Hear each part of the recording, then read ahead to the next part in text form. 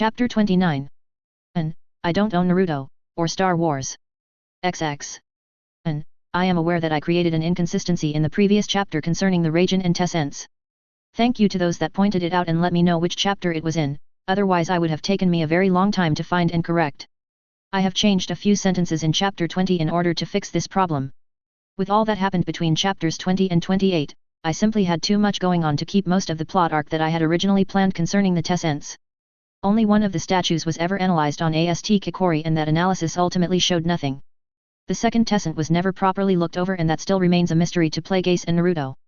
With the Raijin, I encountered problems because my original idea for the weapon was no longer viable and my secondary idea would have also conflicted with much earlier chapters. I thought perhaps the Raijin could have been a Rikutan weapon but that would give it force technology and a dark side aura that would have clearly been felt by either Naruto or Plague Ace when they first got a hold of it, and it also wouldn't have needed chakra to activate it. I therefore have decided that the Raijin will be like one of the many weapons in the Naruto universe that has amazing abilities but no clear explanation as to how those properties or abilities were created. Kusanagi, the Seven Swordsman Swords, and others, not the best outcome as I worked myself into a corner with my own writing. I apologize to those that wanted some kind of treasure quest to happen with both of the Tessents. The second Tessent still remains untouched by any testing, or the Raijin.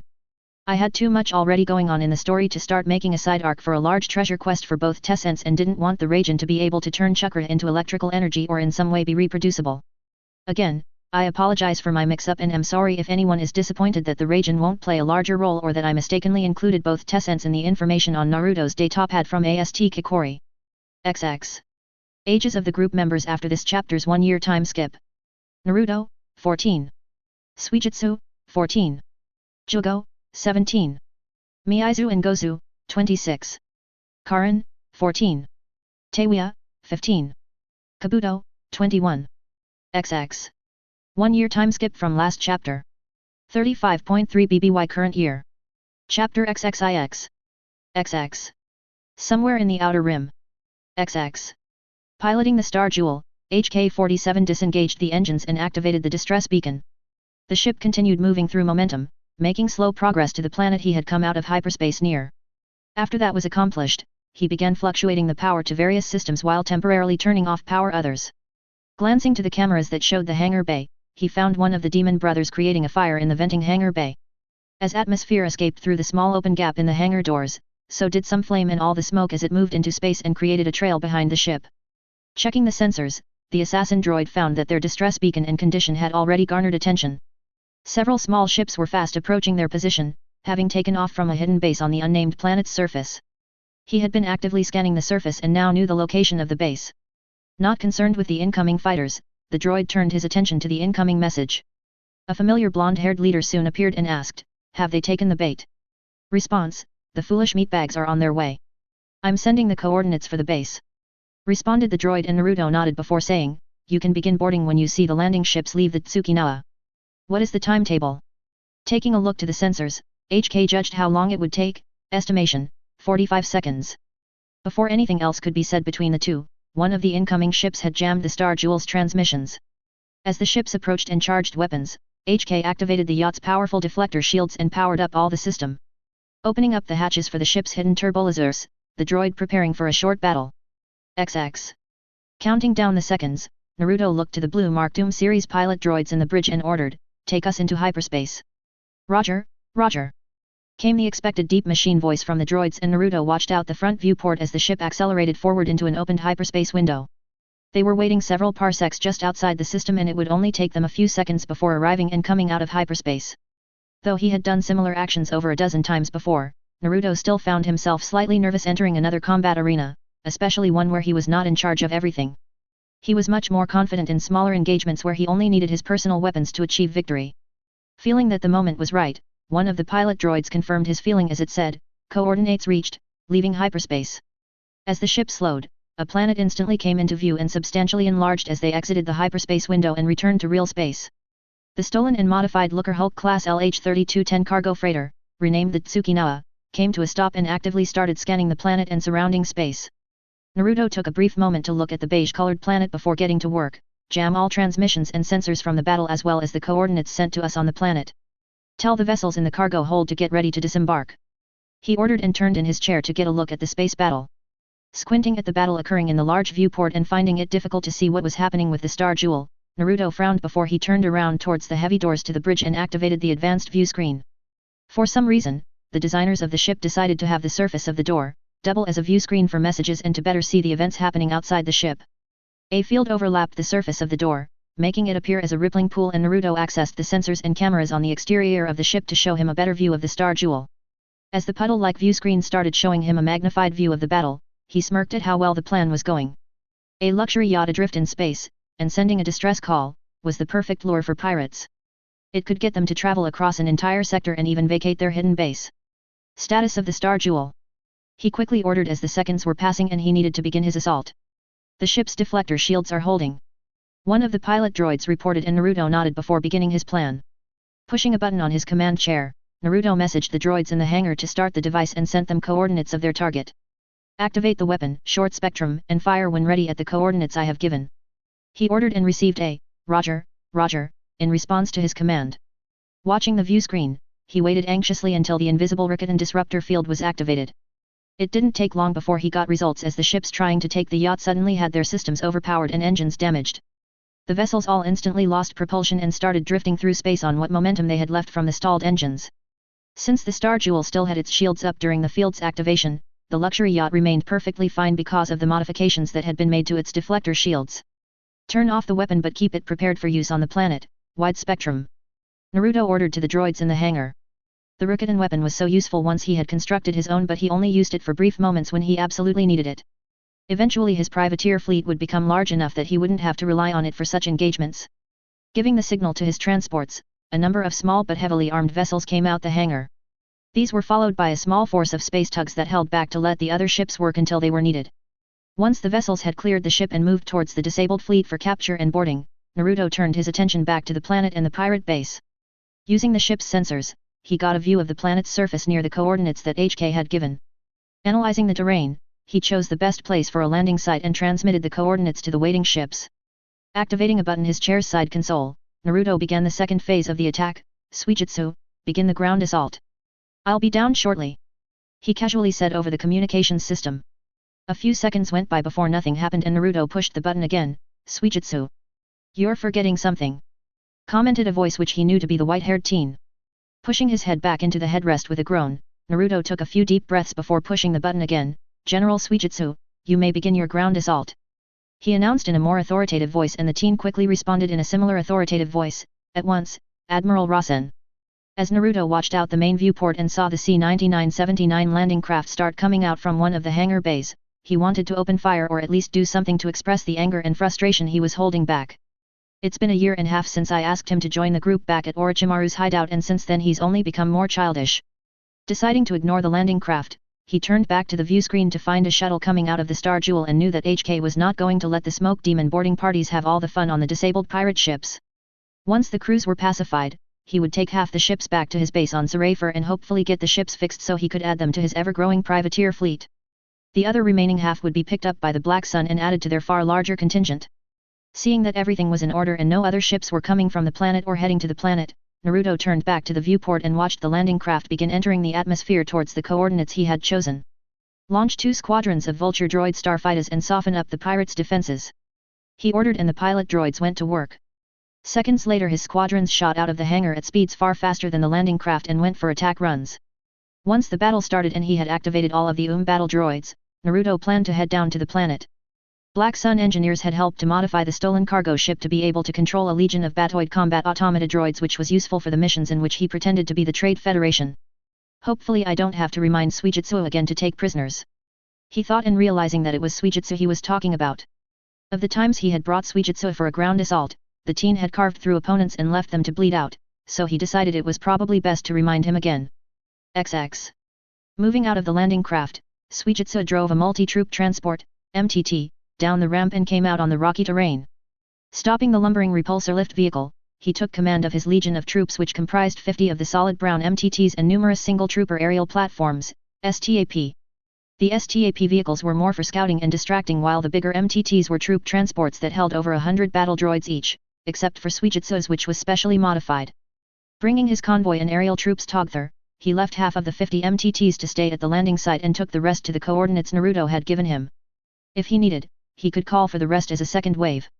He wished he had something with more firepower, like a tank, but none of the corporations that comprised the Trade Federation had any that they could get their hands on through piracy. Pushing forward, he kept the sensors active in order to get a better idea of what was ahead. Naruto had given him ground scans of the base and he looked through them before determining the best course of action. Yes!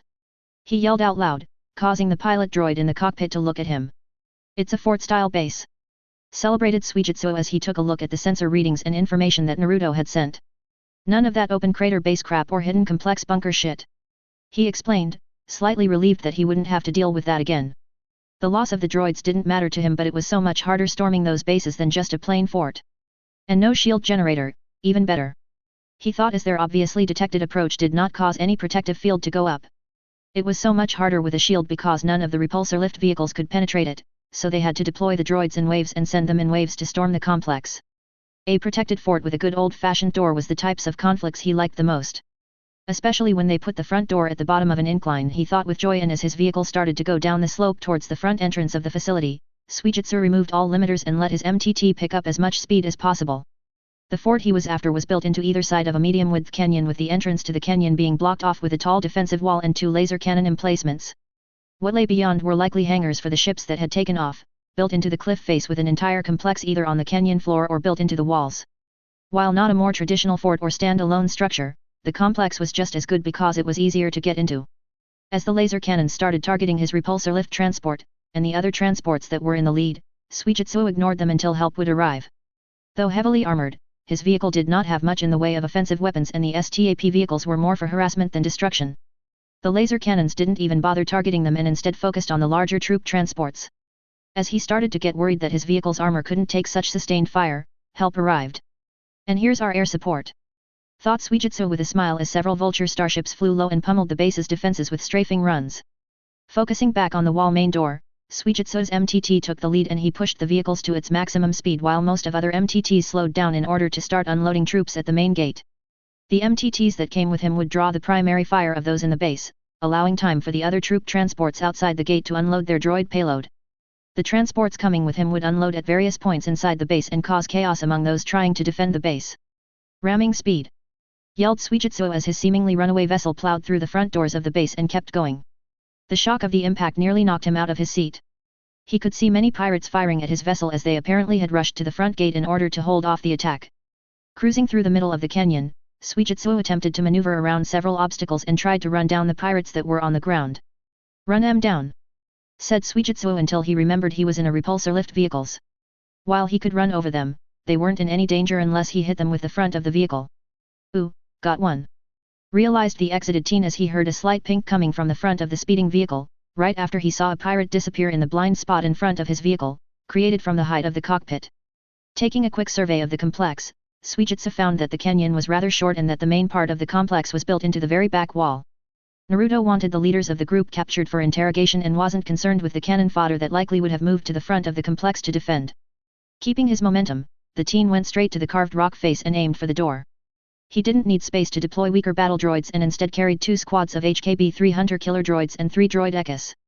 The HKB-3s were not very similar to their group's HK, except for being more dangerous than most other droids. They were armed with a repeating blaster arm and Naruto had given them a stun netting gun in order to capture targets.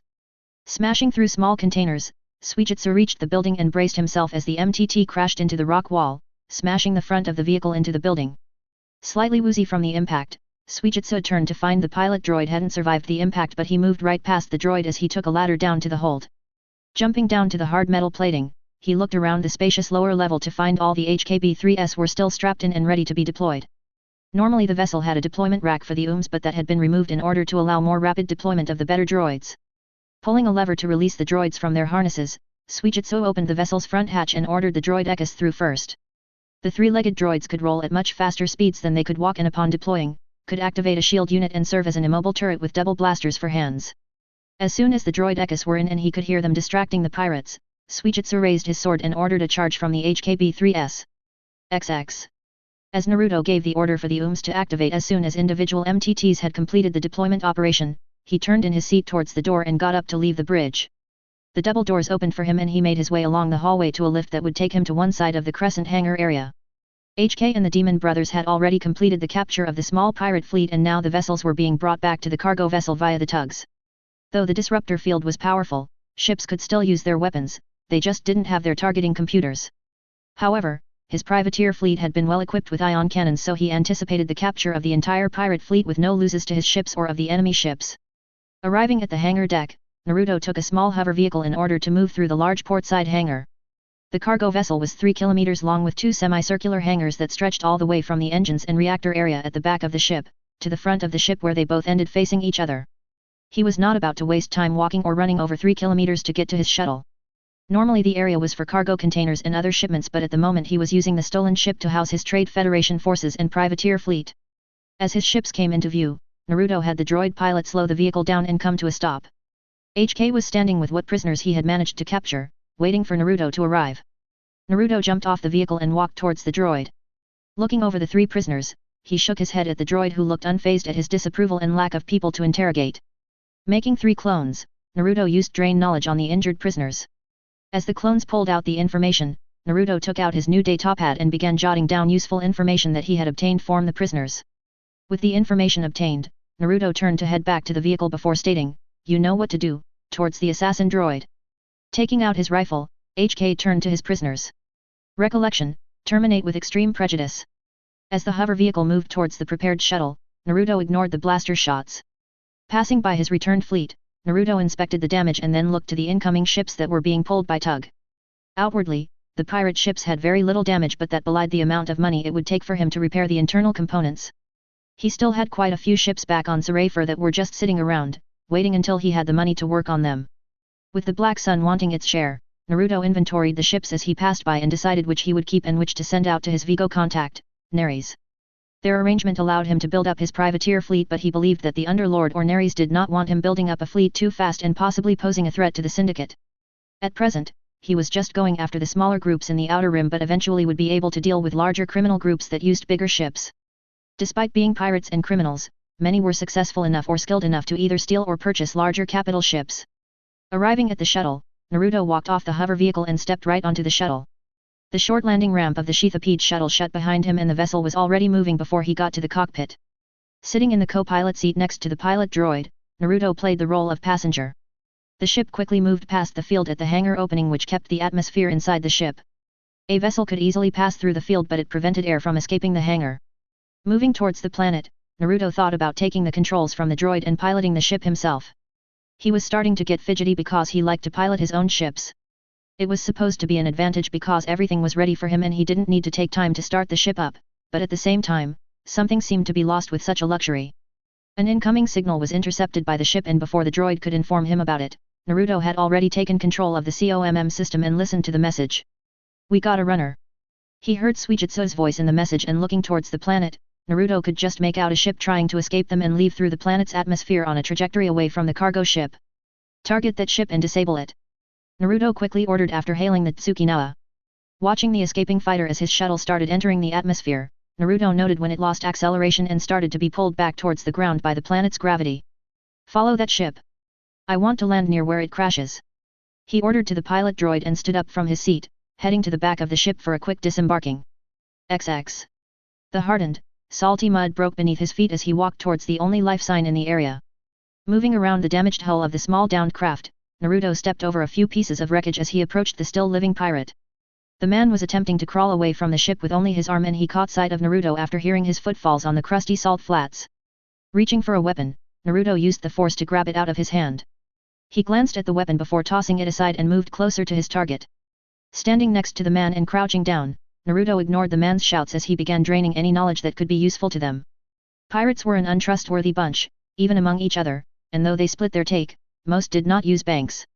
Unless they spent all of their share and didn't save any, they tended to hide their small fortunes in small bolt holes, sometimes in their rooms at their base, outside the base, or even on others' planets. Once in a while he encountered a pirate that had a bank account, but that was rare among the small-time pirates groups they had been targeting. Naruto was therefore surprised to find a bank account associated with the one he was standing over. Taking out his datapad to jot down the account number for use later, Naruto sifted through the other information he had gathered. The person he was crouched over was apparently the leader of the pirate group they had just destroyed.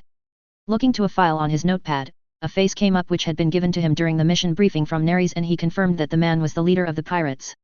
"Who are you?" the man demanded before coughing. His eyes showed much disdain at being defeated, and Naruto decided to make it quick. "Today, I'm supposed to be the Trade Federation," Naruto answered before making a swift motion with his hands on the man's head. A popping sound was heard by the only person still alive near the crash site, and Naruto let the man's head drop to the ground.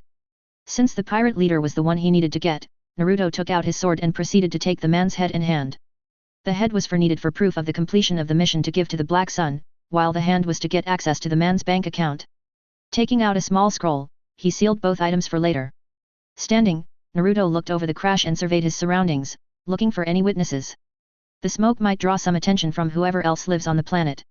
He thought and took out his communicator to send the coordinates to the cleanup crews so they would take care of the site and sift through anything that might be of use. He knew that the dead pirate had taken a good share of money and valuables during the escape attempt, and hopefully they aren't destroyed. Thought Naruto before heading back to the shuttle. XX. Seeing a familiar shuttle come down for a landing in the conquered base, Suigetsu looked to his prisoners, of which there were 5. Fighting was still going on in certain parts of the base where the remaining pirates had barricaded themselves in against the hordes of droids, but they would soon be dealt with. They were proving too difficult to take any of them as prisoners, so he would let the weaker droids just finish them off.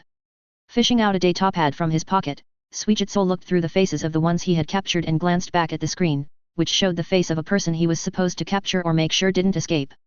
None of the faces matched, and he didn't recall cutting the man down. The guy they needed was either still a part of the fighting or had taken off in the fighter. "Damn it, I'm going to be blamed for this," thought Suigetsu as he tried to ignore the landing shuttle. Noting that one of his prisoners was nodding off, he quickly smacked the pirate across the face to keep him awake and alive.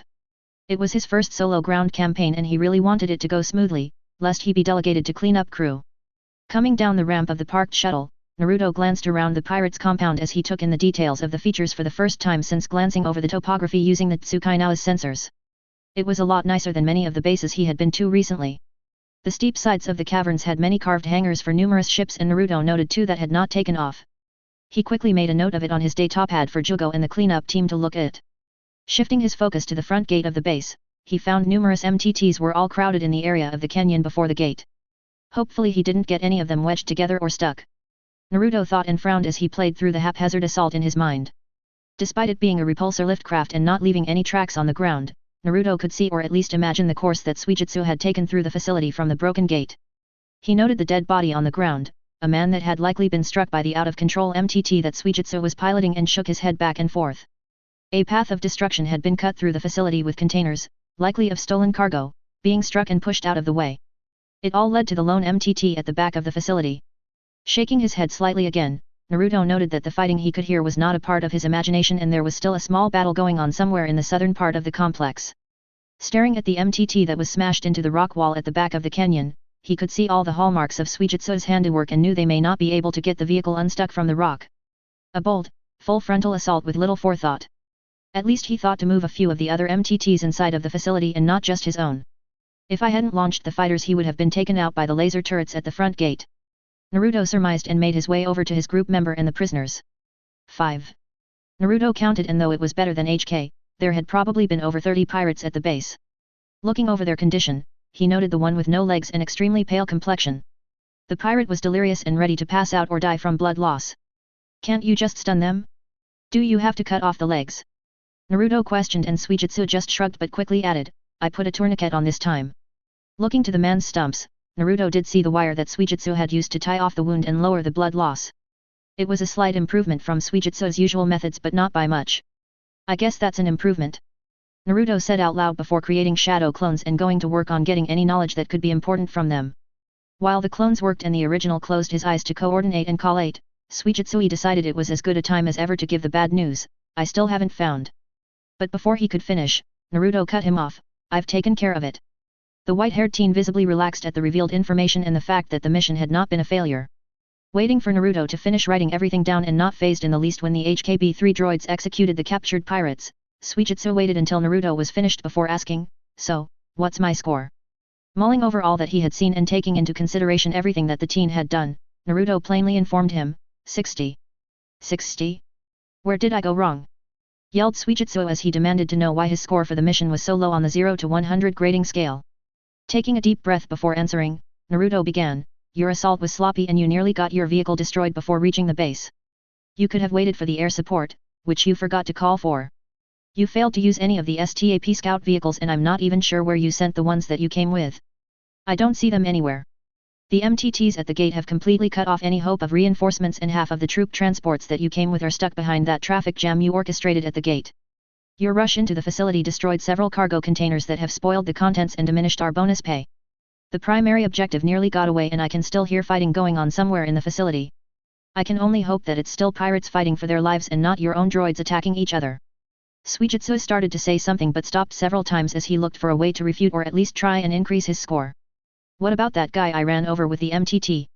Even you have to admit that's impressive. I did take that into consideration and you got bonus points. It's not often that you can achieve a hit and run in such a slow repulsor lift vehicle. Naruto informed the teen and thinking over his words, he realized how terrible it all sounded. It was like some sort of demented game instead of a true evaluation of Suijitsu's performance on the mission. Before deciding to accept the score, Suijitsu suddenly realized something, I lost to Karin at fighting pirates. He continued to rant and rave as he threw his hands up in the air and started pacing around, remembering that the redhead scored a 75 during her first assault on a pirate base. The differently minded girl had tried to use stealth during her assault by jamming sensors and attacking at night. Though she captured a significant amount of pirates, her droid losses were also significantly high.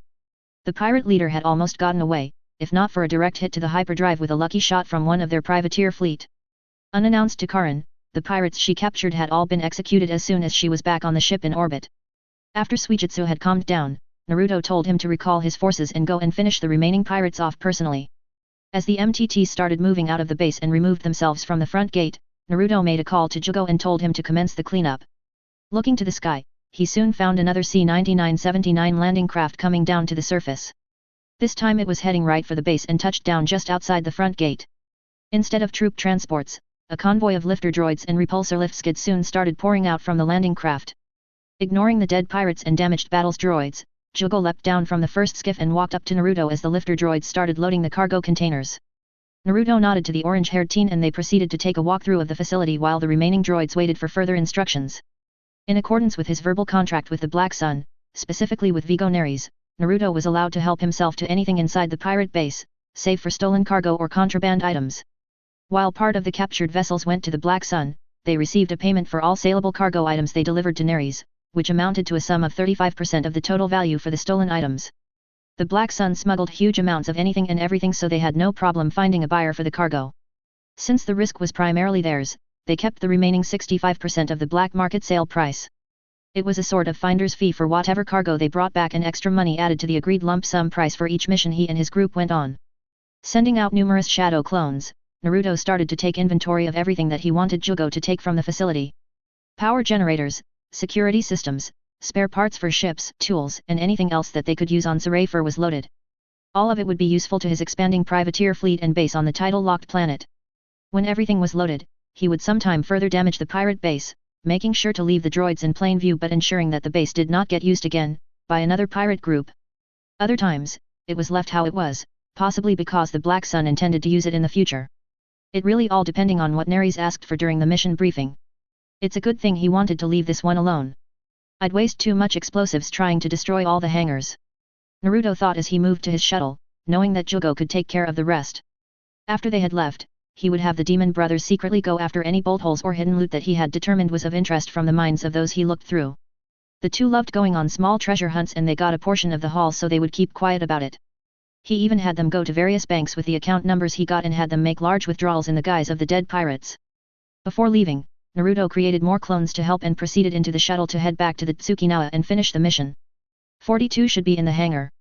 I'll take that and leave Jugo in charge of taking the Tsukinawa back to the hiding place in the Kuna constellation. XX. Mustafar. XX.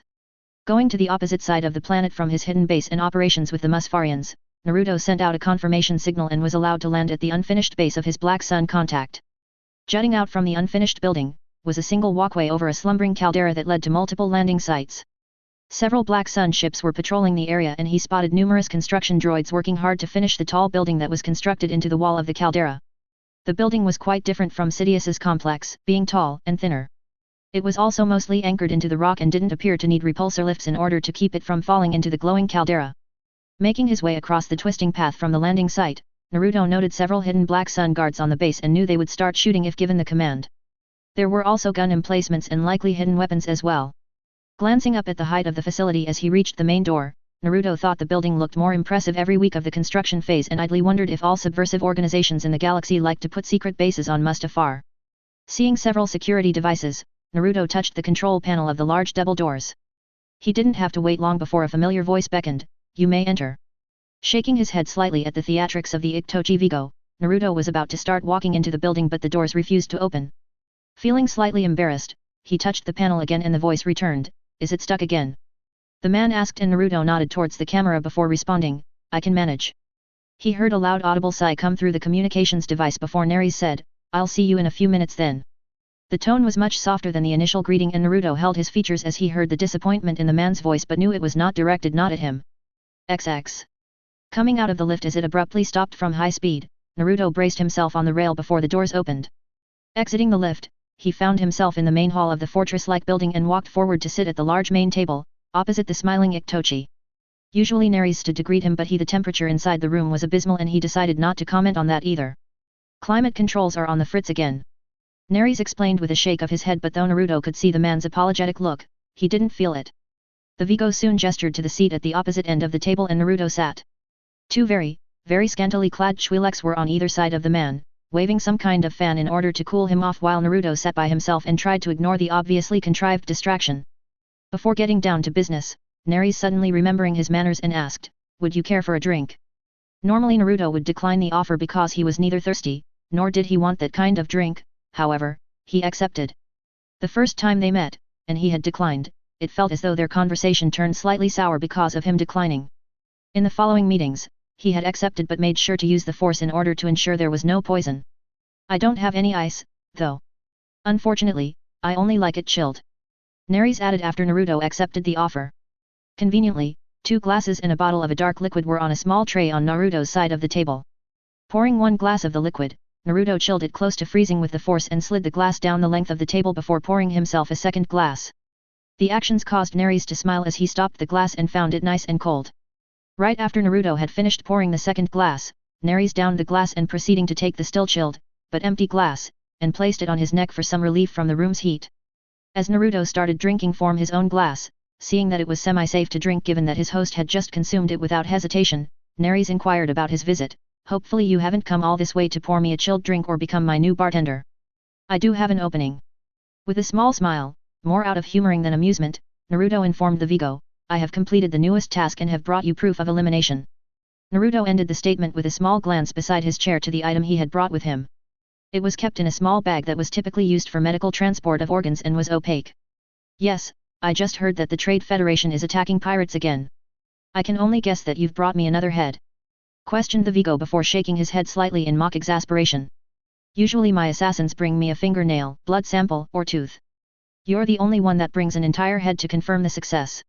I must say it does save me time on confirming through my sources about whether the task was completed but it gets rather messy around here with so many heads. Well, mostly I just end up throwing them into the caldera after you leave but I have been thinking about a wall of heads. You know, put them in a jar and display them. I could tell my guests that they were all my dispatched enemies and such. What do you think?" inquired Neris with a serious expression. The answer to the question was rather obvious. Naruto could express revulsion at the idea or just give a disgusted look, and even tell Neris why it would be a terrible idea but Naruto decided to play along, and what would happen if one of your guests recognized one of the heads? True, that would be bad. I guess I'll just have to keep tossing them into the caldera. At the present I don't have another mission for you. The boys in the intelligence department are working on locating another target, so I'll be in touch soon on specifics. I trust that you'll leave the cargo you acquired at the normal location and notify for pickup. Your money is at the lift and it includes the extra from the previous mission. Enjoy your week of public service on Nebu." Neris informed him and Naruto nodded before standing and heading to the lift where indeed a case was sitting, waiting for him. Normally during a business deal, Naruto would count the money or inquire as to how much the cargo he stole the last time had sold for, so he could figure out if he was being shorted, however he was dealing with the Black Sunday. According to Plagueis, he should never ask about money. Bartering, demanding, or counting was also frowned upon. Money was something that the Black Sun did not mess around with and everyone was paid the amount they were owed. If he was told that the money was all there, then the money was all there and he should never try to go back on their deal. Such actions would be extremely disrespectful, and the Black Sun had killed lucrative business partners, employees, criminal partners, and anyone else associated with the syndicate over such infractions. Leaving the head by his seat on the table, Naruto looked to the smiling Neres before the lift door shut and he was taken back down to the lower levels. Though he appeared calm during the meeting, he took a few breaths in order to ease his pulse and wiped the sweat off his forehead. Using the force, he had kept himself from getting too hot inside the bomby room, but he was still heated. He only realized after the first meeting was over, the possibility that he'd been fooled and completely taken in by the Vigo known as Neres. The man was extremely difficult to read, to the point of feeling that perhaps Neres had been trained against mind tricks. Originally he thought that perhaps the man was joking or wasn't taking things seriously, but only after mediating concerning the first meeting did he realize how much Neres was manipulating him. Though the facility was still under construction, he wondered about the many obstacles that he had encountered and how many were faked in order to distract, agitate, frustrate, and perhaps even test him. The door on the way in, the lift abruptly stopping, the heat of the room, the scantily clad dancers, and most of all was the drink. That was only on his current visit. In the previous ones and at the other hideout, the Itochi had pitted him against a whole different host of obstacles. He would bet money that the offering of the drink was to get him into a position where it became a habit that he would accept the drink and possibly drink it before having Neres drink first. Eventually there may come a time where I'd become so accustomed that I'd never think that poison or some narcotic was inside. He gathered and knew that Neres probably created friction during their first meeting so he would realize to accept the drink the next time. Or maybe I'm thinking too far into this. He considered, but he was still willing to wager that what he thought was completely true. Even the lighting in the room was used to great effect, putting him on the spot, and that the Itochi's chair was both taller and was raised up compared to his own. The distance of the table was just enough to lessen the effect and make it hard to tell. He didn't rise through the ranks and become a Vigo of the Black Sun by being an idiot. He likely did it through cunning, deception, and making everyone underestimate him. Naruto concluded and wondered what his next visit would be like. After exiting through the working front doors, Naruto slowly walked the distance to his ship and got on board. Only then did he open the case and look over the money inside. He always tried to use the force in order to check the case for a trap, but he didn't dare do it while still within Neres' sight, which included the entire facility, outside and inside. The best part of their rules for deals is the fact that I shouldn't open the case, until I am already outside of the building. Instead of money, it could easily be a bomb waiting to go off on a timer or when the case was opened. Dealing with the Black Sun will certainly keep me on my toes.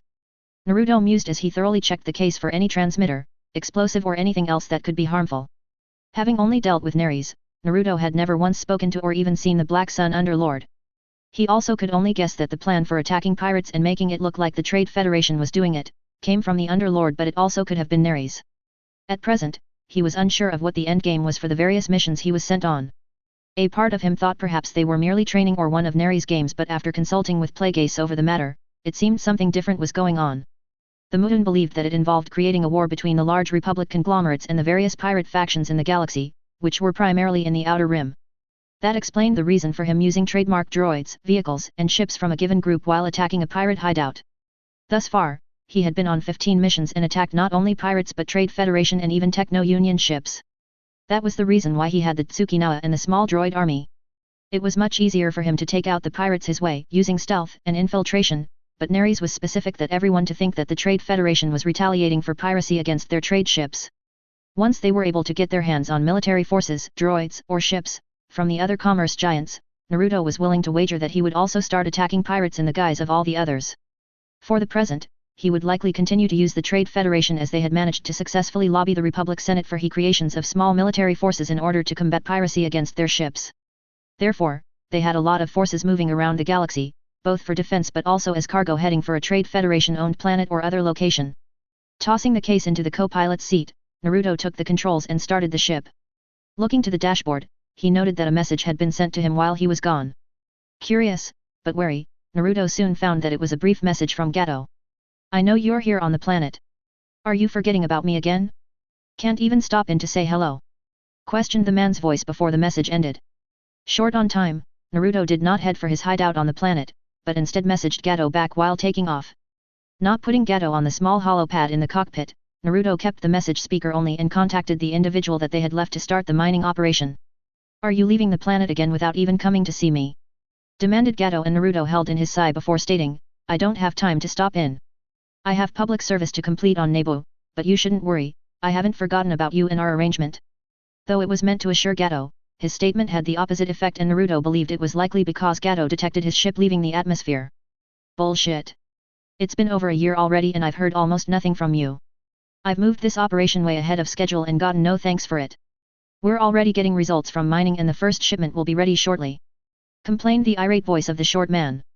Gato, I can't help the fact that I'm currently busy but I was about to message you. And Naruto ignored the scoffing sound on the other line before continuing, though I have to get back to Nabo right now, I will be sending you information in a day or so. It concerns a meeting that I have tentatively scheduled for 2 weeks from now. You will need to look everything over and make sure to memorize everything. A business meeting? Inquired the man in a much kinder tone. Yes, you've done well here on Mustafar so it's time to expand off-world. It won't happen right away, probably over the next year, but that is entirely dependent on the success of the meeting. Naruto informed him as he plotted hyperspace coordinates. Then I eagerly await the information. Stated Gato in an even tone and Naruto gave a farewell before entering the forming hyperspace window. XX. Nabo. Rutchar Estate. XX. Landing in the estate's hangar, Naruto exited the ship and looked to the night sky. There were few lights in Theed at night and therefore he had an amazing view of the stars and 2 of Nabo's moons from the landing pad beside his castle. Checking his watch, he found that it was about 1 o'clock in the morning on Nabo. 2 days of travel back from Mustafar had been annoying but unavoidable. I have to be up in less than 5 hours. Naruto realized with a groan and swiftly walked to his castle. He noted the vulture was not parked in the hangar, which meant that everyone else that went with him on the mission was likely still in transit from Sarayfur. Moving around the galaxy in a week's time frame was difficult but he really couldn't avoid it unless he made special arrangements or started using someone to fill in for him. Traveling up the lift, Naruto went past the floor his bedroom was on and straight to his workshop on level 10. Walking through the opened door, he glanced around the dark room and his various projects in different levels of completion. Since moving in, he had started getting organized and dividing up the areas with large workbenches placed all over the room. Projects had their own bench or multiple benches and he had storage for all the tools he used. Hidden in the back of the room, and separated by a partition, was all of his computers and digital storage. Only instead of a regular computer, he was using the Rakuten computer for most of his needs and it was hooked up to his star map. The decoy computer was clearly visible while the Rakuten computer was better hidden. It was a poor hiding place but with both devices next to each other, he doubted even Plagueis would be able to tell their dark side presence apart or suspect that it wasn't just the star map that was being felt. Speaking of my master. Naruto thought as he felt above him and found Plagueis was still up, working on something. Or perhaps he's sleeping in his lab again. Naruto mused but even he did as such once in a while. Lights. Naruto commanded and the newly illuminated room allowed him to get a better look over one of the most prized projects he had recently completed. It was his very own lightsaber. Picking up the heavy weapon, Naruto looked over the weapon, remembering all the choices he had made and design changes to the standard lightsaber template. The lightsabers he had found online turned out to actually be able to connect to each other, end to end, and make a dual-blade weapon. While it was interesting, he had chosen the standard design but with a slightly longer handle to better use 2 hands. Unlike other lightsaber examples that Plagueis had told him about and given him mental images of, Naruto's did not possess any controls on the handle. It was just a straight cylindrical handle but featured a small sphere at the bottom with studs to use as a skull crusher. The handle length was wrapped with simple ninja tape and it ended just a few inches below the blade emitter where he had cut and carved out the symbol of his clan in 2 thin slices of synthetic lightsaber crystal, placing them as decoration. Above that were 4 small fins, evenly spaced around the cylinder that acted as a guard and above those was the crude phobium emitter. Jutting out from the sides of the emitter were 2 knife-like pieces. When the blade was activated, they seemed as though they touched the side of the lightsaber blade but actually didn't. The blades stood nearly 5 inches long and were modified from 2 force pikes. They contained the same technology as the tip of the force pike, which was a vibration tip and also a stun emitter. This meant that they could be used to cut with the power of a vibroblade and also deliver a powerful shock, similar to a taser and knock out most beings. With the modifications to the standard lightsaber template, Naruto's version was a powerful and useful tool no matter if the lightsaber blade was activated or not. The cylinder, force pike extensions, fins, and pummel of the weapon were all created through Sith alchemy and could survive being struck by another lightsaber. Naruto had mixed a small amount of chakra metal in with the metal he used so it was very easy to channel chakra into the handle.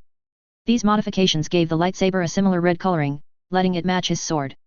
It also significantly added weight, which is actually what Naruto wanted as he strove to give the handle more weight than a normal lightsaber so it was similar to wielding his sword. Inside the longer handle were all of the mechanisms found in other lightsabers, as well as internal controls to activate and manipulate the blade. Should someone get a hold of Naruto's weapon, they would likely be confused by the lack of any external controls and may not even be able to activate the lightsaber. The internal dials and activator for the blade were made out of chakra metal, so Naruto could actually activate and modulate his lightsaber with chakra alone or even the force if he was concentrating enough. Without ever having to touch anything on the exterior, it meant that he could make modifications to the blade length and power under scrutiny from an opponent and be able to surprise them. Near the controls was the main assembly, containing the focusing crystals that Naruto had procured or created. He was using 3 crystals and a focusing lens. The largest and main crystal was a synthetic lightsaber crystal that Plagueis had instructed him on creating through the use of a furnace and Sith alchemy. Beneath that red crystal were 2 similar crystals that he had managed to procure at great difficulty because they were only found in one location in the galaxy. The first was a Apila crystal which helped to generate a more intense blade and was milky white in color. Below the Apila was a Genruix crystal that gave the projected blade more agility for both fighting and blaster deflection. Interestingly enough, Genraz was merely a refined Apila crystal. It was a completely clear crystal having all impurities removed through extensive meditation and use of the force to remove the cloudiness that the Apila crystal had. Just above the dual diacium power cells, one for the lightsaber and the other for the vibrating blades and shock emitter at the top, were multiple synthetic crystals that Naruto had created and shaped into a focusing lenses for the weapon. Through the use of the lenses and energizers, the energy from the high-output battery was converted to plasma. There were numerous crystals throughout the galaxy that could be used in a lightsaber. The majority of which were controlled by the Jedi, but they could not control or monitor the sale or mining of the others. Even a piece of the Great Dragon Pearls that Suijutsu had pulled from the gullet of the beast on Tatooine could be refined and implemented in a lightsaber. Naruto had chosen the Apila because of the special properties that it in its refined form provided. Having been shot at numerous times, he knew the need for blaster deflection and he greatly liked the idea of being able to cut through materials faster. The only problem with the weapon was the synthetic lightsaber crystal. With both the other crystals being white or off-white, the color of the blade was directly created by the red synthetic crystal that he had created. The 2 similar crystals were unable to create a stable white blade by themselves and needed another crystal. While the lightsaber was powerful, he refrained from using it until he could come with an alternative crystal in order to change the color. If someone saw him using it, they may not remember his face, but unless they were colorblind, they would remember the red blade. While that didn't necessarily mean that he was a Sith, it would certainly attract the attention of the Jedi and Sidious. It was possible to create a synthetic lightsaber crystal in different colors, however he had yet to be able to accomplish anything other than slightly different shades of red. One such brighter shade he ended up using as the Uzumaki symbol decoration. The process required the dark side of the Force as well as Sith alchemy in order to grow and shape the crystal, which always resulted in a red crystal, unless you know how to change the color, he thought with frustration, as though Plagueis told him it was possible. Even the Sith Lord didn't know how to change the color. It was apparently not something the Mutin ever needed to know. Plagueis was a Sith and they primarily used red because that was what color synthetic crystals typically grew as, so up until the point when he had inquired about it, his master had never attempted to create other colors. The Rakata used slightly different means for growing crystals, and predating the Jedi or Sith, they were also the first developed their version of the lightsaber. The aptly named Force Saber was powered by the dark side of the Force, and it would be thousands of years before either Force group determined exactly how to create an equivalent. Their initial copies lacked a small enough power source and had a cord coming from the handle which was attached to a heavy battery pack on the user's belt. They were known as proto-sabers, and only hundreds of years later would a battery be developed to fit inside the handle. When I have the time, I'd like to make a Force Saber, or perhaps modify my weapon into a Force Saber to see what the differences are and how much it draws on the dark side of the Force. It also couldn't hurt to grow a crystal using their methods as well. Naruto thought before gently setting the weapon back down. He only had the chance to use it while practicing with small spherical seeker droids on his blaster deflection. Most of his current missions for the Black Sun did not require his fighting skills, so he had left the blade in his workshop, thinking that if he took it, he would be tempted to use it on any enemies he crossed paths with. Plagueis planned to get several specially made droids that he could practice against or pit him against Suijutsu so both could get more experience. These plans were still in the works though, as they didn't have much space or enough privacy yet to start dueling with lightsabers. Such a room was currently in the works, as Naruto had plans for expanding into one of the nearby mountains, creating numerous hangars for future ships and to hide the Star Jewel. The last thing he wanted was to leave scorch marks or damage his estate with a lightsaber or an out-of-control duel with Suijutsu. Despite needing to get his sleep, Naruto still had to come to his workshop level and look again at his creation. Hopefully he would be able to use it soon, for more than just practice with seekers. Lights off, Naruto said before moving back towards the turbo lift. Good night, came a male voice speaking Rakuten. Naruto turned in the direction of the hidden Rakuten computer and smiled slightly before replying back in Rakuten and Ibonahese, good night, Tanmitsu. We'll be working on the project after I get back. Given that the computer was very intelligent, Naruto decided to stop calling it computer or the Rakuten equivalent. He asked if there was anything that it wanted to be called, but the device said it did not mind, so Naruto had chosen a name for it, Tanmitsu. It basically meant computer terminal, which was not much better, but at least it was something. Sometimes he called it by the nickname, Tan-san. With how much he had been accessing the computer's extensive archive, he had inevitably started to learn Rakuten and stopped calling on HK to translate for him or working on a vocabulary and translation program to add to Tanmitsu. XX. Suddenly awaking with a start, Naruto looked around his bedroom before realizing where he was. Trying to calm his heavy breathing, he tried to remember the dream that had caused him to wake. It was those creepy slitted yellow eyes again. He realized and fell back on the pillow. His stomach was hurting again, which he knew meant that the seal was starting to weaken. He had replaced, more than once, the additional protective seal which kept him from accessing any of the Kyuubi's chakra. He was currently on his third such seal as they kept failing. And each time I put on a new one, it fails at a faster rate than the previous one, he recalled, before noticing the first rays of sun coming up. What time? He thought, okaying to the clock in the room and eyes widening upon seeing that he had overslept. Throwing off the covers, he jumped out of bed and started getting ready because he had to be in Theed by 6:30 and it was already 5 after. After going to the bathroom and grabbing his uniform from the closet, Naruto ran out of his bedroom still in his boxers and went to the lift. It only took a few seconds after pushing the button he wanted for the lift to arrive at the main living floor. Swiftly exiting the lift, he tossed the newly laundered uniform over a couch and headed for the kitchen to make himself something to eat. The last time he had not eaten before duty, it made everything worse. Nearly burning the hotcakes, Naruto added bantha butter and carbo syrup before digging in. Checking his watch every 30 seconds, he endeavored to chew faster and downed his juice. With the last pieces of breakfast still being chewed, Naruto started putting on his uniform. He got the blue pants on and the matching blue tunic shirt that came down a few inches above his knees. Both items were made of armor weave but would provide little protection should he take a direct hit. Before putting on the rest, he went to the lift so he could go up and brush his teeth. The lift opened to reveal a very tired Karin in her nightgown. The redhead aimlessly walked out of the lift and Naruto greeted her with, "Morning," before moving past her for the lift.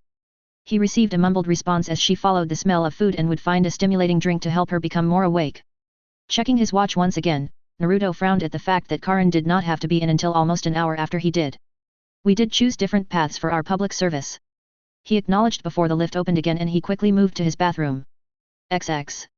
Coming back to the main living floor, Naruto quickly put on his tall leather boots before attaching his belt, putting on his leather bracers and then searching for his cap. He found it on the floor and he put it on before turning to look at Karin. The girl looked over his appearance while she poured herself a cup of stimcoff and shrugged. She wasn't awake yet to notice if everything on his uniform was aligned and proper for inspection. Before he left, she asked, "Lunch?" To which he responded, "Sure.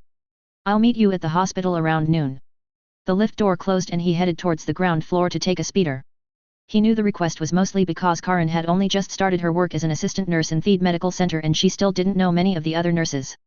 However, he really didn't mind as he didn't know many in his group either and no one ever invited him to lunch. It was while looking for a way to help Taewia, that Kabuto had discovered that they were cousins and not just distantly related but actual cousins. After such a discovery, Naruto had gotten Karin an identity as well and she had become Karin Rudshar, his cousin, and subsequently also inherited a portion of the estate. As Naruto sprinted out of the estate and headed for the park's speeder bikes, he still thought it was rather strange having actual, living family. Being that the discovery had happened only a few months prior, he hadn't noted any real differences between how he treated Karin before the discovery and how he treated her after. But there was the distinct possibility that his perspective on the matter did not allow him to see such changes. Regardless, he had found the first few weeks rather awkward because he didn't know how to act her around her or if he should act differently or not. Eventually he had stopped worrying about it as it didn't seem to faze Karin all that much and he had felt the same should be true for himself. Checking his watch once again, Naruto frowned at the short amount of time he had left and activated the speeder, only to lunge back and grab his cap as it flew off. Putting the cap partly beneath his thigh in order to keep it from flying off again, he activated a small hidden switch on the console and quickly more than doubled his rate of speed. He needed to reach Theed in a few minutes and cover quite a distance, so he broke the law. Speeder bikes on Naples were all speed limited in order to keep people safe and avoid accidents. While he had a licensed official make the modification to his licensed speeder bike, he later added the hidden switch in order to turn off the limiter and allow the speeder bike to achieve its maximum acceleration and reach its maximum velocity. Cutting across the water, and through a path that was well known to him, Naruto avoided all obstacles while he pushed the bike to the limit. Despite taking a meandering course, he could be at Theed in 4 minutes. But I only have 7 to get to the headquarters building, he realized and headed straight for one of the speeder parking zones. Theed did not allow speeder traffic within city limits so he had to park his vehicle and proceed on foot to the Royal Neighbor Security Forces headquarters building which was near the palace. Slowing as he neared the city, Naruto re-engaged the limiter and his speed significantly dropped as he headed for one of the open spots in the provided land speeder parking zone. Jumping off the vehicle and sliding his identity card through the reader, a parking fee was waived on account of his affiliation and he took off toward the building he was after. Moving in and out of pedestrians, Naruto found that he was the only person running while everyone else walked at a sedate pace towards their destination. Checking his watch as the U-shaped building came into view, he noted that he only had less than a minute before being declared late. Shit, I'm gonna be late, he thought, and aimed not for the main entrance but instead for a side door so he could possibly get into the assembly room without anyone noticing that he was late. The headquarters building was quite large, being several hundred feet long and about the same distance wide. It had 3 stories above ground and at least one sub-level that he knew about. Unlike most other building in Theed, it was flat-roofed and had a long unadorned courtyard in the opening of the U-shape. Slowing as he stealthily moved through the corridors, Naruto tried to act natural as he moved through the halls. Passing by other security officers and personnel, he tried not to look out of place. Despite his pace and serious expression, he noted that a few of the rank security members knew that he was late again and tried to hide a slight amusement. Monday assembly was terribly annoying and cumbersome because he always had to be there at the given time, and running around for the Black Sun, then coming back to Nebo on time was difficult. Ignoring the looks, and remembering the layout of the building, Naruto chose to room near the large assembly and training room so he could make use of the vents and gain access without the large double doors opening and announcing the fact that he was late. Ducking into the small maintenance room, Naruto latched onto the wall with chakra and began removing the vent cover. Whoever had designed the ventilation system for the building, had made the ducts just large enough for a person to crawl into, not sure if that was by design or not. Seems kinda silly for the security headquarters to have such an unsecured exploit, but then this is Nebo. He thought while pulling himself into the duct and closing the vent door behind him.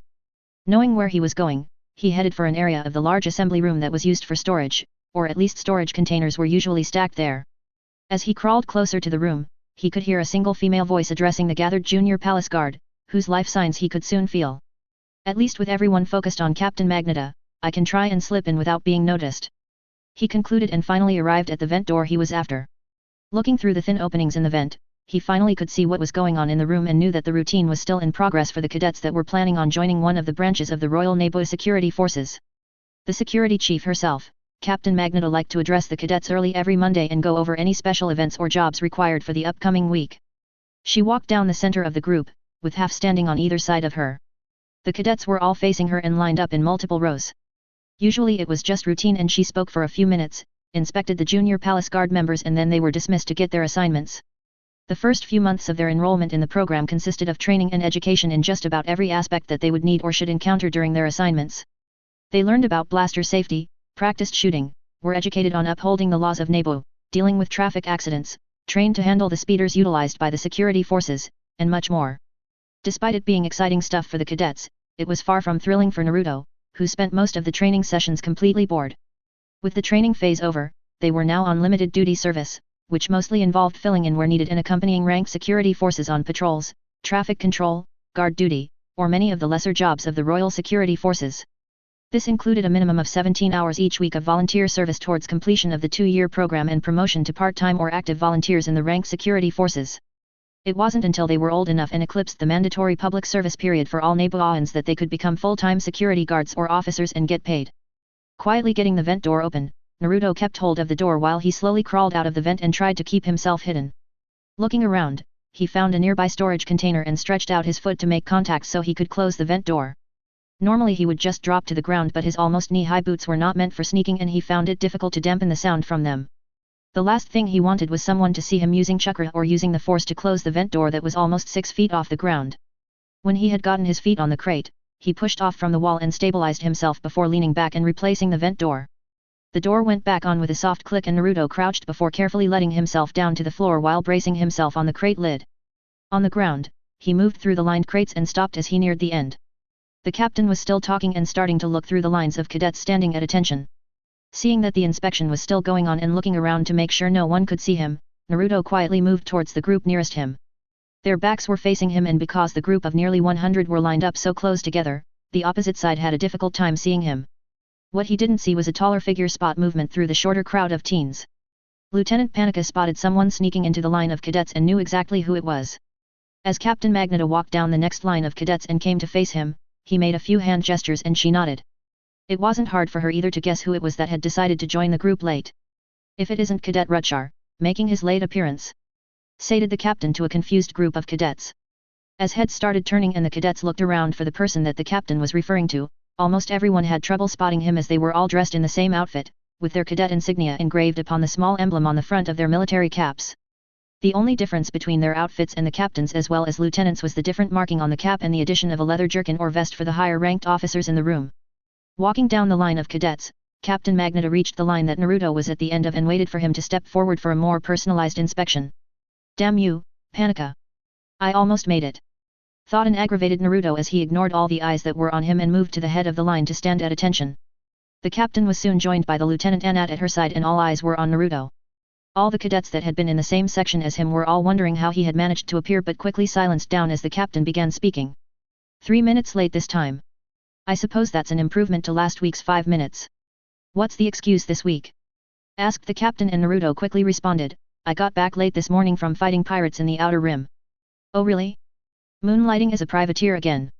Commented the white-haired captain as she tried to determine if he was lying or not.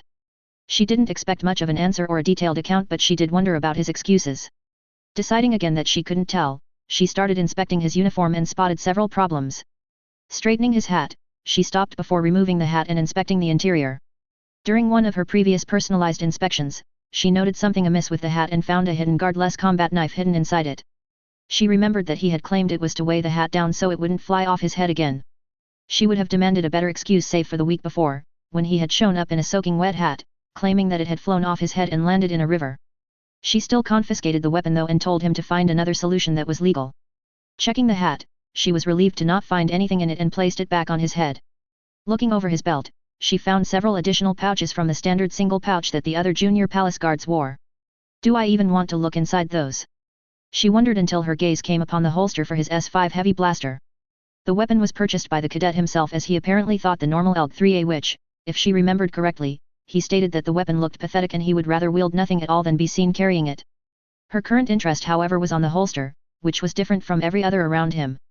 It seems you've seen fit to change your holster. She noted out loud, expecting an explanation. This holster is made for quick draw firing, sir. Responded the young teen in a loud voice. Pinching the bridge of her nose, Captain Magneto thought perhaps she didn't want to know but decided to ask anyway, Cadet Rutshar, when will you ever need to quickly draw your weapon? In a light fight, sir. Was the quick response and it was obvious that the majority of the cadets were not sure what he was referring to. Light fight. I don't know if I've ever heard someone from Naples use such a term for a blaster fight. It's more at home on a less civilized planet. She concluded and decided not to get into it. You will replace your holster with the original and I expect to see no further deviations from the provided uniform and ordnance. Is this clear? She demanded and Naruto answered, Sir, yes sir. Noting the cobwebs on his uniform, she dreaded asking but decided to ask anyway, your uniform is also covered with cobwebs, Cadet Rutshar. Is there a reason you decided to come in through the air ducts instead of the main door? I've heard that air vents should be cleaned periodically, sir. Responded Naruto seriously as he decided to make the best of the situation and the reply garnered several coughs and suppressed chuckles round the room. You seem to be in a comedic mood this morning. Perhaps spending the rest of the day cleaning out the air ducts, for the entire building, would give you time to think about coming up with a better answer when I ask you a question. How does that sound? It's a dream job, sir. I'll get right on it after the assembly is over. Responded Naruto with a less than straight face which instantly returned to serious when he received a stern look from the captain. The look from the captain also drowned out the louder suppressed laughter from his response and she said in a loud voice to the entire assembly, seems everyone in here is feeling a bit comedic. You've just earned yourselves 50 push-ups. Starting now. Groans filled the room as everyone created some space and started performing the exercises while Lieutenant Panika counted off. XX. Ever the consummate professional, Lieutenant Quarsh Panika followed Captain Magneto one step behind as they moved through the security headquarters. It wasn't until the captain specifically slowed herself down that he finally started walking side by side with her. His dedication was only one of the reason why she had recommended him for promotion to her second in command but sometimes she wished he could actually be at ease or relaxed and not serious all the time. How do you think this year's batch are measuring up? The silver-haired woman inquired and the lieutenant took a moment before answering, aside from a notable exception, they seem to be doing quite well and I expect the majority to join part of the RSF. And what about the notable exception? He's applied for security officer when he finishes the program. You don't think he'll join? She inquired with a small smirk as she knew well how much the lieutenant did not like Cadet Rutshar. The dark-skinned man beside her inhaled sharply which she knew was attributed as a great discontentment at the tidbit of information. Before answering, he puts in only the minimum amount of service time, like many of the volunteers but seems to pile all of his assignments together, freeing up the rest of the week. Aside from tardiness and uniform infractions, he seems to always be full of sharp responses or making up terrible lies, and his overall attitude is unbecoming of an RSF member. Speaking frankly, Captain, I don't know why you continue to put up with him. While you've done quite well listing all his problems, you've also skipped over the other items that also make him stand out from the rest. He scored the highest of any other cadet in history on the firing range, on both moving and stationary targets. I didn't hear or see him move across the floor to get in line, and neither did most of the other cadets. He nearly succeeded and probably would have if you hadn't spotted him. She noted, and the Panika looked slightly away when she mentioned the last part. Aside from being in top physical condition, even for his age and size, he is well trained in something far better than the standard martial training we teach the security forces. I'm sure he could bring down a person twice his size. He seems to have high mechanical aptitude, and I'm told that he scored extremely high in the piloting simulator. Captain Oli was disappointed when he didn't apply towards admission into the Starfighter Corps. Stated the captain, and Panika nodded as he had reviewed the information she was mentioning when going over records on the new recruits. Even if he does have such raw talent, does that really make up for the problems? Questioned the lieutenant, and Captain Maris Magneta thought about the question. Not completely, no. However, I would like to see what happens after he completes the full 2 years of the program. It has only been 8 months so far. She commented, and Panika nodded that she was correct but still wanted to press his concerns.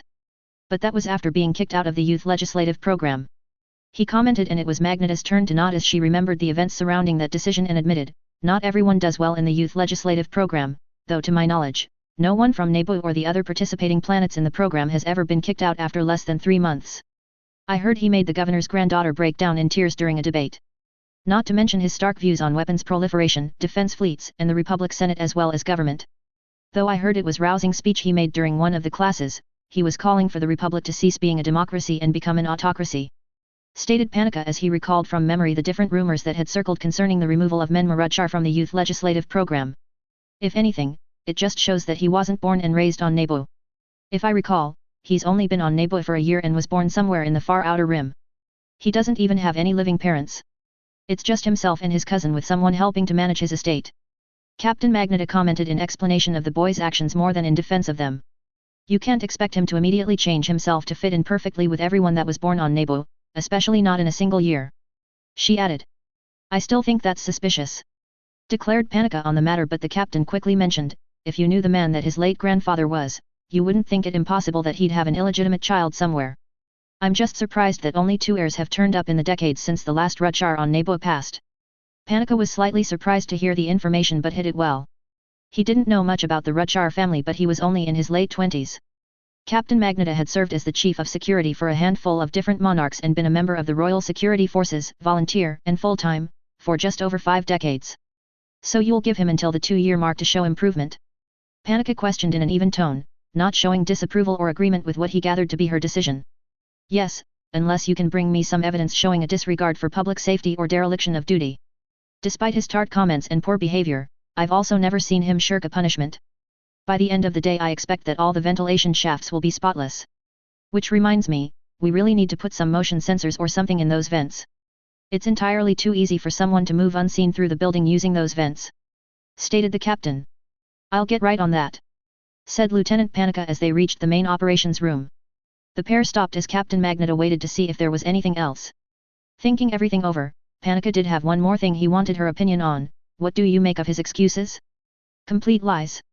I'm not sure what to make of those.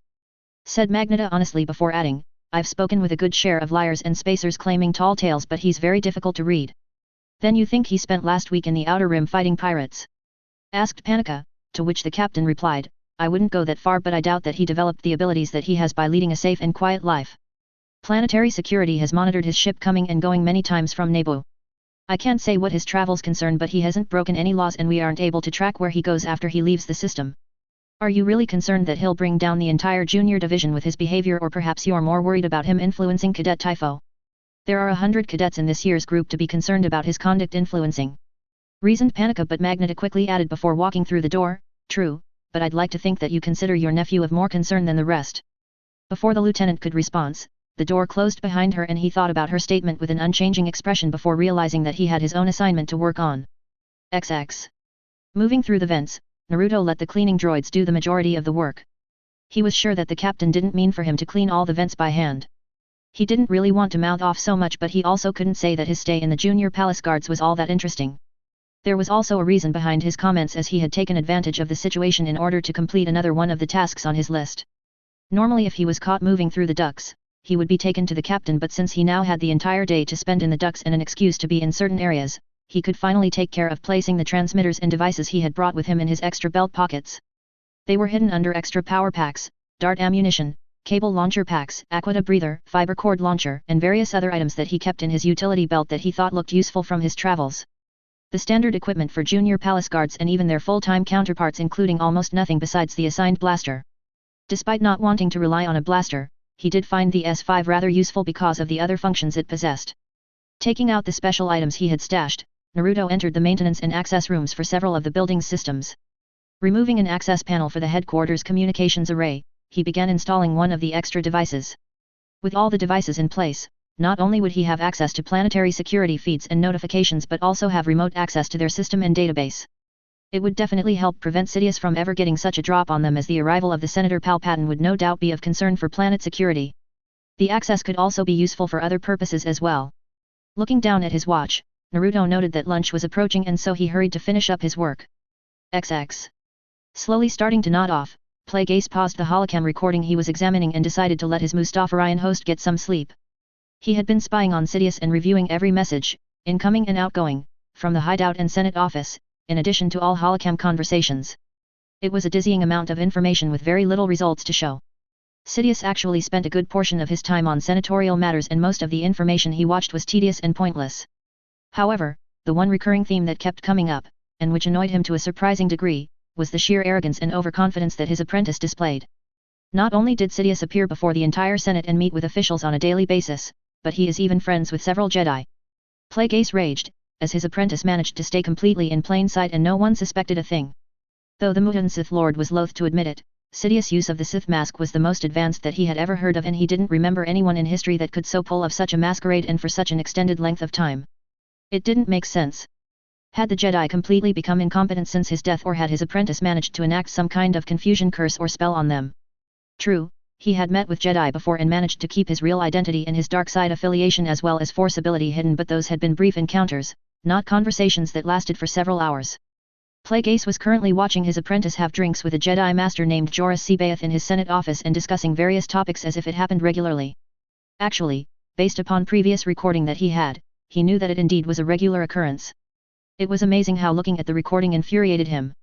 At first he suspected that the Jedi Master was involved in Sidious' master plan, or that his apprentice was influencing the man in order to gain access or put some sort of devious plot into action, but after much digging and viewing, he had inevitably arrived at the truth. They were simply enjoying a drink and having philosophical discussions. He nearly threw the viewing monitor out the nearest window after realizing how much time he had wasted on frivolous nonsense. It was clear from his first few weeks of viewing that Sidious intended to get himself elected as Supreme Chancellor of the Republic, but he did not know how his apprentice intended to gain and keep such a position or deal with the Jedi. Sidious did not keep a manifesto or even mention his broader schemes and plan to his own apprentice. Only tidbits of information, mostly general statements or vague mentions, were made, and they got him no closer to figuring anything out. With so much information coming concerning Sidious, he had found himself going for long periods without sleep and missing a great deal happening with the group. The information he was spending all his time on didn't even include all the monitoring that was coming from the Senate executive offices. He simply didn't have the means to look through it all, and it was difficult to train droids to perform such a task. They had problems analyzing complex humanoid dialogues and didn't really understand the concepts of bribery, corruption, or subtle conversations with hidden meanings. The nuances were lost to them. It took a long time spent among organics before droids were able to understand the importance of such conversations and actions. The droids he was trying to train simply weren't cutting it. Standing up from his console, Plague Ace left the room on slightly unsteady feet and headed to the cot that he had placed in his laboratory level. The only good news he had recently was the initial activation of a certain droid on Tatooine. The droid's brief activation showed him the excitement on his experiment's face before running out of the room to tell his mother that he had successfully activated the droid. It will only be a matter of weeks before the droid remains active permanently and I receive constant updates concerning my experiment. He thought, and it certainly had been the best news that he had received by way of transmitted information in a long time. Despite wanting to know what Sidious was up to, Plague Ace realized that he was starting to become obsessed and losing touch with everything else that was happening. Earlier that morning, he had seen a familiar ship returning to the hangar, and it was only at that moment that he realized Naruto had left the planet, likely for mission given to him by the Black Sunday. It was disconcerting to be the leader of a group and yet suddenly realize that he didn't know what the group had been up to for a significant chunk of time. I don't even remember when they left. It could have been days or even a week since they were last here. He realized, and after checking the date, he found that several days had passed without him even realizing it. Perhaps taking a break is in order, or at least getting some help looking through all the recording he thought, but wasn't sure how that would work out. Only Naruto really knew what to look for concerning Sidious, and he couldn't very well fill up both their schedules with spying on his apprentice. Despite the possibility of missing something important, the Sith Lord decided that taking a break was definitely something that he should consider. I need to start making arrangements for Telerath in order to secure investors, and I have a good idea where to start, thought the Mutin before removing himself from the Mustafarian's head so the host body could sleep and not be kept up by his restless pondering. His student working for the Black Sun was also definitely something that he should start focusing more on too. The temporary arrangement between a Black Sun Vigo and their group had both benefits and risks for them. They received a generous payment for each mission, and as far as he knew, all of the mission had been successful.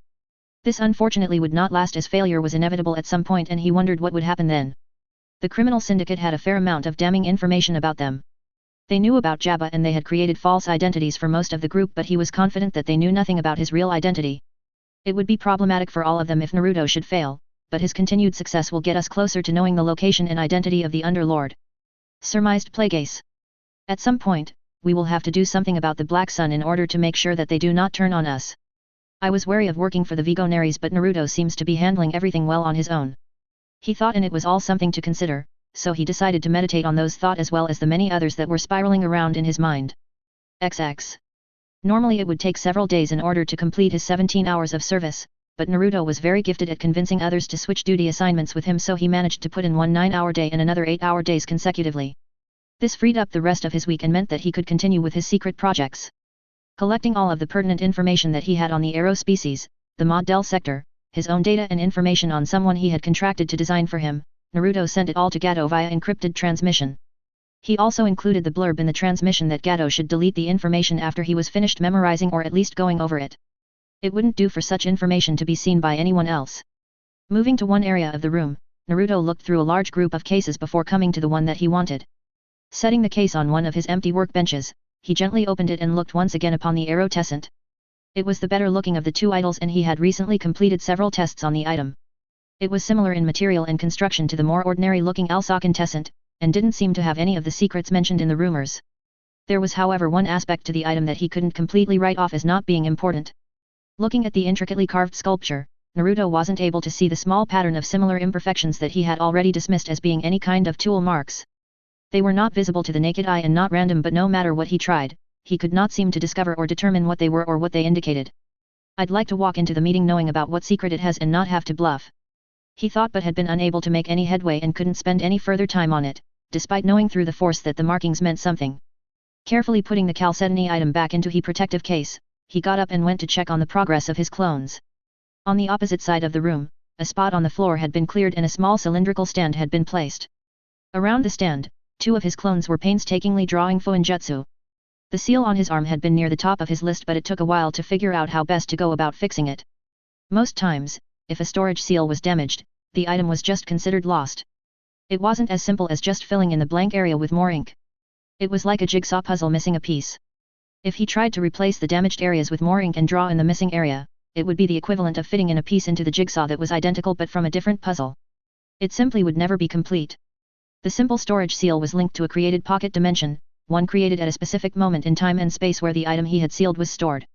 Only the original storage seal could recall his item from that pocket dimension. He therefore had to almost regenerate the seal, repairing and filling in the mission section with the complex fuinjutsu that his clones were working on. Looking over their progress, he could see that they still had a while to go and he would then need to inspect it. Despite having significant knowledge concerning fuinjutsu, he was not a true master of the art, as it still involved great complexity and training that he had only glimpsed through Jiraiya's mind. A single problem in the drawing and the endeavor would be ruined.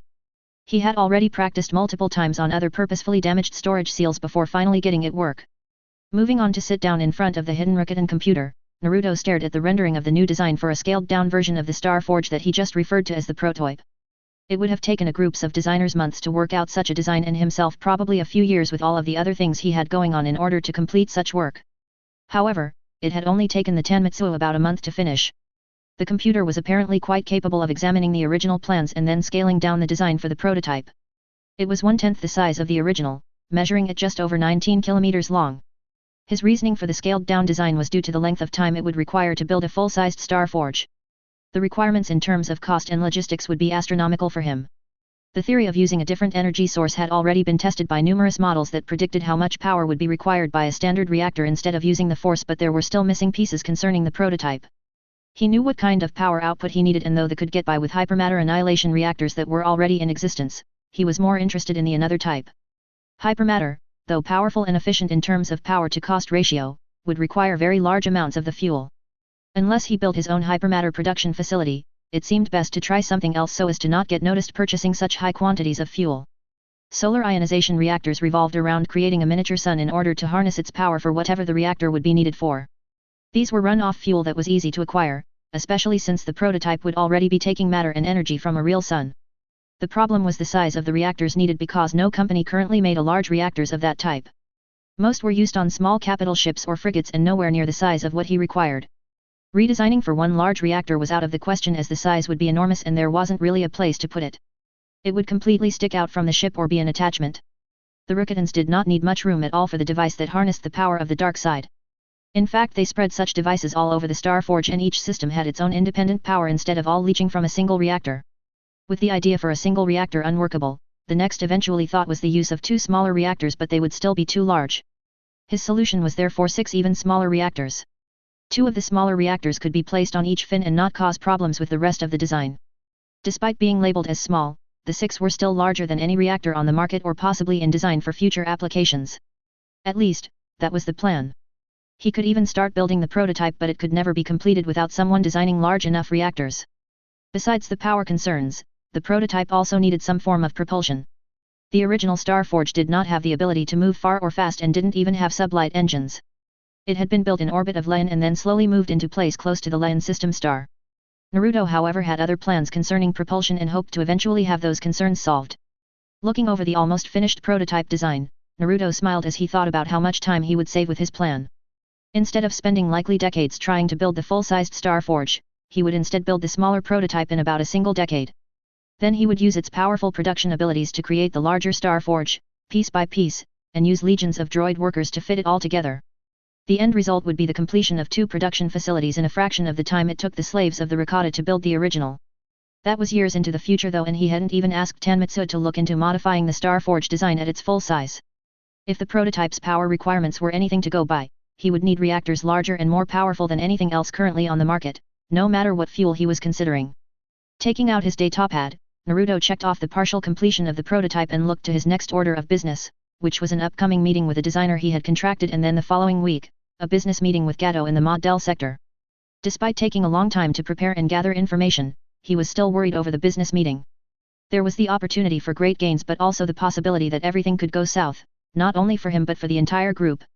It all depended on the one aspect that he really couldn't anticipate, which were the reactions and outlook of the arrow he was planning to meet with. Having never met one of the bird-like humanoids, it was difficult to predict what their wants and needs were as well as how they would respond to what he was planning to present. He only had limited information on the species as it seemed that they liked their privacy. He knew general information about them but couldn't say for certain if all the Arayu acted the same way. According to his data, they hoarded objects but not out of greed but more for the possibility of needing the items in the future.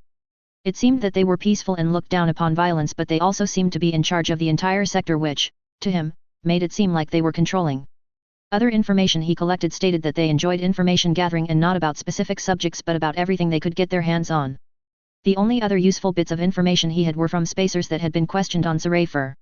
According to them, the arrow liked to haggle but had voices that could possibly break Transpara steel or curdle bantha milk. Many shied away from dealing with them because of these reasons. To counteract these traits, he had brought along Gato in order to help haggle, and had come up with some ear implants, similar to ear plugs, that would remain hidden but also dampen sounds that exceeded certain thresholds. Naruto's musing and plans were soon cut short as he heard a familiar sound come from his communicator. Removing the beeping device from his pocket, he activated the hologram to accept the incoming message. A blue image of Neres greeted him, and before he could respond, the image said, "You have 15 hours to get to Utapa in order to complete the next mission. I'll fill you in along the way." After the brief order, the image vanished as the connection was terminated and Naruto got to his feet, heading towards the turbo lift. It was a planet he had been to before, but it had been a few months. The first time he had met Neres in person was on Utapa in the then Iktakai's former hidden fortress. After a few other meetings, Neres had suddenly moved to Mustafar a few weeks before his latest mission. Remembering how long it would take to arrive, Naruto groaned at the fact he would be cutting it extremely close given its distance from Nebu. The outer rim planet was closer than Mustafar but still far enough to be concerned that he may not make it in that time frame. Using his communicator, he selected the individuals he wanted to go with him and said, "You have 5 minutes to get to 42 for a mission." XX. Sitting at the small table in the galley of 42, Naruto activated the table's projector and Neres again appeared. The Iktakai smiled before saying, "Your mission is going to be a little different this time, Menma.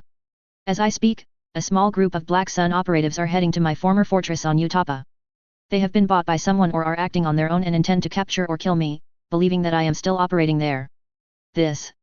And pausing to change the projected image to that of an individual Naruto had never seen before, Nere's voice continued, "Is the ringleader of the group and this is his personal transport. I need him alive and brought to my new hideout for interrogation. Getting a few of his subordinates also couldn't hurt, but if he dies, you get no payment. Like your previous missions, I want you make it look like the Trade Federation is involved, but I understand the difficulty in accomplishing that, so I will pay extra if you can make it happen. The bodies of the traders will serve as the Black Sun forces that would normally be guarding the fortress. When you arrive, you'll find 2 old Gonzati cruisers waiting. Use them for a mock defense. I'm also sending you a detailed schematic of the base to use." With the briefing given, Neres ended the transmission and Naruto looked around to the 2 individuals and 1 droid that he had brought with him. The demon brothers would jump at the chance for combat to escape the boredom of Nebu, and he knew that HK was always ready to fight. He chose them because they were the most reliable in the group in a fight.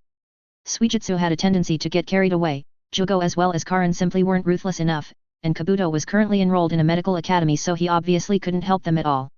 The demon brothers both looked to Naruto as the teen sat and contemplated with his eyes shut. It seemed that they didn't have time to call for the Tsukinawa, but he needed the extra pay, so he considered how to incorporate the droids in the fight. "I'll use clones as a feint on the outside of the facility and inside the ships. I'll leave the Miizu and Gozu outside to take control of the enemy ships while HK and I take care of the enemy coming inside. I have a few extra droids, Rikutan and Droideka, with me in my scroll that will be useful, but I don't want to waste them. I don't have any of the throwaway series and I don't have anything that can generate the droid control computer signal," thought Naruto as he sifted through his knowledge of the fortress and what he had available for the coming trap. "I could summon an MTT from the Kuna constellation. I did add seals to a few of the vehicles in case something happened without time to prepare, and one of them does have an command droid, but I still won't be able to generate the needed signal and commands to activate and control the droids." The Tsukinawa was outfitted with the proper signal array and computer control system, so it could do just that. Without it, even the command droid, that can think independently, would only be functional for a few minutes before automatically powering down because of how it was designed to need the signals of the control computer. Concluded Naruto, and he thought about what he knew concerning the droids and the signals that they required. However, it is a signal. Just because the emitter is not here and can't reach, does not mean that I can't transmit it through something else. He theorized and went for his communicator. Instead of broadcasting the signal through the Tsukinawa's rectenna and signal array, he could instead broadcast through the communications array, sending the signal through to his communicator and then rebroadcasting with the fortress signal array. It would lose most of its signal strength and range, but I only need it to work inside the fortress. Naruto realized and contacted his smoke demon's forces on Sarayfur. XX.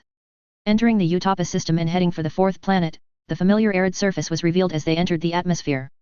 The planet was quite unique among the ones that Naruto had visited. Water comprised less than 1% of its surface, making it part dust bowl and part flat, scrubby plains. This, however, was not the unique aspect of the planet.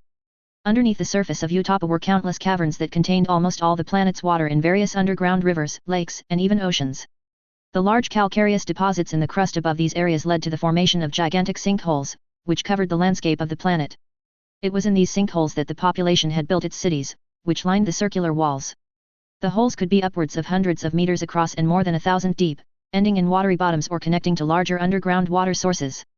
In addition to their use as housing and also allowing a thriving mineral mining industry, the planet was also used by various factions to hide. With thousands of sinkholes, there were numerous vacancies for anyone that had the means to construct something or just use natural caverns inside the sinkhole walls. It was in one of the sinkholes that Neri's previous fortress was housed. It was much better hidden than the current fortress on Mustafar, but the volcanic planet was also not frequently a stopping point for anyone but Techno-Union cargo ships. Sending a signal ahead, just in case, a clone piloted the ship inside the correct sinkhole and they steadily dropped by 300 or 400 meters before arriving at the hidden fortress. Neres, or the man's predecessor, had made use of a cavern in the side of the wall, and the clone soon spotted the 2 cruisers parked on the landing sites just inside the wide but thin cavern. There was just enough height for the cruisers to maneuver in and out of the cavern, and 2 gun emplacements were also hidden just inside the lip. Farther back in the cavern was the fortress, and its clever location prevented it from being attacked by any orbital bombardment. Only the mouth of the cavern could be attacked from orbit, and a ship would have to cut through 40 to 50 meters of solid rock in order to expose the fortress from an angle, and 5 to 600 meters of solid rock in order to blast through it from above. The only way to really attack it was to either enter the sinkhole and fire straight at the fortress through the cavern, or to land and take it by force. Actively scanning, the clone did not find any signs of someone arriving before them or life signs from a possible trap, so it parked the ship long enough for the group to disembark before taking off and finding a place to hide. The clone was good for a few hours before dispersing, and that was enough time for them.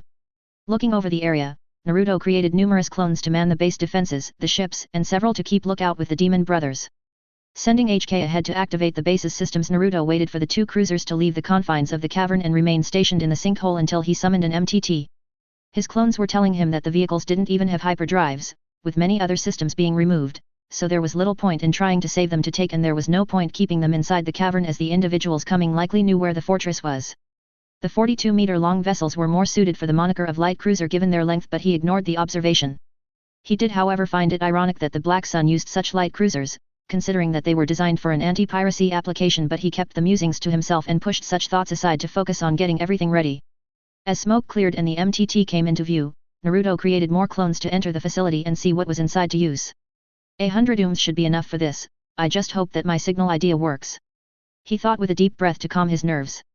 Neres had only given him a basic timetable, and the rebel Black Sun group could arrive at any minutes.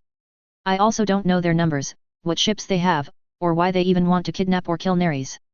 He thought before HK contacted him. Notification, the base sensors and signal array is online. Ready to receive and broadcast. Using his communicator, Naruto ordered a smoke demon on the Tsukinawa to send the signal. As he waited, Naruto crossed his arms and absently looked around, as well as felt that his clones were ready. Getting the extra money hinged on the droids all working. It would also help to have extra forces. Finished with looking at his clones, Naruto chose instead to stare at the large MTT. As if trying to will the droids in the cockpit and the vehicle itself to come to life, Naruto continued until he heard the start-up of the repulsor craft's system. As the repulsor lifts came to life and allowed the troop transport to hover about 2 feet above the landing pad floor, Naruto stepped back as the front of the vehicle started opening. Once the two pieces of the front were open all the way, the deployment rack then started coming out. Finished extending, the racks of droids began to lower, before then moving out sideways away from the center of the rack. As the slow machinations continued, Naruto wanted to tap his foot or get the demon brothers to help with the deployment, as they really didn't have much time. When the rack had finally stopped, all 112 battle droids were released and it retracted. Naruto waited for it complete before he used his communicator to tell those on the Tsukinawa to send the activation signal. Twitching to life, the battle droids all began to stand in unison before taking out their weapons and turned to face him. The sounds of movement from the MTT told him that the droid commander, which had been in the cockpit with the pilot droids, had come down to take command of the troops. Moving through the perfect lines of standing droids, the yellow-marked command droid stopped in front of Naruto and gave a short salute before stating in a masculine machine voice, "Awaiting your orders. Commander, quickly take your droids inside the base and place them in the locations that the others who that look like me specify," said Naruto impatiently as he waited for compliance. "Roger. Roger," stated the yellow-marked droid, and with a motion of his hand, and signal to the other droids from the antenna positioned on his right shoulder, the other droids all began marching towards the main door of the facility. Relieved that they were leaving, Naruto unsummoned the troop transport and turned towards the base just as he heard HK's voice come over the speakers. "Notification, there are incoming ships. XX. 12 starfighters, 6 supporting transports and 1 Gozanti cruiser at the back of the group, broke through the outer atmosphere of Utapa and headed straight for the hidden Black Sun fortress." The clones in the cruisers let the enemy battle group take them slightly by surprise, with the enemy making the first shots. However, they had their shields raised before the laser fire hit. The light cruisers tilted themselves to make better use of their side quad laser cannon batteries and opened fire, ripping apart several of the fighters. Coordinating the movements of the cruisers, Naruto had them take evasive action, moving to different altitudes and circling the sinkhole in order to make them harder targets. His opponents were unable to implement more evasive maneuvers because of their number and the possibility of running into each other, making them easier targets in the tall sinkhole. The burning hulks of several more starfighters rained down to the shallow water at the bottom of the shaft before the transports began their assault. Unable to use their proton torpedoes in the conflict because the launchers were forward-facing, Naruto's cruisers were at a disadvantage to the transports, which started firing the blue-shrouded explosives. However, the clones targeted several and destroyed them before impact. By the time the enemy cruiser arrived, the battle was leaning towards the opposing side, that is, until Naruto had his cruisers reduce their altitude and bring the enemy in range of the 2 laser cannon emplacements of the base.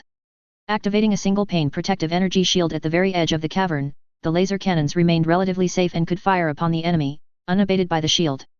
Concentrated fire from his ships and guns had taken out a transport and it smashed into the curved wall before scrapping against the surface until coming loose and falling below. Since the clones did not see the ship indicated by Neres in the hollow projection, they did not hold back. It was shortly after the second transport was destroyed that the original realized that he was actually starting to win the battle or at least would take out most of the enemy's forces, so he cut back on his efforts in order to bring the ship in for deployment of troops. Otherwise, he would never be able to lure in his target. When one of the cruisers was directly hit through the shields and started to lose power, the clones began a spinning but controlled descent into the shallow water below and Naruto thought, if anything, I can have a salvage crew recover most of those quad laser cannons. He was quite impressed with their power, and the prowess of the cruiser. It now makes sense why the Black Sun used them for defense. He realized, remembering that at least 2 of the ships were patrolling around Nere's unfinished fortress on Mustafar. A combination of fire from the enemy cruiser and missiles from the remaining transport, broke through his second cruiser's shields and the rear of the ship exploded before it dropped straight to the bottom of the sinkhole. Turning to the base defenses, all remaining enemy ships began firing against the energy shield. Though it held against the lasers, a few well-placed torpedoes destroyed the 2 guns and the remaining ships moved in. Thinking that such forces would not be able to storm the base, Naruto's concerns were abated when one of his spotter clones saw 2 shuttles coming down. They must have a larger ship in orbit. The original realized and he got up from his sitting position to look over the monitors in the security and control room of the fortress. Turning to HK, he didn't have to ask anything as he saw that the droid was already trying to use the sensors to identify what was in orbit, but he was unable to as the base's sensors were being jammed and so were outgoing transmissions. Not seeing the target's ship coming down, Naruto wondered if the man would make a late appearance or was waiting in orbit for good news. It's also possible that he was in the group and my cruisers killed him. Naruto quickly realized and did not like the thought. We need to watch for the target but I'll also need someone alive for questioning. He told the droid and HK nodded before standing and picking up his 2 rifles. Hopefully one of those has a stun setting. Naruto idly thought as he watched the droid leave before he returned to the small invasion happening in the landing area. XX. As the ships entered through the energy shield, a defensive dual blaster cannon started firing. The turret was mounted on the front of the fortress on one side of the door. The weapon disabled one of the 3 transports before being destroyed by return fire. Turning a cannon to the front door of the base, 2 shots were fired from a transport, which were powerful enough to blow a hole through the fortress entrance door. The 2 shuttles soon arrived and all the transports began unloading heavily armed combatants in 2 styles of uniform. Looking through base cameras, Naruto noted the uniforms. One happened to be the uniform of standard Black Sun soldiers, while the other was a different uniform with insignia that he did not recognize. It was a large letter T obviously standing for some word or name beginning with the letter but he had no idea what that was. Most of the invaders were composed of the unknown group with only a small portion being from the Black Sunday. Contacting a group of his clones, he had them verify if the target was among the group. On the outside of the base's front, a small, curved rectangular viewport area began opening to expose the hidden weapon inside. The pillbox was manned by 4 clones, 1 spotter, 2 manning an E-web heavy repeating blaster, and a 4th that was supervising. Spotter, said the clone in charge and one of his fellow clones quickly looked over the cavern through a pair of macro binoculars, taken from the command droid. Scanning through the rushing group he did not find the target they were after. Unless he's behind the mask of one of those foot soldiers, he's not there. Concluded the leader before ordering, give me a count. The spotter roughly estimated the group size while Naruto himself stretched out his senses to determine how many they were dealing with, around 80. Wow, they don't mess around. Responded the leader and he mentally received his orders before turning to the 2 controlling the mounted weapon. Gunman, open fire at your discretion. Remember not to overload the power. But the leading clone was cut off as the pair began shooting short but rapid bursts of blaster fire upon the advancing group. The shots ripped through the unprepared ranks of the soldiers and they were forced to take cover behind the rock formations located between the landing area and the base front. The armored pillbox shook from the close impact of a dumbfire rocket but the armored structure held and the clones inside, knowing they would not last long, unleashed the full power of the weapon by maximizing the power setting to fire single-shot, high-powered blaster bolts. Several of these individual shots ripped through the rock and exposed targets, whereby the clone manning the weapon's power output, lowered the power and the gunner unleashed low-powered, rapid-fire shots into them. Grenades! Yelled the spotter upon noticing the incoming explosives and though the gunner tried to target them, several got past. A telltale tinking sound was heard before the blast. The resulting explosion caved in the pillbox's exterior and disabled the gun. Looking around, the leader of the group removed himself from the cover he had taken just outside the interior door. Finding the gunner clone was still around and not dispelled, he moved to help but found shrapnel embedded in the clone's chest. Avenge me! The clone said with a cough before dispelling and the leader of the former group was left shaking his head at his comrade's behavior. Taking the binoculars, the clone activated the Toton Jutsu and disappeared into the surroundings. Carefully moving out from the damaged pillbox, he slowly crept along the wall and watched the soldiers advance on the base. He noted that the Demon Brothers had started moving to take the shuttles and transports before looking around the rest of the cavern. A few soldiers were standing guard at the door to the fortress while the rest had gone inside. Scanning over the destruction his group had created in order to estimate the number of bodies to see how many were storming the base. XX 45. Naruto felt as he activated several of the base's interior defenses and jammed all transmission going into or out of the base. He wanted the soldiers to reach the inner sanctum, or really just the meeting room of the base before the battle droids came out of their hiding places and kept anyone from escaping. Checking with his clone in the meeting room, Naruto found that the 2 Rikutan droids had been set up and were ready. He had thought that the target would want to lead the assault or at least come and capture or kill Neres himself, but that apparently was not the case. I thought the Black Sun soldiers would have known the base's outer defenses better. I guess that just means that they really don't know the layout or that this base is just very unique. Though I can't complain about the outcome. I'm not sure the battle droids could have dealt with 80 soldiers. He thought as he monitored the progress of the soldiers into the base. Activating a hologram of the base layout, Naruto looked through the areas and added the locations of each soldier from the holocams and found that they must have had a general idea of the layout. Once inside the base, they had split up into several small groups and one large group. The projection showed that all but the larger group was headed in the correct direction with the smaller groups fanning out throughout the building. Naruto quickly sent the positions of the smaller groups to HK in order to not have any surprises later, confident that the droid could take care of the outliers. He also noted that one of the groups was heading directly for his location. Hearing a noise coming from a different area of the room, Naruto walked into the nearby communications room to find a message had arrived. It wasn't someone waiting to talk face to face but merely a sent message. Opening the file, Naruto saw the target he was after and then focused on what the man was saying. Neres. I've brought help and there's no way your forces can handle 100 combined soldiers. Surrender yourself before we drag you out of there by your horns. The message then ended and Naruto considered how to respond. It seemed that capture was the primary objective for the group, which was very good for him. Creating a henge of Neres, he opened a channel and sent a message back, hoping that the jamming signal from earlier would still let him at least send something to the ships on the landing area, if not the ship or ships that were in orbit. The men you've sent all unfortunately met my base defenses and are fighting my garrison troops as I send this. It looks like I'll be walking away from this attack on my own, and probably taking one of those parked ships on my doorstep before leaving. Why don't you just come down here and we'll settle things ourselves? Naruto offered in Nere's voice and wondered if the ploy would work. Otherwise I'll have to try something a bit more dangerous to myself. He thought and looked back at the monitors to find that the large group had managed to make it past most of the locked doors and were nearing the meeting room.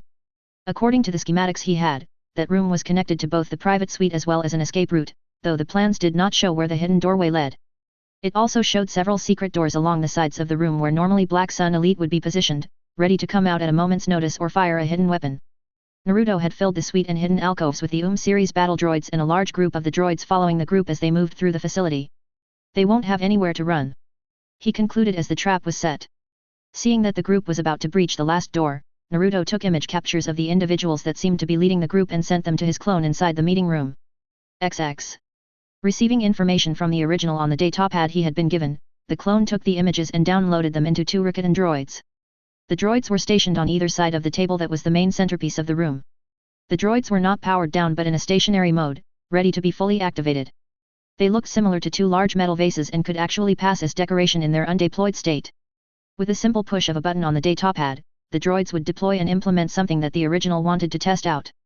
Laying in the chair, with his back on the seat cushion and head near the lower part of the backrest, the clone absently swiveled in the chair as it waited for the door to be breached. He didn't want to sit up in the chair for fear that one of the soldiers would take a shot at the back of the seat as he had rotated the chair to face away from the door.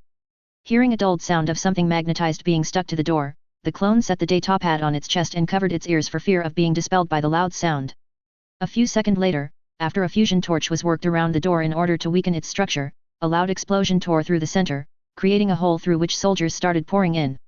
Half of the group that had made it through the base moved in while the rest stayed outside, likely to make sure the escape route was clear for the extraction of the Vigo. Uncovering his ears, the clone could tell that they were being cautious and rightly so considering the trap that was set. Deciding to distract them until the right moment, the clone prepared its throat and started speaking in a voice that did not belong to it. I'm surprised any of you made it this far, but I suppose some of you are former members of the Black Sunday. Would you care for a drink? The clone asked and ignored the comments as the group's attention was drawn completely to the chair at the end of the table. Approaching, the clone started moving the chair in order to do a cliched slow turn and reveal, but given the height of the table, when the chair finally reached the point where Neres should have been seen, the soldiers saw no one in the chair. Messing with them is so much fun, the clone thought as it heard the confusion and shouts as they started to realize that they had walked into a trap. The original acted a moment later as 4 hidden doors were opened around the room and Trade Federation droids began gushing into the room. Those droids were just the distraction, though, as they weren't even programmed to kill anyone. The real bulk of the small droids' army began making their move on the group guarding the outside of the room, and others came in from the back of the meeting room. With the group thoroughly confused and shooting at everything that was seemingly attacking them, the clone activated the Ricketon droids. The middle of the tall vase-like droids popped up several inches, as did a portion higher up. The legs unfolded from the middle and quickly the droids stood on the 4 spider leg appendages. The photoreceptor higher up started targeting the soldiers it had been given. Before any of the enemy could react to the new threat, an energy shield enveloped the units and a small compartment on the front opened, revealing a blaster-looking barrel. Finding their targets, a stream of carbonite shot from the barrel. The stream solidified upon contact with the targets, spreading and completely encasing them in the grey alloy before the droids selected the next target. Waiting patiently for the fighting to die down, the clone remained hidden partially under the table. When the last blaster shots rang out, the clone pushed the chair back and cautiously sat up, inspecting the area. The first thing it saw was the carbonite frozen figures of several soldiers. Curious to know more about the process and weapon, he got up and walked to the statues. It was the first time he had tried out the weapon that was on both the droids, but it appeared to work. If the effect lasted long enough to get to Mustafar, then he could just pack them and ship them in their current state. No sooner had he thought that, than the effect starting fading. It only works for less than 30 seconds. Raged the clone as he jumped back to hide under the table. As the carbonite quickly sublimated and the 4 men soon recovered, they were unable to do much else before the Ricketon droids shot them again. With the enemy frozen once again, the clone wondered what he should do. The original wanted those men trapped, but apparently the carbonite gun's effect was extremely temporary, unlike the carbonite freezing process which could last for centuries if done right. Guess I just knocked them out one by one. GE thought, and was very disappointed by the lack of success with the weapon. It was still powerful, but he could tell through its connection that even the original wished that it lasted longer. Walking up to the first one that was frozen, the clone waited for the process to undo so he could disarm and knock out each one of them. XX. With no response to his message and his clones not spotting any other ships coming down, Naruto went to gather the others. He had a few plans forming in his head, but the end result he wanted involved the taking of whatever craft was in orbit. The target he was after was waiting for his men to return or for a message indicating that Neres was captured, so he just needed to give them what they wanted. Coming across HK making sure that all the meatbags were dead, Naruto led the droid to the landing area so meet up with the demon brothers. Looking over the ships, Naruto made a number of clones and first had them take some of the weapons of the downed men, making 40 clones. They took some of the weapons from the dead soldiers and then boarded the 4 working ships in the landing bay and took off. Leaving the surface, the sensor and communications jammer soon ceased and communications were resumed. With the ability to use their ship's scanners, Naruto and his clones quickly determined that only one ship was in orbit. As the small dot of a ship started to get larger, Naruto used a henge to change himself into one of the captured men and opened a channel, hailing the ship. His contact was soon answered and the view screen in his cockpit showed the bridge of the ship they were heading to. Naruto identified the target but also discovered that the man he was after was not the captain of the ship they were headed towards. "Were you successful?" demanded the target, and Naruto altered his voice to match that the man he was impersonating, replying that they had captured Neres alive. His answer was greeted with smiles forming on those in the bridge, and he was told to have his ship and the shuttles come straight to the hangar. Before he could end the transmission, the captain of the ship asked, "Where are the rest of the ships?" To which Naruto quickly replied, "This is everyone that survived." The signal was terminated as the captain frowned at the answer, but Naruto ignored it as they approached the ship. Checking the transport's computer, Naruto tried to determine what kind of ship it was that they were approaching. "I have no idea where the hangar is." He quickly realized and began passive scanning in order to determine where he was supposed to go. Approaching the ship from above, he didn't see a hangar anywhere. The ship's computer soon got back with him and indicated that the ship's make and model was a Republic Siener Systems, Marauder-class corvette. That was about all the information he had concerning the craft, but judging from the sensor readings, it appeared that the hangar was not on the top or sides.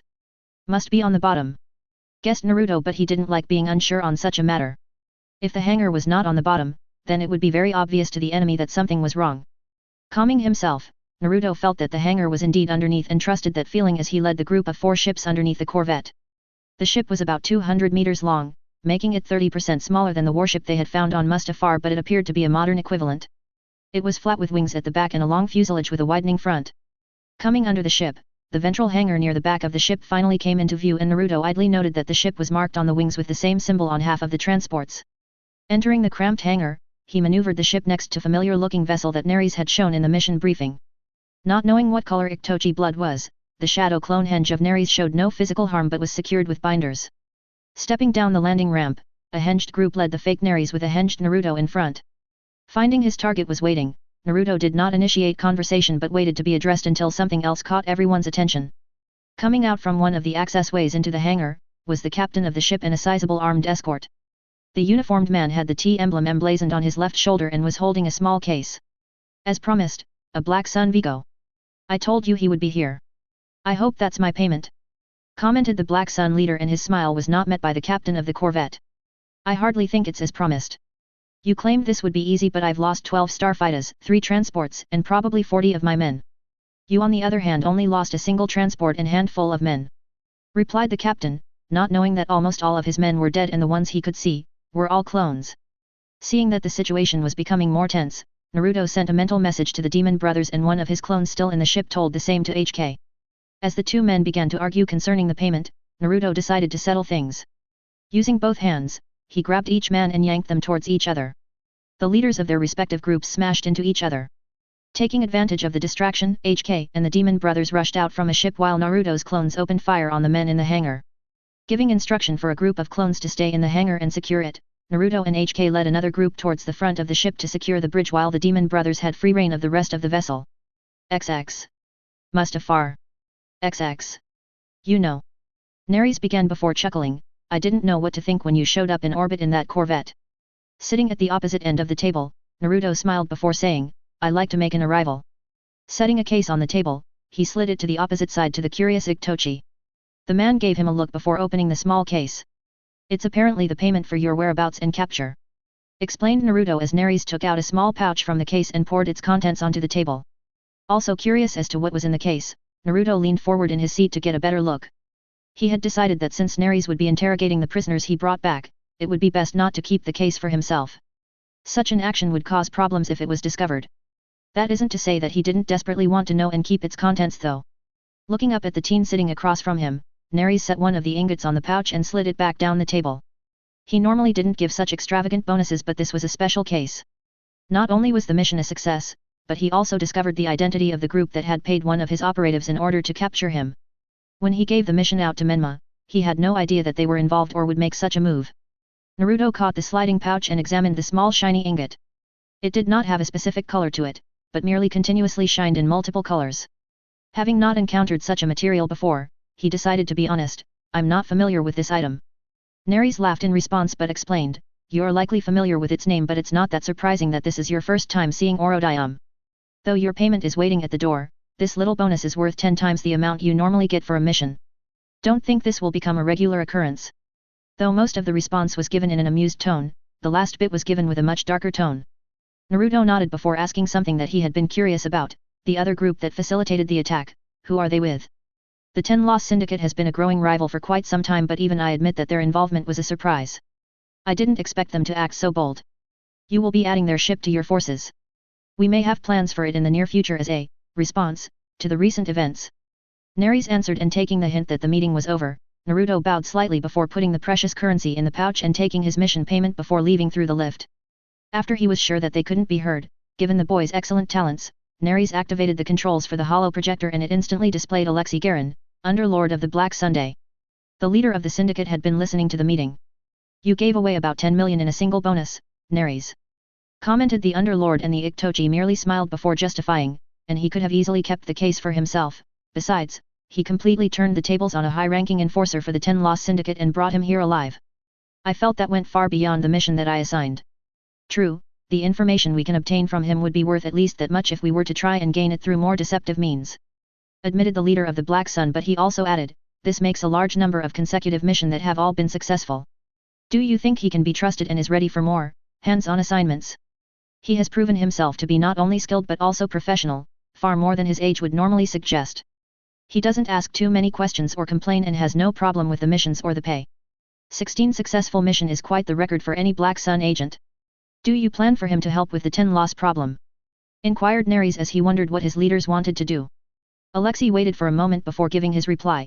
This attack will be met with a greater response, but we must plan this out to make the best of it. The 10 loss have many ships and men, and many more profitable, but legitimate fronts for their criminal operations. They may only operate out of the Bajik sector, but they are quite entrenched. I don't want to lose out on any of that. Not only that, but I want you to spread that it was Trade Federation in conjunction with the 10 loss. I don't want it known that we had a traitor. Make sure he disappears after the interrogation. XX. And. I wanted to keep going but I had to stop and get what I had written submitted. Added to my profile is a link to a drawing of Naruto's lightsaber and a link to information on the Corvette, Utappa, and MTTs. Just to clarify, the series of droid is the precursor to the B1 battle droids. They appear exactly the same save for a few internal differences. The has a different voice, is more intelligent but also operates via the droid control signal that are received by the command droid and relayed to the rest. The B1 is cheaper, dumber, but is more independent in its operation. Sorry if anyone was confused by this, but the B1 isn't introduced in the Star Wars universe until later on, and this is what the Trade Federation currently uses. The tank featured in the first movie, the automated ass assault tank, has not been created yet either. Chapter 30. XX. 35.1 BBY current year. Chapter XXX. XX. Naboo. Rutchar Estate. XX. Looking down upon what was once his body, Plague Ace prepared for another sampling. Taking out the cold instruments, he looked over the skeleton. All of the tissue had been removed and stored separately while his charred bones remained on the table. A slight odor of burning always lingered whenever he took out his body from storage. Examining the skeleton, the fingers of his host passed over the areas that he had already sampled. Numerous small holes were a reminder of how many times he had sampled and how many times he had failed to find a good genetic sample. Despite being deceased for so many years and undergoing decomposition, the real damage to his body had been the destructive force lightning used by his apprentice. The power of force lightning varied with the user, and Sidious was one of the more powerful that he had read about. Though not nearly as powerful as an excerpt he had once read concerning Darth Bane, claiming that the Sith Lord could actually disintegrate bodies with his powerful dark side lightning. Sampling number 57 on my former body. Plague Ace said aloud to a recording device situated nearby. He always liked to record his work for later storage in his holocron, and so he wouldn't have to remember every detail of his experiments. I suppose I should be grateful that my apprentice did not have such power that was reputed to be possessed by Lord Bane, but that is not the case. The Mutan said as he voiced his thoughts for the recording. Despite it being therapeutic, he still felt his anger built before finding a new, untouched area of bone through which to sample. His body did not possess hair and the remainder of his tissue was too far degraded. That left only the bones and teeth to choose from for a DNA sample large enough for cloning purposes. Although a single cell was normally all that was needed, it will be best to have multiple cells to choose from in case I need to make more than one clone. Thus far I do not have a good enough sample to begin cloning. The primary failing of cloning-based immortality for dark side users is the fact that the body is new and unaccustomed to handling the dark side of the force for the first time. The dark side of the force is akin to a person ingesting increasing amounts of poison for a prolonged period and their body developing an immunity. Grow a clone and then providing the same poison to it, in a highly concentrated amount, will only lead to a quick death of the clone body because it is not accustomed to, nor possesses any built-up immunity to the poison. The dark side can be exceedingly damaging to clones' bodies in multiple ways. Through my research on the topic, I have found that the effect of adding a strong dark side presence to an empty clone body typically manifests in sudden and exponential aging of the body. Though a healthy clone in the beginning and aged to its prime, using such a method may only provide a year of use out of the clone until it dies, and the process must be repeated. Said the Mutan for the recording, and he started up the drill which produced a faint whine before he moved it to the bone and drilled partly through to collect a bone marrow sample. Carefully completing the process and extracting the material, he quickly put it in its container before recording. Sample 57 has been successfully extracted and I will perform the previously recorded panel of testing to determine its viability. The initial outlook is low, but there is always a chance. Extensive scans of my corpse revealed no undamaged cells, and I have taken to saving the least damaged cells and dutifully recording where they resided within the body. The purpose of these measures is twofold. I hope to determining an area of my former body that may yield the best possible cells and also save up enough cells for multiple clone bodies. Even so, I do not believe that the clone produced would be healthy or last, regardless of the inclusion of my spirit. Living tissue is the best cloning material and dead tissue can still produce a viable clone, but damaged cells are far from ideal. Thus far, the best samples have been taken from the lower spine near the pelvis. I am currently unsure why that is the case. Putting his bones back into the preservation chamber, Plague Ace took the sample to another part of the room for testing. As he was walked, a small alarm went off and he realized that it was time for one of the periodic meetings. I shouldn't forget about or be late to one of the meetings that I myself called for. Not again, he thought before quickly storing the sample and then heading to the lift so he could go to the top floor. XX. Exiting the lift, Naruto squinted slightly as the bright evening sun bathed into the top level of his estate. The top floor had many windows facing nearly every direction, but the design put the exit for the lift facing the setting sun. The level was several stories tall and featured multiple rooms which were all joined to the very tall entryway. Moving across the open area, he looked to one of the meeting rooms that he was heading to and could feel that almost everyone else was already there. Moving up the circular staircase, the door opened automatically and his appearance went mostly unnoticed as discussions continued among the group. "Why haven't I heard anything about your evaluation?" was the question that Karin posed to Suijitsu with a smile that seemed to already know the answer. "Just a success, that's all. I don't need to boast about my impressive leadership abilities." Suijitsu lied and Jugo shook his head slightly while the demon brothers chuckled. Turning see that Naruto had entered, Karin exuberantly asked, "Did he fuck up?"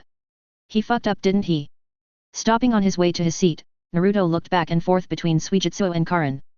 Mulling over the implications, remaining silent, he decided to side with family and admitted, "His rating was lower than yours." Before he had the words completely out of his mouth, Karin was already standing and doing a victory dance. But both were still lower than Jugo's. Naruto added, however it fell mostly on deaf ears for the arguing pair, and he took his seat. "Is there a chance that I will get to participate in one of these missions and receive a rating as well?" Kabuto asked, and Naruto turned to the hollow projection of the team that was seemingly seated next to him to consider the question. "I suppose if you have some time off and a mission is requested," he said, and Kabuto nodded with a smile. The snake-like man was currently enrolled in the Lunas Medics Medical Academy in the Outer Rim. It was possibly one of the best academies in the region, but nowhere near as prestigious as other academies closer to the core, such as the Rinal Medical Academy and First Republic Medical Academy of Coruscant. It was however willing to accept a large donation in order to waive the required prior education and coursework, allowing Kabuto to matriculate into their program. "You think he's gonna show up this time?" questioned Suijitsu while looking to Naruto, and the blonde gave a shrug as his response before he checked his watch. "I'll give him a few more minutes before taking over and leading the meeting," he thought, and took out his datapad to review what he wanted to discuss and updates he wanted to hear about at their mandatory monthly meeting.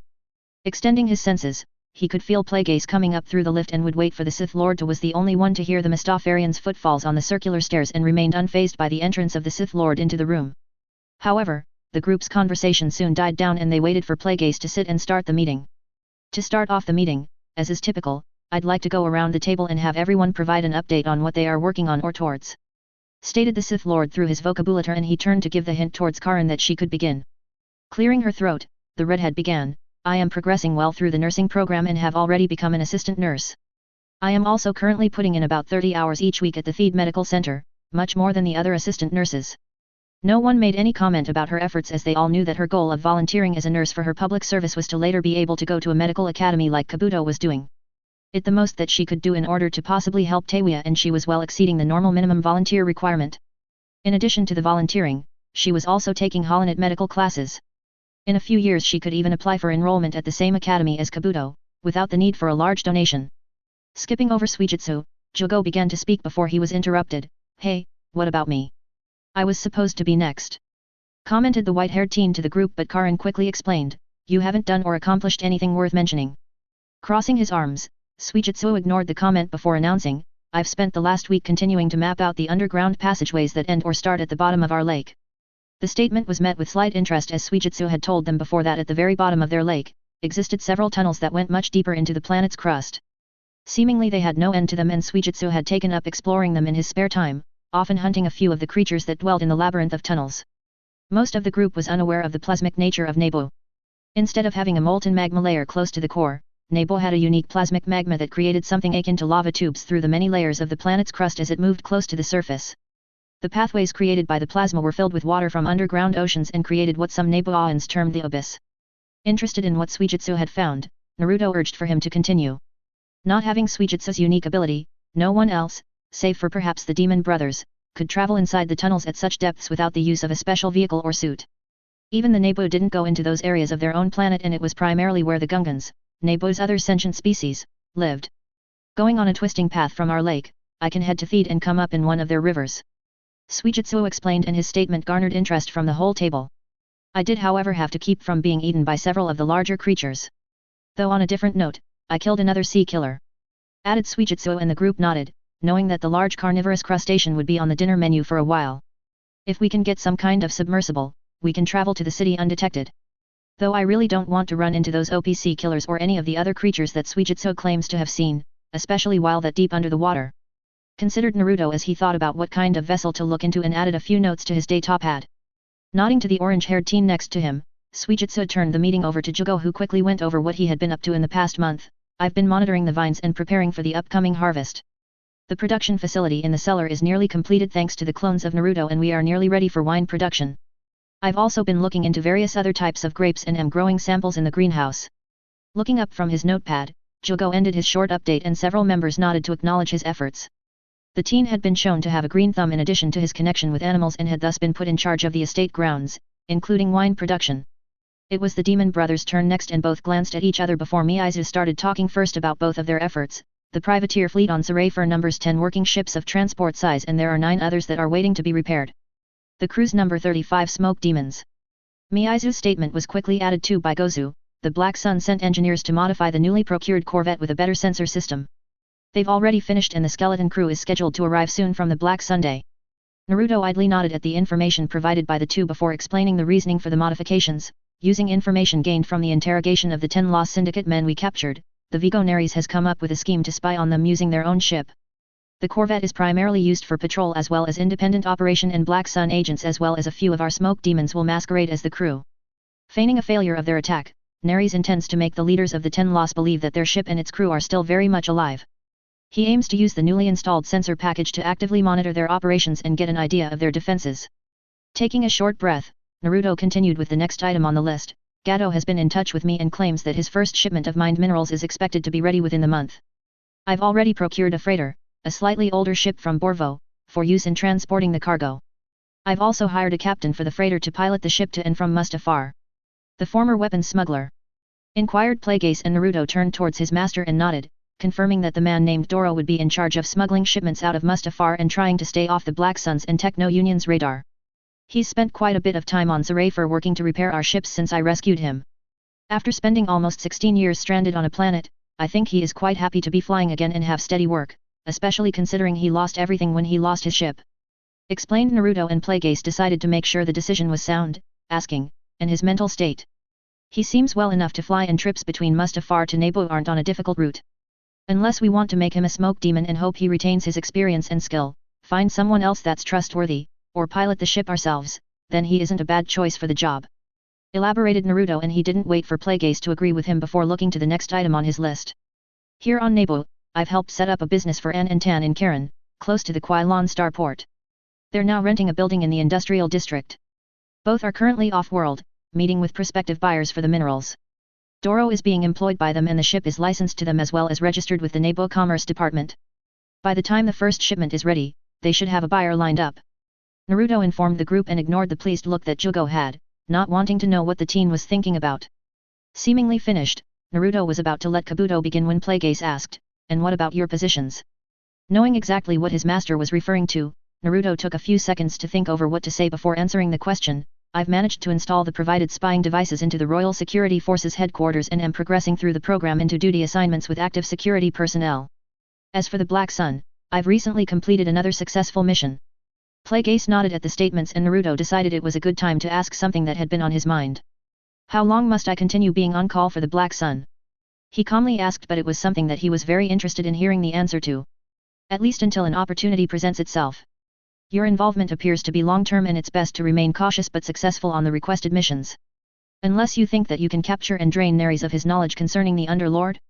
We would then have to travel to where the Underlord is and get past all of his guards before he escapes or learns of your treachery. If he gets away, he'll have every resource of the Black Sun hunting us down. Posed Plagueis, and he awaited a response. Naruto thought over multiple scenarios in which he either stormed or used stealth to get at Neres, even imagining jumping right across the table at the end of a future mission. Despite knowing that he could probably succeed, there were a few variables that he couldn't be sure about. Several times I have felt that our meeting was being broadcast, to whom I don't know, but it's entirely probable that the Underlord is closely monitoring my missions. I also believe that Neres has multiple hideouts, and the fortress on Mustafar is a location that he only frequents after messaging me about a mission. By the time I'm finished, he's already arrived from a safer location and is waiting me. Determined Naruto, and though he didn't outright say the answer, Plagueis could easily determine what it was. Then it is simply too risky right now. We currently have a good relationship with the Syndicate. You don't know how rare that is, especially considering that you are dealing directly with a Vigo who claimed that his offer came directly from the Underlord. Normally it would take years of moving up the ranks before even meeting or seeing a single Vigo, and he personally invited you to neutral meeting at Borvo's hideout. I'm well aware that it clashes with your public service, and running around the galaxy like an errand boy is not desirable, but their entire spy network and agents are helping to watch out for us and make sure we stay off everyone's radar. The more success we have on these missions, the more access and resources will be available to us. The Black Sun will also be very useful for our plans on Telarath. I couldn't possibly see the Black Sun passing up on such an opportunity. Therefore, we will remain patient and bide our time," concluded the Sith Lord, and after a brief moment, Naruto turned to the hollow projection of Kabuto. "My turn already?" The snake-like man joked, and he quickly began with his progress. "I have been advancing at an accelerated pace through my courses and estimate completion of the medical program within the next 4 years depending on my chosen residency. I'm going for a more generalized education instead of focusing on a single field, and there are upcoming summer opportunities for internships and such. And before you ask," he said while turning to Naruto, indicating that it was possibly something that Naruto frequently inquired about whenever they spoke, "there has been no change in the condition of my patient." Once Kabuto had finished with his update, it was Plagueis' turn next. "I have spent the last year monitoring my former apprentice after our trip to Coruscant." The Sith Lord began and looked around to make sure that everyone was listening. "Though this monitoring has not borne substantial fruit, I do know with certainty what he is after. By becoming a senator of the Republic, he aims to eventually become Chancellor and likely gather as much power as possible for his position before taking over completely. I do not, however, know the specifics of his plans and can only guess based upon what I do know. He is extremely ingrained into life on Coruscant. Friends with Jedi and with the current Chancellor, Finus Valorum, while his true self and intentions remain completely hidden from everyone. His image is incredibly clean in terms of corruption or scandal, and he has good credibility. He does stand out in the Senate, but his power and prestige were built up over time. The slow build-up was to remain off everyone's radar until his plans moved to fruition, and he actually passed over many opportunities along the way to make sure he remained unnoticed in his early senatorial years. I suspect his plans will not truly start for several years, and my reasoning is based upon the re-election of the current Chancellor a year ago. Sidious was not popular enough and Valorum was still popular, so he remained favorable and continued into his second term. Terms last for 4 years, and a senator can only become Chancellor for 2 terms despite them being able to serve as many terms in the Senate as their constituents allow.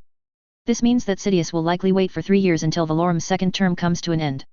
At that point, he will either run against those that wish to take Valorum's place or engineer a situation that will allow him better odds to become Chancellor.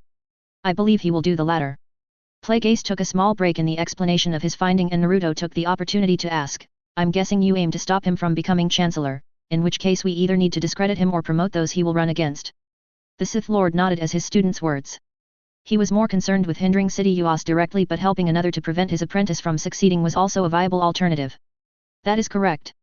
With his clean image and friendship with the Jedi, it will be all but impossible to oust him by exposing his Sith nature. We would need definitive proof, and Sidious does not discuss anything openly with any of his entourage or even his own apprentice. I'm not even sure that a hollow recording would be enough for the Jedi, especially not when he can converse with a Jedi Master for hours and not even rouse suspicion. He always makes sure to cover his face when in the Lemerge Power Building, and I cannot even be sure if those close to him even know his true intentions. Therefore I don't currently have anything to discredit him with, but I do believe that he has illicit dealings with the current king of Naboo, Ars Verona. Specifically concerning the plasma reserves of the planet. I doubt my surveillance devices in the security headquarters will provide much help for something like that," commented Naruto, and Plagueis nodded but added, "We would need to bug the palace communications array for that, but at the moment, it will be best for you to keep yourself in the program. There will be chances to investigate the king if you become an officer." It was Naruto's turn to nod in agreement right before asking, who would be his competition for the chancellorship in the Senate. The ones that would likely run against him are Bail Antilles from Alderaan, currently the chairperson of the Internal Activities Committee, and Inli Timagran from Malastare. Based upon the information that we are recording concerning the many senators of the Republic, it would be the most beneficial to help out the senator from Alderaan. His position as leader of the committee is primarily geared towards removing corruption from the Senate, and it wouldn't be that difficult to give him a few names to look into from time to time. This would of course only work if we had the means to go through all of the Senate recordings. Responded Plagueis to the question, as he was very interested at the prospect of once again being able to manipulate galactic politics and prominent individuals. Breaking from his musings, the Sith Lord went to the next item on his list, which was a planet that Naruto had discovered, concerning Telarath. "I trust that you have started the paperwork for claiming the planet." He posed to Naruto, and the blonde nodded, "I have filled out all the paperwork and am just waiting to turn it in. We should wait slightly longer before claiming." Plagueis informed him and elaborated, "If we claim the rediscovered planet now, before we have investors and means to protect the claim, we'll have to worry about others learning of the discovery and going there. Scavengers, pilferers, and others will no doubt be interested. Finding a lost planet in the Inner Rim that was once populated by millions of people, wealthy people, then promptly abandoned was not an everyday occurrence. Aside from the claim, I have also been determining a list of investors that would be interested in such a planet and enterprise. The list is long, but I believe it can be made easier if we are able to gain the trust and influence of a certain business person. Namely Papara Angeli Ak Dirsto. Explained the Mutan, and he waited for the inevitable outburst. A hut? Naruto questioned, and it was obvious that a few of the others shared his concerns. They had quite a few problem dealings in the past with the slug-like species. Papara owns a very large, financial, and not criminal, empire. He has a great deal of wealth and is also the most trustworthy of the huts, though he is extremely distrustful of others. It will therefore be difficult to get a meeting with him, and likely even more difficult to get him to hear us out. I plan to use Borvo for that, as he knows Papara and can get us an audience. By securing his investment into the project and using his name, others will undoubtedly become interested, and he will attract and provide both financial backing and legitimacy for the project. Elaborated the Sith Lord. What leads you to believe that he will be interested? Asked Naruto. Though a large part of his wealth comes from his shipping company, he has many other businesses and dealings. Papara is also nearing the end of his life, being nearly 900 years old, and as with all huts, will likely want to leave a legacy. Despite having his companies and wealth, there is something that he doesn't have, and I feel, would likely be interested in. Stated the Sith Lord, and he left the statement open for Naruto to finish. A bank. Naruto stated out loud, and Plagueis nodded before adding, huts don't even use banks in their territory, preferring to keep their wealth in assets or liquidated and hidden. Also, no one would trust a hut-operated bank, but Papara is different, and we will be using him in addition to many others. Such an endeavor will leave a lasting legacy of his accomplishments, and I believe it will interest him to try something that no hut has ever done before. His primary inclusion into the project, however, is simply for stability and to get more investors interested. I have a feeling that the banking guild would be greatly interested. They wouldn't let another bank operate without at least owning a portion of it or being involved. Our other possible investors are a variety of individuals from across the galaxy, many being senators of the Republic. However, our initial success hinges on gaining Papara's interest. When no one objected or asked any further questions, the Sith Lord concluded with, I will be scheduling a meeting with Papara, through Borvo, as soon as possible. Despite not actually coming out and saying it, Naruto knew that it was implied for him to be there at the meeting. The only thing that could get him out of it would be a mission for the Black Sunday. Seeing Plagueis completely silent, and given that they had gone around the whole table, most of the group proceeded to leave the meeting room, presumably to go back down to the lower levels for dinner. Unperturbed by the exodus, Naruto turned to the projection of Kabuto. Have any of your recent experiments produced results? The cloaked projection gave a look before confirming what Naruto read from the body language. I'm afraid that nothing I've done recently has produced any positive results. Bacta, as you know, has only a limited effect, and it isn't lasting. We started long-term treatment. And Kabuto stopped his sentence, but Naruto finished it, and the treatments showed signs of diminishing results after each time she was put in a Bacta tank. Holding in a sigh of frustration that he had seemingly been holding for months, Naruto voiced his thoughts to Kabuto and also Plagueis, who had stayed in the room. I told her that I would do anything I could and not give up. Well, despite being busy with other things, you haven't forgotten about her. Especially given how many times you've asked me about her. Kabuto told him, trying to keep Naruto from getting disenfranchised with his efforts to help their other red-haired group member. Yes, but I'm not cut out for this type of work. I'm not a scientist, and I don't have the patience for tests after tests. I've been looking into every alchemy text that we brought back from the Fallen Tower, but I haven't found anything particularly useful. Turning Teiwaya into a Sith spawn in order to save her life does not seem like something she would agree with. I also can't be sure it would even work, and I don't exactly have anyone to test it out on first. Naruto admitted as he had looked into using a ritual or application of the dark side in order to prevent her degradation. True, she really wouldn't be happy about it, but if it worked, then she would be alive. Commented Kabuto as he indirectly mentioned his own condition. Though he really didn't mind too much, save for the looks he sometimes got from others as he passed, he had undergone something similar. It wasn't to cure an ailment, but ultimately it did ensure that his life was spared after his betrayal of the group. All I really need is a healthy cell. A single, healthy cell. If we can completely heal one cell, then we can beat the illness. Naruto said as he slouched in the chair and absently looked out one of the windows. You're speaking of cloning? Inquired a curious Kabuto, and Naruto turned to him to nod in affirmation. Though silent at the table, Plagueis' interest was also piqued by where the conversation was going. With just one healthy cell, I could pay one of several species that use cloning technology and have a clone created. Said Naruto, and Kabuto looked slightly puzzled, so he asked, I'm afraid I'm not following your train of thought. How exactly would that help Teiwaya? I can teach her to use Orochimaru's Kenjutsu, and her soul can vacate her damaged body, transferring to the healthy clone body. We would no longer have to find a cure for her because her new body would be healthy, and the cursed seal as well as Orochimaru's chakra and soul fragment would not transfer with her soul. She also wouldn't have to fight and dominate the soul of the clone body because it would be a shell with no consciousness. It's the best solution that I have been able to come up with that doesn't involve the need to remove the seal or completely cure her. I only need a healthy cell. Naruto reiterated, and Kabuto was left to think about what he had said. What about Orochimaru's problem with having to take new hosts? Asked Kabuto for clarification but felt that perhaps he already knew the answer. Because it's her own body, her soul would not be rejected like Orochimaru's was whenever he took a new host body. The only problem is the cell.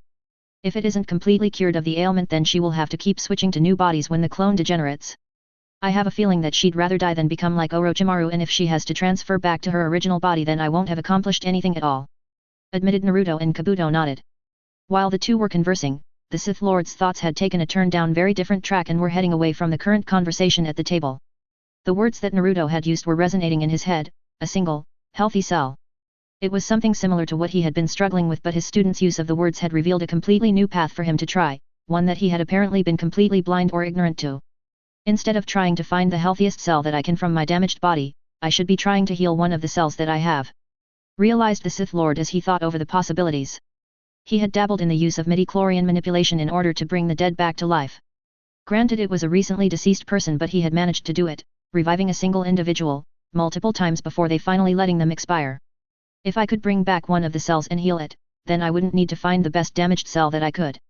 I would be able to bring a good genetic sample to a cloner and have my original body recreated, he thought, and completely ignored the other two sitting at the table as he got up and left for the turbo lift.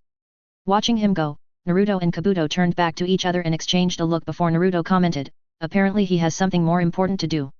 The statement was not seething but definitely spoken with derision. Kabuto did not say anything to defend or accuse Plagueis, but once he was sure that the Sith Lord was gone, he asked, did you find anything more about what I told you concerning Tatoin? Until recently I wasn't able to find much. I've tried to look through records, but all of the houses in that area were the same and your description didn't help me narrow anything down. Not too long ago, we received a mysterious signal that I have been able to trace to the sector that Tatoin is in. It was short, but I think that I finally have a name, Skywalker. Naruto informed the snake-like man, and Kabuto seemed quite interested in hearing anything further. I don't know or understand what his interest is in the family. The boy is years younger than I am and born while Plagueis was on Ebonis, so I can only assume that mother and child are of equal interest, or the mother is of more interest. It seems that he intends to monitor them, but for what purpose or goal, I still don't know. Until you mentioned what your summoned snake saw, I had no knowledge that anyone of interest to him existed on Tatoin. Naruto elaborated with an unamused face. Kabuto nodded warily as he refrained from saying anything further on the newly named Skywalkers. As he went over the information in his mind, he also couldn't make any inferences about what importance the boy or mother had. I take it that he simply didn't mention anything about the signal. Guessed Kabuto, and he was surprised when Naruto informed him, not only did he not mention it, but he erased it from the logs and apparently has set up the communication system so that future messages are not logged and are sent directly to his lab. Slight surprise was evident on Kabuto's face, and after a brief silence, Naruto changed the subject. What were your findings concerning the unique water samples that I sent you? Now that Plagueis had left, and was completely distracted by something, he could finally ask about one of his side projects that he had been meaning to inquire about. Kabuto's slight worry and unease was lifted at the question, and he smiled before he started to go into detail. Very interesting. The two samples you sent are identical in every way, save for their potency. So I take it that the Kolto taken from the warship on Mustafar is more potent than the sample that was recently purchased from Mainan. Naruto interrupted in order to get his question answered before he said anything further to Kabuto concerning what he knew of Kolto. Indeed it is, and by a significant margin. I'm not sure how much you know about Kolto, but I have done some research if you are interested. Offered the hollow projection. Though Naruto felt he already knew most of what Kabuto was going to say, or for that matter much more than Kabuto knew, he refrained from saying anything and motioned for Kabuto to continue. As you may or may not know, before the use of Bacta became prolific, several thousand years ago the galaxy used Kolto, which is a special form of water only found on the planet Mainan. It is almost indistinguishable from normal water and seemingly occurs naturally there. Kolto has similar healing abilities to Bacta while also sharing the same property of being unable to synthesize in any known laboratory experiments. It is believed by researchers that Kolto fell out of favor because Bacta was more powerful, but I also found information, which I was able to prove thanks to the second sample you sent, that Kolto was much more powerful in the past and has since lost its potency. Explained Kabuto in a very enthusiastic voice. Naruto smirked slightly at how interested Kabuto was in the substance and decided to elaborate a little further upon what Kabuto had said. The water is mined by the native Selkoth for sale, but for far less than the price of Bacta and to a significantly smaller market. This is primarily due to its lower effectiveness, as you said. Most aren't even aware that Kolto exists or can be purchased from certain dealers with good relations to the isolated Selkoth. What people, and also the Selkoth, don't know is that I think I have determined the source of the Kolto's creation, and it is not a natural occurrence. The statements elicited a response from Kabuto as he smirked as well lowered his gaze slightly. It was obvious that he wanted to hear more, so Naruto obliged. I know for a fact that thousands of years ago, Kolto did not exist on Mainan. When the Rakata conquered the planet, they did not find anything like Kolto in the ocean's depths. I believe its creation came about over the course of many thousands of years, and I think I know why the potency has declined. When Naruto stopped for a second, he could see Kabuto sitting on the edge of a seat that was invisible to him given that the projection only showed Kabuto's body. Deciding not to keep him in suspense, Naruto explained, when the Rakata fled the known galaxy, they had already created the star maps, one of which you found and recovered. These devices are able to completely regenerate themselves over time, even recovering their original data. In order to escape reprisals from the beings that they enslaved for many thousands of years, the Rakata destroyed or at least damaged the star maps to keep their home world from being found. Despite their success, the Rakata still died out, but over time, their star maps repaired themselves.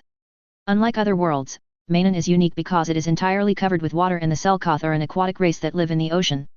I believe that over time, the water's contact with the regenerating star map caused it to take on the properties of the device. Kolto is denser than normal water, and thus the liquid stayed on the bottom of the ocean and pooled in a rift where it is still mined. The actions of the ocean currents caused the Kolto to circulate and perhaps even concentrate, with the healing effect becoming more pronounced and a large amount of the healing water being produced. At some point, the star map on Mainan finished repairing itself or began to slow down repairs as the outer device was complete and the memory repaired itself. It is these events that I believe marked the downturn of Kolto. Without the star map regenerating as much as it was, the water surrounding the device no longer was imparted with such a powerful regenerative effect. Thus the Kolto that was recently procured, is far less potent than that which was taken from the old warship on Mustafar. Kabuto took almost a minute to gather his thoughts and take in everything Naruto had told him. It had taken him a fair amount of time to perform his research, but he had been completely eclipsed. How exactly did you come by this information? Kabuto's tone was not that of someone who was snooping, but more of genuine curiosity. He really wanted to know how Naruto had managed to come up with such a theory and gotten information that he simply could not. Not prepared for Kabuto's question, Naruto quickly came up with an explanation that would hopefully sate the man's curiosity. The star map you helped recover from Tatoin contains some information about each planet that the Rakata conquered and added to their infinite empire. It made no mention of Kolto, and if it existed during their time, I would think it would be something worth noting. As for the creation of Kolto from Rakatan technology, there are a few similar examples in the galaxy of incredible occurrences. Kabuto seemed to accept the answer, but Naruto could tell that the man was not completely satisfied with the answers. Deciding it best to change the subject, Naruto inquired, what are the result of Kolto tests on Teiwa's cells?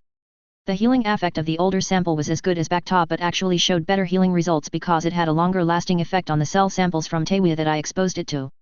Kabuto notified him, and Naruto then posed, so if I was able to create a more potent Kolto, it's possible that it could heal Teiwa better than anything else I've tried. I cannot be certain about the seal and the effect coming back, but there is the possibility that it could completely cure a sample of her cells. However, if your theory is true, how exactly do we use this information? If we damaged the star map on Mainan, it would presumably take thousands of years for the Kolto to become more potent, said Kabuto as he completed the teen's sentence and inquired about the application of such knowledge and technology. What we need is not the star maps but simply the mechanical regeneration technology of the devices. If I am correct in my belief, then it means that we don't need Mainan at all. Any water source could be used, and a combination of a greater amount of repairing technology and the dark side with water, could yield substantially faster results. Explained Naruto, and Kabuto smiled as he found that Naruto already seemed a step or two ahead. So you already have somewhere in mind and are able to create or at least copy this technology, stated Kabuto as he believed he already knew the answer. A planet near to where you are that is covered in water and has no inhabitants. The technology will be a little bit more difficult to come by, but I should be able to manage, admitted Naruto, and Kabuto shook his head and wondered why he wasn't that surprised at what he had just been told. Then please let me know when you get to the point of small-scale testing. I would definitely like to be included, stated Kabuto before he ended the transmission, and Naruto nodded in goodbye. Sitting quietly in his chair, Naruto went to the controls of the holo projector and quickly activated the transmission that was waiting. Gato, Naruto said in greeting as the short man appeared via the hologram and was seemingly present in the room, sitting in the chair that Kabuto's projection had just vacated. I waited quite a while on hold, commented the former shipping magnate, and Naruto gave him a dull look in response. Anyway, is the meeting still on schedule? Asked Gato, and Naruto inhaled and exhaled before saying, postponed, unfortunately. Gato's face darkened as Naruto could feel his anger and frustration growing. I feel the same way you do, and if you're expecting an apology, then you may as well throw yourself into a lava flow, stated Naruto as he sat up and straightened his posture in the chair. Then what exactly is your excuse? Asked the short man.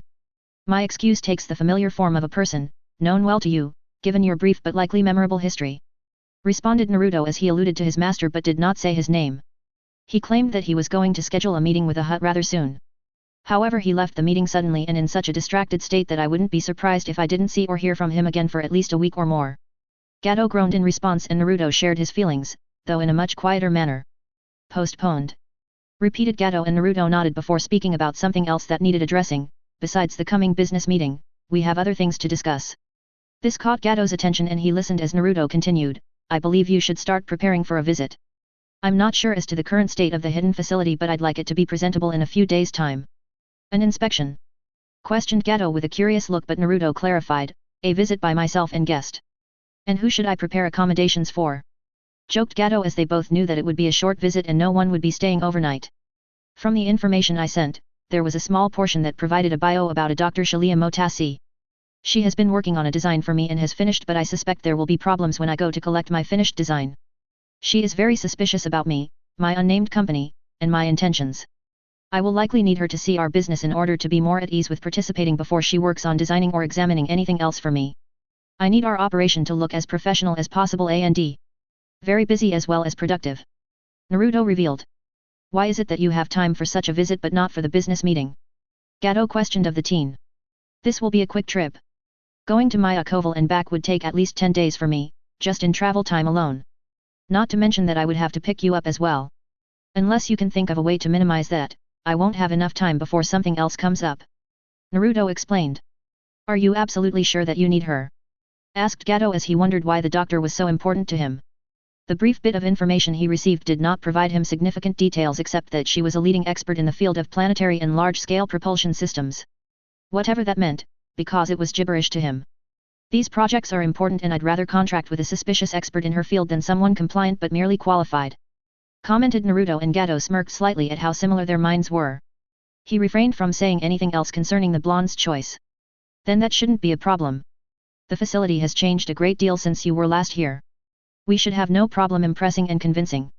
Explained Gato as he played with his mustache and gave off a sense of accomplishment over the work that he had done. Good. Unless something comes up concerning the Black Sun, I'll be heading to Byblos immediately. From there, I'll hopefully be going directly to Mustafar. I anticipate 3 days before arriving, if everything goes well on Byblos.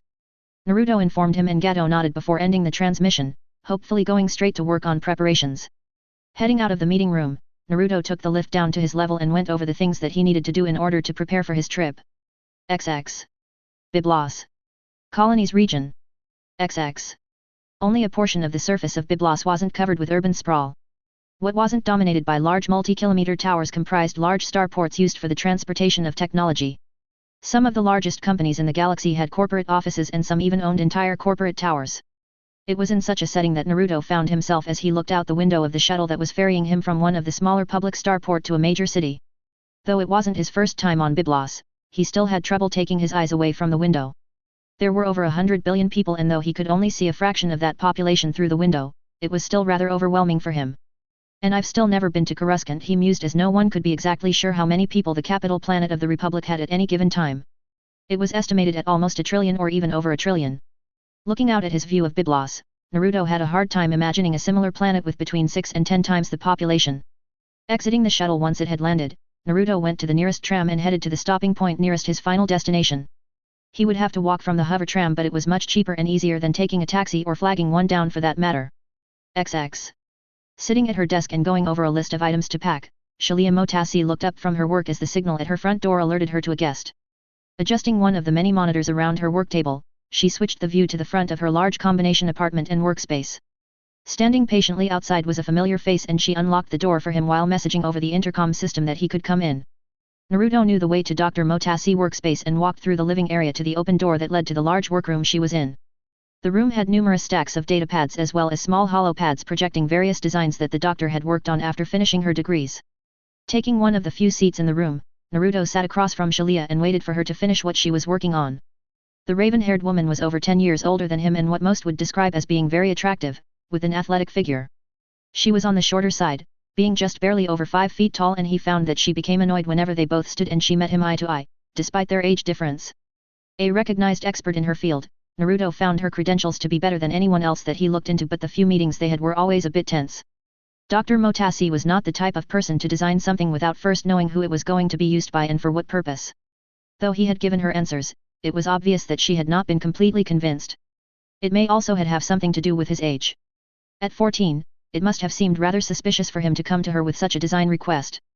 If Tanmitsu was able to create the designs that he wanted, then he wouldn't have needed to contract with her, but the Rakuten computer was only currently knowledgeable about the Rakata and their technology. Clearing off space on her desk and revealing a hollow projector at the center, Dr. Motasi looked up and acknowledged his presence. I see you've finally returned for the designs you requested. I seem to remember contacting you over a week ago, maybe 2 weeks, notifying you that I was done. Been busy, Mr. Rutshar. Naruto was unfazed by her slightly miffed tone, as he knew that punctuality was important to her, as were her designs. Being late and not returning her message swiftly implied disinterest in her work. She had poked fun at his age and immaturity during previous meetings, but he ignored her feelings on the matter. I assure you that I have been quite busy and could only just now schedule to meet with you and see the finalized designs. Naruto said while not breaking eye contact. I didn't hear an apology in there. Well, I suppose it's all right, considering that you paid up front and in full. Here are the designs that you requested and I'd like to go through them before turning it over. She stated, and Naruto nodded as she put a data chip into a slot on her desk and the designs were displayed on the hollow projector. As the lights dimmed slightly, displayed images emerged that were ring-shaped and of various sizes. The smallest being 10 or more meters, with the second largest being a few hundred meters and the largest being about 5 kilometers. Going over the request, Dr. Motasi began. When you came to me, you wanted designs for large hyperspace transport rings, most of these being the larger than any produced by the various shipyards and smaller companies in the galaxy. The largest of the requested designs being monumental in scale and likely bigger than any previous design in galactic history. She took a slight break in order to give him a look of confusion and questioning, similar to but lessened than the one she gave when he had first met with her and requested the design. Naruto merely gave her a large smile, and when the moment was over, she returned to the explanation. I have incorporated the solar ionization reactors in the larger rings, and I've also added the tractor beam projectors to the smaller designs. The largest ring incorporates your providing plans for a docking system, while the smaller rings make use of a more universal system to accommodate a variety of different ships. Though the explanation was over, and she was about to hand over the data chip, Shalia stopped the motion and asked, just for the sake of hearing the explanation once more before handing this over, what exactly do you intend to use these designs for? To the best of her knowledge and imagination, the designs couldn't really be used for anything morally reprehensible. The tractor beams on the larger rings could possibly be used to capture and move a ship, but that may or may not have been feasible. Her main concerns really were with the largest of the designs and with the given plans for the docking clamps. The teen clearly wanted it made to pair with something existing or that would eventually exist. That struck her as very odd because she couldn't come up with an idea of what object it might attach to. She considered a space station or large habitation sphere or platform, but ultimately what she really wanted to know was what a 14-year-old from Naples would need with a giant hyperspace ring. Giving an audible and visible sigh, Naruto pretended to remain calm while he suppressed his annoyance at having to explain himself, again. He originally considered using a henge or making himself appear older, but from what he found concerning Dr. Motasi, she was exceedingly intelligent and would likely look into whatever name or face he presented. It was therefore best to stick with his identity on Nebu. As I stated during our previous meeting, the rings will be used for a variety of applications. I intend to start a recycling and salvage company as well as a mining company. The smaller rings will be used to move salvageable debris to the recycling facility, and the larger rings will be slated for use on mining platform that I am in the process of building. Naruto explained, and Shalia gave him a scrutinizing look before asking, and what exactly are you mining from their platform that would require hyperdrive capabilities? Asteroids. Naruto answered, being not too quick with the response but also not showing any hesitation. The statement wasn't completely true, as the mining facility he was talking about did not require a hyperdrive ring. The largest of the hyperdrive ring designs would fit perfectly on his prototype and allow it to move across the galaxy, if he so wished. Asteroids. She said rhetorically. It was a new bit of information that the teen sitting across from her had failed to mention during the previous visit, or just conveniently left it out.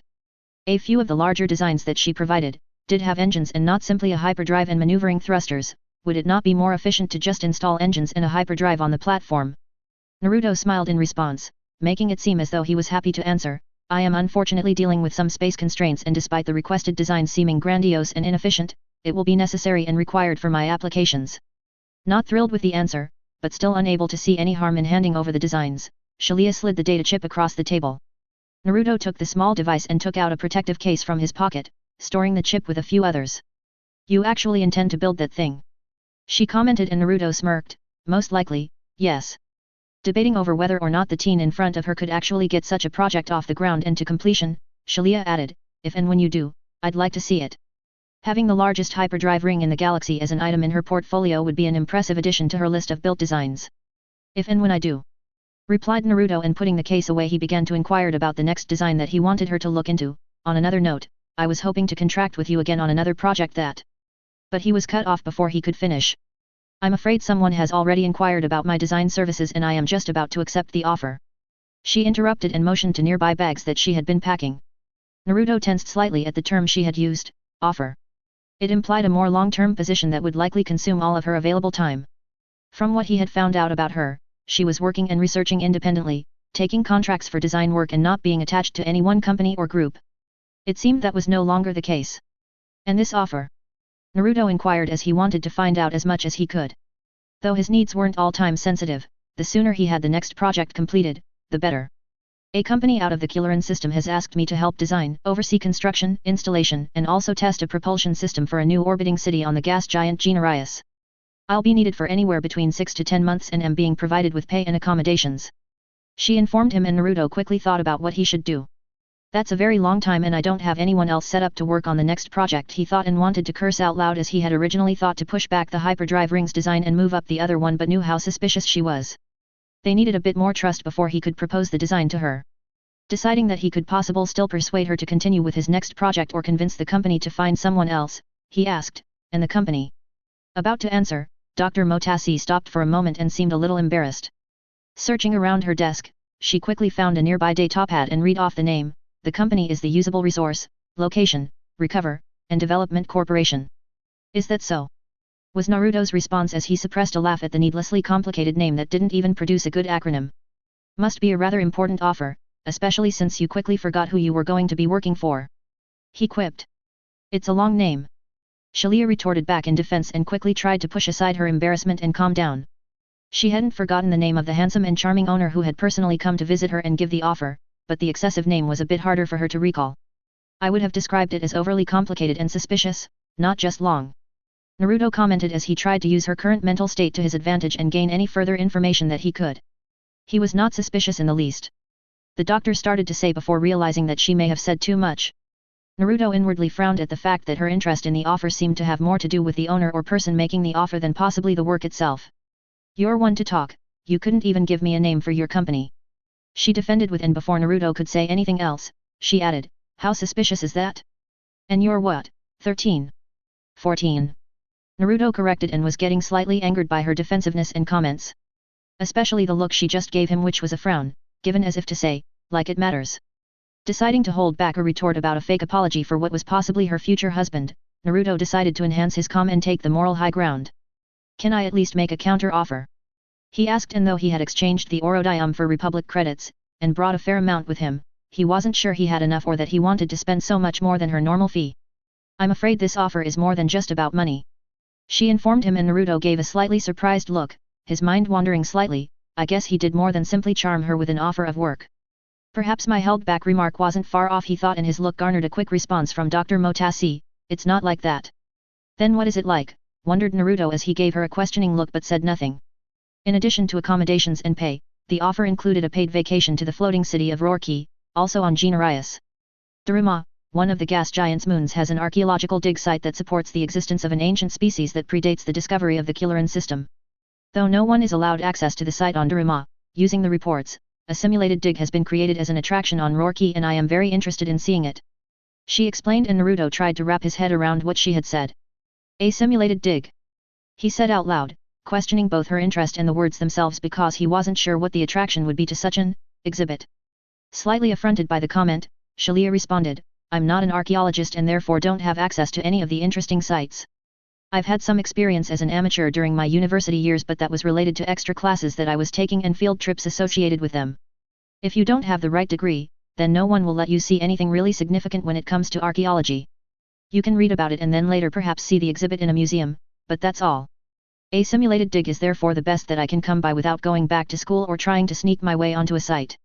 I'll therefore be going to the Killeran system and you can find someone else to help with your designs. Naruto was extremely surprised at the new information and ignored how angry she was with him. I didn't know that she had such an interest in archaeology. That would have been very helpful during my initial visit, but perhaps it still is. Naruto considered as he thought of a better plan to garner the doctor's help on his future projects. I really wish you had mentioned your interest earlier. Began Naruto as he tried to steer the conversation towards what he had in mind. It would have made a difference. She responded and was on the verge of asking him to leave. Perhaps it would have. Tell me, what particular field of archaeology are you interested in? He said and inwardly hoped that her answer was something that he could use. Slightly wary of why he was suddenly so interested in her hobbies, she relented and said, Xenoarchaeology. It was all Naruto could do to keep the triumphant smile off his face. He knew exactly what that word referred to. Xenorchaeology was the study of extinct or vanished civilizations, specifically through examining what they left behind. It included both humans, humanoids, and alien species. One of the narrower fields of archaeology as the galaxy contained a few different sites of ruins from former civilizations. A few of which I know about and can now use to my advantage. Naruto thought as he tried to figure out the best way to catch her interest. So, you would be willing to accept room, board, and an archaeological dig in lieu of a higher amount of credits? He inquired and tried to remain confident but calm about his intentions. Are you trying to tell me that you have access to an archaeological site? She asked with obvious skepticism, believing perhaps that he was lying. If your primary interest is xenoarchaeology, then yes, I have access to several such sites. Revealed Naruto, and he leaned back slightly as the statement caused Dr. Motasi to jump to her feet, with both hands on her desk, and yell, "Bantha shit! Don't lie to me, dot." Remaining calm after her outburst, Naruto offhandedly explained, "If I had known about your interest, I would have mentioned it earlier and have offered you unfettered and extended access to one of the sites that I know about." Scrutinizing him to an incredible degree, Dr. Motasi eventually demanded clarification, "Are you trying to tell me that suddenly and inexplicably you have access to a site related to xenorchaeology? A site that is the remains of a vanished civilization which is more than several thousand years old?" Naruto merely nodded in response and then gave her a big smile before saying, "I would wager that either of them is far more interesting than any simulated dig that the, whatever company is offering you." 2 sites. Shalia raged internally as he couldn't detect any lie from him. How does some vineyard owner from Nabo get access to 2 archaeological sites? She wondered and forgot about packing for the other job, wanting more information about what he was offering. "Let's say for a moment I didn't think you were lying, just what kind of site do you have access to?" she asked, humoring him but waited on bated breath for a response. If he wasn't able to at least give her the name of a site or civilization that she had ever heard about, then he was going to be thrown out her front door. Solarians and Seraphurians. Naruto simply answered, and he could tell that the words had an effect on the doctor. She hadn't expected him to have an answer that showed at least some knowledge of extinct civilizations. "I've never heard of Seraphurians," she quickly admitted and decided to sit back down in her chair instead of standing. She said nothing about Solarians. Naruto noted and knew that she was interested in them. "Well, I guess it can't be helped that you haven't heard of them. They only existed on a single planet in the Mod Del sector before it became tidal locked and they died out, in addition to likely other factors that played a role in the downfall of their civilization," explained Naruto, and he could tell that the Dr. Motasi was becoming much more interested, despite that she was trying to hide it. "Well, regardless of your possibly made-up civilization, I know definitively that you can't get me any site access to a Solarian dig site. They were wiped out thousands of years ago and all that remains are the foundations of their ruined cities on a handful of planets in parts of the mid and outer rim. The sites that have been discovered are strictly monitored and regulated. I've tried to at least be able to see them and I have contacts in the archaeological community but haven't been able to. You'd be arrested if you even tried to break into them," she told him and watched as the boy smirked in response. "You can get me access to one of these sites?" she questioned from the smirk, but Naruto informed her, "No, I can't get you access to one of those sites." Her response was a sharp inhale, and before she could try and toss him out of her workplace and home, Naruto added, "I discovered my own site that is related to their civilization." Stopping in her tracks, she eyed him before contesting, "I haven't heard about any recent discoveries. The last one was a decade ago. I haven't announced anything concerning the discovery that I made a few months ago. I'm the only one that knows about it. You wouldn't need to be granted access because I would simply take you there myself and no one would try to stop me, or you for that matter, from having complete access to everything that is there," revealed Naruto, and he watched her eyes widen at the information before adopting a wary expression. "How do you know it's Solarian? It could be any of a number of destroyed remains which don't even begin to date to the pre-Republic Solarians," she questioned, and Naruto started taking out his data chip case while he informed her, "I know because I found old star charts that specifically name it as such. The system is identified as the Sol system and the site is on the 5th planet from the Sun, Sol 5. Putting the inconclusive labeling aside, it takes months for expert archaeologists to properly identify a site as belonging to the Solarians. They have to sift through tons of soil and debris before finding some kind of artifact that wasn't destroyed which relates to their still undecipherable language or culture," she informed him, and Naruto removed a single data chip from his case before responding. "Well, I certainly didn't do any of that. There was no digging or sifting involved because all of the structures in the city are still perfectly intact," he said as he set the data chip on her desk. Shalia took one look at the chip and back to Menma before she grabbed it and put it in the data slot on her desk. The holo projector activated and numerous files were displayed. Opening some of the files, she first looked at a readout or telemetry, likely from a survey ship going over the site. She looked at recordings of the city in question from above and then detailed holographic imaging done of the entire city. It showed numerous buildings that were much smaller than the immensely tall skyscrapers of Byblos. The overgrowth is immense, she thought as she focused on the huge trees and areas where nature had gone unchecked for obviously several hundred years, if not more. The structures were all unique and didn't look that familiar to any architecture from the reports and holovids concerning ancient civilizations that she had looked through. Moving through other images and holo recordings, she finally came to street-by-street surveys done by probe droids. The probes had gone through the streets and digitally captured all of the buildings, surfaces, and imagery with their sensors for the purpose of rendering detailed holographic images. With this much, he could create his own simulated dig, she thought right before stopping on one of the views that showed lettering on a building. Definitely not basic, she noted and expanded the image as well as tried to get a better picture and detail of the writing. It was well worn but could still be made out. The writing also seemed vaguely familiar. Calm down and don't jump to any conclusions, she told herself and looked away from the recording, trying to find a data pad. Moving pads aside, she finally found the one she was after concerning professional papers that she had collected over the years. Finding the ones about Solarians, she sifted through many digital documents before finding one that presenting examples of the writing system discovered on a few artifacts from Solarian sites. Despite looking through so many sites, archaeologists had not been able to compile the entire writing and only had partial letters. Looking between the hologram and the datapad, she noted many similarities. The artifact on the datapad was small and merely a portion of a larger piece of building, but they definitely appeared related as a few of the letters used matched. Taking a few deep breaths, she remembered that she wasn't the only person in the room. Waiting patiently before her was the blonde-haired young man that suddenly brought up the information which still seemed a little too good to be true. He still could have made all this up, she thought, but something in the back of her mind told her that the site he found was still important. Even if it isn't Solarian, it still could be a significant find. Can I pass up a chance like this? My own site to examine without anyone looking over my shoulder or commenting on my methods and theories. And if it turns out to be the real thing? She considered and had a hard time not showing the emotions she was experiencing. Her heart was beating rapidly and she could hardly sit still in her seat. If this is a hoax, I'll... She began but wasn't sure exactly what she'd do and simply clenched her fists and glared, implying the possibility of strangulation. Since you already seem to be packed.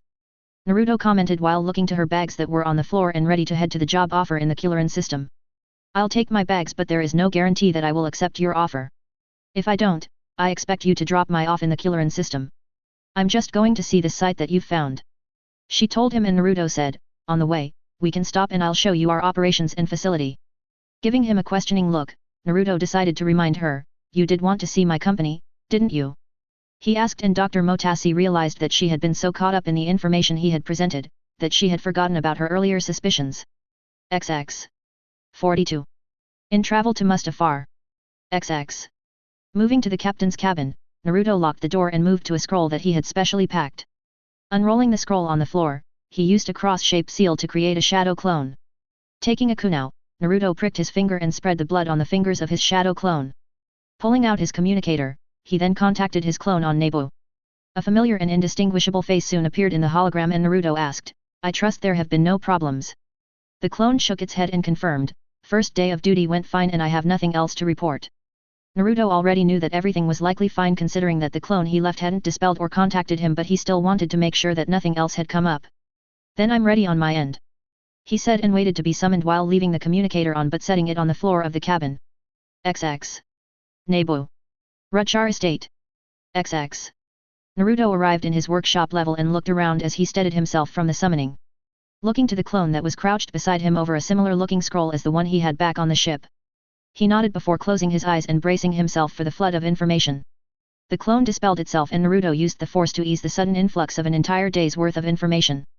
Shaking his head slightly and opening his eyes, he made a cross seal and created a new shadow clone to stay on Nebu and continue with his public service.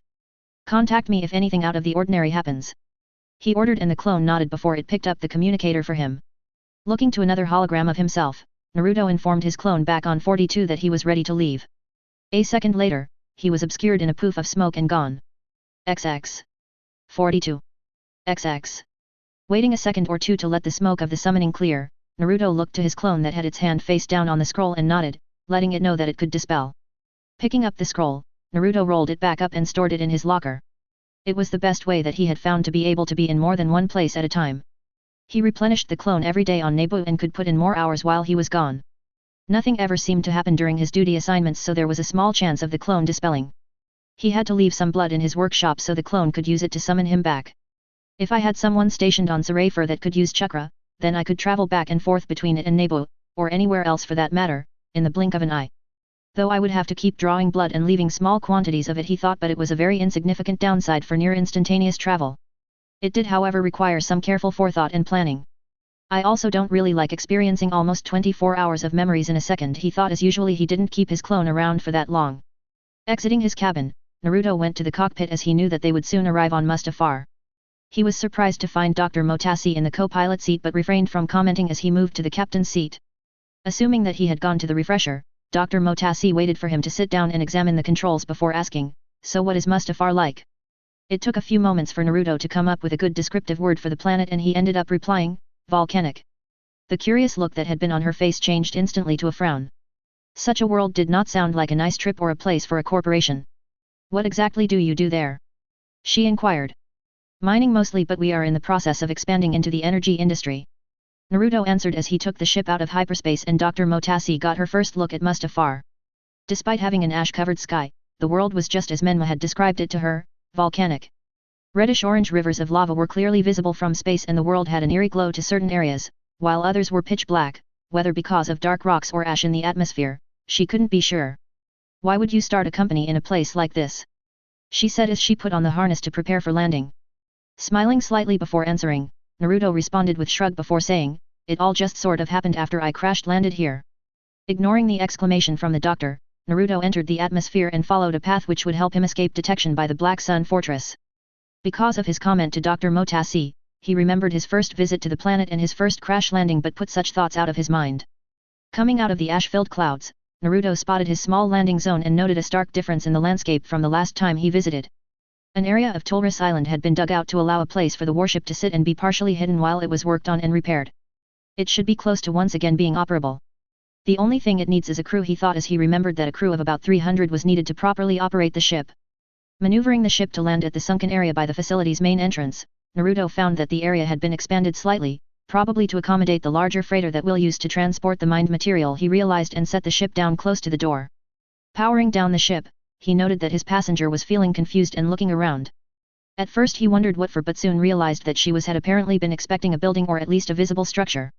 "This is your company and facility," she commented while removing the harness and peering out the window to get a better look at the only identifiable sign that something was there, a large pair of double doors.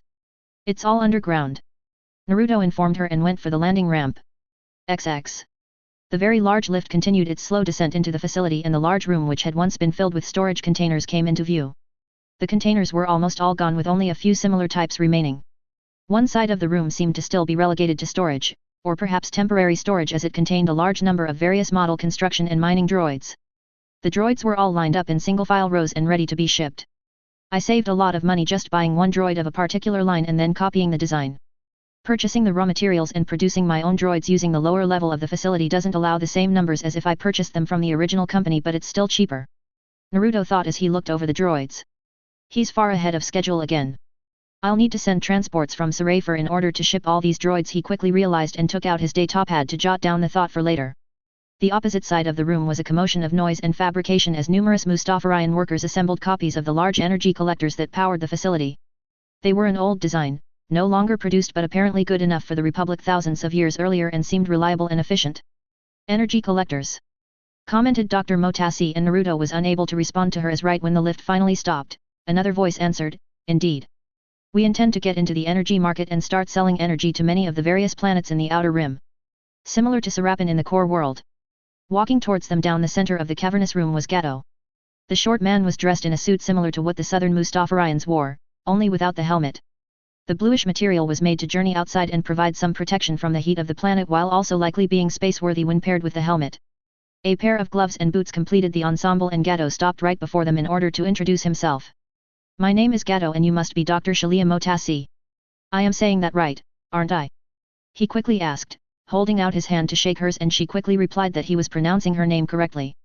"Well then, seeing as you've already met my business partner and primary investor, Menma, I'd like to show you around our facility." Gato announced, and taking the lead, he followed the center path down the large room and headed deeper into the facility while speaking about their operation. This underground structure was a failed mining outpost, abandoned when we found it, and in the last year we've made great strides at expanded and have started mining nearby lava flows for minerals. Right now we're only on Mustafar but plan to expand within the next year into the Mod-Del sector. I understand that you've completed the hyperdrive ring designs. He asked, and when she nodded yes, he smiled before saying, good, those will help a great deal for the salvage and mining operations that we're looking to get into. Moving slightly behind the pair, Naruto only partially listened to the lies and truths that Gato was telling Dr. Motasi and instead focused on seeing for himself what had changed in the facility. XX. Moving outside along a catwalk between the mining apparatus, Gato continued the tour of the mining portion of the facility. They had traveled the length of Tulris Island to one of surrounding lava flows that erupted on the opposite side of the protective mountains which kept the flat plateau of the island safe for the Tulris to nest. Gato had chosen the lava flow that showed the most promise and had the highest mineral concentrations. Several hundred feet beneath them was the flow, and he could see the bluish outline of the protective heat shield that kept the lower mining equipment safe from the constant heat coming off the lava. Naruto was rather surprised with how far work had come as he looked over the newly installed equipment. Some of the items were pilfered from Plagueis' former hideout, and no one, neither Sidious or his apprentice, had visited Mustafar in order to find out what had happened to the facility. They had simply written it off as a power or repulsor lift failure. They had already been shown the small droid production level which had nearly doubled in size since they had first found the facility. After the droid level, Gato had taken them to the space reserved for energy farming once the collectors were finished being built. As soon as we find a good buyer and have enough collectors built, I can set up transports to keep a constant flow of charged collectors heading out while the spent collectors are returned. A few collectors can supply power to entire cities of the more urbanized outer rim planets and would be much more economical than other options. Naruto thought as he slowed his pace to jot down a few more notes on his notepad. Just up ahead, he could hear Gato conversing with Dr. Motasi and mentioning the status of their company. Well, there's a good reason for that. Mustafarians don't really have a government structure like you may be familiar with. They just have a council that makes most decisions, and there's really no way for me to register a company because they don't care for written agreements. There's no taxes here, and I don't need any kind of license to operate a business. They have no use for Republic credits, nor do they really have their own form of currency. We have an arrangement for pay in the form of imported supplies. I've been given permission to operate this facility, but I have no documentation, just a verbal agreement with the Mustafarians Council. That's all they wanted. We're not doing anything illegal, mind you, but as you can see, we don't really have a company. Our mining product gets sold to an intermediary on Naboo, and our energy collection business might go through them as well or be sold direct. I can tell anyone I want that I've decided to call the company Gato Corporation, but there won't be any record of it even existing.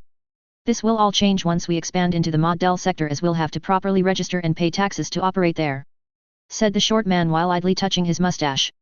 Seeing the understanding on Shalia's face, Gato asked, "He didn't explain any of this to you?" And he motioned back to the following blonde behind them. "No, he didn't." She replied and also glanced back, as if expecting Naruto to comment or speak up.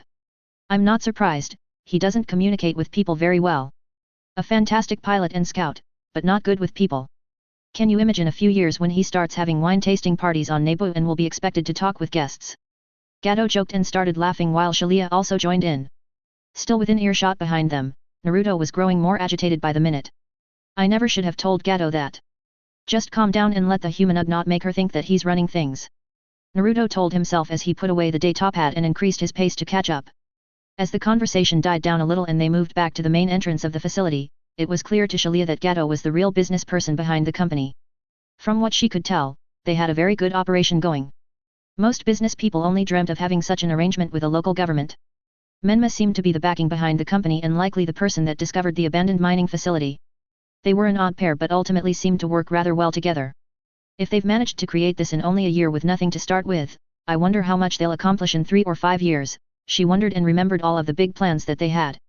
What Gato had told her, mostly concerning the seemingly isolated and overlooked Mod-Del sector, involved Tibana gas collection, asteroid and planetary mining, and a shipping company. Certainly they were thinking big and were determined to make it happen. Despite that, the man had glanced at her breasts several times during their conversations. She was feeling a bit more comfortable with the idea of working on future designs for Menma and seeing them come to fruition. "Now I can't wait to see this city," Shalia thought, and she absently moved a bit faster as they neared the large lift that led up to the facility entrance. XX. Outer Rim. Sol System. Sol 5. XX. After an uneventful trip from Mustafar, Naruto spoke very little to the seemingly ecstatic Dr. Motasi. She was very anxious concerning their arrival and seemed to be in her own little world, staying mostly in her cabin and poring over information from her datapad and his data chip. The Sol system contained 8 planets that orbited a yellow sun. All save for the 5th planet, dubbed Sol 5 in the Ricketan star map, contained nothing of interest. A few were barren rocks while 2 were gas giants and the rest were somewhere in between and none could support life. The 5th planet had a Type I atmosphere and close to standard gravity. Taking the ship into the atmosphere, Naruto looked upon and still wondered exactly why the majority of the planet's soil was orange. Aside from the strangely colored soil, the surface was dominated by a single continent with lakes and rivers but no real ocean. Aside from mountainous areas and forests, the planet didn't have swamps but did have several deserts and flat plains. Heading towards the only city on the planet, Naruto piloted the ship just outside the city limits and towards the prefabricated outpost that he had installed months previously. Upon finding the planet listed in the star map, he had managed to make time for a visit. It was about a day's travel along the special route that he had navigated and was considered part of wild space, not being part of the explored outer rim and also not close to the known region but near the edge of the galaxy. As he landed the ship, Naruto accessed the outpost's computer and looked over the sensor logs to see if anything had happened while he was gone. The logs were empty of any contacts or detection and he let out a breath that he didn't know he had been holding. There was the potential for the site to have great value to them and he wanted to keep anyone else from finding it. Leaving the cockpit, he went to one of the unused cabins and retrieved 2 environmental suits. The planet's atmosphere and conditions did not warrant it but there were other things to consider as well. A nearby cabin door opened and Dr. Motasi stepped out, asking, "Are we here?" Naruto found her looking slightly disheveled from her normal look but he guessed it was from spending all her time researching all the information she could in the hours it took to get from Mustafar to the Sol system. "We've arrived and I'd like you to put this on," he confirmed and handed her one of the suits. "Is there something that I should know about?" she inquired after taking the suit and looking it over. This is good quality and made for pretty dangerous conditions she thought and none of the material she looked through pointed to the planet requiring such measures. "You'll know soon enough. This is merely a precaution for the worst case scenario." Naruto tried to explain and for the moment, Shalia complied and leaned against the wall to put on the suit. XX. Stepping onto the hard rock surface, Dr. Motasi was confused as she only saw a single-story building that certainly did not look that old. Before she could comment, Naruto informed her, "Should you accept the offer, this will be the building that you'll be staying in. It is fully stocked for at least a year and is made for level 2 decontamination as well as being protected from radiation. It has its own solar panels on the roof, dedicated well with filters, and multiple portable reactors. There is a single-person ship with programmed coordinates for the nearest safe planet as well as 2 speeders for travel to the city in the small hangar. All the equipment that you should need, scanners, some probe droids, and an assistant droid are waiting inside." Shalia nodded in response, surprised at how well prepared he seemed to be. She hadn't expected an entire small facility being provided, nor equipment. "I was preparing a list of the items I'd need during the flight from Mustafar," she thought and decided to follow him into the facility to see what was there. Activating the control panel for the door, Naruto stepped into the airlock, followed closely by Dr. Motasi. As soon as the door shut, all of the air in the small interior room was removed and replaced before the other door opened and they proceeded into the decontamination chamber. As they walked, numerous devices completely sterilized the outside of their suits and cleaned their boots. Coming out of the chamber, they walked into a small locker room where Naruto started removing his suit and Shalia quickly did the same. Setting the suit into an empty locker, she noted that the small facility was likely made to house 5 to 10 people for long periods and had seen similar prefabricated buildings, though this seems to be more of a military version, she thought, and followed Naruto into the main room of the facility. The room was about 10 by 20 meters and had several doors to other rooms, which she was positive were for storage, cabins, and the hangar Menma had mentioned. Inside the large room was a transparent steel-encased workroom with numerous tables and equipment that she recognized.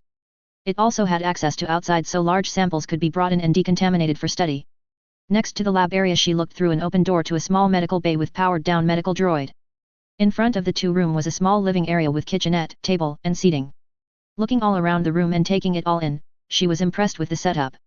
He's definitely serious about examining the city, she thought, and moved into the living area, crossing the floor towards a large transparent steel window, the only one in the facility. She stiffed a gasp as her eyes widened at the view from the window. Looking out the window, she had an amazing view of the city that she had spent hours viewing during the journey. The hollow projections were all very scaled down and so she hadn't fully realized the size of the city. It must be several hundred square kilometers and able to house a few million people, she thought, examining all of the building that were interspersed with the overgrowth of huge trees. The ship had evidently been parked in the back of the facility as she hadn't been able to see any of the large city she now looked down upon. The sheer size of it was larger than any other Solarian ruins ever discovered. If it could be verified that the Solarians had once lived here, then this would be the greatest discovery of their civilization ever, and even if it's not them, it's still a significant xenoarchaeological discovery. It's exceedingly rare to find a whole city and even rarer for it to look so intact, she thought as she kept her gaze upon the yet unknown city. I guess you could refer to it as the city hidden in the leaves. Naruto joked despite knowing that Jalea would not understand the reference. So captivated in looking upon the city, he wasn't even sure she had heard him.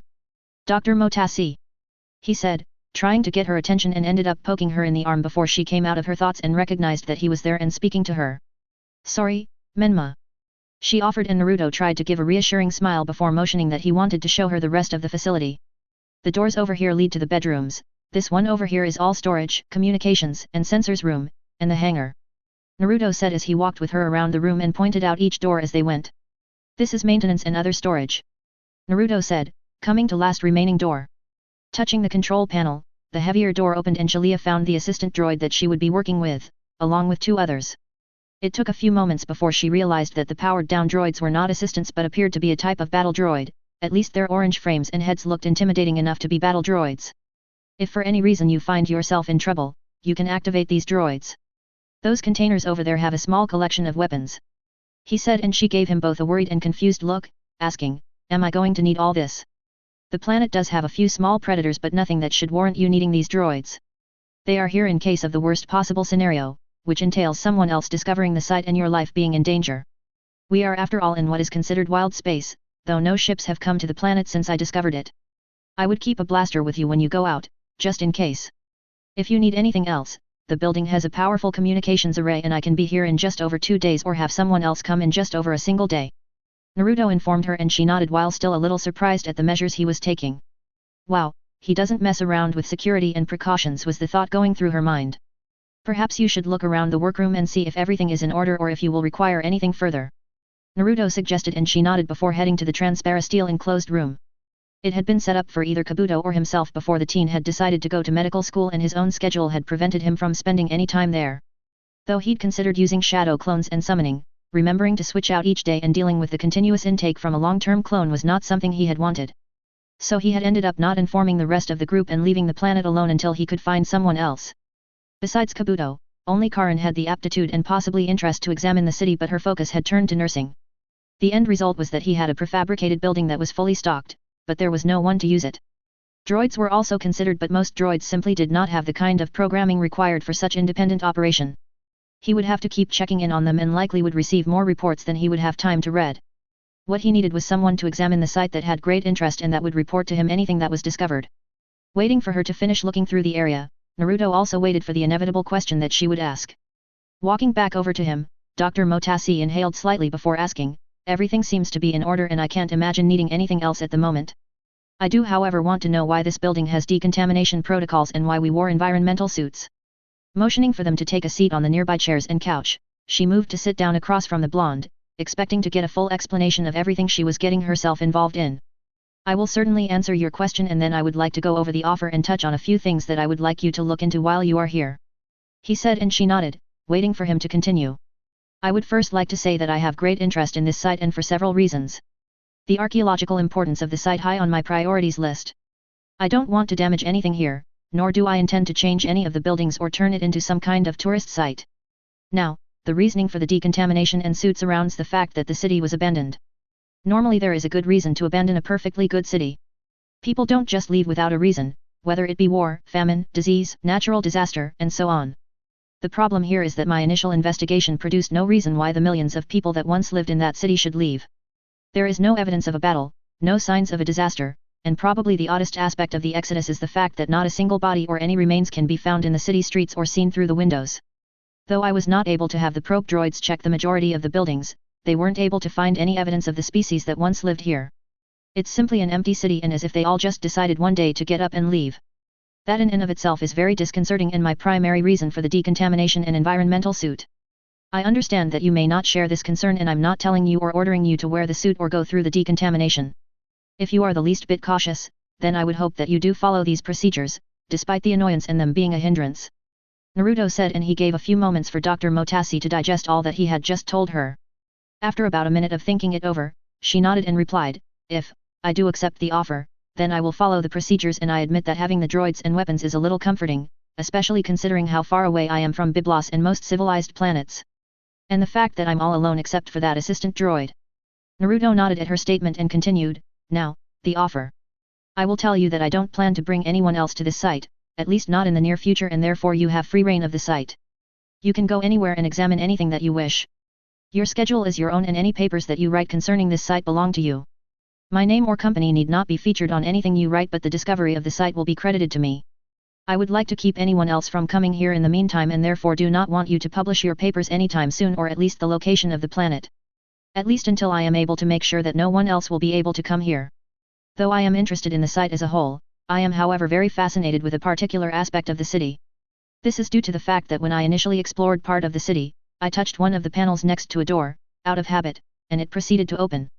You see, despite the site being centuries, and if my thoughts are correct about the former inhabitants, thousands of years old, the power is still on.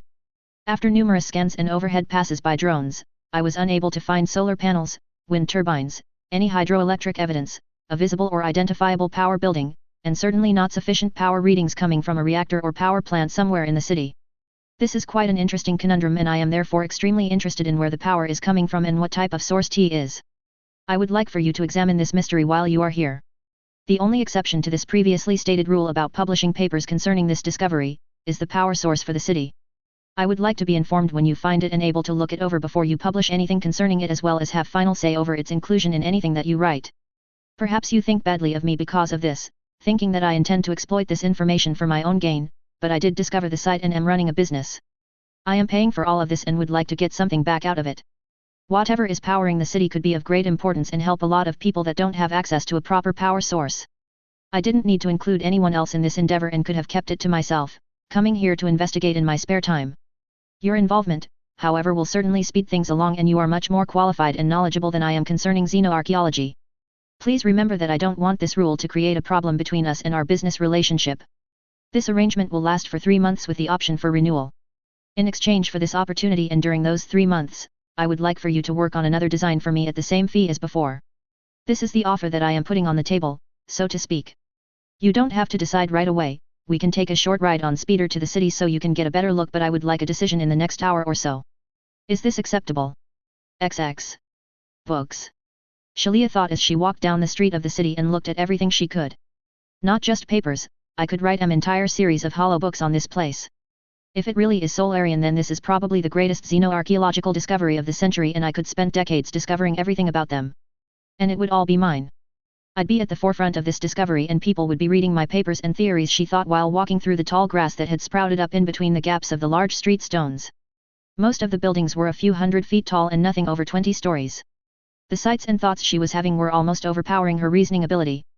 The city was certainly playing on her sense of wonder and making her more excited than she had been since her first archaeological field trip for one of her classes. Looking through windows, she could see that everything was left where it was. It truly is as though they just got up and left. Nothing is even knocked over or shows that they were in a hurry, she noted, and it did seem very eerie. The offer was incredible, the city was incredible, but she wasn't keen on his rule concerning the power source of the city. Could I really pass up this opportunity over that? Is it a deal breaker? She wondered, but looking upon the huge old trees that had once been small saplings which aesthetically lined the road, she thought perhaps that it could be overlooked. Turning around, she walked up the waiting Menma and asked, "What's the design?" The envirosuite wearing teen smiled and asked, "What do you know about interdiction field and theory?" XX. Mod Del Sector. Kuna's Eye System. XX. Quickly leaving the Sol system, Naruto left everything to Dr. Motasi and would have to wait before getting her first report or update concerning her progress. Though he had told Gato that he didn't have enough time for the meeting, now he wasn't so sure. Though I am looking at it through hindsight, he realized, as nothing new had come from Neres and his clone had nothing to report concerning Plagueis. Now I find myself in the Mod Del sector, but for something completely different than a meeting with the Arrow, he thought, and was nearly ready to exit hyperspace at the coordinates of one of his other projects. The Kuna constellation consisted of 8 systems and were all given names of the body parts which corresponded to whatever a Kuna or the Kuna was, which he could only guess it. There was a horn system, an eye, tooth, tail, fist, heart, scale, and finally gullet. Kuna's tail 3 was another name for Seraphir, and it was in the Kuna's eye system that he was currently traveling to. Given that only Seraphir was populated, the remaining systems were not only devoid of life but also for the most part unexplored, or at least no one really cared about them. Their names existed on star charts, but when he first looked at the constellation as a whole, he couldn't actually find out any details about each system and how many or what type of planets they contained. Naruto had however been very busy in the sector and using a slew of probes, had explored and documented most of the sector. It was one of the reasons why both he and Gatto had such interest in the Mod Del sector. He had better charts, knowledge, and records on the sector than any of the inhabitants did or likely that anyone else in the galaxy did. One of the interesting discoveries had been the Cuna's Eye system, which was different than all the other systems in the constellation. Instead of planets, a protoplanetary disk surrounded the blue giant known as Cuna's Eye. No planets had formed in the system and all of the material was still surrounding the Sun in a very large and flat disk. Unlike an asteroid belt, the disk was not chaotic and everything stayed relatively stationary as it slowly rotated around the Sun. The disk was comprised of small to medium asteroids, gases, and contained numerous metals, alloys, and minerals. It was therefore the perfect location for Project Foundry. Exiting hyperspace, Naruto arrived above the plane of the disk and sent out the required signal as he approached the largest asteroid in the disk. As the multi-kilometer rock got larger and larger in the cockpit windows, Naruto aimed for the side of the asteroid that showed part of an artificial structure and small docking area that jutted out from the partially constructed facility. The rest of the asteroid looked normal, but it was obvious that the portion he was heading for was a base or facility of some type which was being built into the asteroid. Rotating the ship and extending the side docking tube, Naruto felt the ship lurch slightly as the docking procedure was completed. Putting back on the environmental suit, he headed for the airlock. The space station was still being built and was exposed to the vacuum of space. The main focus had been on the interior production levels and not the outer superstructure or making sure the facility was airtight. While mining droids cored out the asteroid to make room for the facility, they gathered much of the raw materials for the construction droids to build the facility. Seeing as he had provided the proper signal, no guards were there at the airlock to greet him and instead a single, familiar-looking droid waited for his arrival. HKF-1 was the prototype of what he hoped would be a successful line of construction foreman droids. The droid retained the sadistic personality of the original HK but featured specialized construction management and analysis software taken from a slew of other droid models. The combination allowed for a harsh construction foreman that could keep track of every aspect of the project, and it also extremely disliked falling behind schedule. If it continued to work as well as it had been, then there would be many more of its line built and they would oversee all of his future construction projects. The black and grey-colored droid nodded slightly to his presence and spoke to him through a COMM link because of the vacuum. Greetings, Rasen. Your arrival was not previously scheduled or expected, is there a problem? Inquired the droid, and Naruto inwardly smirked because the usually distinct speech pattern of the original droid was purposefully absent on the prototype. No, EFF1. I was merely in the area and wanted to stop in to check how things were going. It has been some time since my last visit. Explained Naruto as they walked down the docking area towards the heavy double doors that sealed the main facility. As they went, Naruto could look through uncompleted sections and view space as well as portions of the disk. Indeed. I have noted that you prefer to see for yourself the completion level of a project rather than being satisfied with the updated reports I send. Commented the droid, and Naruto wasn't sure if it was simply speaking or an observation or annoyed with him about not being content with the information in the reports and wanting a visit. Making their way to the end of the hallway, the large blast doors slowly opened for their arrival. The thick doors revealed a long entryway into the facility that had been carved into the asteroid and was mostly covered with a more protective material for the walls, floor, and ceiling. Lining the entryway were tall pieces of untouched stone that had not been left by the mining droid and equipment. The original plans for the Rakatan space station known as the Foundry called for large statues in the image of the Rakata to be carved and adorn the wide entrance to the facility. There were also original pieces of asteroid that had been left along the walls for a purpose. He had been looking through his master's collection of ancient Sith texts, specifically ones concerning the building of tombs and other structures. The research was so he could get some ideas about how to properly decorate such an important entrance, what Sith runes to use, and also see what defenses he might use that didn't actually appear that dangerous but actually were. He had never been able to choose the decor before, as the estate on Naboo was already built and decorated. After walking through the unfinished hall, the droid led him to the main operations room for the facility, which was completely finished, unlike the rest of the facility, and where all information from mining and construction droids was relayed. Moving to the center of the room, a large hollow projector activated before them, and Naruto watched as the entire asteroid which housed his incomplete foundry was displayed on the screen in color as well as with great detail. We are currently at 15% completion of the facility, stated the droid, and it manipulated the image so it changed to an X-ray view of the asteroid, showing the key areas and the progress made by mining crews. Seeing all the tunneling which was done to acquire the most significant metal and alloy deposits in the asteroid, Naruto then looked over the construction areas and imagined what the facility would look like when it was done. The original foundry had over 12 production levels and was designed primarily as a droid fabricating facility. Unlike the Star Forge, it took in nearby asteroids, breaking them down and extracting the necessary resources to build whatever its user wanted. In addition to droids, it could build just about any mechanical part or device up to the size of a starfight in vast quantities and in minimal time. Current completion time? Naruto inquired, and HKF-1 quickly responded, at current speed and with current droid workforces, it is estimated that completion will take 4 standard years. However, in 3 months and 15 days, the facility will reach a level of self-production and the project completion time will rapidly decrease. The droid added, and Naruto understood what it was saying. When that time arrived, his foundry would be able to start droid production, probably as the first production level of the facility was completed. At that time, the facility would have the capability to build its own workforce as well as itself. This would drastically lower production time and free up Mustafar's droid production facility to focus on expanding their operations there. After the facility becomes self-producing, how long until it is at 100% production? Naruto then asked, and the droid took a moment to calculate before responding, approximately 1 standard year. Naruto smirked at the result but moved on to more pressing concerns that he had over security. Have there been any incursions into the system since my last visit? He asked but believed that he knew the answer. Negative, no unidentified ships have been picked up by continuous sensor sweeps. Stated the droid, and Naruto nodded at the answer. He was very thankful that no one had come to the system. There was always the chance of prospectors entering the system because of the presence of profitable materials in the disk. Even though rumors had been spread on Sarayfur of a dangerous pirate group taking up residence in the system, he doubted that would keep everyone away. What is your analysis of the facility's current defensive abilities? Asked Naruto as he wanted to know the droid's opinion and compare it to his own. The external defenses are non-existent and internal defenses are not complete. There aren't enough ships to make regular patrols of the space surrounding the facility, much less the system. The droid informed him, and Naruto frowned as the problem had existed since they started construction and would likely persist until the faculty was completed. The Rakata weren't big on protecting their facilities with weaponry. The foundry, like the Star Forge, relied more on its production ability to protect itself rather than defensive weaponry. Apparently the Rakata simply just didn't think they would ever be attacked, he thought. Despite having rotating patrols from his growing fleet on Sarayfur, they weren't enough to cover the system, and if someone got wind of what he was doing, then I may not be able to stop them from taking it.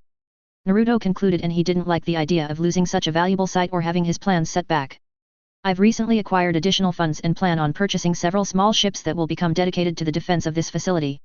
I also have someone working on interdiction technology, so if anyone does find this facility, they won't be getting away with their hyperdrive. He informed the droid and made notes to look into purchasing some droid-controlled or automated defense ships. The droid tilted its head to the side and looked slightly confused at his statement. Knowing what part it didn't understand, Naruto explained, an interdiction field has been historically used to prevent ships from entering hyperspace. It could target specific ships or an entire area and disable a hyperdrive from opening a hyperspace window. The technology, however, has not been used for centuries, possibly even several thousand years, and most have never even heard of it. I only discovered the technology by accident while looking through the Rakuten computer's database. It recorded every design that the original Star Forge produced, and one such design was a 600-meter-long cruiser that bore the same name as the technology, the Interdictor-class cruiser. Unfortunately, the computer predicted that based upon its scans of my transport ship and hyperdrive configuration, that the technology may no longer be efficient or particularly effective. It wasn't able to suggest how to make it effective because it doesn't have the detailed knowledge required concerning modern hyperdrives or interdiction technology. However, I now have someone working on it and will hopefully be able to build a device in the near future. The droid nodded in understanding and proceeded to add the information to its memory, for future application or addition to the facility. Looking over the image of the incomplete space station, Naruto compared what he was seeing to his memory of the facility that Tanmitsu had showed him. There was still much to be done. Despite its amazing production abilities, the completed foundry would have a difficult time helping to build the prototype, given how small the pieces were that it could produce. Instead, he planned to cater toward its strengths and have the foundry relegated to build all the droids that he would need. This amounted to the production of hundreds of thousands of droids and possibly even millions, given what he required to complete construction of his miniature Star Forge and for his other projects. I'll need various construction droids, mining droids, salvage droids, labor droids, and likely battle droids, he thought, and knew that he still wasn't sure as to the exact number of each. He also had to decide which models to use out of the many choices available to him or come up with his own designs. XX. Nebu. XX. Appearing in a cloud of white smoke, 42 sat quietly in the hangar on Nebu before Naruto lowered the boarding ramp and exited the ship. Naruto looked at the clone that had summoned the entire ship back to the estate and nodded that it could dispel.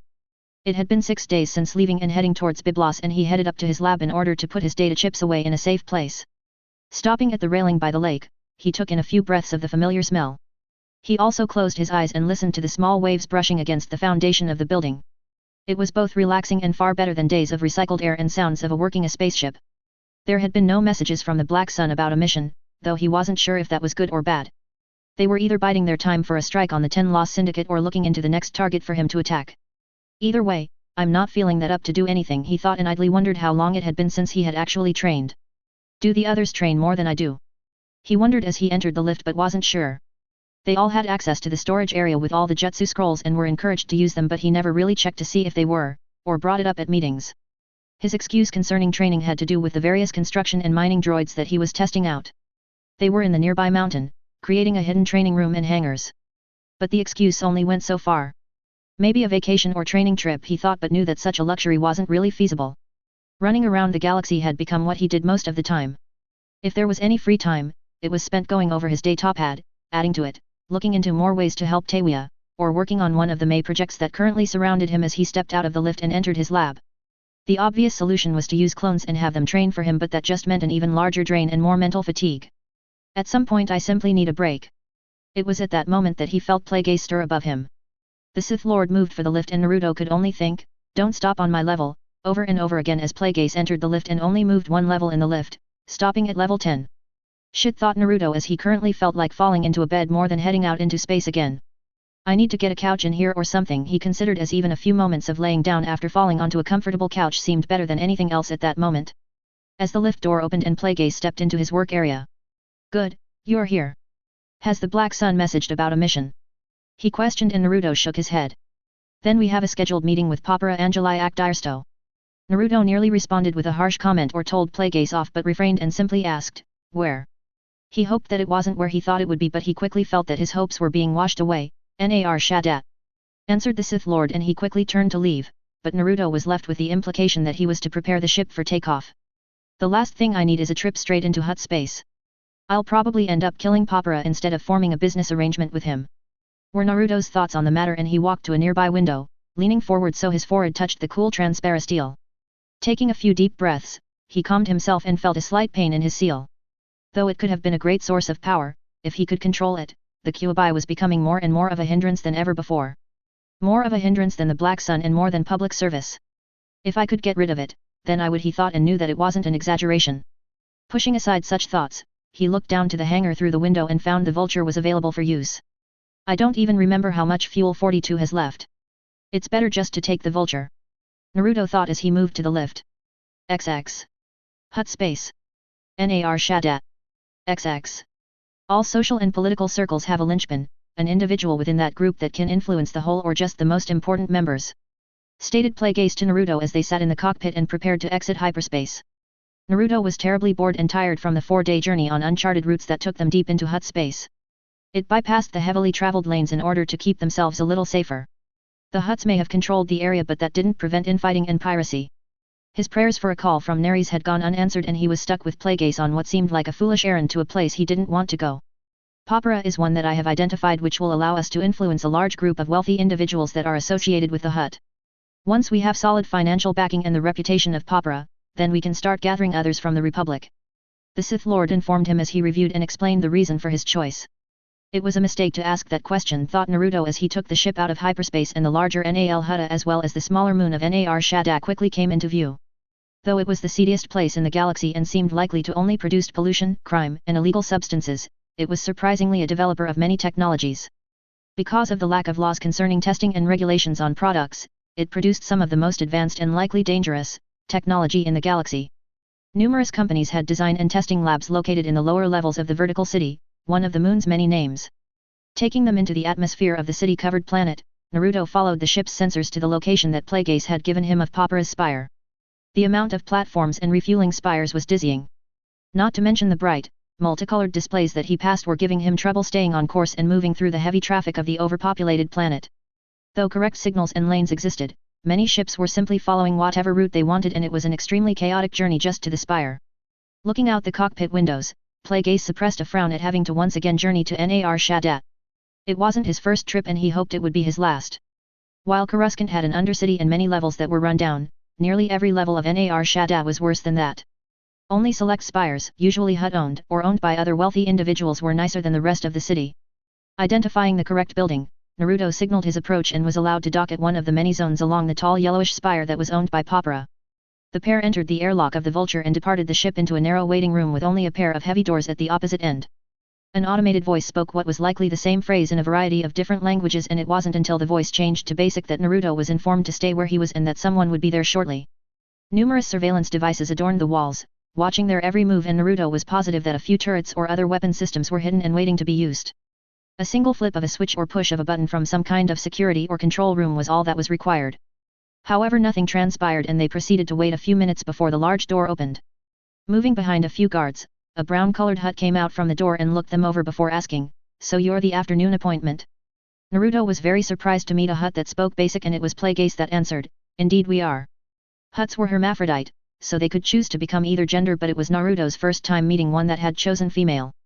Outwardly, there were no signs that showed any difference between the hut he was looking at the other huts he had met. Only the voice was different, and he wondered how many huts ever took the time to learn to speak basic. "Then I bid you greetings on behalf of His Excellency Papara. I am Vego, Major Domo of for Papara," the brown hut said to them. Pushing something on her datapad, a part of the nearby wall started moving out. The segment was waist high and revealed a collection of empty bins. "Relinquish all weapons and you can have them back when you return," the newly named Vego said, and neither produced any weapons or devices. Pushing something else on her datapad, Naruto could feel that he was being scanned in some way, and Vego examined the result on her datapad until she was satisfied that they posed no threat. Giving a look the surrounding guards, they moved to stand along the wall, providing a path to the doors. Naruto and Plagueis moved to follow Vego, and they entered what Naruto quickly realized was actually a large turbo lift. Made for several huts to fit comfortably, he thought, as he could feel them moving up. A hut is a major domo. Naruto mentally posed to Plagueis as the idea of a hut acting in such a capacity seemed strange to him, and he therefore questioned it. While there was a semblance of a hierarchy in each clan, he pictured them more as operating separately and following but not serving the clan leader. "I'm not sure this Vego is from the Angeliac clan.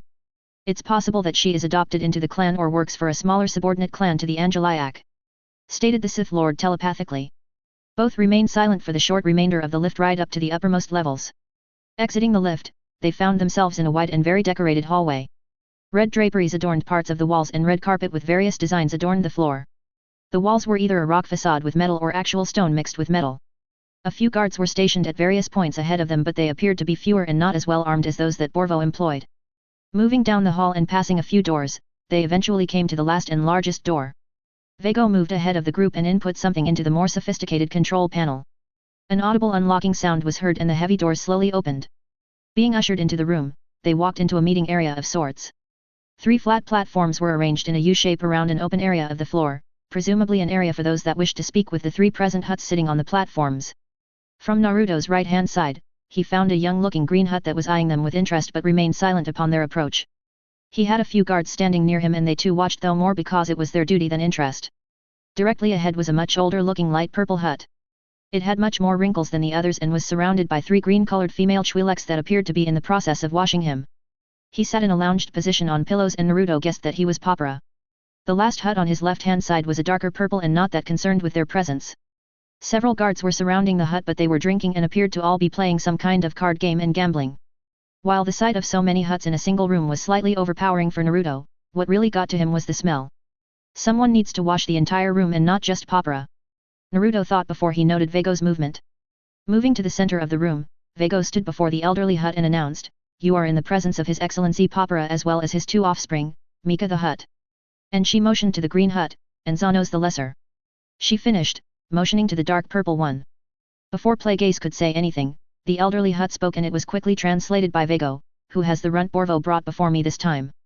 "Well, this is starting off well," Naruto commented internally before saying to Plagueis, "I guess Borvo doesn't have as good a relationship as he told you he did." Though he kept his face from showing any concern at the words. "Relax, I can handle this," the Mutin replied back before saying, "Great and mighty Papara, I have come to meet with you through Borvo in order to discuss a business opportunity." Something about what Plagueis had said instantly caught the elderly hut's attention as he leaned forward to eye them, specifically Plagueis, with renewed interest. The hut squinted with what were likely diminished eyes before he started laughing. A look of recognition. Naruto wondered before the hut made a motion with his hand, which was accompanied with a grunt. The guards in the room instantly reacted and bowed slightly before they began to leave. "Something's up," thought Naruto to himself as he had tensed with the motion of the guards but wasn't sure what was going on. He glanced to a tense Plagueis to see if the former Mutin would say anything or urge him to act, but the Sith Lord said nothing. Once the guards had left, Papara looked directly at Plagueis and began speaking. The majority of the words were gibberish to Naruto, but he did recognize a pair that he had heard before, Hugo Damask. Though trying to refrain from showing any recognition, Naruto began to prepare himself and thought about which jutsu would be effective against the hut, should he need to kill all 3 of them. Plagueis on the other hand was surprised more than anything and ignored Vego as she repeated Papara's words in basic. Did you not think my old eyes and ears would recolonize you in that disguise, Hugo Damask? It was at that moment that Plagueis realized what had happened. He had attuned the vocabulary to something close to his original, mostly so that when he spoke, it at least sounded similar to his old voice. Bad hearing combined with poor eyesight of the tall form before him had led Papara to guessing Plagueis's identity. They previously knew each other and had done business on several occasions, but he never thought it would be Papara that would recognize him. Even Borvo had no idea who he was. The last thing he wanted was to be recognized. I suppose it makes sense, especially with my voice alteration and the fact that this Mustafarian body greatly mirrors my Mutan form, thought the Sith Lord before he messaged to Naruto to remain calm and not try anything. I'm afraid this is no disguise, Papara. Though I will congratulate you on recognizing me. Even Borvo did not suspect who I was, but I suppose that is what comes with almost 900 years of experience. Revealed Plagueis, and his statement was met with surprise from all but Papara, who laughed a deep laugh in response. What exactly are you doing? Inquired Naruto, and Plagueis told him to follow his lead. Able to understand Hutus, Plagueis listened to Papara's response. Not a disguise? How long has it been and who have you brought with you? Inquired the Hut, and Plagueis took no time in forming his response. I have been through a great deal since our last meeting at my gathering on Sojourn, I believe it was. As to the boy next to me, I am currently acting as his advisor. The Hut seemed both surprised and curious by Plagueis' answer, and he soon elaborated. Not long after our last meeting I was nearly killed in an assassination attempt. Hanging on to life, I went into hiding in order to recuperate. Unfortunately my attackers proved extremely capable and sabotaged my ship. I ended up stranded on an unknown planet for the next 15 standard years. During that time, I encountered this boy. Though young, he is an accomplished scout and pilot, having saved me from being stranded. I in turn vowed to help him regain his ancestral estate on Naboo and increase his standing in the galaxy. Always with a scheme or backing someone influential. You've come to do business with me, yet my memory is still quite intact, Damask. I remember our last meeting and the problems that followed. You didn't follow through with our arrangement and then disappeared. Why should I trust you again? Demanded the Hut in a louder and more forceful voice than before. I do not deny the problems that I have likely caused you, but again, I was unable to do anything as I clung to life and remained stranded. I apologize for causing you financial grief and ruining the arrangement. Said Plagueis as he thought about what to do next. He noted how the Twi'leks were looking at him and Naruto, then one of them went to Papara's side and whispered something into his unseen ear. At first Plagueis thought perhaps they had some influence over him, but neither offspring of Papara found it strange. It wasn't hard for Plagueis to extend and amplify his hearing with the Force, and he instead found that the Twi'leks were informing Papara about him and his intentions. Realizing what was going on, he opened the mental walls around his mind and told Naruto, open your mind to them. What? I don't even know everything that's going on right now. Naruto admitted, and so Plagueis quickly explained, the Twi'leks watching him are force sensitive and reading into our intentions as well as determining if either of us is lying to him. Open your mind so they can sense our truthfulness. Though hesitant, Naruto relented and he could barely feel the three passively reading him. He hadn't even felt it before, likely because they weren't properly trained and his mental defenses were solid, but now he noted that they apparently possessed quite a bit of natural skill and subtlety at it. I didn't even consider that they were force sensitive, he thought as he pushed certain thoughts to the back of his mind and only allowed them to glean what he wanted of his true intentions. Actively monitoring the Twi'leks, Naruto could see that things were going south and that Papara was still wary of them. Having seen that Plagueis was willing to go so far as to reveal his hidden identity, Naruto decided to step in and felt that he could tip the scales for them. Since my advisor has wronged you, in order to make up for this, Your Excellency, I propose a task or some method or repayment through which we may garner or regain your trust. Then we can move past former dealings and hopefully into the opportunity that we are bringing to you. Suggested Naruto, and both master and student watched the Hut as much as the Twi'leks in order to see if the suggestion would work. An interesting tactic. Plagueis thought concerning his student, though reluctant, I would even be willing to part with one of the funeral urns to make sure I keep my identity hidden and make this deal go through. Papara laughed deeply and smiled slightly at the teen's suggestion as well as what presumably one of the girls was telling him. He spent almost a minute thinking over his decision before finally speaking. While Plagueis understood the words, Naruto had to wait for Vego to translate. The great Papara agrees to the terms presented and wishes for you to obtain an item for him. Such a task will be sufficient to repair the damaged and regain Papara's trust, help him forget about the financial loss and harm to his reputation. He would therefore like for you to obtain for him an operational lightsaber. The revelation was met with surprise around those still present in the room. Even the Majordomo Vego was surprised at such a request. Naruto raised an eyebrow and he could feel similar emotions coming from his master at such a request. Seeing that all eyes had turned on them, Plagueis bent down and pretended to converse with Naruto about the decision and task given. This will be relatively easy for us to accommodate but risky after it leaves our possession. Naruto nodded and replied, I don't even understand why they want it. Simply because it's so difficult to acquire one? You must have really caused him problems. Plague Ace ignored the last comment and stood to his full height before saying to Papara, the task that you have asked of us is acceptable. We will acquire this item for you and I will not ask who it is for or what you intend to do with it, but I do ask in return that you do not use my name or inform anyone else that I am still living. I still don't know who wanted me dead and do not wish for them to come and finish the job. Papara's eyes, along with everyone else's, widened at the task being accepted. This told both Naruto and Plague Ace that it had likely been given to them because Papara did not think it could be done. An impossible task to get them to decline and leave. It wasn't until the Twi'lek whispered to him that the statement was truthful that the elderly Hut smiled and nodded to them, apparently very pleased that they could actually do it. Speaking again, Vago quickly translated, if you acquire this for me, then all is forgiven and I will listen to what you both have to say. Is 1 month enough time? Yes, 1 month should be enough. Responded Plague Ace and Papara motioned to Vago, who made a note on her datapad, likely scheduling another meeting in exactly a month's time. After that, the Sith Lord took the hint and bowed before leaving and Naruto quickly followed suit before commenting to his master, you didn't even give my name or allow me to introduce myself. Perhaps that is for the best right now. We must discuss the outcome of this meeting and determine what is best to do.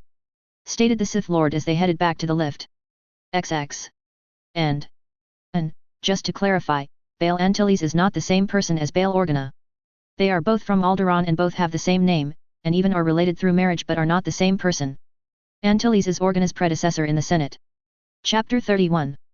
XX. 35 BBY current year. Chapter XXXI. XX. In travel from Nar Shaddaa. XX. Taking the same route back to Naboo, Naruto reviewed what had happened during the meeting.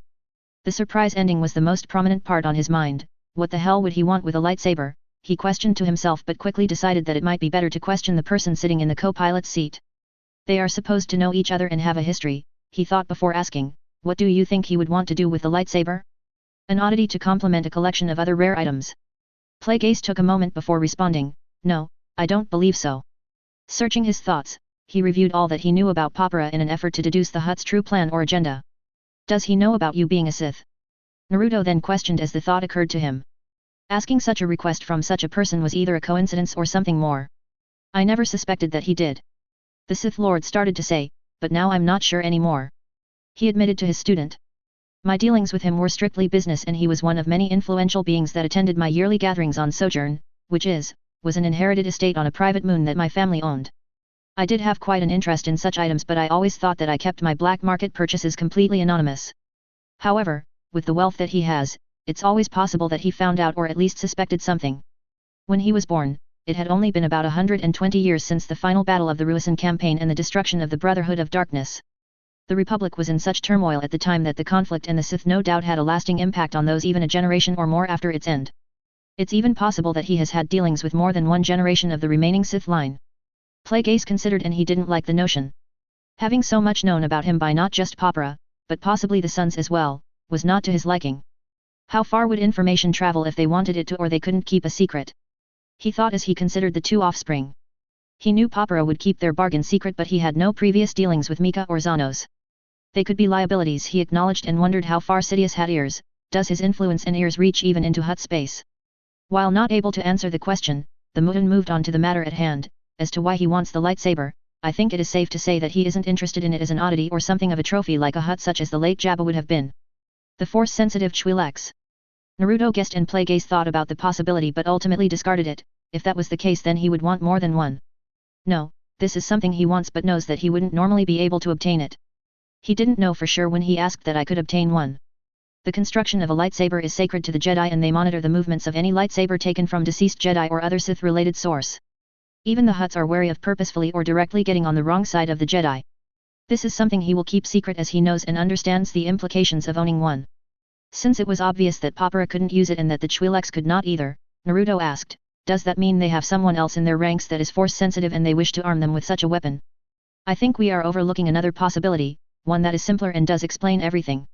Plague Ace began and Naruto turned to better hear what his master had to say. He seems no stranger to force sensitivity, especially with the 3 Twi'leks, and he does have 2 sons. A force-sensitive Hutt. Naruto said with surprise evident on his face. Plague Ace nodded to say that he was serious and said, rare they are, but it does happen. The Hutts are not inclined to ever send one of their clansmen away to be trained in any way and especially not to the Jedi Temple. Papara gains his wealth through legitimate means, which makes him different from most other Hutts, but a Jedi Hutt would be the antithesis to all other Hutts in the galaxy.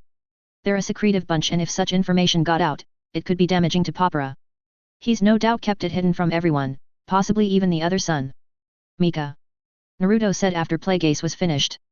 It was not his guess as to the identity of the Force-sensitive son, but rather what he believed to be true given what he had seen of both sons. He is certainly the more likely of the two, unless the dimmer Zano's is more deceptive than he appears. Mika's form is slimmer compared to his much larger brother Zano's, and I would say that he seems more athletic than most other Hutts. This implies that he keeps himself fit or perhaps trains regularly. There cannot be many options for training to use the Force, as the Jedi keeps a close eye on any Force-sensitive groups. He therefore probably is left to try and train himself. I would go so far as guessing that he has already tried to build a lightsaber and failed, going by intuition rather than actual knowledge, but ultimately he won't know the key aspects to the construction and crystal tuning. Stated Plagueis as he revealed his thoughts and what he could surmise from his own intuition. So Papara is looking to get a lightsaber for his son. What exactly does completing this task entail for us? Asked Naruto while he sat back in the seat, wondering how much more of his spare time fetching a lightsaber for a Hutt would take. There are several ways to complete this task, with some putting us more at risk than others. Stealing a lightsaber from a Jedi is the most risky and therefore should not be undertaken. That leaves building a lightsaber, as the odds of us finding one on the black market to purchase are close to zero. While I used to have a collection of lightsabers, both Sith relics and those taken from Jedi, that collection has probably been added to my apprentice's compendium. Likely hidden away somewhere safe where no one would know to look or even find by accident. Responded the Sith Lord to his student. So we build one. That shouldn't take long at all. I have a few leftover synthetic crystals from the last batch I created and spare components. Commented Naruto as he started planning on how to make the new lightsaber. No, that would be too risky, Plagueis quickly responded, as he thought about their other options. While a red-colored lightsaber does not always mean Sith, a synthetic crystal will tell the Jedi that it was from a Sith, and they would be very interested in discovering where it came from.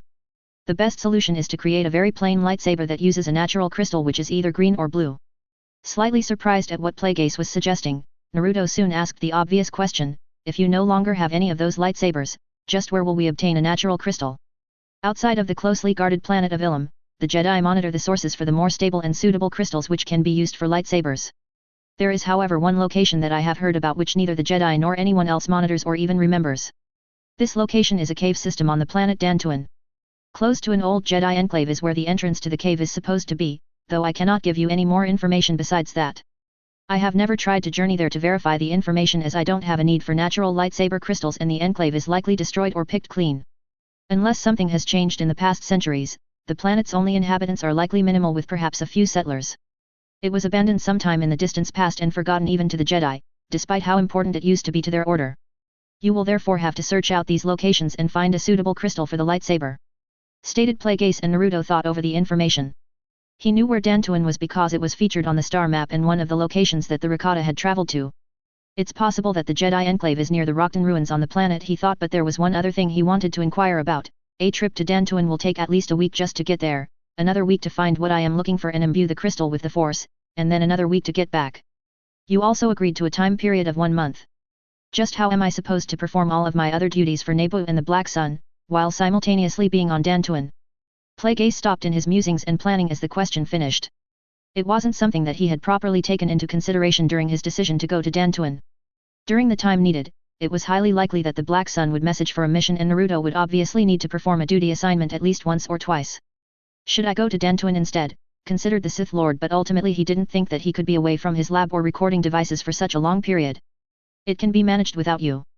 I'll have someone else fill in on duty assignments, and if a mission comes up, I'll go myself with one of the others in your guise, reasoned the Sith Lord, and Naruto turned back to focus on his piloting.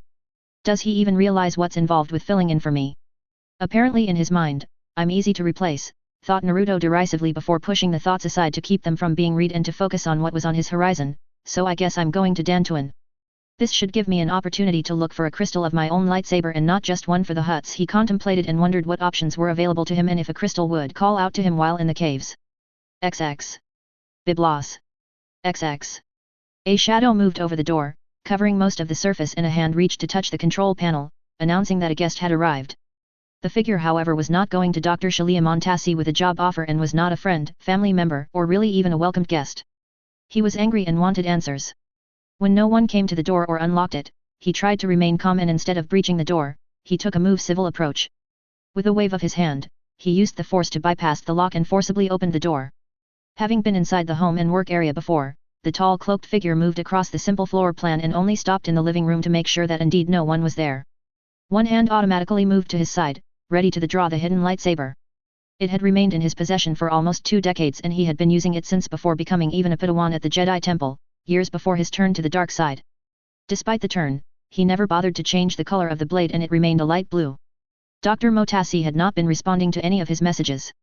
After such a productive meeting between them, several weeks before, he thought for sure that she would be headed for the Killeran system immediately to take up his offer. Especially after using mind tricks to convince her to work for me, he remembered, as despite her strong will, he had managed to charm her into believing he was a man named Fezv Wefos and worked for a company out of the Killeran system. That wasn't his name and he didn't work for the company known as the Usable Resource Location, Recovery and Development Corporation, URLRD. The name he had given her was a real person and the fake branch office he had created in the Killeran system was believed to be associated with the company. All of his employees had even been duped into believing that they worked for a section of URLRD. Satisfied that no one was in the apartment and that no one had been there for a while, the dark figure relaxed slightly and headed for Dr. Motassi's work area. Walking in, he immediately noted the differences in the current state of the room and how it had been during their meeting. She's packed up quite a few data pads, he noted and sat down in her chair as he continued to survey her workroom. Activating the desk and holopad, he sifted through her recently opened files and determined when the device was last used. 3 weeks, he realized, and after trying to look through the recent files, he found that there were many files which had been displayed and accessed but which were not in the database and he didn't have access to them. What were you working on, or who else did you meet with, Dr. Motassi? He questioned and reclined slightly in her chair, remembering their meeting. She had complained about someone that had contracted with her. He was suspicious and very young but no name had been given. With no evidence in the workspace or home of a struggle, he invariably had to believe that Dr. Motassi had gone willingly with someone else or had found out something about him and had fled. Calming his mind and searching with the force for answers, he believed it was more likely that Dr. Motassi had left with someone and of her own free will. Whatever it was that interested her, it was stronger than my weak hold over her, he realized and scowled before standing up and moving out of the workroom. The fact that she wasn't answering his calls either meant that she couldn't be reached or that she was purposefully avoiding him. Either way, he wasn't happy with the setback in his plans. Dr. Motassi was supposed to have been on Genarius by that point and have been working on the propulsion system for his floating city. It was what she had agreed to and what she was going to do for him, whether she wanted to or not. How to track her down, he wondered before realizing that at some point, she would likely contact or be in the position to contact someone close to her, likely a friend or relative. Normal people did this from time to time in order to check in or keep in touch. She does have a good relationship with her parents, he recalled from their conversations as he remembered her mentioning them. Looking around the living room, he spotted a holo photo which showed a few brief moments of them all getting into a pose for family photo. The display sickened him but he removed the data chip from the device and knew what he would do next. I'll track them down to make a quick visit and ask them what their daughter has been up to. If they don't know anything, then they'll be worried and try to contact her. I'll bug their communication devices and as soon as she does respond to them, I'll be able to track her location through the transmission. Then I'll be able to retrieve her, personally, he thought right before swiftly leaving the apartment. XX. Nebu. XX. Patrolling through the streets of Karen, Naruto walked side by side with a similarly uniformed Jugo. Due to a computer glitch at headquarters, he was not assigned to be with an older officer or guard and was given a solo duty assignment without anyone else realizing it. Normally this was unheard of for a cadet in the program, but Naruto had caused the glitch on purpose to provide an opportunity to give Jugo enough training to perform his job for a short period while he was away on Dantooine. There would be a period while looking for or tuning lightsaber crystals that he may not be able to use clones to switch and create a fresh one to work his assignment. He therefore had to find a replacement, and Jugo was his first choice. Getting one of his uniforms to fit Jugo was problematic as the orange-haired teen was several inches taller and broader than Naruto, so Jugo was using a henge. While Naruto stood rigid and stern-faced, Jugo was nodding and smiling to people that they passed. You know, you don't have to greet everyone you see. Naruto quickly commented and Jugo just turned to him and said, I'm just being friendly. Ignoring the response, Naruto asked, have you looked over all the material on the data pad I gave you? Jugo's look turned slightly sour before replying, all the laws and regulations, yeah, I looked at them. It was a significant amount of very boring material that Naruto had provided in a difficult read. It's only going to be 2 days at most, right? Jugo asked while they walked through one of the main streets. Only if everything goes as planned. Naruto commented, and seeing the disbelieving look on the taller teen's face, he added, when do our trips to new places ever go as planned? Jugo frowned slightly as he remembered all the problems they had on trips to new planets within the past year. Seemingly something always went wrong or awry. In the past it was usually a major problem, but recently, especially on the Black Sun missions, everything had gone well with only minor problems. Best not to jinx it by saying anything further, thought the orange-haired teen. Have you been practicing on the different land speeders? Naruto quickly changed the subject and Jugo nodded. The previous day they had spent quite a bit of time going over the operation of all the vehicles in case Jugo was required to operate one. Naruto was a very proficient with every vehicle that the Neighbor Royal Security Forces used, so Jugo had to at least appear competent. Going over a few other things he wanted to discuss with the taller teen walking next to him, Naruto took a few calming breaths. Am I nervous about this? He wondered and searched his feelings for an answer. Jugo was capable and he believed that the transforming teen was up to the task, but he still didn't like the idea of leaving everything to someone else. A slight mistake or the dispelling of the henge and they would have quite the problem, or at least he and Jugo would have quite the problem. Coming out of such thoughts, Naruto looked around the area they were in and realized that Jugo had been leading him to an area of the city near the starport. He probably wants to stop and see Ann and Tan. Naruto realized as he knew that the Twi'lek females had just returned, or at least were scheduled to return that morning. They had managed to find a buyer for the minerals from Mustafar and just in time as Gato claimed that the first shipment would be ready within the week. Realizing that it might be best to check in with them, Naruto didn't comment and allowed Jugo to lead him towards the rented building that the business was located in. XX. Soul 5. Soul System. XX. Standing in the center square of the city, Dr. Shalia Motasi stared at the statue that was situated in front of her and the centerpiece of the square. A cloaked figure stood on a pedestal that contained several lines of writing beneath the statue. The statue and the pedestal were both carved from the same white-colored stone and the features of the statue were completely concealed by the cloak. Likely it didn't even have a face in the shadowed area under the hood, but for some reason, Shalia knew that the figure was a woman. She couldn't explain how she knew the gender because the cloak concealed body shape and any identifying features, but every time she gazed upon the statue, a feeling of familiarity washed over her. Looking from the faceless figure to the writing on the pedestal, Shalia pursed her lips at the fact that she was still trying to decipher what it said. Obviously it's important. She had said to herself on more than once occasion while looking at the centerpiece of the square. It was always there as if calling towards her and wanting her to be able to read from it. Though she wanted to touch the statue, she refrained from making any motions as if her touch would be in some way detrimental to the hard stone that had managed to weather thousands of years but with surprisingly little deterioration to show for such a span of time. Coming to the center of the city had become part of her morning routine, and she was determined that one morning she would enter the square with the knowledge of the Solarian language and be able to figure out what the writing under the figure said. It had only taken the first few days to determine that the site was indeed Solarian. She had positively identified the same characters being present at her site as those found on small pieces present at the other dig sites in the galaxy. However, archaeologists had never managed to decipher what few characters that they had discovered actually meant. Then it's all up to me, she thought with renewed determination, and despite being alone, save for her assistant droid, 7AB2, Shalia could not be more thrilled at her current situation. A monumental discovery was all hers and she would essentially decipher all on her own the Solarian language. Taking her eyes off the statue, she took a deep breath before heading out across the city to the discovered library and one of the schools. They were the best places for her to be able to learn more about the Solarians and their language. The unique characters were likely developed before the widespread use of Orbesh, which was the written form of Basic. Smiling at the thought of making such accomplishments, Shalia began walking a little faster and outstriping Betuo, as the droid tried to keep up with her pace. Though Menma had requested that she look into the energy source first, in her mind, figuring out the language was the first and foremost priority. His concerns come second or even third, she decided, and remembered the project that she would be working on for him during her stay. Interdiction technology and theory was something that she had heard about, however it was not something that she, or anyone for that matter, was very familiar with. No one currently used technology to inhibit hyperspace travel and hadn't for hundreds, if not thousands of years. That she knew of, no scientist was even researching such applications, but it had existed at one point. It was only by chance that it had been mentioned in something she had read while still in school, but the unfamiliar terms had stuck in her mind and piqued her curiosity. She had therefore looked into it, discovering what little information existed in databases concerning the technology. However, the detailed plans that Menma had provided were much more informative than anything she had found during her short hunt for information. Apparently tractor beams, and powerful ones at that, were used in the past to produce the interdiction field. However, I already know that something like that won't work anymore. Tractor beams aren't able to create the required mass shadow to prevent modern hyperdrives from operating, and they would simply be powerful tractor beams and not an interdiction field device, she thought while going back over her own knowledge of such topics and what she had gotten from the plans. Planets, stars, and other celestial objects all had a mass shadow, a term used to refer to the gravity wells that such objects created and which surrounded them. Any ship traveling through hyperspace wanted to avoid such obstacles as they would be pulled from hyperspace and could collide with the objects. In addition, a large mass shadow could prevent any ship from entering hyperspace, so vessels needed to get a certain distance away from a celestial body before being able to jump to hyperspace.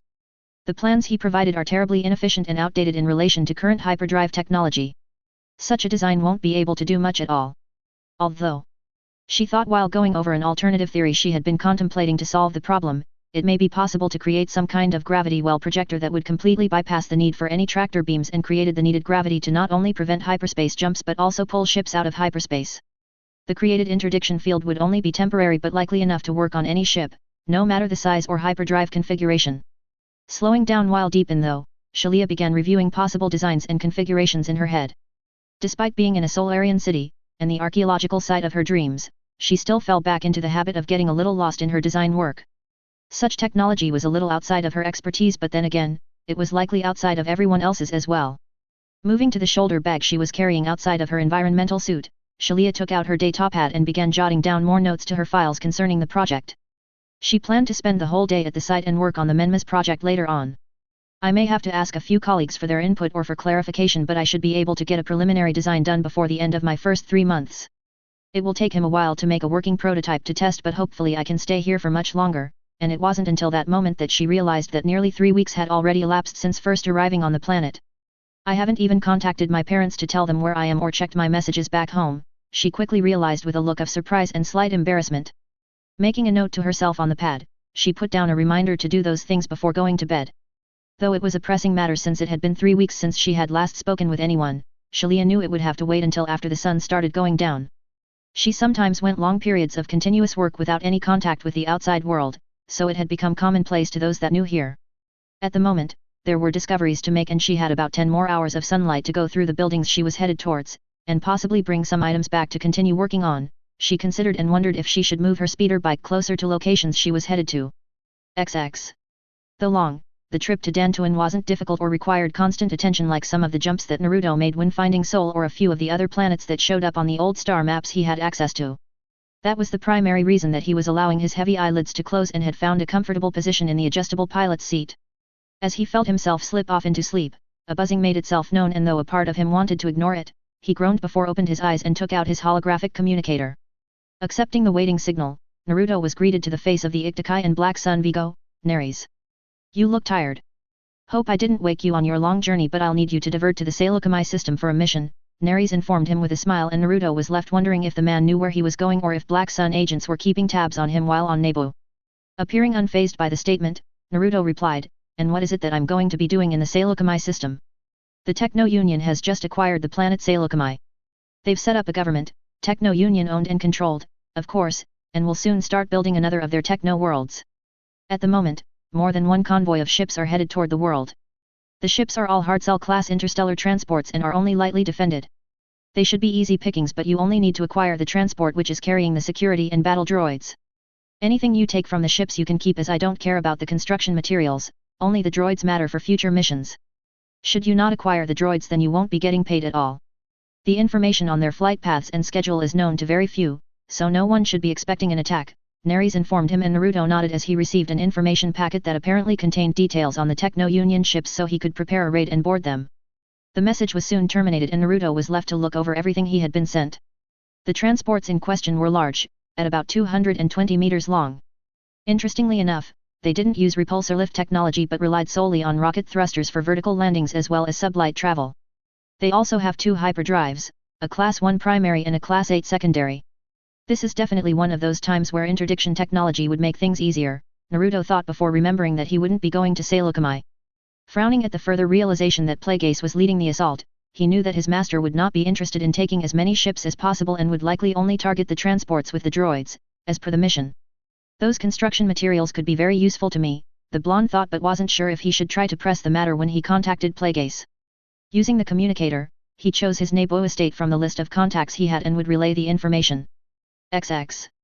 Naboo. Rutchar estate. XX.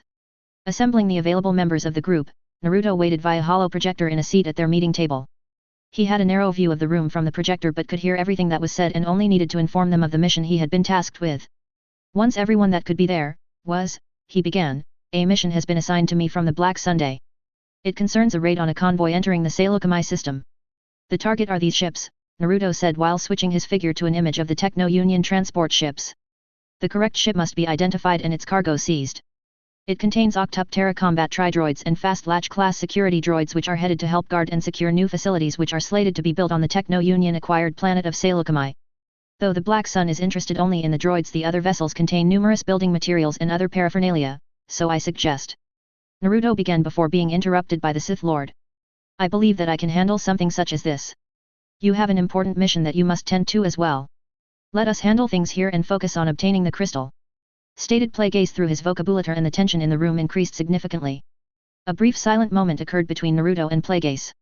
Neither was able to read the other, and before anything else happened, Naruto said, I've sent all the information. Reaching out of view of the projector, the right arm of the hologram disappeared and presumably touched something. The message was terminated. For almost 10 seconds, no one left in the meeting room said anything, though numerous thoughts went through their minds. Plagueis was no different, as he was left wondering what the ending look was about. He could form his own plan of attack and designate the priority of the other targets given the provided mission parameters. Naruto wouldn't be running the mission and would be across the galaxy on a separate errand. There was no need for him to get too involved. Time was short and they needed to get moving fast. He felt there was no need to try and go above and beyond what was called for in the mission. However, what he was confused about was the ending look. It spoke of a something seriously wrong between them, but he could not sense any of that. He appeared as a blank slate to my senses, everything hidden and nothing shown, thought the Sith Lord, and the look reminded him of something or perhaps someone, but he couldn't be sure at that moment what it was. Deciding to deal with whatever was going on with his student at a later date, Plagueis quickly chose who would be going with him and wanted to get moving to the Saleucami system as fast as possible. Having not been on Zerafer or involved with the slow building of the fleet, he didn't actually know what vessels were ready to leave for a mission, specifically what type and how many. Looking to the Demon Brothers and the silent assassin droid at the table, he knew that they were well versed in that information and would be coming along for the mission. Jugo would have to stay, as would Karin, and given that Kabuto was busy elsewhere, he contemplated Suijutsu for the mission but eventually decided against it. Previous meeting had shown Suijutsu's lack of tact in dealing with certain situations, and he wasn't sure that the teen could handle the altered environments on the Techno-Union ships. Skakoans lived in high-pressure environments, and the methane-based air, which would be present on the ships piloted by their species, would not be breathable by the teen. XX. Does he even know what he's doing? Wondered Naruto as he made himself some food in the galley of 42. He was having trouble as he burned the food he was trying to make and would need to start over. Stopping his pacing of the galley, he stood still and took several deep breaths before pushing all of it out of his mind. Let him do what he wants, for now. Chances are he'll either screw it up or not want to take over for me ever again. He never taught me anything about raiding or space combat, which leads me to think that he probably doesn't know much himself, thought Naruto as he opened his eyes and heard his stomach make noises. Taking out more pre-packaged food, he set about preparing his food again while paying more attention to the settings and what he was doing. In a few more days I'll be on Dantooine and likely too busy to even remember this, he concluded with a glance to the item sitting on the table, his lightsaber. Looking at the item triggered a number of different thoughts, separate from anything to do with Plagueis and the Black Sunday. I wonder what kind of crystal I'll find, or is it what kind of crystal will call out to me, he questioned as he wasn't sure exactly how to go about finding a suitable natural crystal for their lightsaber. He knew the theory behind it and had attuned his synthetic crystals during its creation for use in his lightsaber, but did natural crystals use the same process? I'll figure it out soon enough, he thought, and remembered that he only had a month before they needed to go back to Nar Shaddaa with the lightsaber. Sitting down at the nearby table when his new batch of food was complete, he began eating. Despite that the food was good, or at least not terrible, trying to garner favor with another hut seemed to put a bad taste in his mouth. XX. Days later. XX. Sitting in one of the meeting rooms on the Tsukinawa, the Demon Brothers sat across from HK and waited for the fourth person to join their meeting. A signal soon arrived, and touching the controls for the hollow projector in the room, an image phased into existence in a nearby chair. The figure of Kabuto materialized into the room and looked around with interest at the others in the meeting. I certainly hope this is important. Calling me to a secret meeting, likely right under Naruto-kun's or Plagueis' nose, seems like something they would not be thrilled to learn. I have priors for betrayal and wouldn't want to lose the trust that I have since gained or call into question my loyalty again, Kabuto mentioned before anything else was said in order to initial voice his concerns if anyone else was watching. We're alone, you jackass. Nobody's listening in, I've made sure of it, so cut the crap. Naruto is thousands of light years away and Plagueis is in his personal quarters, halfway across the ship, stated Gozu, and Miaizu proceeded to explain, we're on the Tsukinawa. Kabuto nodded at the explanation, as halfway across the ship meant relatively nothing if they were on the Vulture or 42. Across a 3-kilometer ship that Plagueis had never set foot on before was certainly better for keeping the meeting a secret, especially if they were going to discuss what he believed the meeting was about. I see, then please enlighten me as to recent events and the reason for your call. Asked Kabuto, and Miyaizu looked to Gozu before proceeding. Things are coming to a point of no return. At our recent meeting, a look was given that spoke to everything that will likely be happening soon. A look? You're basing the gathering of another meeting like this on a single look? Inquired Kabuto, as he felt that perhaps the brothers were overreacting or not reading into the situation properly. It was Gozu's turn to speak and inform Kabuto of the rest. After going to a meeting together, Naruto was sent off on some errand to a planet I've never heard of, while Plagueis is taking over all of Naruto's duties. Jugo is masquerading as him in the security forces while Plagueis himself is leading this Black Sun assigned mission. Highly unusual, was Kabuto's immediate thought at being told the information. As far as he knew, Plagueis had kept out of nearly every Black Sun mission. A sudden and complete change in operations spoke of something significant happening. What was their joint meeting about, or who was it with? Huts, said Miyaizu, and the single word only blew the situation out of proportion concerning the possibilities of what could really be going on. Historically, every time they had met with Huts, something happened, and such a meeting became synonymous with a bad omen for the rest of the group. The first time was the fiasco on Tatoin, where both Naruto and Jugo had nearly been killed. Then after a meeting with Borvo, they had been forced to secretly work for the Black Sunday. While it was a lucrative arrangement, Kabuto knew from past dealings with Denzo's route, that at some point, an asset was no longer needed, and if the Black Sun wanted them to keep their dealings secret, killing all of them was a viable option. I see. Do you think then that Plagueis has learned of Naruto's side projects, and that is the reason concerning his sudden involvement? Asked Kabuto, as he became much more serious. We don't know for sure, but we do know that Naruto hasn't messaged us to hide the device that he keeps in the hangar. Plagueis will not only lead the mission but also meet with the Black Sun Vigo afterward, stressed Gozu, and Kabuto understood what the fellow group member was getting at. Either Naruto had forgotten to message them, which rarely happened considering how organized the teen was, or the blonde simply didn't care anymore if Plagueis discovered any of the things that he had been keeping secret. Both possibilities were very concerning. Estimation: the probability of the missing funds and secret projects being discovered is extremely high in such a situation. Suddenly announced the droid, and 3 pairs of eyes turned towards the glowing photoreceptors. I almost forgot you were at this meeting, commented Kabuto before he asked. You've dealt with Sith Lords before, I take it. What do you think the outcome will be? Statement: based upon past dealings with Sith and historical information in my memory, such a revelation will lead to a schism between the two organics. One will likely confront the other, and the probability is also high of a fight to the death. The meeting room suddenly went silent after the droid was finished, as the remaining 3 members thought about such an outcome. After almost a minute of looking at each other, as if sizing each other up, Kabuto spoke. Then you were certainly right to call this meeting. What of the other 3, should we include them?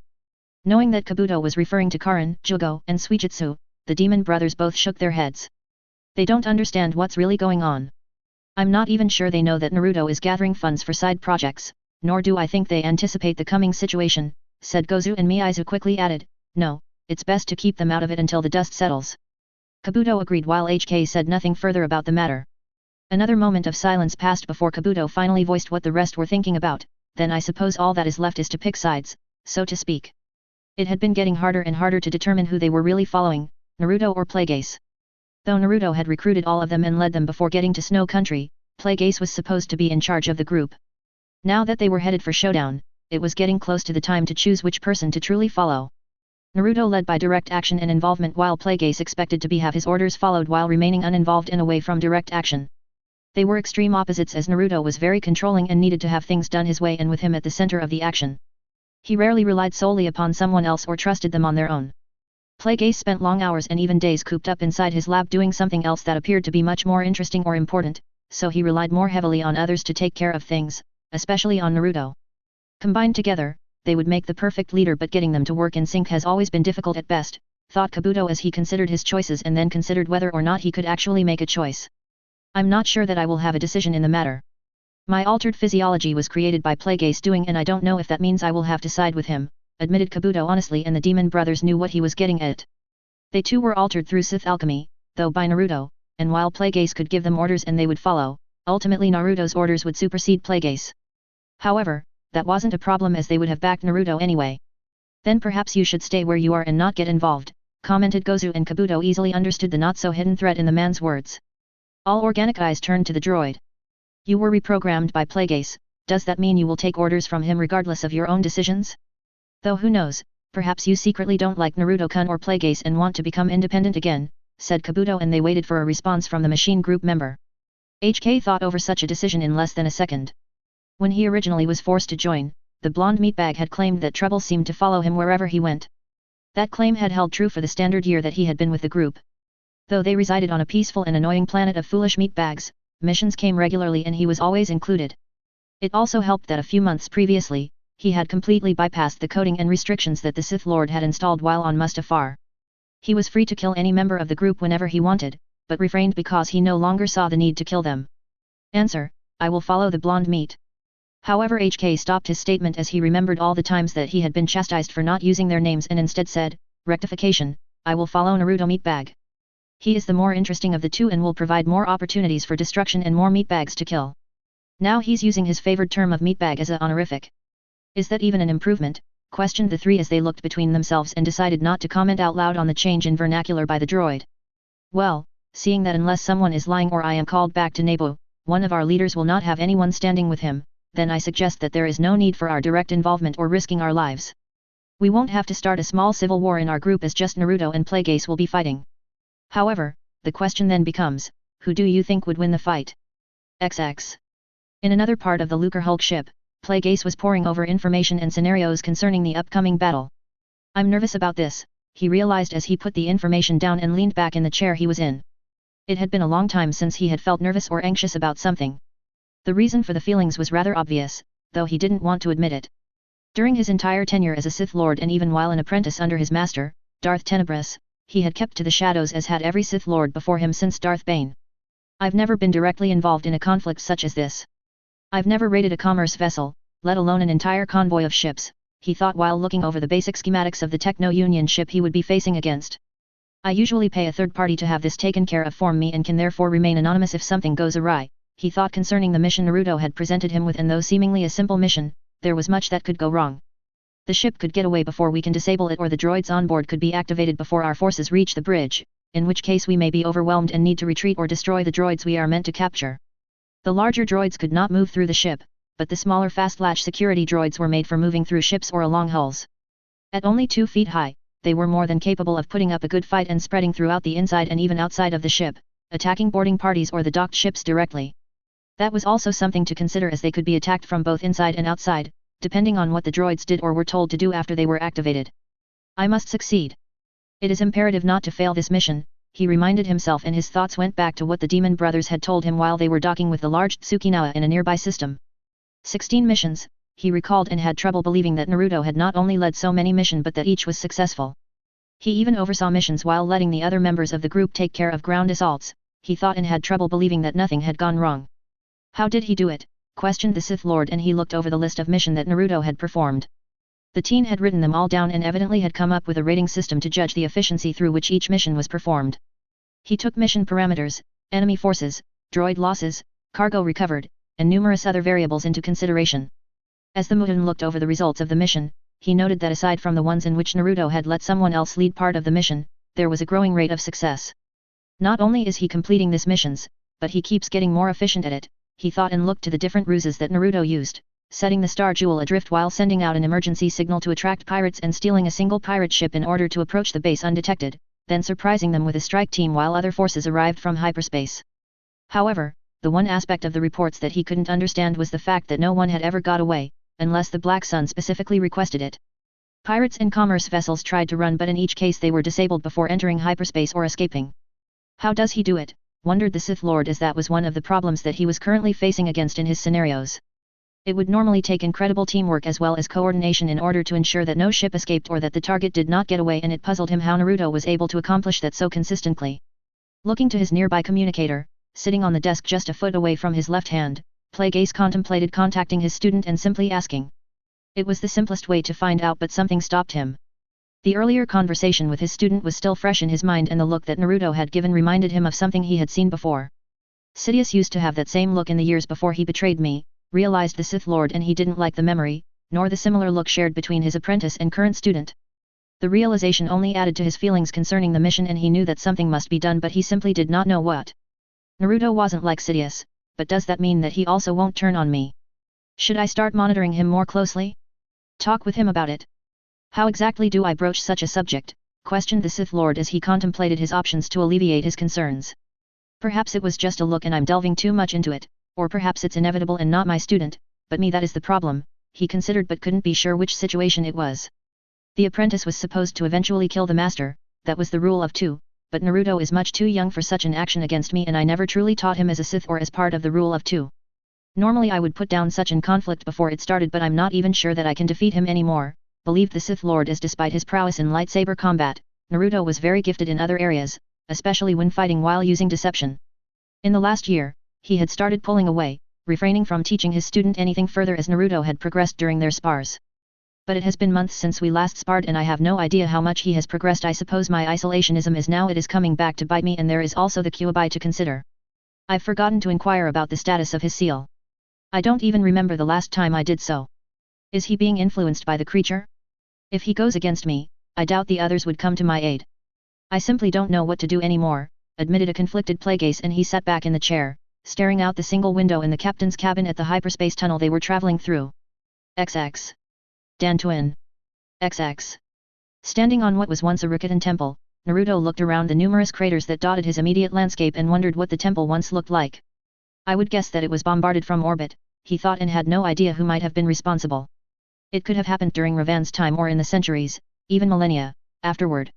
Sighing slightly he moved through the tall grass and careful not to step on the pieces of rock that had likely once been the temple. His clones that were searching through the ground had yet to find anything of interest, possibly only a few pieces of the star map that had once been housed in the temple. They aren't even worth my time. It'll be thousands of years before they manage to repair themselves into multiple star maps, or perhaps the pieces will just sit below the surface for eternity, unable to come together, he thought and jumped to the edge of the crater so he could get on the park speeder bike. Activating the repulsor lift bike, he slowly turned around and then increased speed as he headed back towards the site of the Jedi Enclave. It wasn't far and that made sense to him as the Jedi likely placed the site close to the Rikutan Temple, and I suppose close to those crystal caves, he remembered and tried to connect with his clones while the wind whipped through his hair. They had yet to find the caves but had only been looking for about 10 minutes and knowing his clones, they probably hadn't been looking that hard, because he wasn't around to connect to them and keep them from getting distracted. Moving up and down the hilly terrain, Naruto kept the speeder at a lower speed as he navigated back to the enclave. Coming around a bend, he arrived at the courtyard in front of the circular structure. 42 was parked on the single landing pad in the back of the structure and the clones were going through the main level. Moving the speeder around the building, he parked it near the ship and entered the old structure on foot. Centuries, if not thousands of years of being unoccupied and weathered had left the masonry structure looking very worn and some of the grey-colored bricks were falling apart while most were covered with some kind of moss. Walking into an inner courtyard, Naruto looked at the dead trees that were placed at the center and the tall grass that had grown between the tiles of the walkways. A clone soon dispelled and he was updated by what they had found on the main level. The building had a dormitory area, one large meeting room, a cafeteria, and a few storage rooms but all were empty. So this place has likely been gone through and ransacked or was emptied before being abandoned, Naruto concluded and looking over the building, he found it strange that it was a Jedi temple. The building itself was circular with 4 short, fin-like protrusions coming off the roof and from the outside, it looked more like a bunker to him than something that belonged to the Jedi. However, the lack of protective blast doors, security systems, and weapon emplacements did lend credence to the building belonging to the Jedi. Another clone soon dispelled to inform him that there was a level beneath him. Swiftly heading to a nearby staircase, Naruto descended into the sub-level below. For some reason, he thought that he might find something there, perhaps an entrance to the crystal-containing caves. Coming to the bottom of the steps, Naruto was assaulted with stale, damp air. Moving down the hallway, he encountered one of his clones. This level makes a large square and there are numerous doors along both sides of the hallway. There's also a bunch of these, said the clone, and it kicked some kind of hideous-looking shell that was on the ground. Naruto glanced at the husk and then looked farther down the hallway. The entire level seems to be littered with similar carapaces of the unknown creatures. The insides likely rotted away countless centuries ago, leaving only the outer carapace of what was once some kind of insectoid creature with 6 legs. It must have been about a foot tall and 3 feet long with wicked-looking claws for feet. Sensing out, Naruto searched for any of the living creatures but found none in his immediate area. Looking towards the clone he ordered, "Divide yourself and check every room for anything useful." The clone quickly nodded before making a cross-shaped hand seal and creating more of itself. Moving around the obstacles, Naruto proceeded to walk the hallway himself and connected himself to the clones to also see through their eyes and get a good mental map of the entire floor. Moving down the corridor, he combined the views from various clones and began forming the layout in his mind, noting where rooms were and anything that seemed to be of interest or that could be of use. As clones finished going over most of the hallway, others began breaching rooms, combining their strength for forcing doors open that had long been shut and whose control panels were no longer powered. Classrooms, Naruto realized as he recognized the familiar configuration. Not just classrooms but training rooms as well, and a library, he thought, but was saddened to see through the clone that the holotapes or whatever had lined the shelves were all missing, having either been moved or picked clean at some prior point. The training rooms might still be useful, he guessed, and told the clones to look closer through them for anything that he could use. It was at that point that one of his clones opened a door and Naruto stopped walking as he focused his entire attention on that clone. Only a moment passed before he realized what he was looking at, and he quickly turned around and made for the room that the clone had found. Passing a few of his wandering creations, he moved through the large training room and to the open doorway at the back. The room was full of shelves with small cubby holes with little trays, and each was still full of small parts and pieces. In a moment, he confirmed what he was looking at as he glanced over several workbenches and schematics on the walls. It was a lightsaber construction room, and it was fully stocked with parts. Standing dumbfounded for a second, Naruto quickly realized why no one had bothered to pilfer from the room. The parts required for lightsaber creation, aside from the crystal, weren't all that useful in much else and really couldn't be sold for much of a profit. Walking through the room, he looked over the parts and recognized older versions of pieces that he had sought out and acquired in order to build his own lightsaber months previously. I spent weeks collecting all of those parts and from different vendors to keep the sales and procurement a secret, he internally raged and felt like he had wasted his time while standing inside the discovered room of parts. Everything was there that he had needed, all in one place. Not only that, but all of the parts he brought with him to create the Hutt lightsaber were now just taking up space in a storage scroll on the ship. Sitting at a bench, he laid his head down on his forearms over the cool surface of the worktable and tried to get a grip on his emotions. Waving off the clone, he spent a few minutes alone before getting up and heading out of the room. I don't even want to look at it. It'll be there when I get back after finding the crystals, he thought with a deep breath, and as he walked back to the staircase, determined to put the existence of such a room out of his mind, his wish was granted. Something out of the corner of his eye made Naruto stop and look at one of his clones, curious to know what it was doing. Having disconnected himself from the remaining clones while focusing on the parts room, he hadn't considered that one of the other clones might find something of more or equal interest. Reconnecting with his clone, Naruto examined through what it had found. He had almost dismissed the clone's thoughts and images as unimportant, but it soon garnered his full attention and he walked up to the clone, bending over in a mirror image of what the clone was doing, and started staring through a hole in the wall along the floor. Evidently, the dead creatures in the hallways had all come from the hole, or had at least broken through it in order to get into the enclave, but that was not what caught his interest. The hole was not a tunnel as one would expect, and there was no dirt from the ground present at the entrance or inside. Through the darkness, his clone could make out a room behind the solid brick wall, and as Naruto bent over to look into the small hole at ground level, in order to examine it for himself, he really wanted to know what was in there. Standing back up at the same time, the clone looked to its creator for instruction, and Naruto made a motion as if to say, "Go on." Understanding what it was being ordered to do, the clone got on the ground and crawled through the hole. As Naruto watched his own legs and feet disappear into the hole, he dulled his connection with all of his other clones in order to remain highly focused on the one behind the wall. The room was dark and his clone struggled to find anything or see anything. The sub-level had no lighting, and being inside the hole meant that the clone was basically in complete darkness. Realizing that it would be easier if he gave the clone something which he had brought for such a reason, Naruto took a glow rod out of his ninja pouch, turned it on, and tossed it into the hole. The illumination immediately helped the clone out, and it took the stick while holding it up to the walls in order to get a better understanding of what it was looking at. The room was small, no larger than a holding cell, but it was the fact that at the opposite end from the hole, a large metal door was present, which really made the find worthwhile. The tunnel through which the creatures had come through was also nearby, but had collapsed and closed it off. Looking at the wall, Naruto contemplated smashing it in, but decided for a more subtle approach. Deliberately making slow hand seals, he performed an earth jutsu. The brick turned into mud and then melted onto the floor, but before the jutsu was over, it quickly reshaping into a ramp and solidified. Walking into the small room, or really corridor, Naruto looked to his left to find his clone cowering in the corner and trying to shield its face from an explosion that it believed was coming. Frowning, Naruto tried to overlook the clone's actions as he walked to the door and looked it over. He examined the simple-looking deterrent, and also ignored the sigh of relief when the clone lowered its arms and realized that the wall would not be getting pulverized inward. Noting the control panel, and the buttons present, Naruto found himself disappointed the discovery. It's just a normal door, he realized, and was hoping for something more complex, sophisticated, or at least bulky. The simpleness implied that what lay beyond was not of any importance or significance. Not even any security systems. Did they brick over this by mistake or something? He wondered and decided to do what was available to him and touched the control. He expected the panel to be non-responsive, given that the building was not hooked up to power, however it lit up upon his touch and the door began slowly opening, straining and making noises as it did so. Naruto was even more surprised at the outcome than his clone was. None of my scans showed any power source being active or even a single electrical reading from the building, he remembered, and after the door fully opened, Naruto didn't move at all from his position. The light from the glow rod shone into the room, but it was not enough to provide him with anything save for a circular area of the floor in the darkness. Leave it to the Jedi to secure a hidden room with a normal door, and leave it unlocked, he thought while looking to the room. Looking then to the clone, Naruto promptly said, "You go first." The clone frowned and mumbled something which Naruto ignored.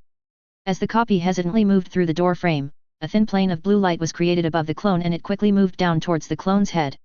Naruto thought it was some kind of laser security system, but it turned out to simply be a full-body scanner of some type. The scanner did not dispel the clone and it moved from head to toe before stopping. Before the clone made another step into the room, overhead lights began slowly turning on. The clone turned back around, and didn't have to wait long before it was given instructions. "Whatever that scanner is, I want you to disable it," ordered Naruto as he didn't want to be scanned.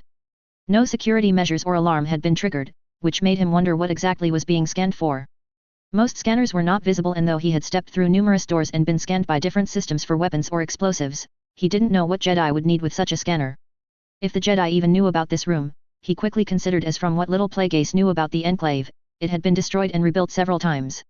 Someone else could have also taken over or at least used the building during times in which the Jedi were not present, Naruto considered. Once the clone had successfully disabled the device, Naruto stepped through and looked over the large room. It was rectangular with two openings that presumably led to another adjacent room or area that was not sealed with a door. He quickly identified the room as some kind of laboratory, with numerous computers and instruments as well as workstations and a single medical examination table. However, he wasn't sure what kind of lab it was or what the individuals that had once worked in the lab were doing. Moving closer to the devices, he was instantly on guard when an unnoticed door opened. Several droids flooded into the room and Naruto drew his sword ready to take them out, except they didn't move to attack and were not armed. The droids quickly moved around him to areas of the surrounding room and began examining equipment as well as apparently running diagnostics on various systems. Lowering his sword, Naruto moved to the doorway they had come from and found a small droid maintenance room. The droids were humanoid but of a model that he was not familiar with. Watching them work for a few seconds, he noted that they were completely ignoring him or unconcerned with his presence. They never tried to address him or even glanced in his direction. Naruto soon resumed his walk towards the devices and began looking them over while dodging the movements of the droids and trying not to get himself run into as the droids fulfilled their programming with little regard for anyone in the room. Touching a nearby counter surface, Naruto looked at his finger to find that he hadn't collected any dust. Do they routinely clean and maintain everything in the room? He wondered before continuing his inspection of the room. This looks like equipment for genetics work, Naruto believed and wondered if it was some kind of genetic engineering laboratory.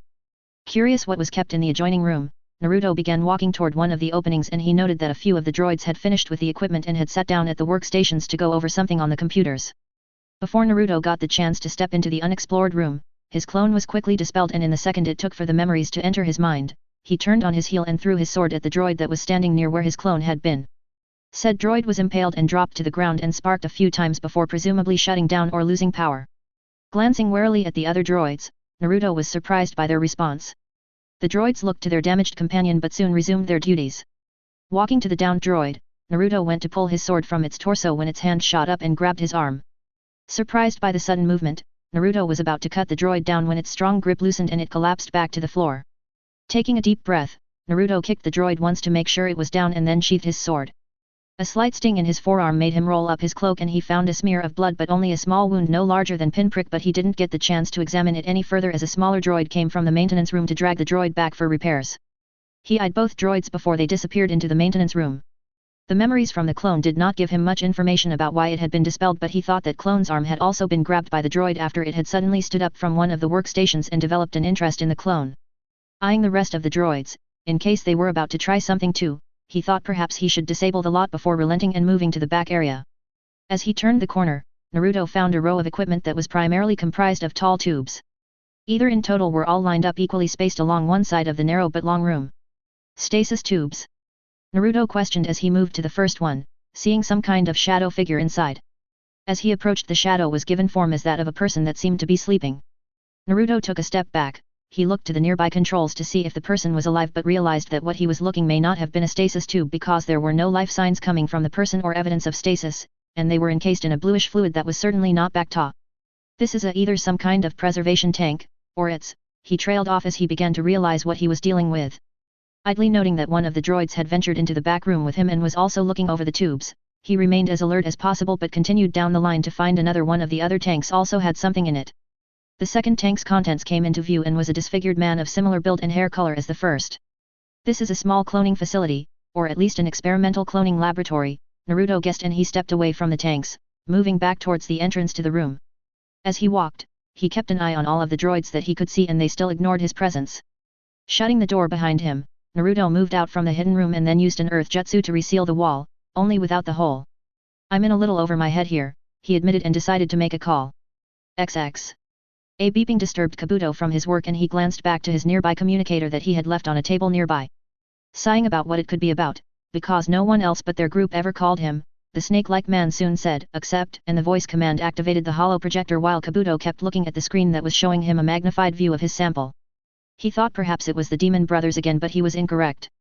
"Kabuto," greeted Naruto, and despite years of being a spy and infiltrating villages under scrutiny, Kabuto still couldn't keep himself from tensing upon recognizing the voice.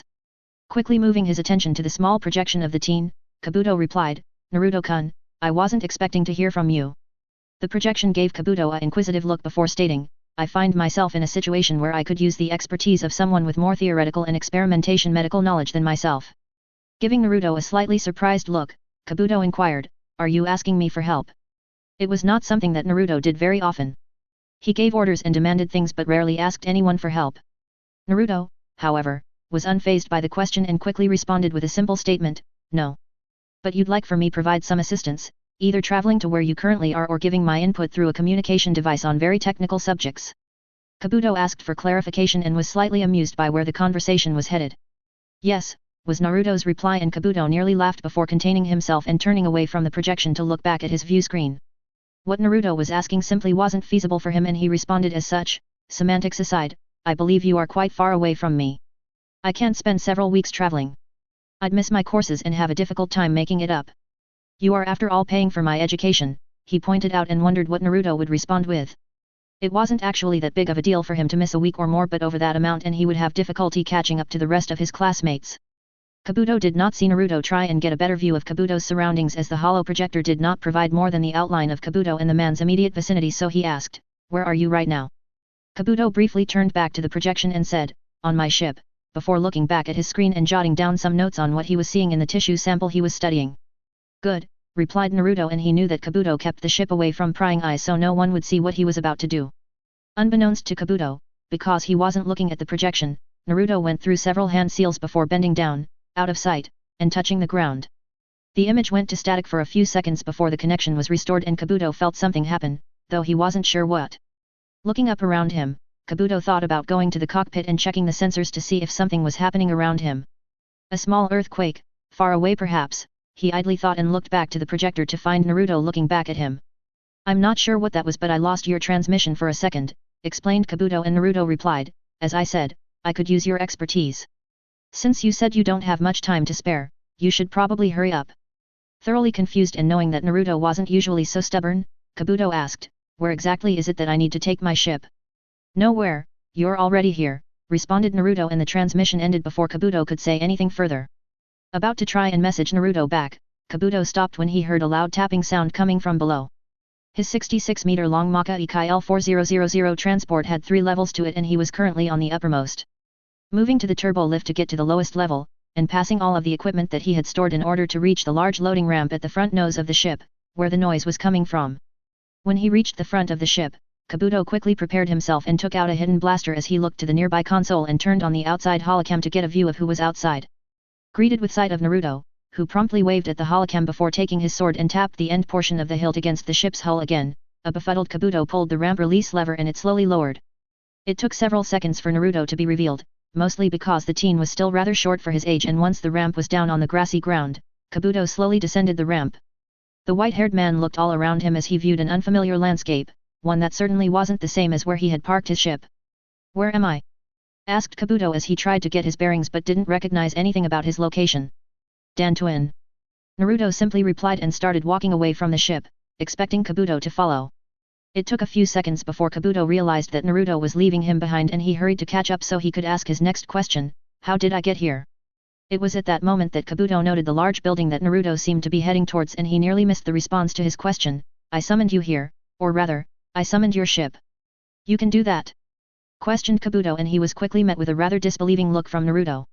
Realizing what he had said and the situation, Kabuto was left to think, yes he can, since he obviously just did. Shaking the thoughts out of his head, and finally understanding where he was, Kabuto inquired, what was it that you needed my help with? Naruto simply replied, you'll see, and the answer frustrated Kabuto, which only made Naruto smile slightly, as he could rarely get such a reaction out of Kabuto. XX. Many different thoughts went through Kabuto's head as they traveled the distance between a landing pad and through a building that was completely unknown to him. At first, the white-haired man thought the location was part of a secretive side projects that the teen was keeping from Plagueis, but that thought was dashed aside when he remembered that Naruto had specifically been sent to the planet on an errand. It's unlikely that he's been here before, if what the demon brothers said is to be believed. So he can't possibly be showing me what he's been up to, thought a slightly disappointed Kabuto as he followed along. The basement area was damp and smelled as such. Kabuto also noted the numerous carapaces on the floor and wanted to collect a few for study, but refrained as Naruto didn't seem to have led him into the underground hallway in order to show him the dead insects. It wasn't until they reached a mud wall that stood out rather glaringly from the surrounding brickwork that Kabuto knew they had arrived. Watching Naruto make a few hand seals, the mud wall dispersed to the floor, making a ramp for them to walk through, and in the darkness, Kabuto could make out a hidden door. The control panel was soon activated by Naruto and the door opened to reveal a well-lit room. Seeing that Naruto was tense and ready for action, Kabuto decided to slowly move behind Naruto and enter the room as alert as possible. Sticking the tip of his sword in first, Naruto tilted the blade so the mirror-like reflection gave him a good view of the room, and he searched for any of the droids. Once he was sure that no droids were moving around, he walked through the door, but he was caught by surprise when the scanning device at the doorway activated and started trying to scan him before he ducked down and his sword went through a part of the device, effectively disabling it. Security system? Questioned Kabuto as he looked around the door frame, and Naruto quickly replied, some kind of scanner. I disabled it earlier, but those droids must have repaired it while I was gone. The realization was not comforting as he hadn't been gone for that long, and he was again surprised as one of the droids came out of the open back room and headed for the droid station door instead of to the front door of the lab. Tense but letting the droid go, Naruto sheathed his sword and pulled out his lightsaber.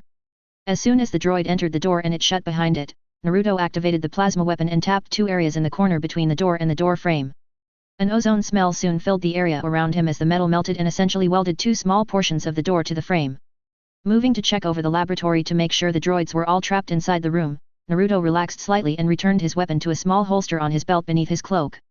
Turning to Kabuto, he found the man rather interested in his weapon and eyeing the area his hand had just moved to in order to put it away.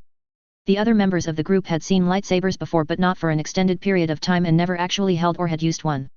Realizing that Naruto wasn't going to elaborate on the weapon or let him see it, Kabuto smiled and asked, so this is what you wanted me to see? Naruto nodded and then replied, I believe this is some kind of experimental cloning facility. And before Kabuto could say anything in response, Naruto continued, however, I haven't had a chance to look at everything, nor do I really have the time and knowledge to understand it all. There are no organic beings through which to drain knowledge, only the droids that maintain the facility. I'll therefore need you to look through everything here while I finish the task that I was assigned. I won't see you for the next few days. Immensely surprised and excited over the find, Kabuto didn't directly respond to Naruto's explanation and statement. Instead he went to explore the room and learn as much as he could. A small smile formed on Naruto's face as he watched Kabuto become completely mesmerized with the laboratory, and he decided to leave a clone inside the building to check in on the white-haired former spy.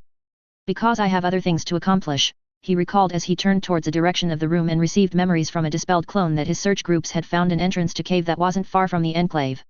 XX. Close to the Saleucami system. XX. I have finished calculating the exact position of the Saleucami moons in relation to the planet's current orbit and Saleucami's current orbital position around the system's sun. We will come out of hyperspace extremely close to the dark side of the second moon, but within acceptable parameters. We will then use the Tsukaina's repulsor lift system and landing legs to hide on the planet's surface and avoid detection by any scans emanating from Saleucami or ships in the system. After that we will keep the transports on standby to attack as soon as the convoy is detected. We have the means to scramble and jam the convoy's sensor and communications systems to disguise our approach, but they could still spot us. If the Tsukaina's jammers are powerful enough, they may also be able to obfuscate the planet's sensors as well, but we should not assume this will happen. In order to identify the correct transport, our ships will have to get close and identify transponder codes as well as scan each ship to determine which is holding the droids. I want confirmation before we start boarding and taking over the wrong ship. While the scanning is going on, half of our ships will target the lead ship in the convoy and disable its engines after making sure it is not the ship that we will capture. Techno-Union ships such as this all travel in a single file line formation in order to maximize the effectiveness of their rotating defenses and prevent them from hitting the other ships in the convoy. With the first ship disabled, the others will have to perform evasive maneuvers. They are too large and too slow to all turn in the same direction and keep formation, so they will split up. We will take this opportunity to find and capture droid containing transport and leave with the ship before the others can regroup or forces from Saleucami can muster and attack us, explained Plagueis as he went over the plan of attack that he had come up with. Attending the meeting in the large conference room were the Demon Brothers, HK-47, and over 20 other smoke demons who were manning the various transport ships that were in the Tsukainawa's cargo hold. Each transport was loaded to the brim with a contingent of battle droids boarding parties and were ready to take off as soon as they arrived in the Saleucami system. Taking in the plan they were about an hour or more away from enacting, Miizu raised his hand and Plagueis nodded to him that he could speak. What about the other ships in the convoy? Are we leaving them and just going after the one transport? Contemplating what Miizu was asking, Plagueis soon realized why he was asking such a question. I see, so Naruto would have gone with a plan that maximized the amount of ships captured. Risky but with great rewards, I suppose, he thought and considered changing his plan but decided against it. Our mission is to target the ship containing the droids. All other ships are secondary and we will only go after other ships if the situation is in our favor and therefore minimize our losses on this operation, said Plagueis as he responded to the question with a very logical answer, but he found that many of the gathered group were less than satisfied with his answer. They'd prefer to capture all the ships that they can, he quickly realized and was intrigued by the seemingly unanimous thinking of the group. It was Gozo who interrupted his thoughts and spoke up to ask, and we know that these transports will be unprotected. Unlike the Commerce Union and its punitive security forces, or the Trade Federation and its droid armies and Trade Defense Force, the Techno Union does not have security forces or a dedicated defense force through which to guard its commerce vessels and assets. I have calculated the possible hyperspace exit points for the convoy based upon the route that they are traveling and each puts the ships arriving a short distance from the planet. We should expect that once detected by the planet's sensors, that at least a squadron of vulture droids will be launched, if not more. I cannot say if the Techno Union has other ships in the area or waiting to launch on the planet's surface. In the first 5 to 10 minutes of the assault, we should expect some opposition in addition to defensive fire from the convoy, but there is nothing to suggest that defensive ships will be traveling with the convoy in order to protect it, and these hard cell vessels do not have a hangar through which to carry any starfighters. Answered Plagueis, and though his explanation was well received, he detected something else among the members of the group in front of him. A lack of confidence in my plan, or is it a lack of confidence in me as the commander? The Sith Lord wondered and did not like the current thoughts of the group. Would they be more confident and prepared if Naruto was here instead? Well, he did create most of them after all and has been leading them for months, he thought, and ended the meeting before heading back to his cabin to meditate on the coming raid. With the Sith Lord gone and the smoke demons filing out, the two demon brothers and HK waited for Plagueis to get far enough away before beginning a separate meeting. What do you think of his plan? Inquired Gozu to the droid, and HK thought for a moment before replying. Analysis, the theory is sound but the application could lead to problems or failure of the mission. Should the vessels detect our approach or jam our scans before we are able to identify the ship that is the primary objective, it could get away. According to the manifests for the other ships, the transport containing the droids is the most expensive cargo as well as the most valued to any pirate. The meatbags aboard may realize what we are after and move that ship away from the group to escape while protecting it. The brothers looked to each other and Miizu spoke their thoughts on the matter. We should prepare the device before arriving and have it ready to use in case of problems. Plagueis never mentioned if he was staying on the ship or captaining a transport. Do you think one of us should stay here and monitor the situation from the Tsukinawa if he joins the raid? Response, that is advisable. One of you staying would be less noticeable than myself and provide support in the form of launching droid fighters, interstellar tugs to capture a disabled vessel, and the disruptor field, stated the assassin droid, and the two nodded before getting up and preparing for the battle ahead. XX. Dan Twin. XX. Waiting for a group of the yellowish creatures to pass by, Naruto came out of the rock wall and looked around the dark tunnel he was in. It was only lit by the numerous, large crystal formations that were dotted along the walls and path. He did not know what creatures had made a home out of the cave system, but they certainly did not like him and attacked whenever he encountered them. They had 4 legs with another leg or arm coming out of their front, beneath the head. It appeared to have a poisoned barb and was likely used solely for fighting. Pulling out his sword and activating his red lightsaber, Naruto moved farther into the crystal caves and knew that he was reaching the edge of what a sensor scan from Kabuto's ship was able to map out for him. When Plagueis mentioned a cave, he failed to say anything about this expansive network of caverns and tunnels, thought Naruto as he prepared to go outside of his map. While he could merge with the wall, he needed to find crystals, and trying to feel through the rock was more difficult than being out in the tunnel. In one of his back pouches was a blue crystal that he had already collected. The handheld scanner he had brought identified it as an Odgan crystal by the lattice structure, and it was more than sufficient for use in a lightsaber. I could even make several lightsaber crystals from it, Naruto thought as he had only broken off a small portion of the overall growth which he had chosen. Though the crystal was sufficient and he could have used a piece of it in his own lightsaber, he was still searching the cave system in order to find something unique for himself. Something should call out to me, whatever that means, but so far I haven't heard anything. However, I don't even know what I am supposed to be listening or feeling for, he thought and debated about heading back. It would take a few days to correctly imbue the crystal that he had, and building a lightsaber with the parts provided by the Enclave would be relatively easy, but something kept pushing him forward and into, what he presumed, were the lowest levels of the crystal caves. How far down have I even traveled, he wondered, but pushed that thought aside, knowing that he could easily get to the surface with jutsu, even if he managed to get himself lost. XX. Furiously reading through experimental data, theory, and pertinent information that was presented, Kabuto absorbed all the knowledge he could about the process and goals of the project he was dealing with. Cloning was a taboo subject during his recent medical education because cloning was illegal in the Republic and only a few species in the galaxy used cloning. Although Orochimaru had indulged in the subject, the Snake Sunin did not have the equipment or technology available to further explore the capabilities of the cloning. Nor did he have growth accelerators, mused Kabuto, as he had already determined that the primary goal of the laboratory was not simply to experiment with cloning but to delve into a single difficult aspect of the technology, creating a fully grown, adult clone in a very short amount of time. From what he gathered from the data he was sifting through, the minimum amount of time necessary for creating a fully grown clone was about a year. Most cloners used more than a year for growing adult clones, and this was due to a phenomenon that had been discovered during the course of experimenting with faster growth rates that was sometimes dubbed clone madness. The affliction occurred in most clones which were grown in under a standard year and was characterized as having both physical and psychological effects. Some clones with such highly accelerated growth rates developed seemingly random and unexpected deformities or serious genetic ailments that rapidly degenerated and led to the death of the clone. However, more often than not, clone madness was associated with a significant increase in aggression and violence as well as dementia or psychosis. Clone madness could also result when significant memories were implanted into clones from the original genetic donor. This was done to decrease the time needed for a clone to learn something new or adapt to being grown so quickly and not having a proper education or life experiences. However, problems could be created because the fast-grown clones could develop identity disorders, have difficulty differentiating between reality and memories, often resulting in insanity. The psychological problems were really the reasoning for the name that the complication was given, and apparently the disease was most prominent when cloning subjects that had higher midichlorian counts. So they were cloning force sensitives, Kabuto gathered, and it seems that whoever was performing this research was trying to reduce the prescribed limit for development down from a year to less than 3 weeks for a fully grown adult, he realized with great interest as he opened more files and sections of the database. 8 working cloning tanks could be invaluable to them, especially because it would normally be almost impossible to get our hands on a single functioning cloning tank. He recalled, as from what Plagueis had mentioned, cloners tended to covet their technology and experience. I believe Naruto mentioned being gone for several days, and I can make up some excuse for my classes. This is far more important. The best place to start would be to look at their failures and successes, especially the test subjects, thought Kabuto as he began searching through the database and quickly found detailed files on all the attempts that were made at creating a viable clone or improving the cloning process. So many, said Kabuto out loud as he looked through the long list of cloning attempts that had been made over an unknown period of time. He knew that he wouldn't have time to read through them all, but I should be able to go through a large number and determine what progress they've made from the initial start of the program to the most recent attempts, he planned and opened the first file. XX.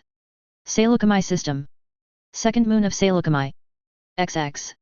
I'm even more worried over the outcome of this mission than I was earlier, realized Plagueis as he sat at the helm of the Vulture. All the normal telltale signs were present in his Mustafarian body, or at least as many as the typical symptoms of nervousness allowed on such a different physiology. I can't remember the last time I felt like this, he thought as he failed to recall a specific instance of such feelings during his life when he had his original body. The other 11 raiding ships were all stationed nearby, systems idling, and parked on the moon's barren surface. He was going to be leading an entire group of ships, 6 in total, and their part of the mission was to correctly identify cargo and find the mission-critical transport. Stopping his fingers from tapping on the controls for what felt like the 6th time, the Sith Lord's head jerked towards the sensor readout that soon began indicating. It was informing him of approaching ships coming out of hyperspace. He inhaled deeply and his body's heart raced as he prepared the ship and started bringing all systems online in order to take off from the moon. As soon as ships started appearing from hyperspace, Plagueis quickly scanned them and determined that the vessels were of Techno-Union design and most likely what they were after. 8 ships in total and all arrived one after another in a line, just as he had predicted that they would. Launch. Maximum sublight, ordered the Sith Lord over a secure COMM channel, and all ships proceeded to leave the surface of the moon. It had no atmosphere and therefore gave no air resistance to the ships as they accelerated towards the convoy. Each ship was moderately spaced apart from each other in order to avoid incident during hyperspace entrance and exit, but they were soon forming back up into a tighter line formation. With the hidden Tsuki now using sensor jammers, they should catch the ships by surprise, at least for the first 30 seconds of their operation. Halfway to the convoy, the group of 12 raiding ships split up into 2 even groups and changed course. One group, led by Plagueis, moved to fly in a sweeping arc that would take them to the last ship in the line, and they would fly by at close range in order to identify transponder codes and cargo because their small transports did not have powerful enough scanners to get the information from a distance. The other group, led by HK, would fly towards the lead ship and give a minute window of time for Plagueis to begin scanning the other ships. One of their group would break away from the other 5 and scan the lead ship on its own. If it was not the one they were after, then the other 5 would immediately begin their attack run to disable the ship. Finishing the arc, Plagueis slowed down his ships so they could properly scan each ship. Transponder codes soon came for the ship they were approaching, and it didn't match the information they had been given, but Plagueis still piloted his ship close the length of the larger transport's hull in order to scan the cargo. While he may not be able to correctly determine what all the ship was carrying, he could determine if droids were present and differentiate between droids and construction materials. As the Sith Lord determined that the ship was not the one they were after, he sped up his group and headed for the next one. He was careful to try and avoid the firing arcs of the laser cannons of the ships despite that it hadn't started firing, which likely meant that his group hadn't been noticed yet. Flying to avoid the viewports of the cockpits as much as possible, the ships in his group split into 3 groups of 2 ships each and started moving towards different transports to scan. Far up ahead of him, the lone ship from HK's group was making its flyby of the lead ship. In a few moments, a voice that Plagueis identified as Miizu came over the secure channel they were using and said, "Negative for the first ship." Making a quick decision, because they had yet to be spotted or fired upon by the convoy, Plagueis decided to make their presence known while they still had the element of surprise. "Commence your attack run."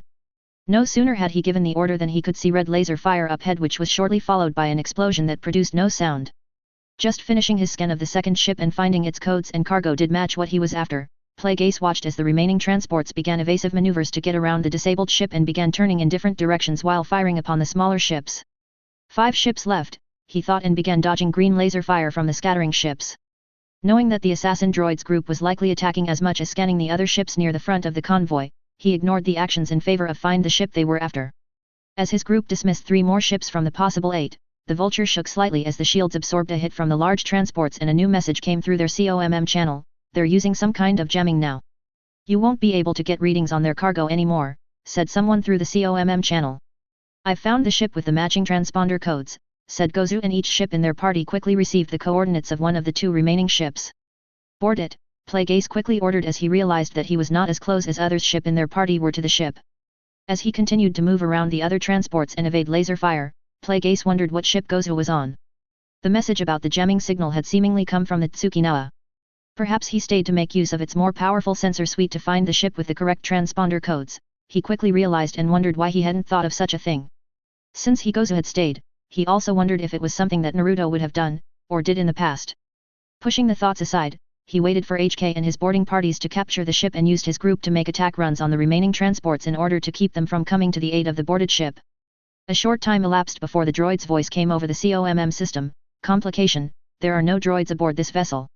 The message was brief, and for a second or two after it ended, Plagueis stopped his maneuvering and the Vulture flew in a straight path before he started scanning for the last ship. The information from the Black Sun was wrong, if we don't get to that ship, but his thoughts trailed off as the sensors found the remaining ship. The last ship was moving away from the battle area and its flight was being protected by 2 of the other transports. In a short amount of time, it would be far enough away from the other ships and raid to safely make a jump to hyperspace. Signaling to any ship in his vicinity, Plagueis immediately changed course to attack the fleeing ship. Going over its coordinates and the distance between them, "I may not make it in time," he realized, and a horrible feeling came over him as he considered that despite all his planning and what he had told Naruto, the mission may turn into a failure. "I can't fail," he thought while his heart beat out of his chest and he pushed the sublight engines to their limits.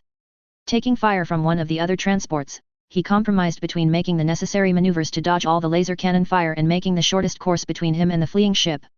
Taking heavy fire, the shields began to notify him of their imminent failure, and to make matters worse, another message came over the COMM system: 2 squadrons of fighters coming from the planet. It was Gozu's voice again, and soon enough, his sensors alerted him to the incoming ships. They were slightly faster than he was, and making the needed calculations he determined, "I'll reach the transport as soon as the fighters reach me, and that's only if the ship doesn't enter hyperspace first." The closer he got to the ship, the more he realized that he might not make it, in terms of the success of the mission and also in terms of making it out alive. The fighters would rip through what was left of his shields before he could significantly damage or board the transport. Though 2 ships had come with him, they were a good distance behind him, and even if they were flying in formation with him, he wasn't sure that would be enough to deal with the fighters and the transport. "If my student can complete 16 missions without my help, then I can at least complete the 17th, thought the Sith Lord, and he pushed on regardless of the foreseeable consequences. Plague Ace quickly signaled his gunners as to the direction of the incoming fighters and armed all of the concussion missiles that he had for use against the transport. Almost within range of the ship, the Sith Lord realized that it was powering up to jump to hyperspace. His instruments were reading that a hyperspace window was moments from forming. I failed, concluded Plague Ace as the fighters closed in on his ships. In the moment before the ship disappeared into the invisible hyperspace window, all of the instruments on the Vulture registered an energy pulse of some kind. The Techno-Union transport stalled in space and began listing. Unaffected by the pulse, Plague Ace however kept his course, shocked and confused over what had happened. It was only when a collision alert sounded that he took the controls and collided with the disabled Techno-Union transport. Realizing that the fighters were still coming, he checked the scanners and found that they too had been affected by something. His gunners were shooting all of the Vulture droids out of the sky with ease and only a few shots were being fired back, which missed by a good margin. One of the fighters even collided with the transport. Turning his ship around, Plague Ace watched as several interstellar tugs arrived and began docking with the transport along with a few of their ships. The tugs would prepare the ship for transport and take it into hyperspace while the two arriving raiding ships would dock and deposit their boarding parties. Thoroughly confused at the sudden turn of events, the Sith Lord decided to return his damaged ship back to the Tsukinawa before further reinforcements from the planet could arrive or one of the transports got within range of him. There was nothing else he could do at the moment and it seemed that he wasn't needed. XX.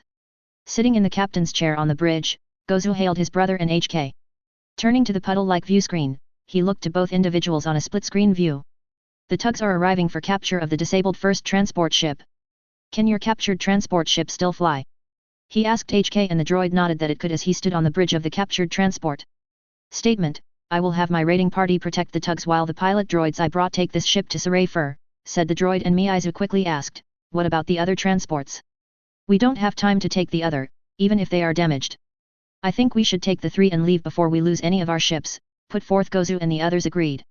Though they were giving up 5 other transports, they had yet to lose a single ship from their raiding party. Several of the tugs were redirected from the primary objective to secure the disabled ship and Gozu prepared the Tsukinawa for takeoff. I have no idea how to answer him if he asks about the device, admitted Gozu concerning the Sith Lord as he had the droids in the cargo hold power it down. Naruto likely wanted to keep it a secret for longer but it was an impossible decision. The mission took priority over keeping secrets, and I'm not even sure why he wanted to keep it such a secret. He didn't even really tell us about it, where he got it, or how it works, admitted Gozu and he had no idea what the fallout would be from his actions. I really wish I knew what could fix the problems between the two of them, Gozu thought as he watched several ships returning and could tell through the sensors that 2 of the captured transports were entering hyperspace. XX.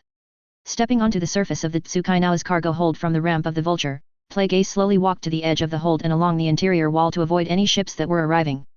Deep in thought, he ignored everything else and focused on the recent events.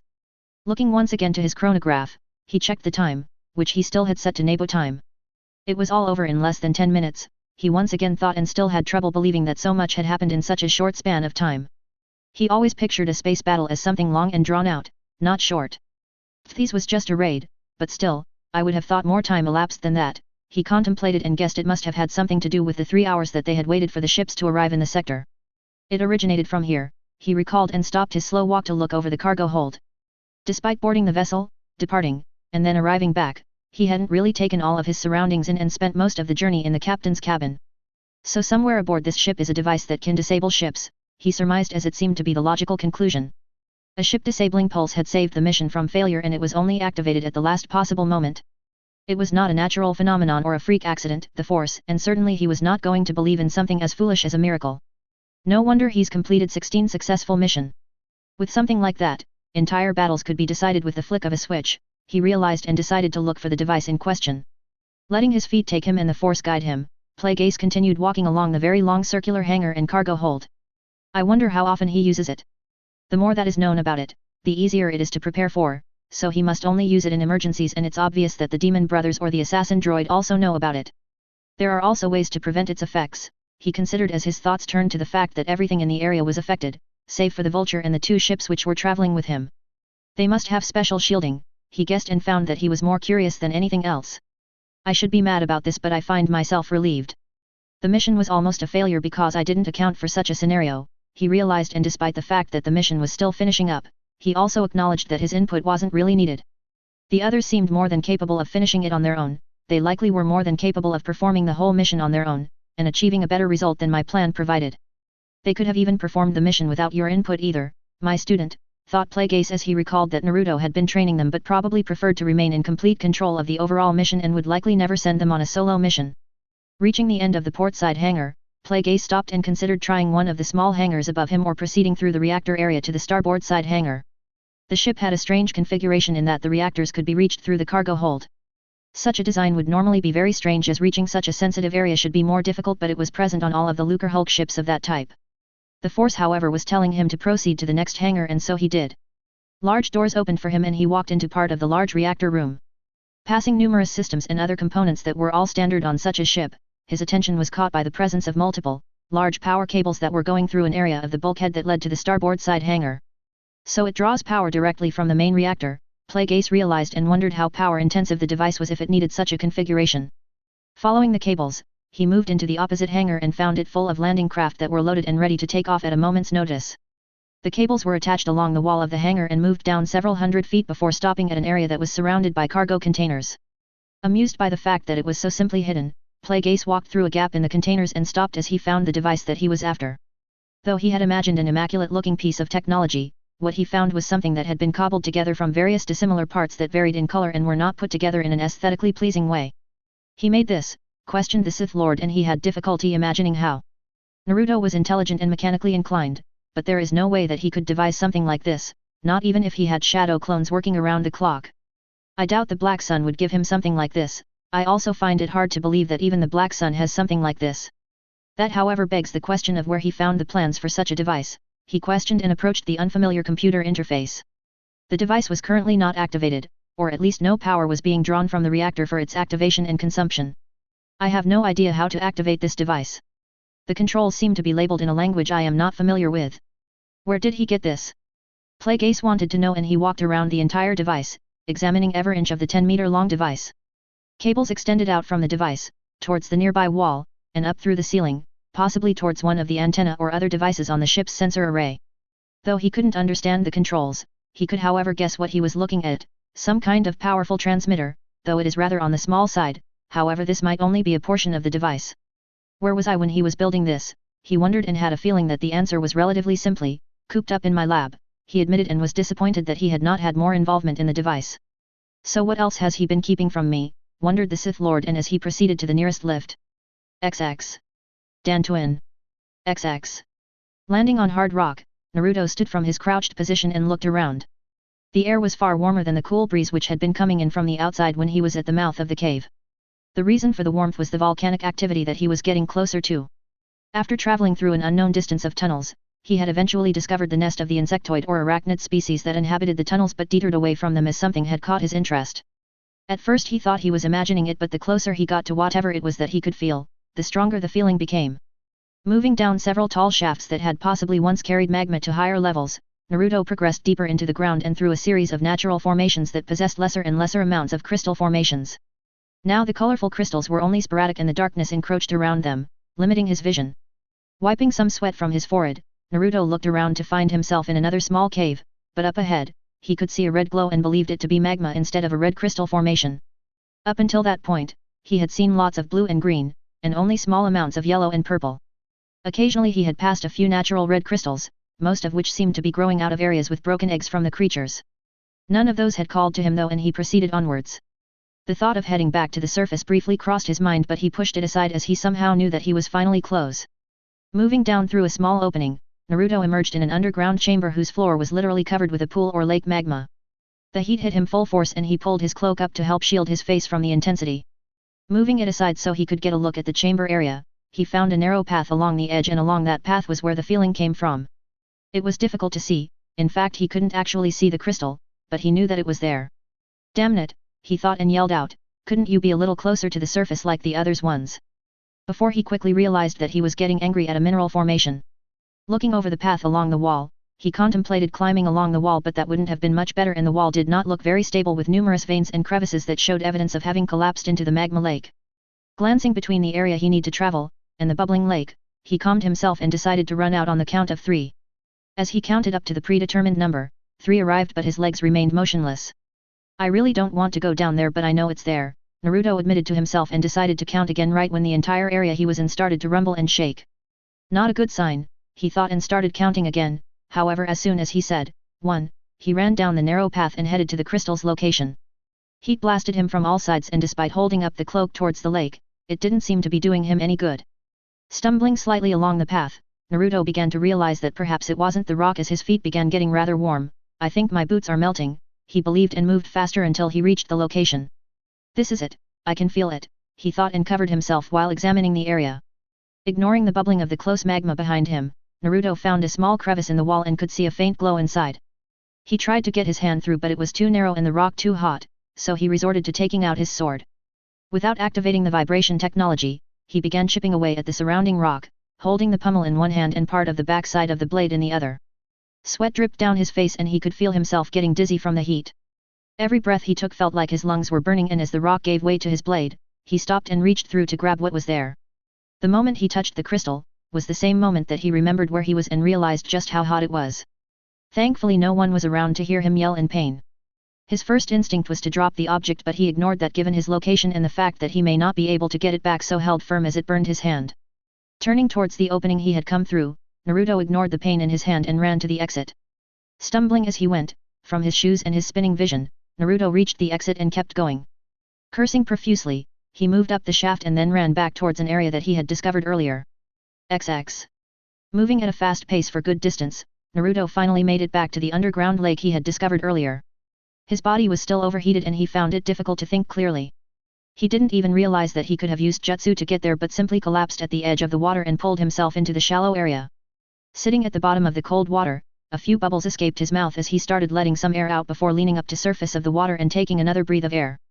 Soaking in the cool water for possibly as much as 10 minutes, he started to think more clearly as his body temperature cooled down. Pulling himself up onto the beach, he breathed out and pushed some of the water that had been dripping down around his mouth. Laying on the cool rocks, he looked up at the dark stalactites and blinked several times before he recognized intense pain coming from his hand. Realizing what it was, he quickly sat up and examined the crystal that he spent what must have been hours or perhaps the better part of a day journeying to find. Finding what appeared to be a rock melted to his hand, Naruto pried the item from his burnt skin and suppressed a yell before he moved back to the water and shoved his hand into the cool liquid. Looking back to the stone that lay on the ground next to him, Naruto eyed it, thinking he had been jilted before he noted the slight orange glow on the underside. Using his good hand, he flipped the rock over, being careful as it was still very hot, and found a small orange crystal embedded into the rock on the underside. It resembled a quartz prism and was very small compared to the other crystals that he had seen that day, being only a fraction of their size. Even the blue Odgan crystal that he had was about 4 times its size. Taking his eyes away from it for a moment, Naruto pulled his burned hand from the water and examined the unique burn mark that had formed from the prolonged contact with such a heated item. The crystal had direct contact with his skin and one of its side was now imprinted into palm of his hand, along with a second-degree burn surrounding it. He stared at the prism symbol before using his good hand and went to a small edged plate on his belt, which was a storage seal.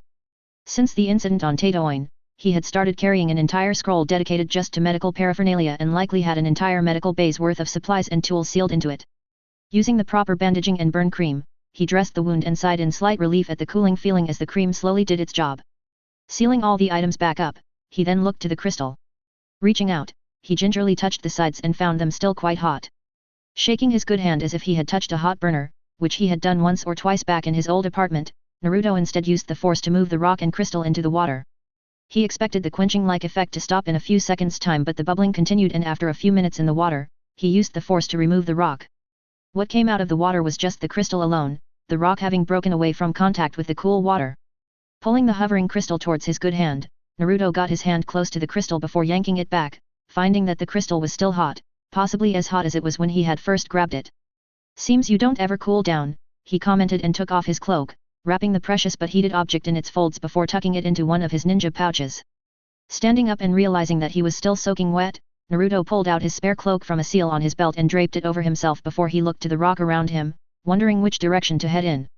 Perhaps I should just find a quiet place and start trying to tune the crystals, he considered, and despite knowing that the upper levels were infested with the creatures, he decided that it might be best. Going back to the enclave would lead to distractions, as he still wanted to find out as much as possible concerning the cloning facility. Finding somewhere close to the water source in which to meditate seemed like a good decision. XX. 4 days later. XX. Closing, rubbing, and then blinking his fatigued eyes, Kabuto took a few moments to collect his thoughts and looked away from the monitor to give his eyes a rest. The records and other information in the database were quite vast and he had only scratched the surface. He had done nothing but sit at the computer station for nearly the past 5 days, only taking a break in which to go to his ship for food and sleep. Thousands of experiments, Kabuto thought as he remembered sifting through a random selection and reading them over. The calendar system being used was different than what he knew, so it was difficult to tell how much time had elapsed since the cloning experiments had taken place. From the stretch of time between the earlier files and the older ones, he guessed that several centuries of experimentation had been performed. I still can't believe that someone left these droids in charge and had them continue to experiment on their own, he questioned, as from a human perspective, what the droids were doing was incredibly inhuman.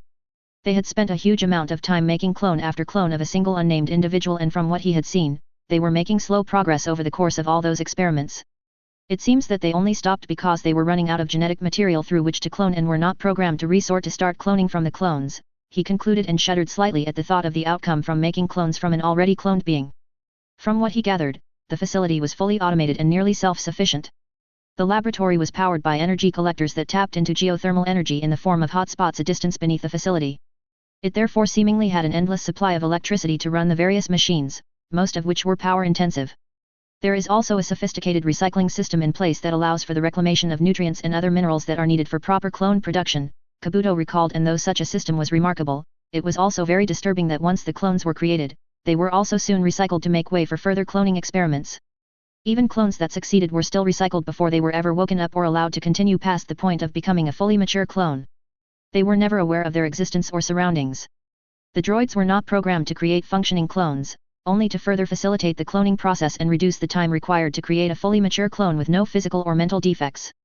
Possibly one of the strangest and most interesting aspects of the cloning procedure being used was the fact that somehow, the clones were all being given the same memories from the individual that was the genetic donor for the project. He couldn't find any information on the donor, but it amazed him that somewhere in the database was a copy of the entire consciousness of a person. All of the thoughts, memories, and experiences of an individual had been turned into data and stored. He had heard of flash training and memory flashes, used to impart information into subjects, usually clones, in order to prepare them for their desired use, given that they were grown relatively quickly.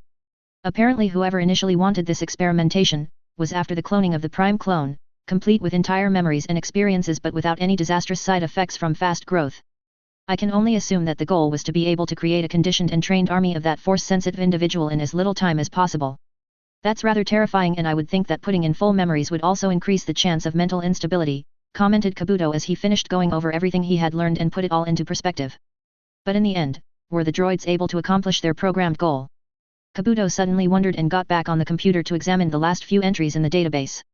Opening the last few files, Kabuto perused the first couple and found that even after so many trials, there were still lackluster results when trying for such a short growth time frame. Opening the next entry, the medical ninja was confused for a second before he realized that what he had opened was not a cloning trial but actually appeared to be the compiled and highlighted results of the entire project. This would have been very helpful a few days ago, thought Kabuto with a deep frown, but he read through it anyway.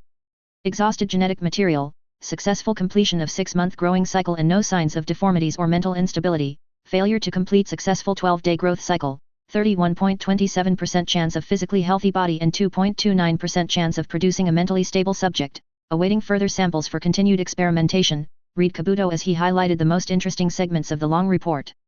How do they determine mental stability? He soon wondered, as it was something that he had read about in most of the cloning results. Somehow the droids could determine if a clone had mental instability without ever waking it up, or even make the determination of a clone had the chance of becoming mentally unstable later on.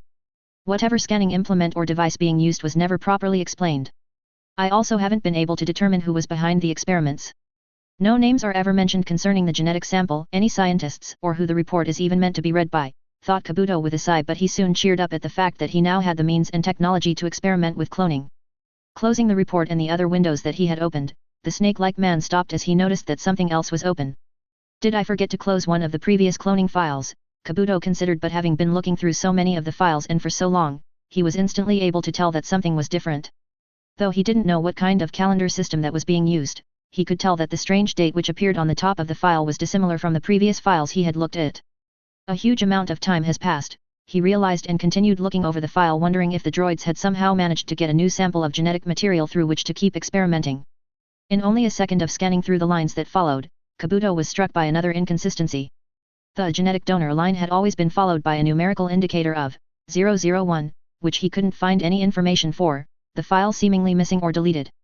However, as he looked to that line of the document he was currently reading, it said 002. Who the new donor was, he had no idea, but for the time being, he continued looking through the short file. Unlike the rest of the digital documentation, the file was unfinished and no results were presented or autopsy performed. It made him wonder if he was looking at the file for one of the two bodies that were deceased but still preserved in the tanks. Their presence was still unexplained, but he had only looked through a fraction of the files. Unsatisfied with the information that was present and curious for anything else he could find, Kabuto began looking through the database for anything on the second donor. Scanning through the dizzying array of files in the database, a hit on one such named file came up and Kabuto eagerly opened it to find out all he could. "Let's see who you are, genetic donor 002, thought Kabuto, but he soon stopped his musing as the picture of Naruto was the first thing he noticed when the file opened. Stunned for several seconds, Kabuto found swallowed much harder than usual before he started examining the file. A physical and detailed description of Naruto was provided and then an analysis, looking for possible genetic abnormalities and seemingly determining if the sample was suitable for the purposes of cloning. "This isn't good," Kabuto said out loud to the empty room as he continued and found the file listing that a memory scan was completed. The medical ninja suddenly remembered the scanner at the entrance to the lab and then to Naruto's reaction to it. Did it scan him when he first entered, wondered Kabuto, but before he could contemplate any further, his eyes continued to the next lines of the detailed file. It was indicated that genetic sampling had failed on the subject. However, in the line following that, the file conversely listed that genetic sampling had been successful. Seeing that something was attached to that section of the file, and whether out of morbid curiosity or interest, Kabuto pushed the link. The feed from a holocam soon filled the computer screen and Kabuto watched as Naruto initially entered the facility and was scanned. After a second, Naruto walked in and looked over the facility. The droids appeared and then the Naruto that was scanned was seemingly touched by the droid, but Kabuto quickly realized that the droid was after something else. The clone was dispelled and in the second following its dispelling, the real Naruto attacked the droid and was then grabbed. The feed quickly stopped and the arm was quickly highlighted before the image of a blood sample was shown and labeled with genetic donor 002. "Oh, Kami. They got a blood sample from him," Kabuto thought, and when the file returned to his screen, he continued down to the end of the description where a single, short conclusion was made. "Genetic donor 002 has been deemed fit for inclusion into the program. Commence cloning operations on donor subject 002, it said, and Kabuto read the line several times before saying, "Oh, shit." Leaving his chair, Kabuto ran to the back room where the tanks were stored and his eyes scanned the 8 tanks which were present. 7 were now empty with only 1 filled. The 2 preserved bodies were gone, possibly recycled and replaced with something much smaller. With increased breathing, and not from the very short sprint, Kabuto slowly approached the newly filled tank, which he knew had been empty when he first arrived. Inside the bluish liquid was the body of a small boy. Completely stunned by the turn of events, Kabuto continued to stare at the tank for a few minutes until he thought, "He looks exactly the same age as when he first became part of my Genin squad." It took a few moments for the former spy to finally realize what he was looking at and then a few more moments for him to start thinking rationally about the situation. The droids only managed to start 1 clone and not 8, but I think that is the only good news. The goal of the program was to grow a clone in less than 2 weeks. He's only been here for 5 or so days, so he's half grown, Kabuto thought, but quickly understood the implications, and he's still growing, will keep growing until reaching maturity, he corrected, maturity being around 20 or mid-20s, I think, he concluded, and found himself losing what critically thinking and rationality he had gotten back. "What do I do?" Kabuto questioned but had trouble coming up with an answer. XX. Sitting in a meditative position, Naruto continued to hover the small orange crystal in front of him and it slowly rotated in the air. The process to tune the blue Odgan crystal went rather smoothly and the crystal was properly imbued with the force, although he only imbued the crystal with the force and did not attune it to himself well. That was what he was currently attempting with the orange crystal, and the process would help improve his connection with the crystal as well as removing any impurities. Since the orange crystal was so small, it was just the right size to fit in his lightsaber, while the blue crystal would also have to be cut down into multiple crystals in order to use. Despite the orange crystal being a foot or more from his body, Naruto could still feel the heat coming off the crystal on his face. "I'm not even sure I can use this thing until I make sure that my other components won't be affected by the heat," he suddenly considered, and knew that some tests would have to be performed in order to determine any long-term problems. "I finished the blue crystal in 2 days, but this feels like it will take longer. In any case, it doesn't matter that much. There should still be enough time to get to Papara before the deadline is up," he thought, and his mind soon turned to other, darker thoughts. "By now Master Plagueis has likely discovered something that I have been keeping from him," believed Naruto as he considered the possibilities of what the Sith Lord had likely discovered and how. It could have been the demon brothers that said something, the device in the cargo ship, meeting with Neris, or perhaps the reason that he took over was because he suspected something on his own, Naruto considered, but knew that he couldn't be sure until later on. It was inevitable that he would find out eventually, whether one of the group telling him or one of the few times he finally journeyed out of his lab. I couldn't hide such projects from him forever, though I never considered that he would suddenly want to take the lead on a mission to the Black Sunday. I should be panicked about him finding out, concerned about the mission status, or dreading a confrontation where I have to explain myself, but I simply don't care at this point.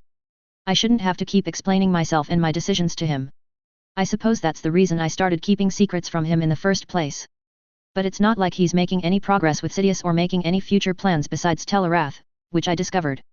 All those recordings from the Senate are just going to waste in memory storage. Gatto won't be of much use on Mustafar anymore once everything gets operational, and he's more concerned about his corpse and a slave family on Tatooine than anything else, including training me, concluded Naruto, and he took a few breaths to calm himself down so that he did not inhibit the process of tuning his crystal.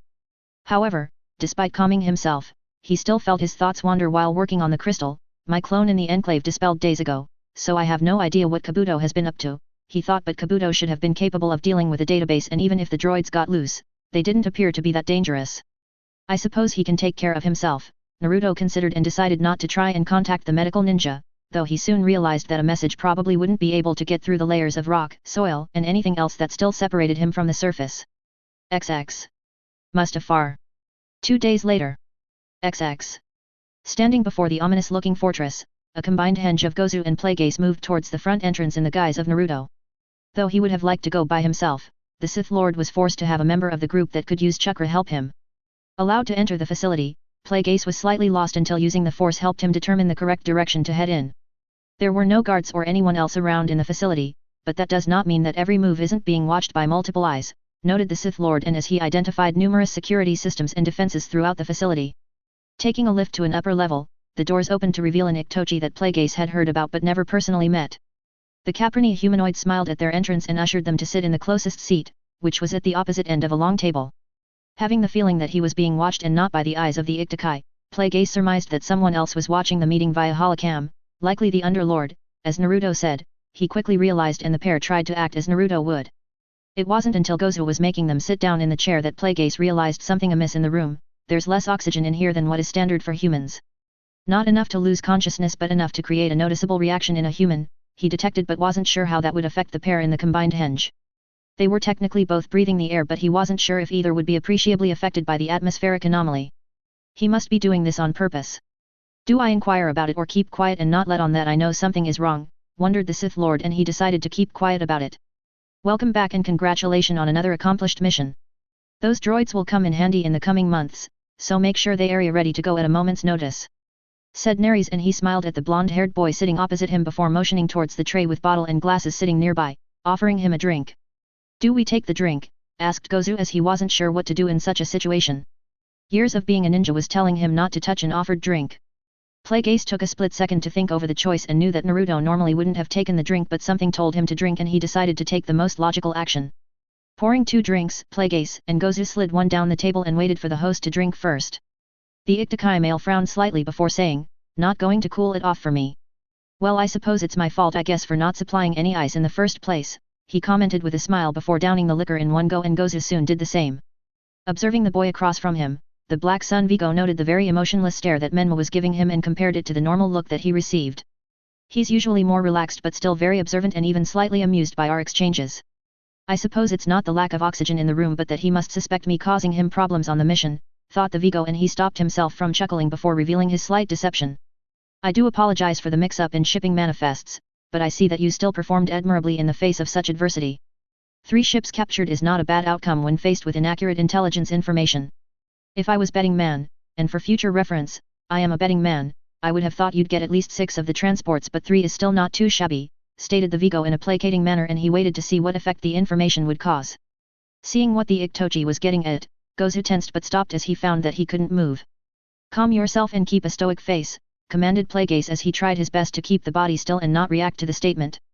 However, in his mind, he was thinking something entirely different. I could get across this table and run him through before anyone could stop me, he admitted, but chose to hold in his anger and act out nothing of what his imagination and mind were showing him that he was more than capable of doing. It's no wonder Naruto wanted to know how long he had to keep working for this person, realized the Sith Lord as he began to see how much the Vigo liked to play mind games and mess with his student. Regardless of his games, we need to respond, he realized, and quickly conferred with Gozu. In the end it doesn't matter as the correct transport was captured and the mission successful, but I do hope that your information will be more reliable in the future, commented Gozu as he used Naruto's voice and relied on input from the Sith Lord. Giving a small smirk at the end of the sentence, Plagueis wanted to make it seem like the information wasn't a surprise and that they suspected it. A little disappointed at the reaction, the Itochi decided to conclude their business. In any case, if you would like to get a good price for those building materials, I'm willing to pay, just leave them in the usual location and the extra amount will be added to your next payment. Your payment for the current mission is waiting at the door, and since you received your bonus on the last visit, it's just the normal amount this time. I'll be in touch with your next mission, stated the Black Sun Vigo, and while Plagueis knew that he was being told to leave, his mind was focusing on other parts of the statement. What extra amount is he referring to? Questioned the Sith Lord as Gozu got up and looked to find a case sitting next to the lift door. Going over what he knew of their finances from the missions and based upon what he remembered, Plagueis did not find any increments besides the standard mission payments. It was only when they were in the lift and heading back to the ship that he considered something else, so he's been collecting extra money on the missions and using it for some other purpose, he surmised, and wanted to know how much Naruto had been putting aside and for what purposes. Remembering that he wasn't alone in the lift, Plagueis was about to ask Gozu about the newly revealed information, but he found the man curiously silent about the information and did not feel any surprise coming from the smoke demon concerning the secret funds. Because he already knows about it, Plagueis guessed and decided to take the direct approach. What do you know about these extra payments? Plagueis demanded, and Gozu could feel the Sith Lord's mind prodding at his and looking for answers. XX. Tens of millions, Plagueis repeated, and Gozu's gaze wouldn't meet his own, but the man reiterated what he had been trying to say earlier. That's a very high estimate, but somewhere in that range may not be out of the realm of possibilities, confirmed Gozu as he tried to downplay his approximation of the amount that Naruto could have acquired but still kept his statements as truthful as possible. And just when were any of you going to mention this to me? Questioned the Sith Lord, and Gozu gave him a stoic look before admitting, probably never. The statement further enraged Plagueis, but Gozu believed he was relatively safe in the cockpit of the Vulture. After all, any attack against him would likely damage the vessel and cause a problem, as they had yet to leave. Tens of millions, said Plagueis again, though in a much softer voice than before, but it still carried the same anger behind it. The former Muten proceeded to prep the ship for departure, and Gozu looked as if he wanted to be anywhere else but the cockpit at that moment. Should have gone with the Miizu and the droid to Saray Fur, he lamented, but realized that either Miizu or himself had to go with the Sith Lord in order to use the combined henge. Should have brought Suijutsu, he thought as the white-haired teen knew nothing about what was really going on. No sooner than the ship had started to take off, than an incoming message was received.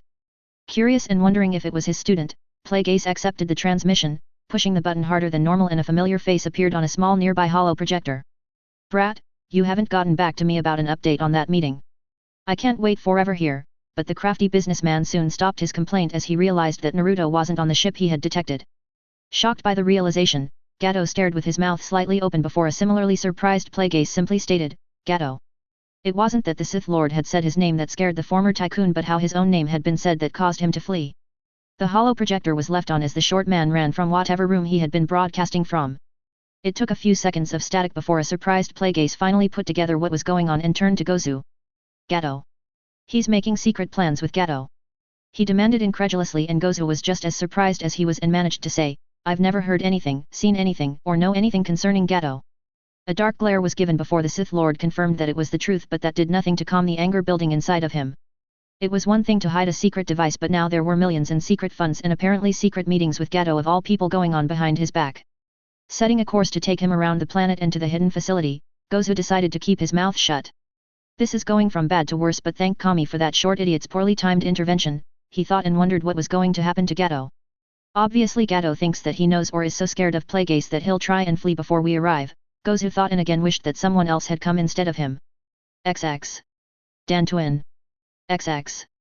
There had been many choices available to him, but now the snake-like medical ninja found himself wondering, did I pick the right choice? Because that was the real question now that he stood looking down upon a 14-year-old clone of Naruto. His decision had been to leave the clone in the tube long enough to age to what Naruto currently was and not allow the clone to fully mature.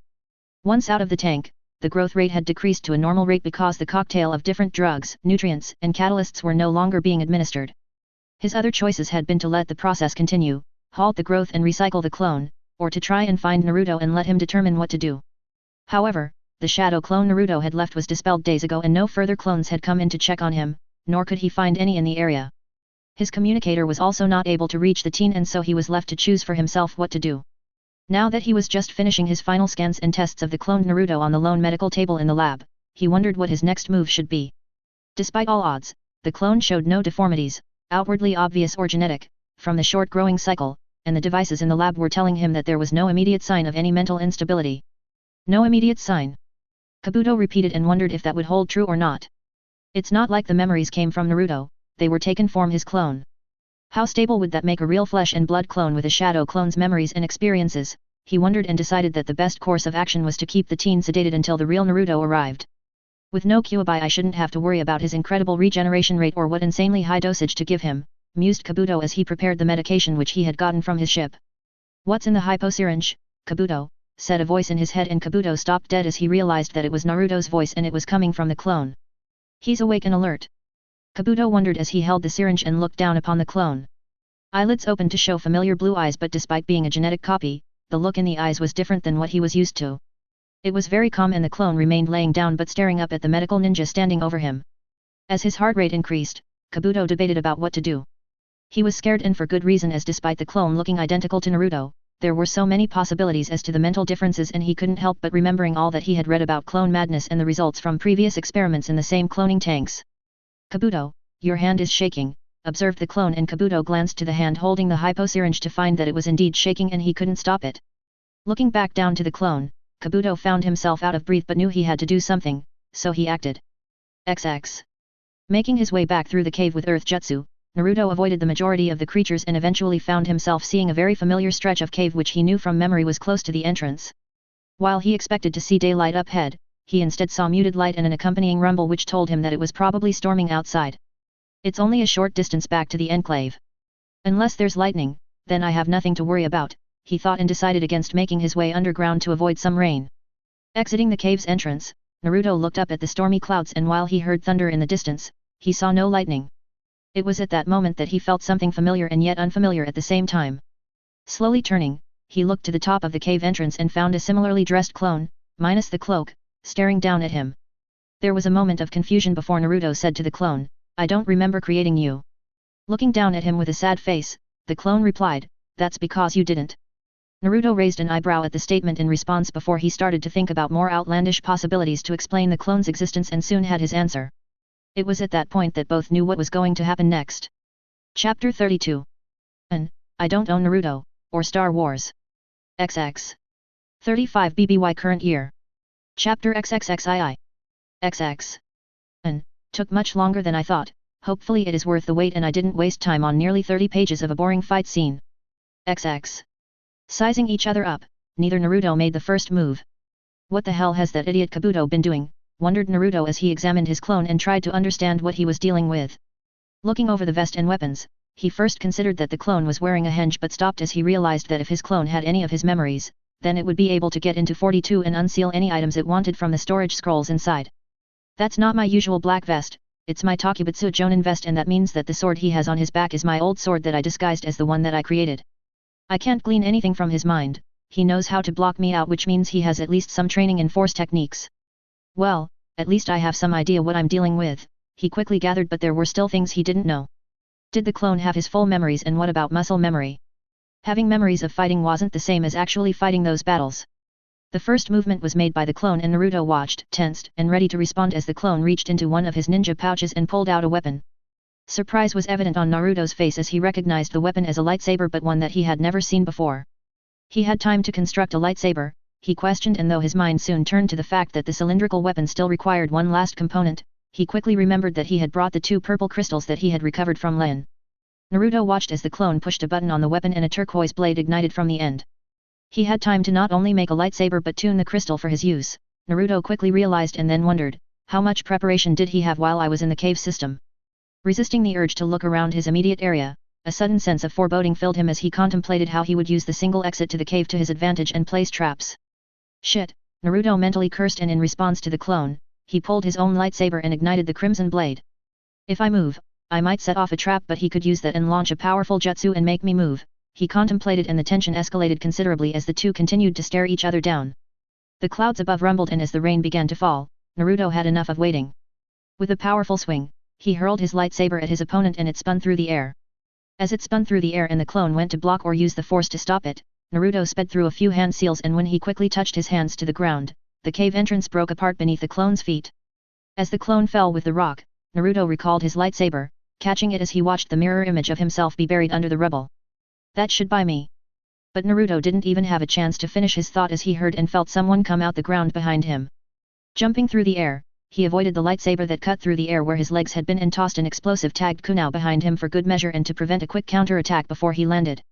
As soon as his feet touched the ground, Naruto experienced a feeling of weightlessness as the thin layer of ground gave way beneath his feet and he found himself falling into a square hole.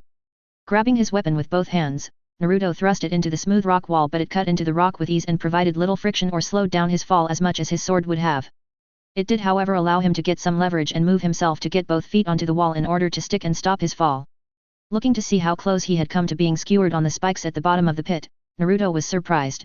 No spikes, he quickly realized, and before he had a chance to wonder why the clone had deviated, he heard the sparking of several explosive tags on the walls just above his position. Cursing, he pushed off one wall, quickly touched the other side and force jumped out the pit. The explosion followed close behind him and in the split second he had to examine where he was going to land, he noted something was wrong. Sinking in 10 inches into the swamp he had landed in, Naruto tried to remove himself but was stuck up to nearly his knees by that point. As the ground solidified and trapped his legs, he could feel the clone standing directly behind him a good distance and knew that an imminent long-ranged jutsu was about to fired. I also can't see the hand seals, he realized, and tossing his lightsaber into the air above him, Naruto went through several hand seals of his own as he felt an attack coming from behind him. A square area around him quickly raised up out of the ground and took him with it.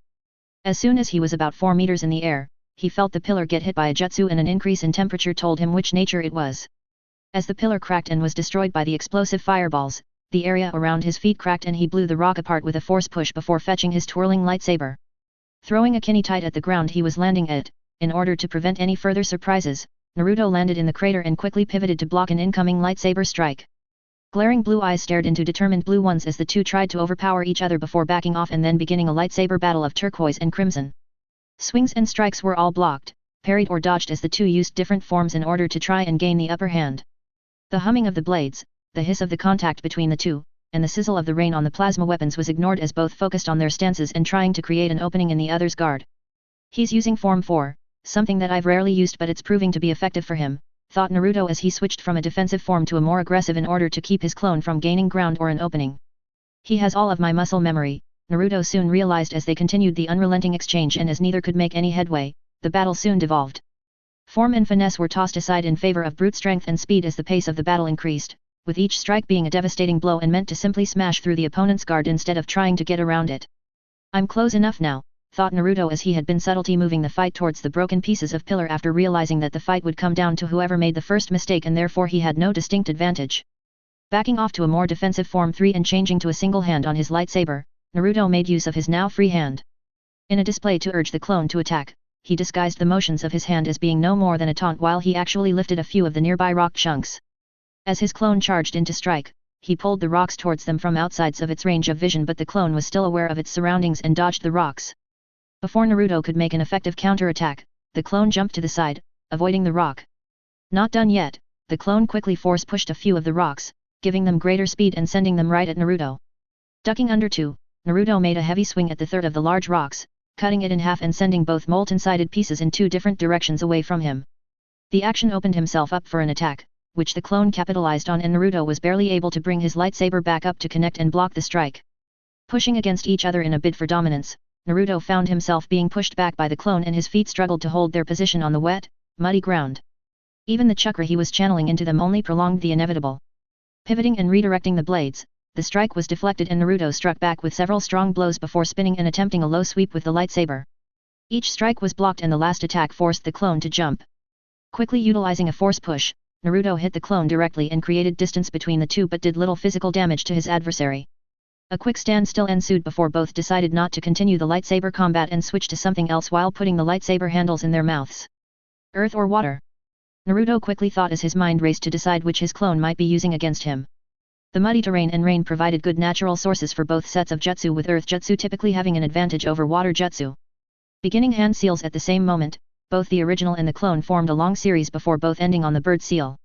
As twin vortexes of water coalesced in front of each combatant, both cursed at the fact that they had created the same jutsu. Mine is bigger but his is forming faster, Naruto realized, and he pushed a bit more chakra into the jutsu to help combat the swifter vortex of water his opponent was forming. As water finished pulling from the ground and atmosphere, the vortexes exploded towards each other and struck closer to Naruto. As the thunderous sound from the two attacks impacting, the water from both attacks could not go forwards and so it went in every other direction. Both combatants saw this and quickly moved through new seals for an earthen wall in order to protect themselves from the rebounding water. The surging water reached Naruto just as the rock wall sprung up and it shuddered under the force of the deluge that they had created.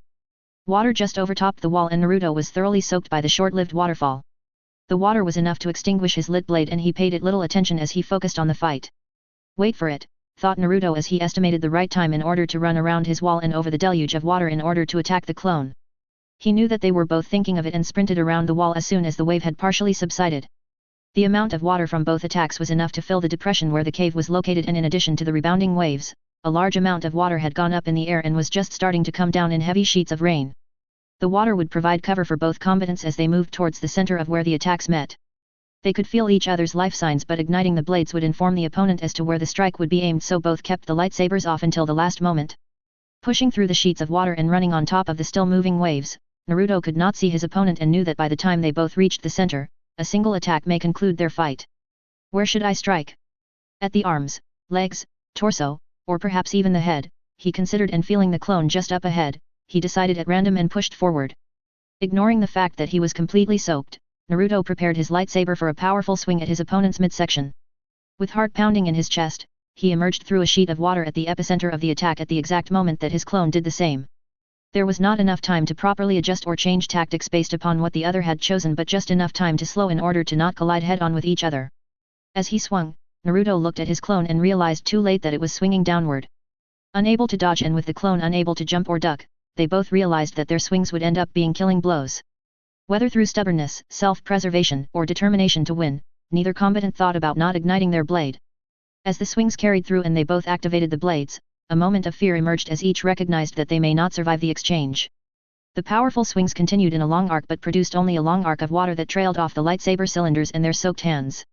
It took less than a second for confusion to set in as they became unbalanced from the empty swings and each realized that neither blade had ignited.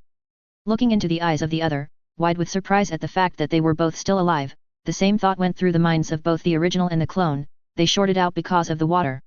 As the swings finished, both Narutos removed the surprise from their faces and in an instant they were moving to unsheath their swords with their free hands and putting the lightsabers away with the other.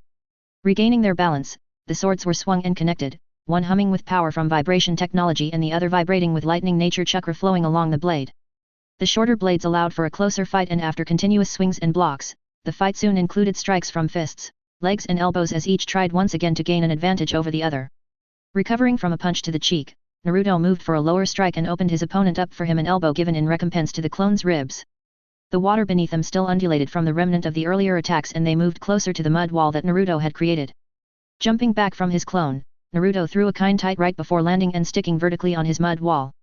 Even if the constrained kinetic energy missed the target, it would still push his clone off balance and cause havoc on the water's surface which the clone was standing on, either of which would create an opening that he could use to his advantage. Realizing the danger, the clone used the only option available and dropped its sword, using both hands to force push the attack in the hopes of deflecting the kinetic energy. The defense however worked better than either Naruto expected, as instead of just diverting the attack, the clone's push caused the kind tight to completely reverse directions and head for the area of wall Naruto was on. Realizing the danger and shocked at the success of his clone, Naruto leapt off the mud wall an instant before his own attack struck it. Rock exploded from the wall as a good portion of the middle was destroyed, sending large chunks of debris into another area of the ninjutsu-created lake. No sooner than Naruto had landed back on the water, than he saw his clone having just sheathed the discarded sword and making more hand seals. He just caught the last seal, which was the dragon seal, but that told him nothing about what jutsu it could be, as no particular nature transformation was always associated with ending on that seal. Prepared to jump, Naruto watched as the clone touched both hands to the ground and lightning chakra began rapidly spreading away from it, through the water. As soon as he saw the emergence of the lightning, Naruto jumped away from the attack and began preparing something of his own. The clone, however, had anticipated this and altered the shape of the jutsu, causing the lightning to dance across the surface in tall, sustained vertical bolts. Surprised by the change, Naruto stopped his hand seals but didn't get a chance to maneuver himself in the air as one of the bolts touched his left foot and he grit his teeth as electricity coursed through his body, made worse by the fact that he was soaking wet. The contact was brief but enough to put him at a disadvantage. Landing on his hands and one leg in a crouched position, Naruto refrained from taking his eyes off his clone in order to examine the numbness he was feeling from his mid-thigh to foot. He could stand up on it as he experimented with shifting his weight to it, but running or even walking was out of the question for at least a minute or more until it regained feeling and responsiveness. Switching with a clone was useless as there was nowhere to hide on or in the water because the clone could injure him and flush him out with the application of lightning jutsu, so I'll just have to keep fighting back until I regain use of my leg, thought Naruto as he put away his sword and quickly went through hand seals. As the clone finished another ranged lightning jutsu, Naruto finished a wind jutsu and pushed wind-infused chakra out of his mouth in conjunction with a short jump with his good leg, propelling him away from the lightning attack farther and faster than he could currently jump or dodge. With the jutsu dodged, Naruto prepared his next attack while in the air and came down to the water's surface hard, but kept his balance and stuck the landing on his right foot alone. With hand seals finished, Naruto purposefully didn't say the jutsu's name but watched as water clones sprang up in close proximity to his clone, forcing the doppelganger to deal with them. The throwaway water clones were not meant to injure the clone but merely to buy more time and keep the opponent stationary. Going through hand seals for a more complicated and powerful jutsu, Naruto said, "Wind release, vacuum spheres." The volley of small, cylindrical bullets of wind chakra cut through the air and even a few of the still remaining water clones were hit as he targeted his adversary. The clone dodged and weaved through the attacks but was still grazed twice, once on the leg and once on the arm. As Naruto prepared another jutsu, the clone began hand seals that ended with the tiger seal and Naruto realized too late that his jutsu would be overpowered. Spitting out a stream of wind that was meant to cut down his adversary, Naruto cut the jutsu short as his clone spit out a large fireball that consumed the wind chakra and became much larger. Stopping the chakra going to his feet, Naruto fell backwards into the shallow water while starting a new set of hand seals. Sticking to the ground below and completely submerged, he was safe as the powerful orange glow from the fireball illuminated the murky water around him. He could feel the water heat up but ignored it in favor of his next jutsu. Finishing his hand seals, he could feel his clone dodging as a water dragon sprang up from the shallow lake and began attacking. When the flames had cleared, he sat up to get a better look as the clone used its own previously made mud wall to protect itself from the dragon. The water dragon impacted on the hardened mud and though the impact made it shake slightly, it held against the jutsu. Jumping up from the water and moving towards the wall, Naruto made sure that the clone was still behind it as he finished another set of hand seals, ending on the hand seal for dog. "Wind release, vacuum serial waves," said Naruto before deeply inhaling and then shooting out various waves of wind at different areas of the mud wall. Feeling his clone moving to dodge the waves, he correctly guessed that it would move up to the top but he was already prepared for that. Forming another kind tight in his hand, Naruto tossed it at the upper portion of the wall and watched as the constrained kinetic energy ball struck the lacerated wall and sent it all toppling over in various large pieces. Feeling that his clone had been caught in the debris, Naruto limped over to the remnants of the wall, which stood less than 10 feet above the top of the water's surface and jumped to the top in order to see over it. Looking over the field of broken mud wall, Naruto could feel his clone and then spotted the body about 20 meters away and trapped by the rubble. Unconscious. Naruto thought as he looked over the body and wondered if he would have been caught and knocked unconscious by such an attack. Taking out a kunai and charging it with wind chakra, he began the motion to throw it when he was instantly aware of impending danger. Spinning on his good leg, he tossed the kunai at his opponent, who was still in the process of emerging from the mud wall via an earth jutsu. Right before the kunai pierced clone's head, Naruto noted the chakra glowing hand and briefly wondered if it had been trying to drain his chakra. Before he could do anything else, the head of the clone as well as its body began melting into the mud that it had been formed from and Naruto realized that he had been tricked. Turning back to the trapped clone, he found it in the process of hurling several of the large piece of mud wall debris that it had seemingly been stuck under. Cursing, Naruto jumped to another area of the debris field as the boulder hit where he had been and broke into a few pieces from the heavy impact. Before he could respond with any attack, the hardened wall underneath his feet turned back into viscous mud and he slipped, carried by the mud flow closer to his clone's position. Landing haphazardly in the watery mud, Naruto looked to find his clone had already closed the distance and he pulled his sword in response but wasn't worried. His sword had been used quite a bit and had already built up a charge. As the clone closed in, Naruto moved his sword to block but force lightning began sparking from it and a bolt sprang off the blade and collided with his clone. The force-created lightning was powerful enough to not only electrocute his opponent, but send the clone flying backward. Putting the handle in his teeth, Naruto began making hand seals, ending on the rat seal and said, "Earth release, bedrock coffin," right before sections of rock began springing up around his downed clone and moving inward to crush him. Despite the clone's application of force jump to escape being crushed, Naruto wasn't finished and with more hand seals, he began forming numerous spikes out of the rocks where the clone was landing. Lightning quickly sprang to life on the clone's sword and it swung in a low spinning arc. The lightning nature chakra elongating from the blade with shape transformation and took out most of the spikes before they managed to impale him.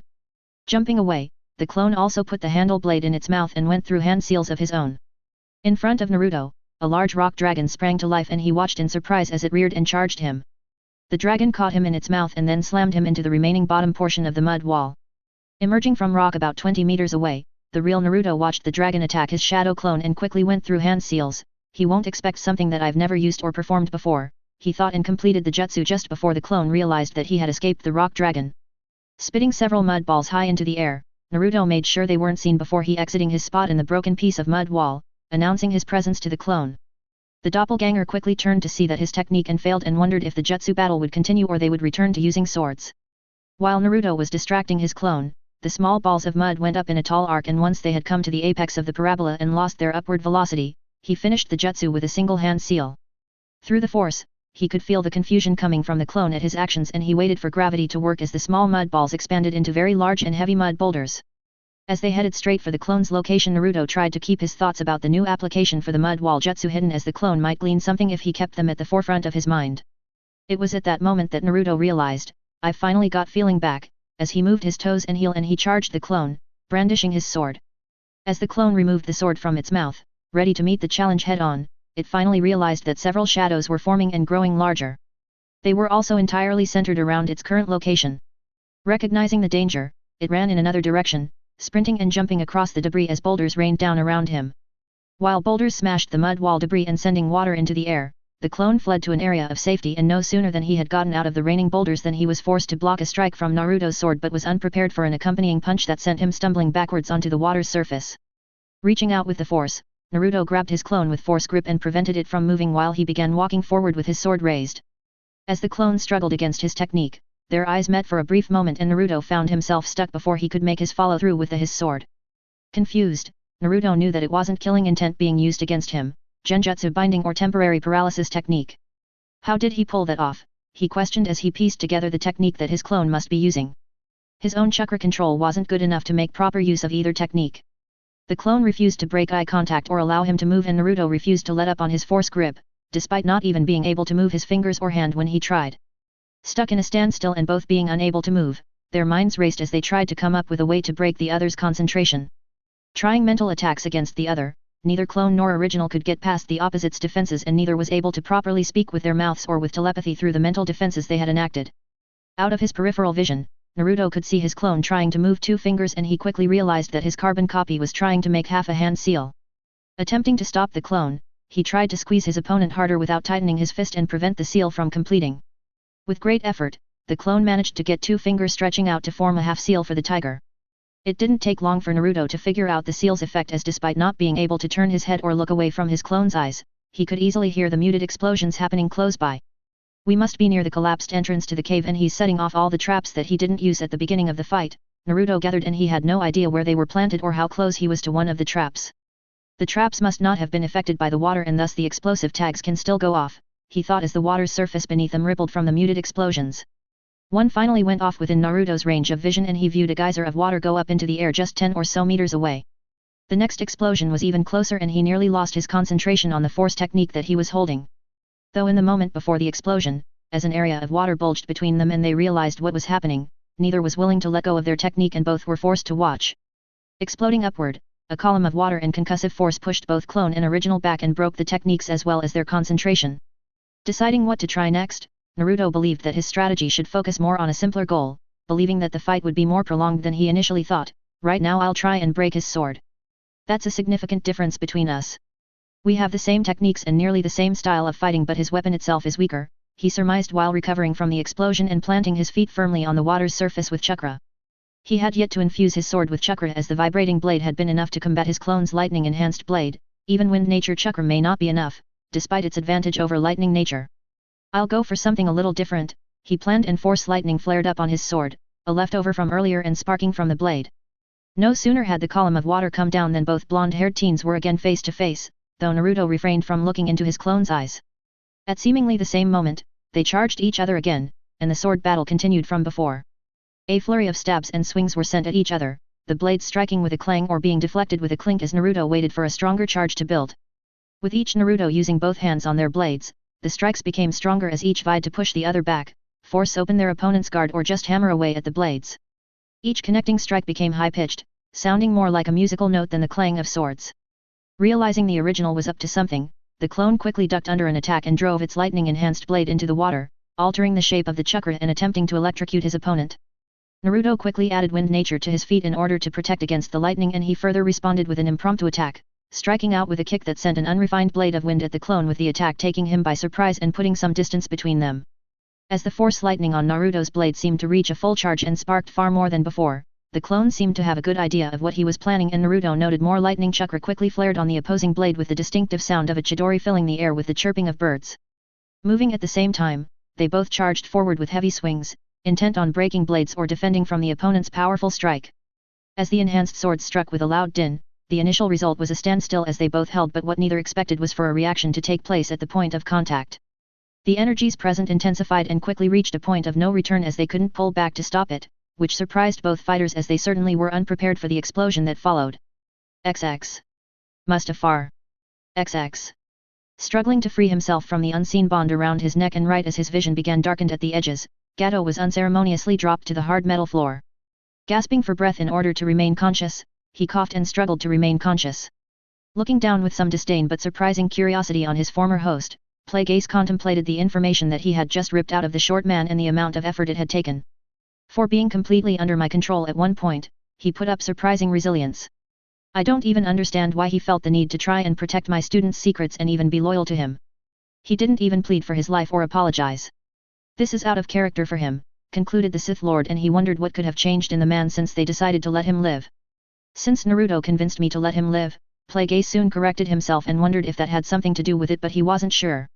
Being marooned on Mustafar didn't seem to have broken Gato, but possibly made the former tycoon more determined than ever.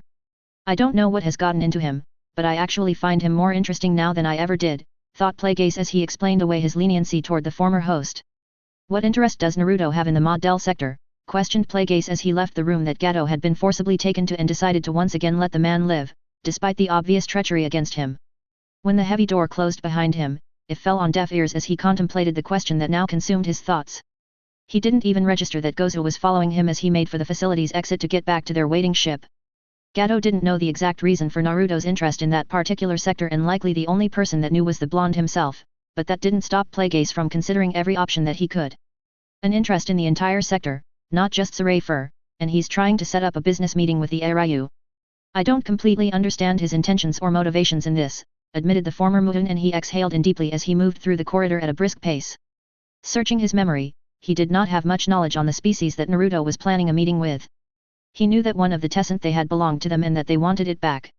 It therefore immediately occurred to him that they would bargain to get it back, but the exact outcome of any deal still eluded him. Does he want to control the entire sector? He wondered, but his thoughts turned to something else. Did he find something else there? It was an interesting question as to his knowledge. Most of the sector was unexplored, but from what little information Gato told him under pressure, it seemed that Naruto had mapped the sector or at least done more reconnaissance or surveying than anyone else, even the species that inhabited the region. Possibilities concerning the Black Sun did spring to mind, but he didn't have enough information to know whether they were involved or not. Considering going back and wringing Gato's neck to alleviate his frustrations, Plague Ace tossed the idea to the back of his mind. Gato was being used as a pawn, something even the former shipping magnate even knew, but was more than willing in order to get off Mustafar. If our transport ship hadn't just left a few hours previously, he likely would have tried to board it and run from me, Plague Ace quickly realized, and it still surprised him that it took minutes instead of seconds of essentially torture in order to get the information he sought out of the man. It seems he has found the perfect way to motivate and make use of Gato, but as to what end and purpose, again, there is only one person that I can find that out from, concluded the Sith Lord, and he headed back to the ship, in order to return to Naboo and wait for Naruto's arrival from the mission on Dantuan. XX. It took a few seconds of the water droplets impacting his face before Naruto realized that he was looking at the sky, and an unfamiliar one at that. Naboo doesn't have rain clouds like that, he quickly observed, and it was only then that he realized he was partially floating in shallow water. Struggling to get to his feet and out of the cold water, Naruto looked around and started to remember what happened. We attacked each other and then there was an explosion, he recalled, and he started feeling his face as it felt rather hot. Some of my hair is scorched, along with my eyebrows, he realized, and then remembered his clone. Turning towards an area where he suddenly heard noise and felt life signs, Naruto found the clone just getting up as well. Despite being only a few feet away when the swords struck, they were blown back over a dozen meters. Seeing that his clone was also slow to recover, he briefly wondered if they were both knocked unconscious or just dazed for a few minutes before realizing that he no longer had his sword. Reaching into the murky water, Naruto felt around and glanced over at his clone to see that it was doing the same, and a race ensued. Naruto thought about trying to use his lightsaber but realized that it probably still wouldn't work, and so he continued his frantic search for the unique weapon. After not finding the sword in his immediate area, Naruto suddenly realized that he could likely find it with the Force, as he had literally forged a connection with it. As he focused on determining where the sword had fallen, the clone switched tactics and decided that it was better to take advantage of the situation and the original's distraction. Going through hand seals, it molded a large amount of chakra for a jutsu, Earth release, destructive rising rock pillars. Found it, thought Naruto, and as he moved to retrieve, a sudden shaking of the ground and water stopped him. Giant pillars of earth sprung from the ground, breaking through the surface and causing chaos on the center landscape of the lake, with the water churning and ground upheaving. Weaving around the rising pillars and jumping over tall waves that pushed him away from where he wanted to go, Naruto tried to make it to where he felt his sword. It wasn't even that far away from his original position.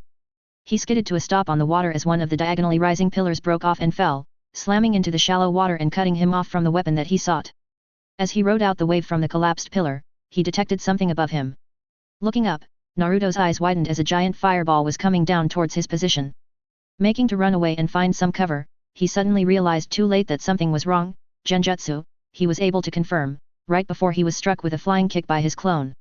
Skipping over the water, he smashed into the side of a newly formed pillar, and before he had the chance to curse over his distraction and the fact that his clone could use Genjutsu, he was forced to dodge an incoming punch. Thinking the clone would injure itself on the rock, he was surprised when the strike embedded into his rock and caused fracturing as well as broke off several large chunks. The clone didn't move from the simple taijutsu form of the strike, but simply looked at him with determination, and Naruto was surprised by the destruction wrought by the punch. He's stronger than I am, he admitted to himself, but soon pushed such thoughts aside as his clone charged in and they began a battle of Terraskasi on the water's surface. Similar blows and kicks were exchanged as each Naruto tried to inflict more damage upon their opponent than they received. As they battled in the hard style of unarmed combat, another observation soon made itself known to Naruto: he's also a little faster than I am, he realized, and couldn't understand exactly how such a thing was possible. His clone shouldn't have more physical prowess and speed than himself, but he was being pushed back and overpowered during certain exchanges. I didn't notice it as much during our Kenjutsu because there was a larger distance between us that I could overcome the slight advantage, Naruto realized as he took a glancing blow to the cheek from a punch and then was unable to block a powerful blow to the abdomen that sent him tumbling back. As he struggled to regain his footing, Naruto thought back to his training and tried to determine what he could use or do in order to help negate the disadvantage he was in. Getting back up, he charged in and used the force to help project his attacks, making invisible telekinetic punches that mirrored his actual attacks. Though it initially took the clone by surprise and he managed to get several punches to connect, the clone quickly adapted and used its speed advantage to keep itself from getting hit. I could use Dunmach against him, Naruto then considered, as it was something that could definitely affect the clone given its creation. Sith would often use such a technique in order to sow doubt and distraction in their opponent, sometimes simply with taunting. That could definitely work. On some level he must know that he's just a clone and not me, so I can use that against him, thought Naruto while he deliberately put distance between instead of pushing the fight. Using the few seconds of lapse in the fight, Naruto decided what he wanted to say. Those memories in your head, they aren't yours, they're mine. They're just a copy of my experiences, said Naruto suddenly, and his clone stopped its pursuit. Looking directly at him, the clone spoke for really the first time since the beginning of the fight: are they? I think it's more fitting that they belong to me, seeing as how I'm the real Uzumaki Naruto. The response was certainly not what Naruto had been expecting, so not only does he have my memories but they've made him go insane or become delusional, he concluded and decided to humor the clone. Oh really, and who does that make me? Rasen, Menma, or another name you come up with on the spot in order to lie to someone. I have no idea who you are anymore. I do have all of your memories, so it's not hard to see that you don't really know who or what you are, answered the clone, and Naruto was surprised by the answer. This isn't going how I thought it would, he thought, but before he could say anything in response, the clone continued: through training, some brainwashing, indoctrination, and manipulation, you've lost touch with who you really were. You stopped being Uzumaki Naruto when you found that ship and that Sith Lord found you, explained the clone, and Naruto was quick to fire back: you don't know what you're talking about. He'll never be what you want him to be. Surely you must see that. But he'll always be there to use you for his purposes and make you do things that you didn't want to do, at least until you can't take it anymore. It's sad really. You could have been a hero to the village, stopped those thieves and spies, and been someone that everyone could trust. However, you threw that away to be manipulated and for power, said the clone in a low and serious voice. I didn't throw anything away for power, and I'm not being used anymore, contested Naruto in a more heated voice. All I wanted was to be acknowledged, and Master Plagueis gave me that. He was always there for me and taught me more than anyone else during the entire time I spent in that shithole. So what if I had to do as he commanded? It was worth it for what I got in return. All everyone else did was look down on me or ignore my existence. I never wanted to be a hero, Naruto quickly added, and his clone only responded with a sad smile. At one point you did. Perhaps you don't remember or don't want to remember, but I do, said the clone, and it explained: you even wanted to protect the entire village and become Hokage. Naruto glared at the clone, but it ignored him and continued: unlike you, I haven't tossed such thoughts aside. You actually want to be Hokage? Naruto questioned with derision and suggested: why don't I just take you back? I'm sure those villagers you think so highly of will welcome you with open arms. You've already nearly ruined that chance for me, haven't you? I don't understand why you did nothing to help them. You could have even stopped Orochimaru, kept the old man from dying, and protected everyone, replied the clone, and Naruto scoffed before demanding, why the hell would I have done that? You didn't even know that old fool. Didn't I? I think I knew the old man better than you ever did, contested the clone to Naruto. Is this a poor attempt at making me feel guilty? Naruto quickly asked and then added, leaving the village was one of the best decisions that I ever made. I never felt any guilt turning the village and that old fool over to the monster that they created in Orochimaru. At the time, it seemed quite fitting. Then why did you go after him? Questioned the clone as both stayed still and didn't continue the physical fight. A moment went by in which Naruto stayed silent and the clone furthered its question, are you honestly trying to tell me of all people that there is no part of you that was sad about the old man's death and wanted at least a little bit of revenge? No. There wasn't. I saw an opportunity for jutsu and knowledge, not to mention recruiting those that worked for him, answered Naruto, but he soon wondered why he needed to explain himself to his clone. And yet, Plague Ace told you not to go near Orochimaru and didn't want you to recruit anyone. He certainly didn't wanted you to form a group, but you still did. Ace's spirit simply wasn't enough to fill the loneliness or compensate for all the time you spent pushing people away. You wanted friends but were too misguided to realize that, with a little work, you could have had all that within the village if you had only given them a chance, explained the clone, and Naruto was quick to refute the last statement. Why should I have given them a chance? He asked and then elaborated, I don't have anything to prove to those ignorant villagers. I did nothing to them but they could care less about the working of Fuinjutsu, he said and let the comments sink in before he continued, I was someone that they could hate, a scapegoat which the Hokage did nothing to prevent them from using. Why do you even care? Was the follow-up question that he quickly posed to the clone. You didn't know them or the Hokage. Those memories you have are just copies of what I lived through. You've only been alive for a few days and are trying to tell me about my life and how I should have lived it. Naruto argued and didn't give a chance for the clone to reply back. Why would you want to go back? Naruto continued as he tried to turn the tables back on the clone, do you not see where we are right now? We're on another planet in a huge galaxy of countless inhabited planets. There is so much more than the elemental countries here. Nothing going on in Konoha meant anything in the grand scheme of things. And what do you think you know of the grand scheme of things? Do you even realize what is going on around you? Inquired the clone, and it decided to continue on that train of thought. You're not even a real Sith, but you simply can't see that or won't see it. You keep calling me a fake, but you're just as much a fake Sith as I'm a fake Uzumaki Naruto. You'll never be his apprentice, only a tool that he can use to further what little ambition he has left, and your own ambition is not much better. What do you plan to do? Make a star forge so you can conquer the galaxy? You're not even sure what you'll do. How did you go from a small boy wanting to be Hokage and protect the village, to a monster planning to start a war and become a conquering ruler? Some of the statements struck a nerve as Naruto quickly shouted back, your words are meaningless since you never actually lived those memories. If my words were meaningless, then why are you so angry and frustrated right now that you're shouting? Asked the clone calmly, and Naruto grit his teeth as he realized the lapse in control. It infuriated him that the clone had such views and beliefs that glaringly clashed with his own. I look upon you and see a stranger wearing the same visage as myself. One that is turning more and more into a monster. All that is required is a single push and you'll probably never come back. It worries me that a person like you is the Kyuubigen hierarchy. Do you honestly think our parents would have wanted you to turn out like you are now? So it's best that I stop you, by any means, before you get closer to enacting the plans that you are forming and millions or even billions die or suffer at your hands, said the clone with renewed determination to stop Naruto. Fucking piece of shit, thought Naruto as he gritted his teeth but refrained from voicing his feelings, trying to rein in his anger. He could feel the seal reacting to his feeling and it was flaring up as if his skin was on fire. Knowing that if the 5 elements seal failed, that there would be nothing to help keep the Kyuubi's chakra from overpowering his reasoning and thinking, Naruto buried everything he was feeling down as deep as he could. While squashed everything concerning how his own plan to taunt his clone had backfired, there was still something that didn't make sense. If we have all the same memories, why does he think so differently? Is this some kind of ploy? No, I can feel that he believes what he's saying. That makes even less sense. Is it the cloning process that made him so defective? Thought Naruto as he didn't want to consider the other possibility. It doesn't matter what he thinks. Naruto suddenly decided as he struggled to remain calm, words aren't actions. Who cares if he's faster and stronger than I am? Those are but a few of the factors that can decide a fight and I don't intend to lose, he concluded and succeeded in not letting himself be overpowered by his emotions. It didn't help that his seal was burning even during their discussion, as his feelings and loss of composure allowed the Kyuubi chakra to further deteriorate the seal he had put over top the one he was given after birth. I don't want or need to use that chakra to defeat him, Naruto determined and quickly went over what he still had available to him. Unsealing his disc blades, Naruto went into action against his opponent and threw one at the clone and the other in another direction. The one flying directly at the clone was instantly stopped in midair on approach as his carbon copy was able to control the discs nearly as well as he could. However, before a struggle ensued for dominance over the stopped blade, a second blade appeared from the shadow of the first. Not even trying to stop the second blade, the clone jumped over it but kept his grip on the original. Remembering that Naruto had thrown a second blade, the clone turned to find it heading right for him. Reaching out, the clone grabbed the incoming disc but his eyes widened when he realized the trap. Below the clone, the shuriken it had jumped over exploded into white smoke and a shadow clone emerged, throwing several wind-enhanced kunai at the clone's back.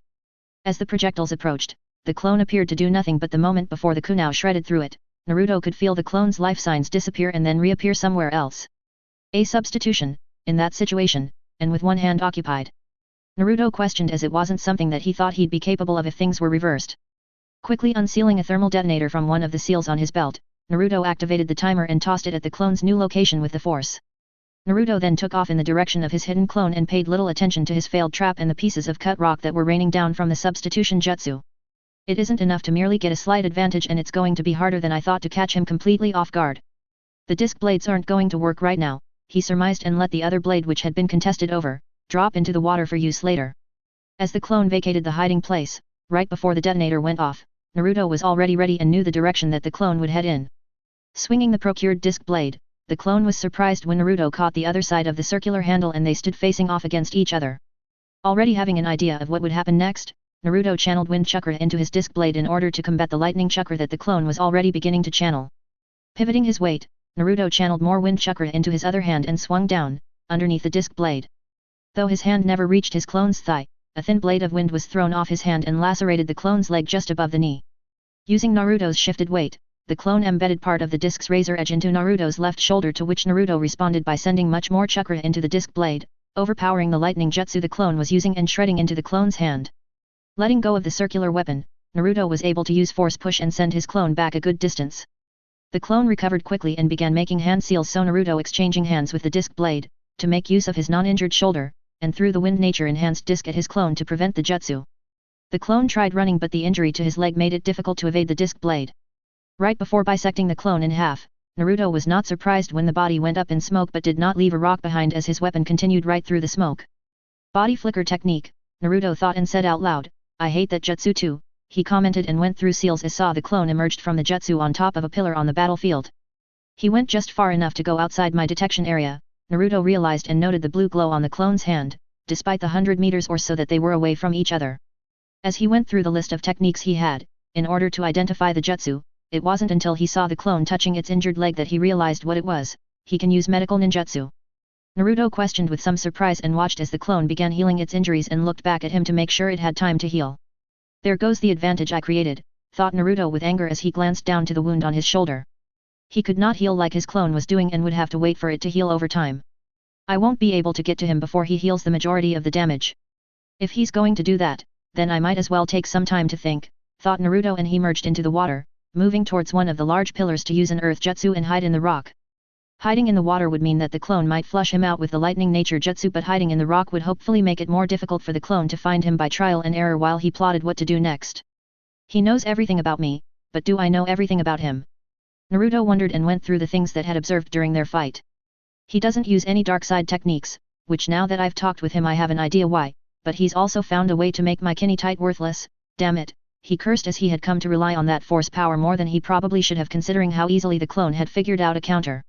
He's also stronger and faster than I am, not to mention the better chakra control that he has. It allows him to use genjutsu, faster jutsu creation, and medical ninjutsu, perhaps all of that is linked, he considered and came upon the one difference between them that should have been much more obvious from the beginning: he's not a Jinhyuriki. As it dawned on him what all that entailed, he began to come up with a strategy to fight his clone. He likely has similar chakra pathways but perhaps not as large.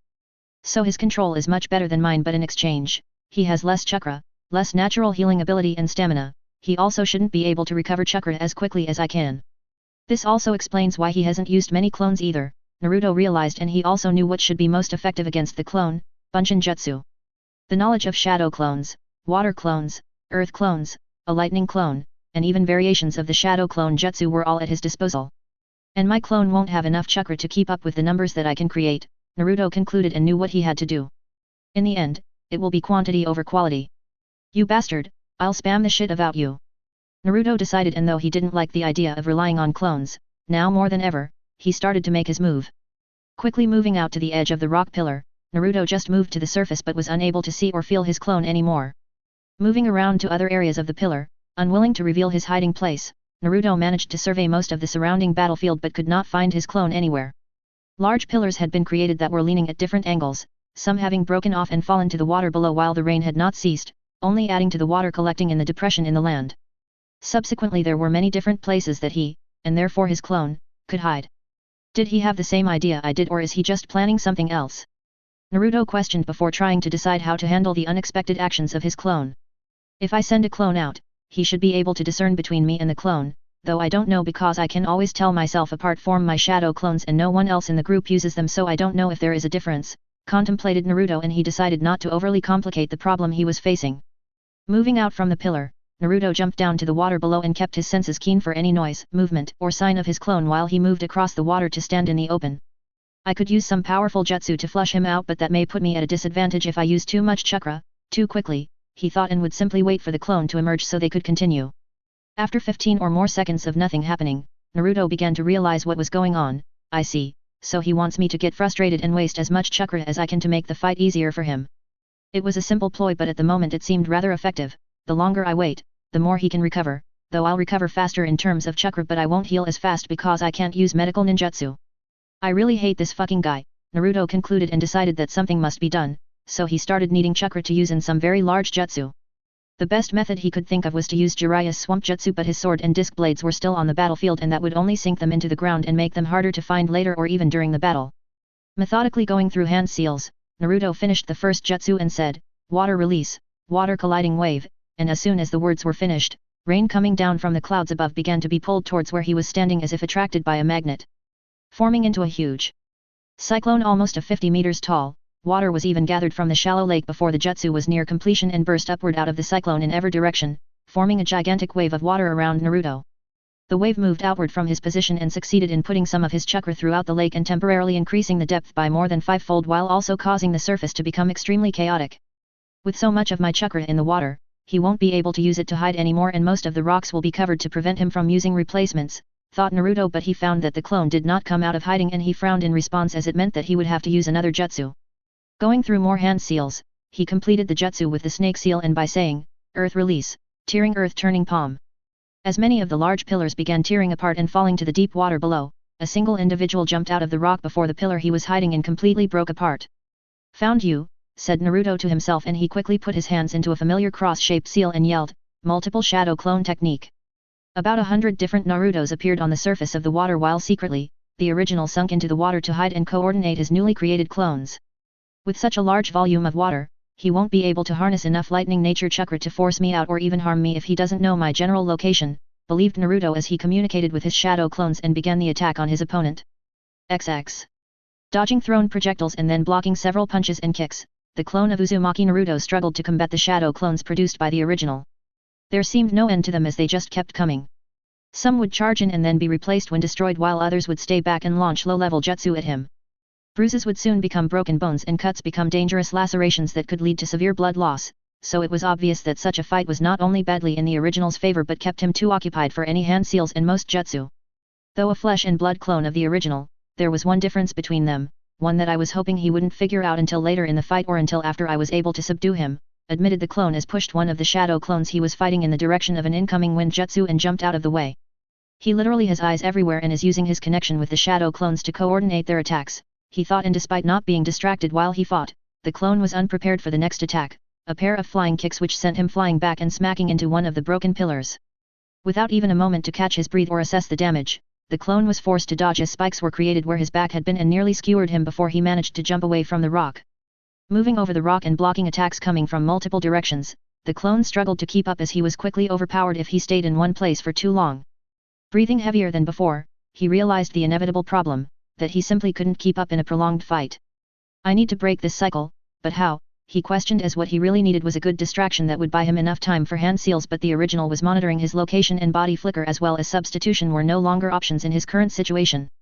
Reviewing the inventory that he had packed into the pouches before heading out to the cave entrance, the clone remembered something he had seen tossed in the bottom of the pouch.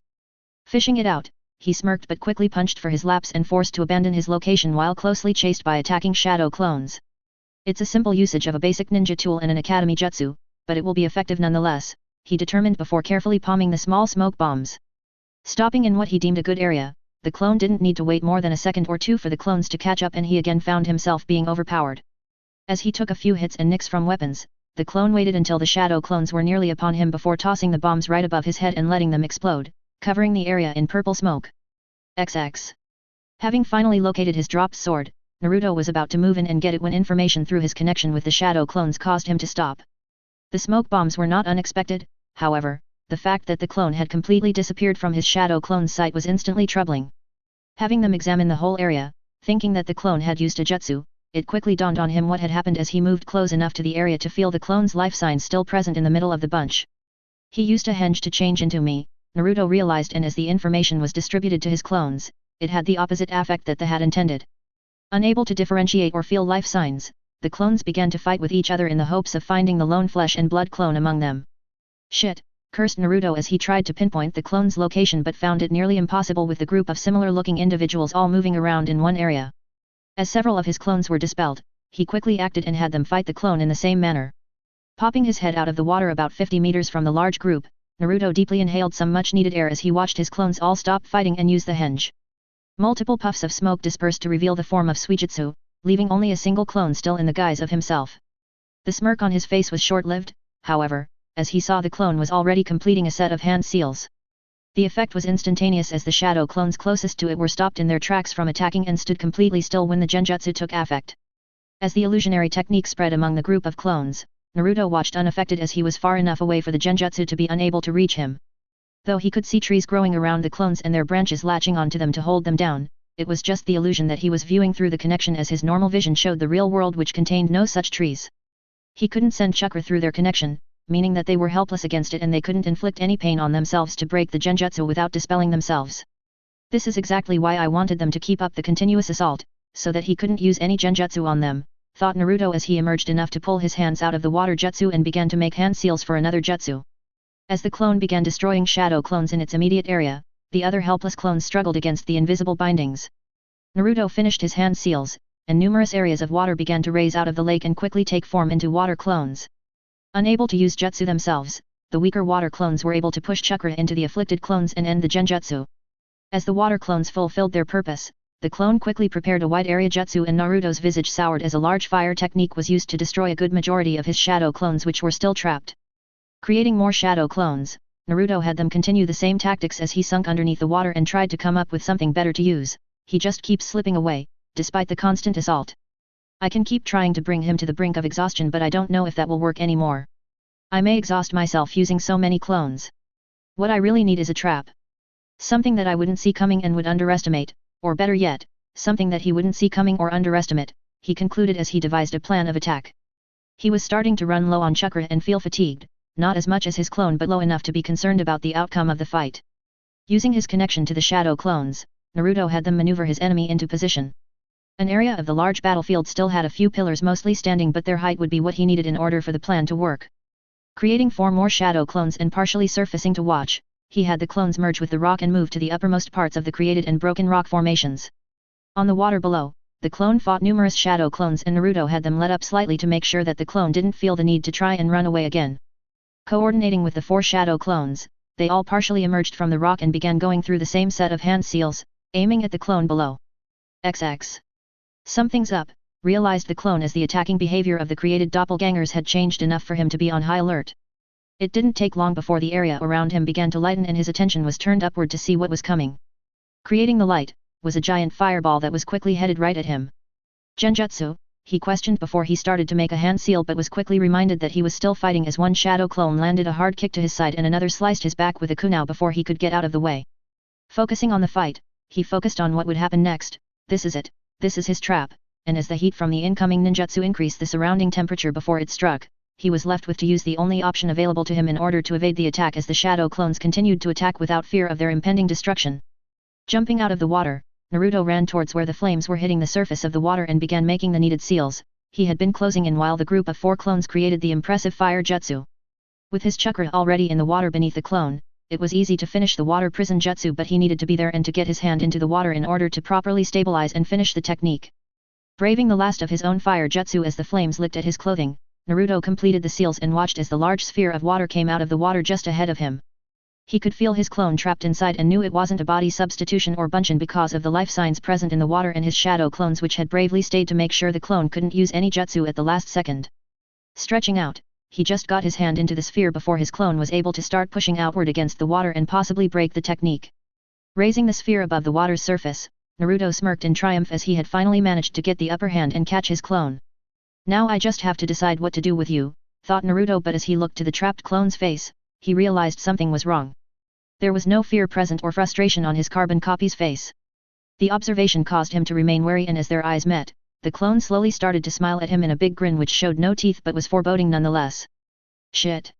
Naruto cursed, and as he began informing his shadow clones to scour the area, he spotted a single clone emerging from halfway up one of the rock pillars. The clone was not one of his, and before he could say anything, it made a single hand seal which he easily recognized as the tiger seal. Kill him! Naruto ordered, but it was too late as a calm and steady voice echoed a few words over the battlefield: Genjutsu, Bringer of Darkness technique. The effect was instantaneous as the light in Naruto's eyes faded into utter darkness and he was deprived of his sight. The technique was so unexpected that he lost focus on the water jutsu he was maintaining, and before he could stabilize the technique, the clone used something that sent him flying back and soaked him with water. Quickly regaining his footing from what he thought was a powerful force push, Naruto ordered all his remaining but similarly blind clones to cover his escape as he put some distance between himself and the clones before diving deeply into the water. XX. Panicking under the water, Naruto moved himself to the very bottom of the jutsu-created lake as he used jutsu to hide himself in the liquid. Up above, he could feel his clones being destroyed one by one, and what was worse, was the method that his clone was using. He's draining them of all their chakra, he realized as the first few dispelled, and their destruction was quickly followed by many other until only the 4 that were hiding in the rock remained. As he ordered them to stay hidden so he could start to plan something, they too were destroyed using some jutsu until there was nothing left but himself, hiding in the water. Despite holding his breath, Naruto knew that he probably would have been hyperventilating if he could at that moment. He would eventually have to surface in order to breathe, but that was the furthest thing on his mind. He purposefully let himself be trapped in order to lure me out, he acknowledged while filled with dread and had a hard time accepting such a realization. He had been close to death before, or at least in numerous dangerous situations, but nothing like this. I've never had to face myself before and never had a fight turned around on me so easily. I don't know what he's planning next, and even if I could surface, I can't see anything, he recognized as the loss of his sight was not something he had ever faced before. Struggling to deal with the situation, Naruto quickly searched for something to calm him and his emotions. I can't believe he was able to use that genjutsu, he suddenly thought as his mind tried to push all the panic aside and turn to facts in order to help rationalize what was happening. The A-ranking genjutsu was the most powerful in the Leaf Village, and its difficulty in performing as well as danger in using made it part of the Scroll of Seals. I tried using it only to completely fail, but somehow he managed to succeed on his first try, he questioned but quickly realized his problem: I'm underestimating him and by proxy, myself. Staying on the genjutsu, he analyzed everything he knew while he had the chance and while his clone was likely looking for his hiding place. It couldn't be broken with any normal means. No amount of pain he inflicted upon himself would break the jutsu, and even if he could properly use the genjutsu dispelling technique, it too was useless on the genjutsu created by the Shadame Hokage. It didn't even require a large amount of focus on the part of his clone to keep active. I'll need to disturb his chakra or concentration to a noticeable degree in order to break this, he realized as he started to calm down from his earlier anxiety. I don't plan on losing or dying here, but I'll need some kind of plan in order to fight him, he thought, but before he could come up with such a strategy, a strong current began forming and quickly pulled him in a specific direction. I've been found already, he realized as he sensed out to feel the clone reasonably close to him but had no idea what it was doing or using. XX. Despite not knowing an exact location where his brother was, the clone could guess because of the turmoil that he could feel emanating from the only other living being that was in the area. Such a quick turnaround after thinking the battle was won must have sent his head spinning, he recognized, and the strong feelings let him determine an area of the battlefield in which to focus on, and because the feelings he could sense were staying stationary, he could further pinpoint a location on which to start using jutsu on. Quickly using earth jutsu to raise a section of rock out of the water in which to stand on and prevent a possible counterattack, the clone jumped to the flat top of the rectangular prism he had created and began going through the exact same seal sequence again, only molding much more chakra to use. Earth release, moving earth core, he said out loud, but the effect of the jutsu was not immediately evident above the water's surface until visible currents began to start moving towards the area he was focusing on. The water level was quickly dropping as instead of creating a raising column of earth, he dropped a large square area or earth down over 30 meters, which had created a huge space for the water to collect. Fighting such a strong current will be difficult while hiding in the water, he reasoned, and his calculations paid off as he felt his brother move, or at least he could tell that the current had pulled the hiding blonde towards the core he had pushed down. Forming more hand seals, he began the next jutsu in order to help keep Naruto from getting away. Water release, great waterfall flow, he said, and the technique began as water started to churn and form a large whirlpool at the top of the pit he had created. It's a good thing I decided to absorb the chakra from all those clones, otherwise this would be nearly the last of my reserves, he acknowledged before finishing the last jutsu in his plan to flush out Naruto. Lightning release, 4-pillar bind, he completed, and despite the pillars normally being quite tall, over 100 feet, only the very tops of the pillars came out from the water's surface as they were formed at the four corners of his dropped earth core. The moment that lightning began to start up, he could suddenly feel Naruto's life signs and then saw him shooting out of the water and away from the trap he was using. As lightning flashed in front of him, the clone frowned because of the wasted chakra in the attempt. I thought that would work. He must have recovered and calmed down enough to realize what was going on, or at least was cognizant enough to evade it, he guessed before watching Naruto tumble on the water because he couldn't judge where the surface was in order to stick the landing. It doesn't matter. This fight won't last much longer with him in that state, concluded the clone as he jumped down from his position and calmly moved towards Naruto's location. XX.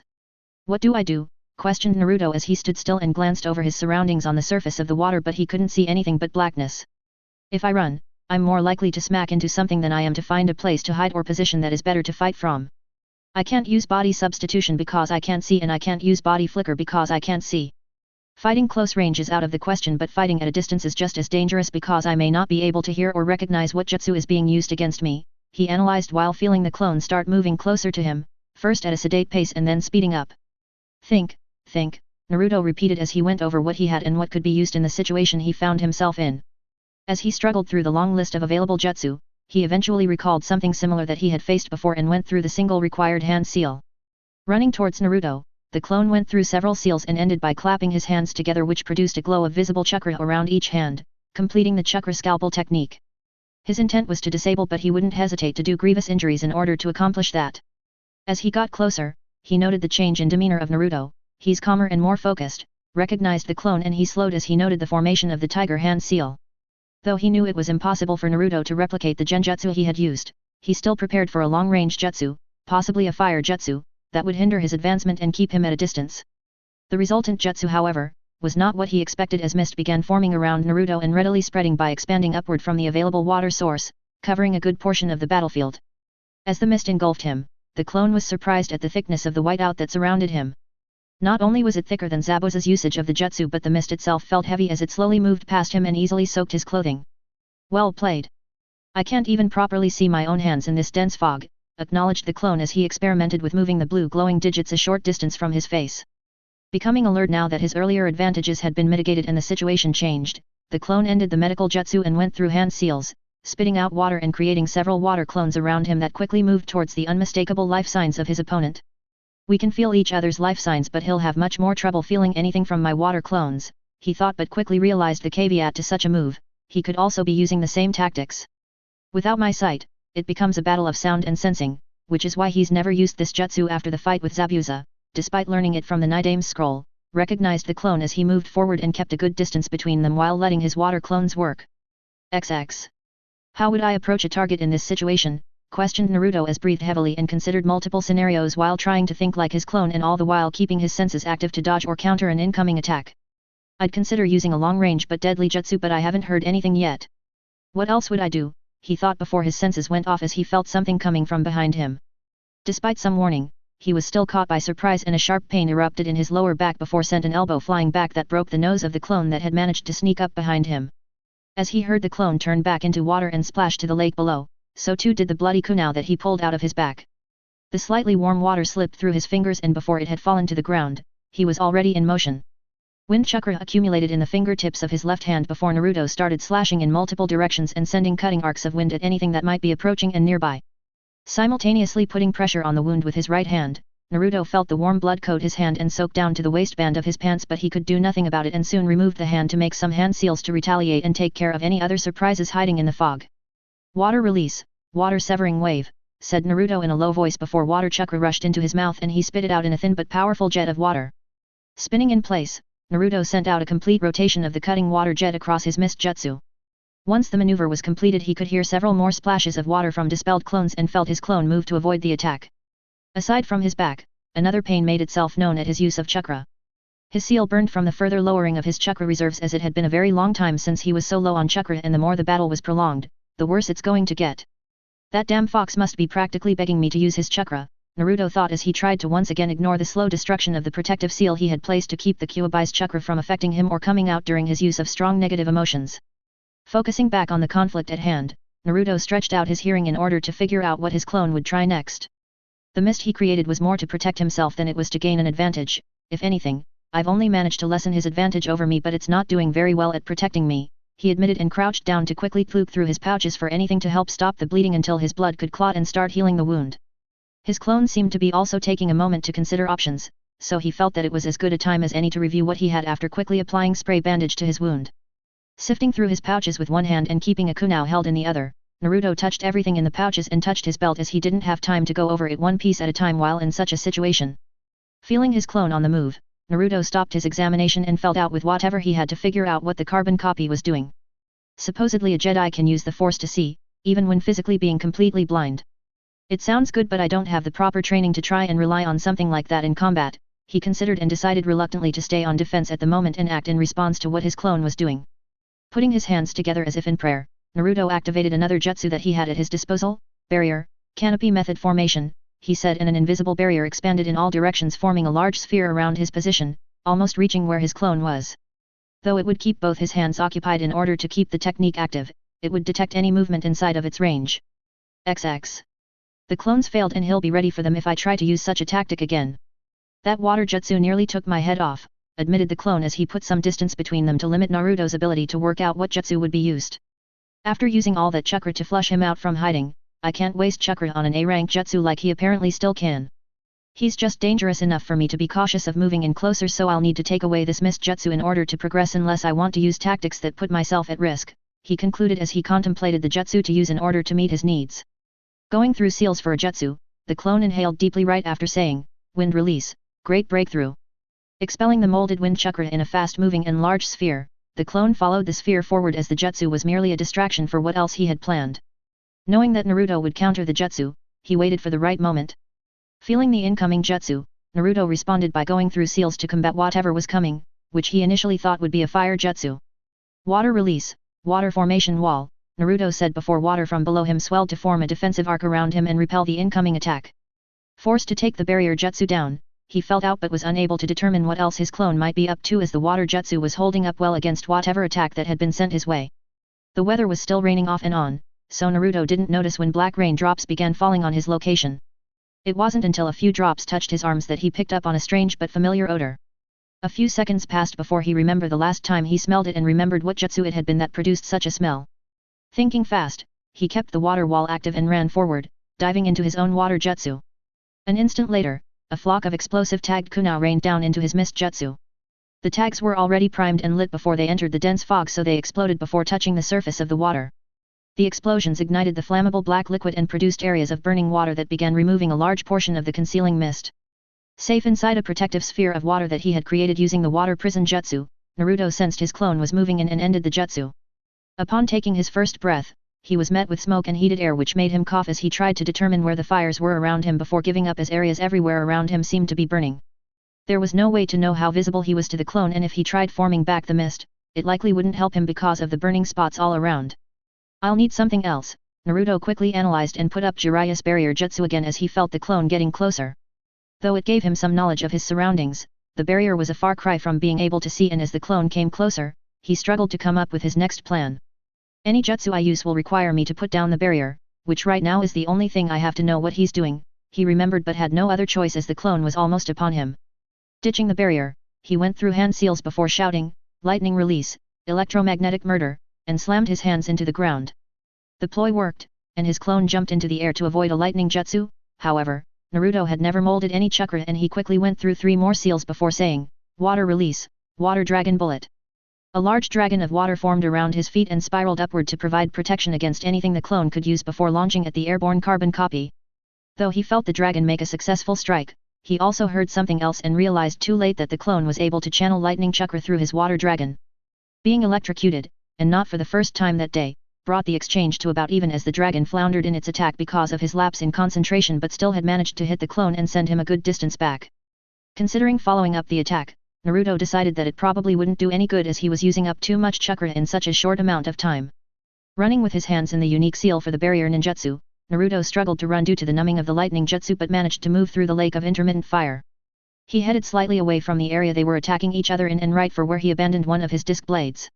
Recalling everything he had touched in his pouches with the force, as he didn't have time to catalog or identify everything initially, Naruto went over all the items he had on him and realized that he didn't have much left. A few kunai, limited explosive notes, no smoke bombs, and a cloak, he thought, remembering feeling the balled-up armor weave material of the all-weather cloak, and it took a few moments before he remembered what it was for and why it was there.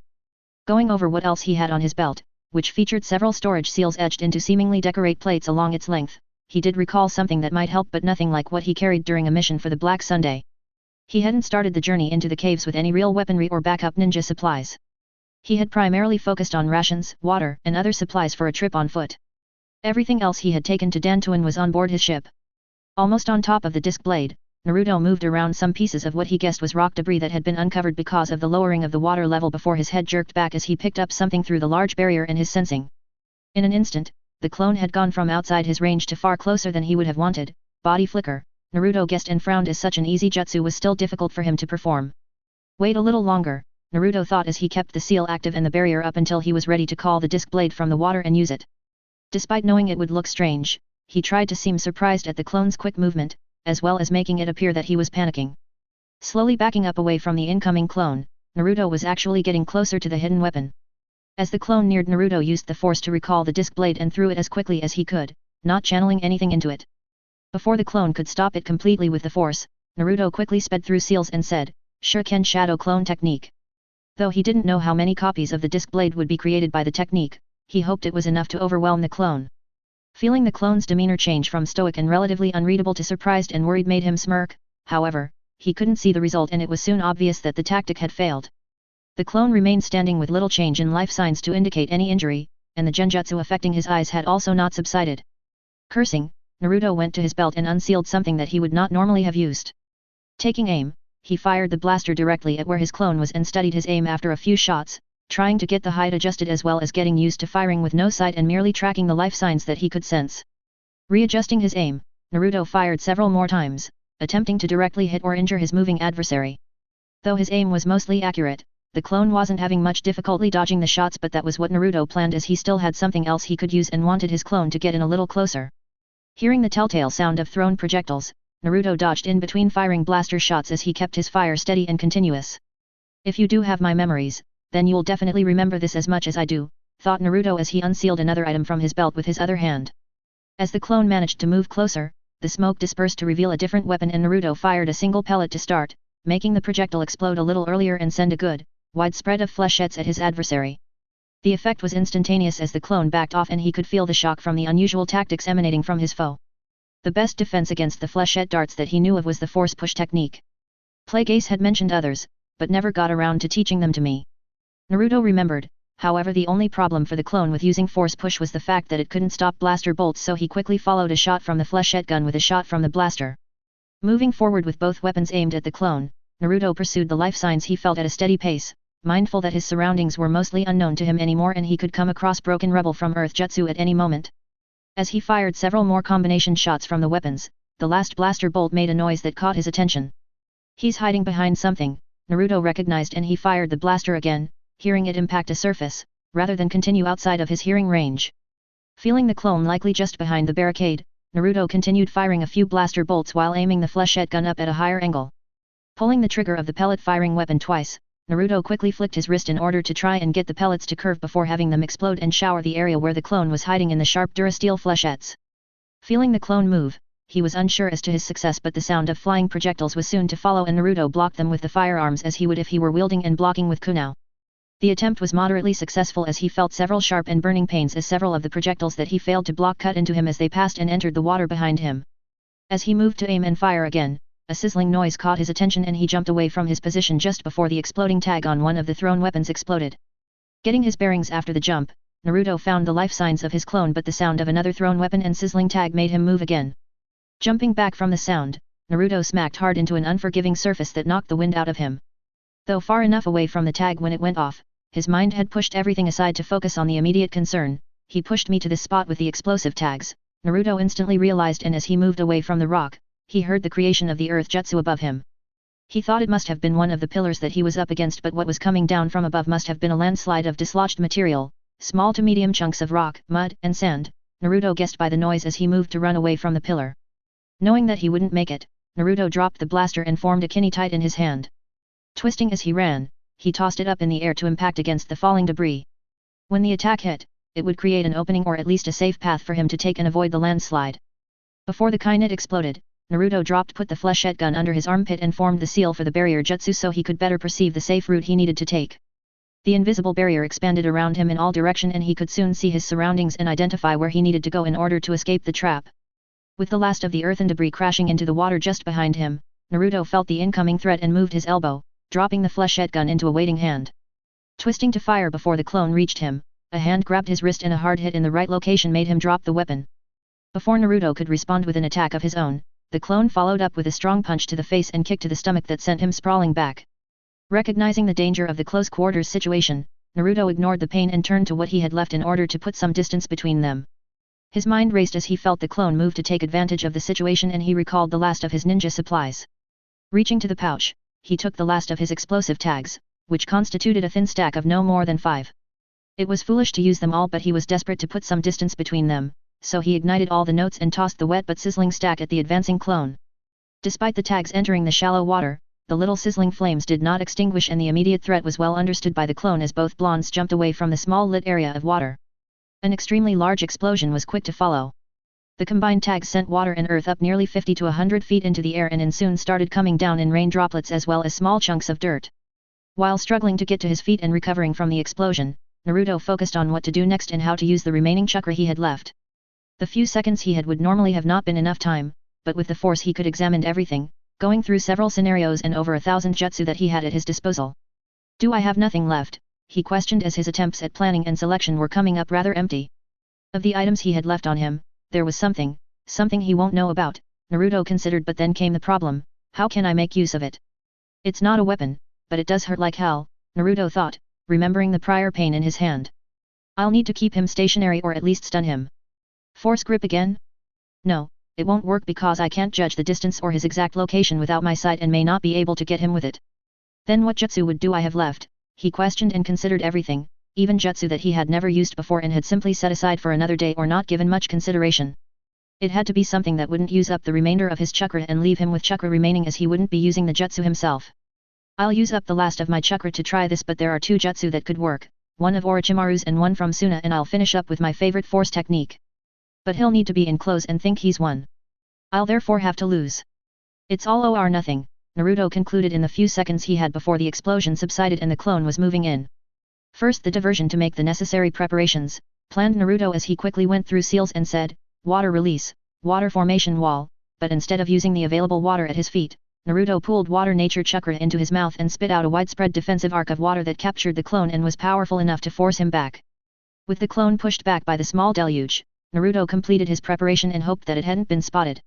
With his chakra halved, he took out the last 2 kunai from his pouch and charged forward with the weapons held and ready to use.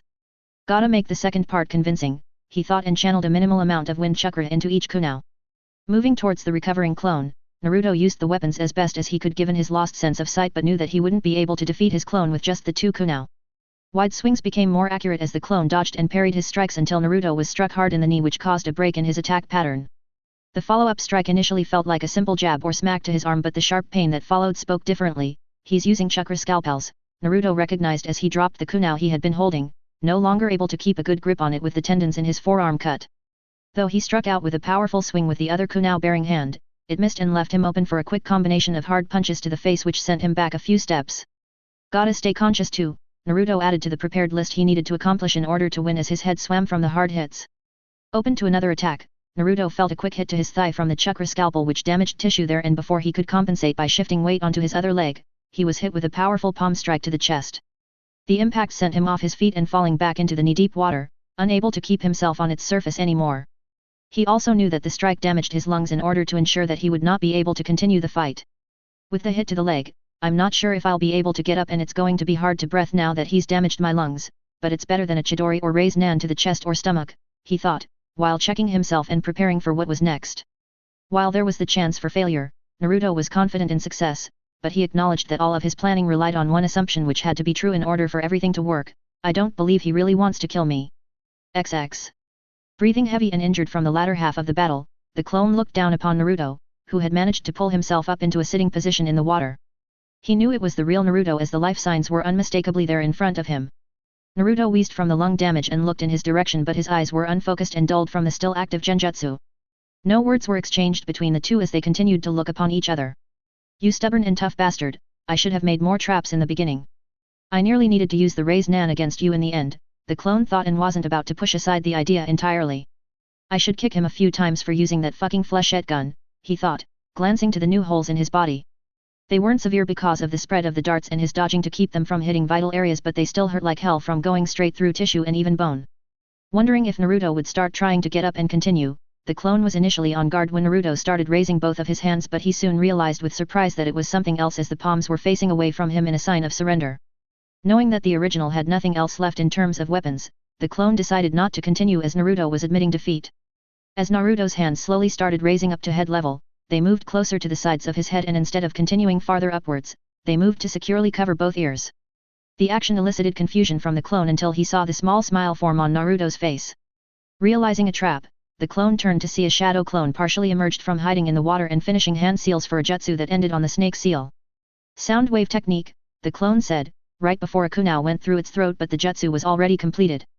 Before the shadow clone dispelled, a burst of powerful sound waves crashed over the immediate vicinity. The clone grabbed his ears as his eardrums burst and a strong feeling of nausea, dizziness, and disorientation washed over him. Looking up at Naruto, he saw that the blonde was not idle and had already pulled something from his back pouch and was throwing it at him. The black material started unrolling and he soon recognized it as one of the cloaks that Naruto typically wore. Using his right hand, the clone brushed the armor weave cloth aside to make sure he didn't lose his direct line of sight with Naruto. As the cloak was removed from his vision, something else caught his attention as he noted that Naruto hadn't moved from his sitting position. An orange glowing crystal bounced against his vest before starting its descent to the water below. Reaching out with his left hand, the clone instinctively went to catch it. XX. The sound jutsu wasn't enough, thought a concussed Naruto, as the genjutsu did not fade and restore his eyesight. Only his hands over his ears prevented him from being similarly injured by the sound jutsu, because the only individual that would have been completely safe from its encompassing effects was the recently deceased shadow clone. Struggling to stand, he was forced to listen as the cloak moved towards his opponent, unfurling as it went and making a slight noise. Another sound alerted him that the clone had touched the cloak and was followed by a sharp intake of air, which he believed was due to the clone's surprise at seeing the crystal. Going through hand seals, Naruto completed the next stage of the plan and said in a whisper, "Cloth binding technique. If he doesn't grab the crystal, I'll have to do this while blind and with less distraction," he recognized while trying to get to his feet and stand on shaky legs. It could be done, but only increased the chances of him missing. However, a moment later, Naruto was rewarded with a yell from the clone, and the darkness in his vision soon began fading. Ignoring everything on the bright battlefield but the clone, Naruto got his bearings as he watched the clone holding the burning crystal. Forming his trusted force technique, kinetic energy began forming in Naruto's hand. However, instead of forming in his palm and making a ball of condensed energy, it formed around his fist. With the untested technique literally in hand, Naruto relied on his good leg, crouching slightly and jumping towards his clone. With just a short window of opportunity, Naruto watched as the clone finally removed the crystal from its hand and looked up to see him coming.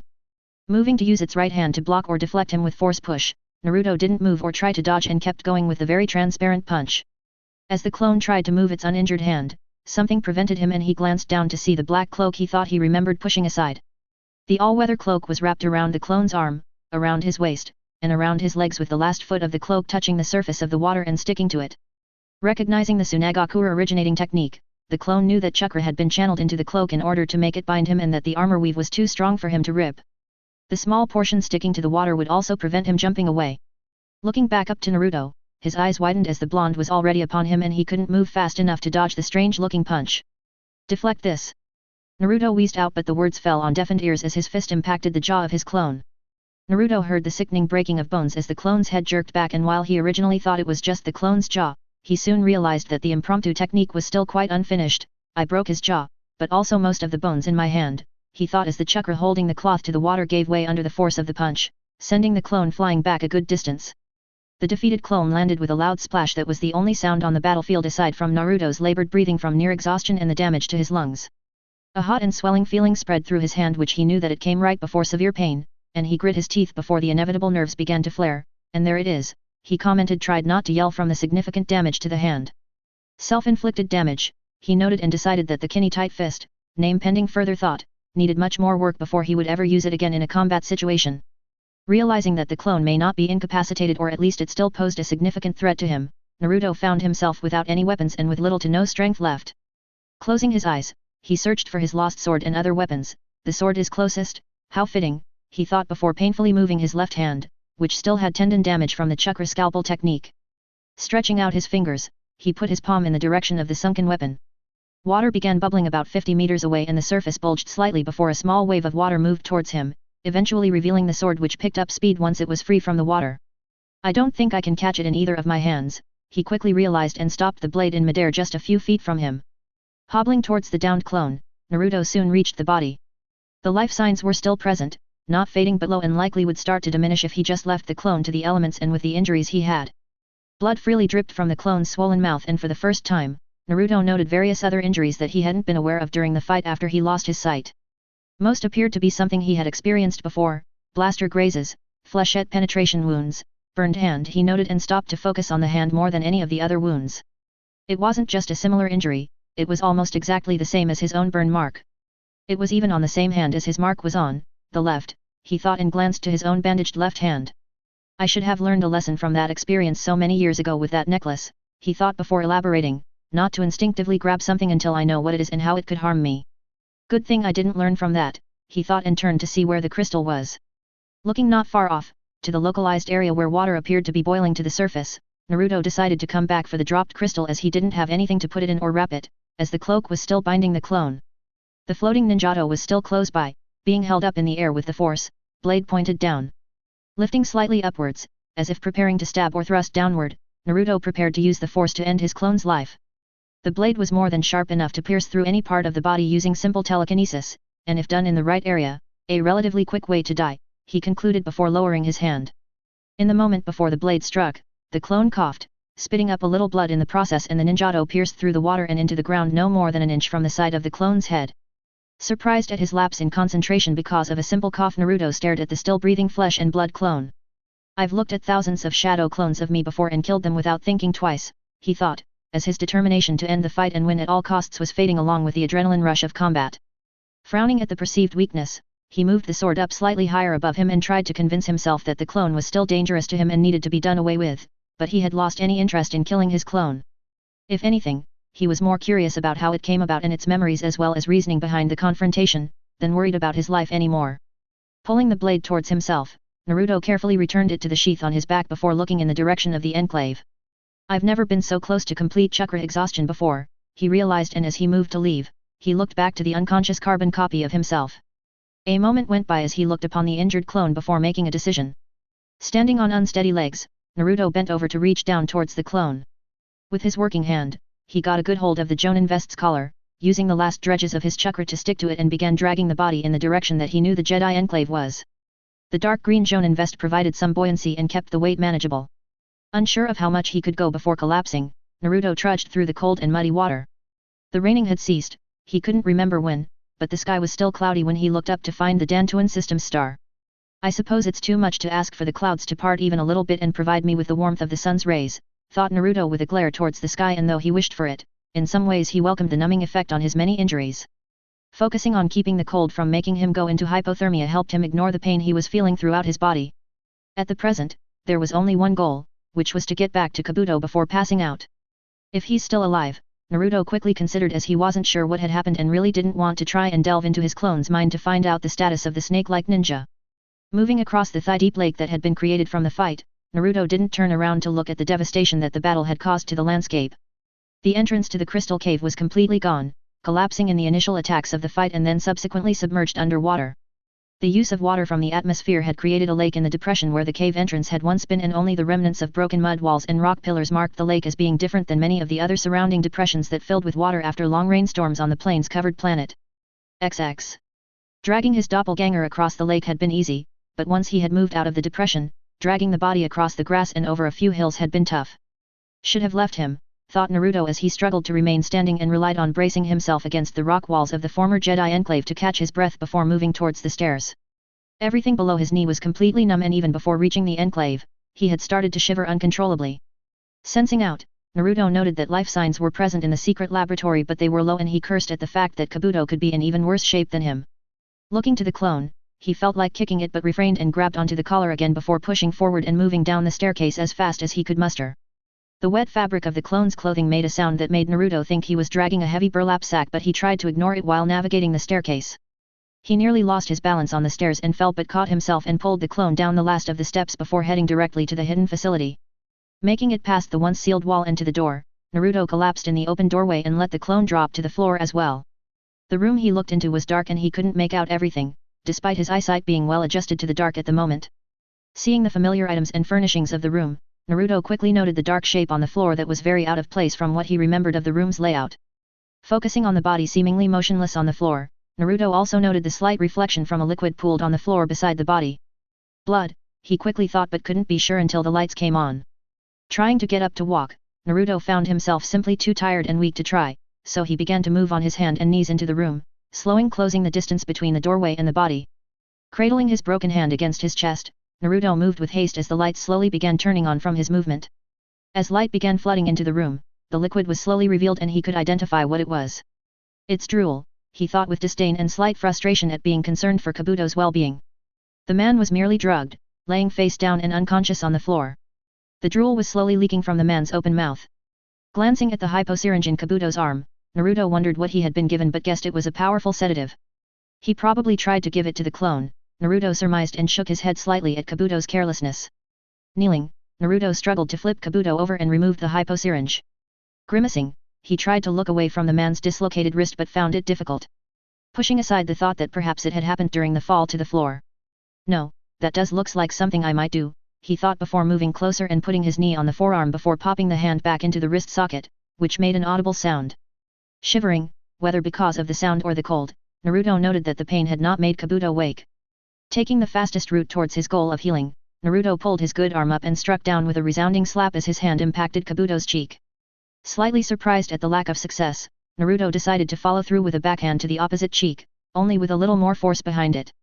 The sound was slightly different than the original slap but still produced the same result, nothing, Naruto thought with a raised brow and sudden resurfacing concern over his group member's condition. Quickly checking the pulse and breathing, Naruto cursed as he realized what was wrong. Fucking clone gave him too much and he's going into a coma, he thought and looked around the room for anything that could help. Seeing Kabuto's medical bag sitting on a nearby table, Naruto used the force to pull it towards him and began sifting through it with his hand. If something wasn't done, Kabuto could actually die from an overdose of whatever sedative was used, so Naruto pulled out every scroll as he searched for something that would help. Opening and looking through various medications, he finally came upon epinephrine and decided to go with that. Using the hyposyringe on the floor, Naruto filled the injector full and then jabbed it into Kabuto's arm, directly into a vein. It took only a few seconds before Kabuto's eyes shot open and he deeply inhaled before sitting up with a start. Looking around the room and coming face to face with Naruto, the snake-like man yelled and backed up on his hands and feet until he smacked into the legs of the operating table. That clone did a number on him, thought Naruto as he started feeling dizzy. It took a few seconds before Kabuto got his bearings and remembered what had happened. Which one are, he began until the dull look from Naruto told him what he wanted to know. Glancing down to the pain coming from his wrist, Kabuto looked it over before asking, "Did you pop my wrist back into socket?" Naruto gave a nod in response while Kabuto touched his face and asked, "What about my face? I don't remember the clone injuring that." Thinking quickly, Naruto responded, "Probably when you fell." "Both sides?" Kabuto questioned as he carefully rubbed his cheeks and Naruto responded with a shrug as his vision started to go blurry. "What happened to the clone?" asked Kabuto as he started to stand up and Naruto didn't respond right away as he felt himself starting to lose consciousness. "Kabuto," Naruto said as his vision started going black, and the man looked to him, finally noting his unfocused look and injures. "I need help," was all Naruto said before falling over. All Naruto saw before everything went black was Kabuto moving to him and activating a medical ninjutsu. XX. 2 days later. Nebu. XX. Having returned to the castle on Nebu, Plague Ace waited for the lift to stop at the 10th floor. With his lab on the 11th, the only reason he had to stop on the 10th was to speak to Naruto, however his student was not present at the moment and it would be days before he returned. As a slight change in velocity alerted him that he had arrived on the designated floor, Plague Ace stood still in the lift, deep in contemplation. If I go inside, there is no turning back, especially when I find something. I know that I'll find something, however, despite bypassing the lock, Naruto will have some security measure or hidden monitoring device that will let him know someone has been on his level and inside his lab while he was away, thought the former Mugen as he decided what to do next. How would Naruto react to an invasion of his privacy? Not well, regardless of what reasoning and suspicions I have or what he's been keeping from me. I know he has never been inside my lab while I am away, he considered while raising his hand toward the control panel inside the lift. A moment passed before he pushed two buttons that would take the lift up another level to his own lab. The doors soon opened for him and he was slow to act on their opening before stepping into his lab. Moving past different rooms, he headed straight for his monitoring operations. Several droids sat at stations and schemed through conversations, communications, transmissions, and other information that was completely related to Senator Palpatine of Naboo. With past failures concerning the droids not understanding human minutiae and specific details or undertones in conversations, he had switched to having several of the droids search for specific instances of words as well as any transactions. Basically any time money was exchanged for any goods or services, he wanted to know about it. Knowing that his apprentice would use third parties and other individuals to facilitate any deals, secret missions, or errands that were made, he also looked for certain words to differentiate between senatorial duties and transactions and those of Darth Sidious. The majority of dealings would be digital transactions which only made finding out about them much easier. The senator from Naboo had all kinds of various secret accounts and money constantly moving from account to account and tracking all of those down would be highly difficult, so he narrowed his interest to monitoring all large transactions or any instances where a monetary amount was mentioned. Even if he couldn't tell where the money was coming from, he could still try to follow it or garner from any message or conversation where it was going and for what purpose. Such filtering was going well for him, but there was the chance he would miss other conversations, which was why he was currently using 10 droids to sift through everything and having different droids look for different things while they all viewed the same information streams. Noting his presence in the room, one of the droids handed him a datapad which he readily took and looked over as he moved to another area of the room which had a desk for him to sit at. Looking over the information on his searches, it took several hours to sift through everything before finding one item of note. So he's received his reply, Plagueis thought as he looked over the information that had been received by Sidious no more than a day previously. The original messages had been sent out more than weeks previously and had piqued his attention as it was sent to a third party with a small payment and instructions to get construction estimates. The message included a geoscan and hologram of a mountain that he was unfamiliar with. The geoscan revealed the makeup of the geographic feature and showed a mostly hidden installation, small but with a large hangar and complex built right into the mountainside. No location was provided for the project or even a description of what the project might be, but an estimate was requested for excavation. There was a bare minimum needed by any construction company concerning information required before giving any kind of quote or estimate on work, and Sidious was just meeting this minimum with the hologram and geoscan.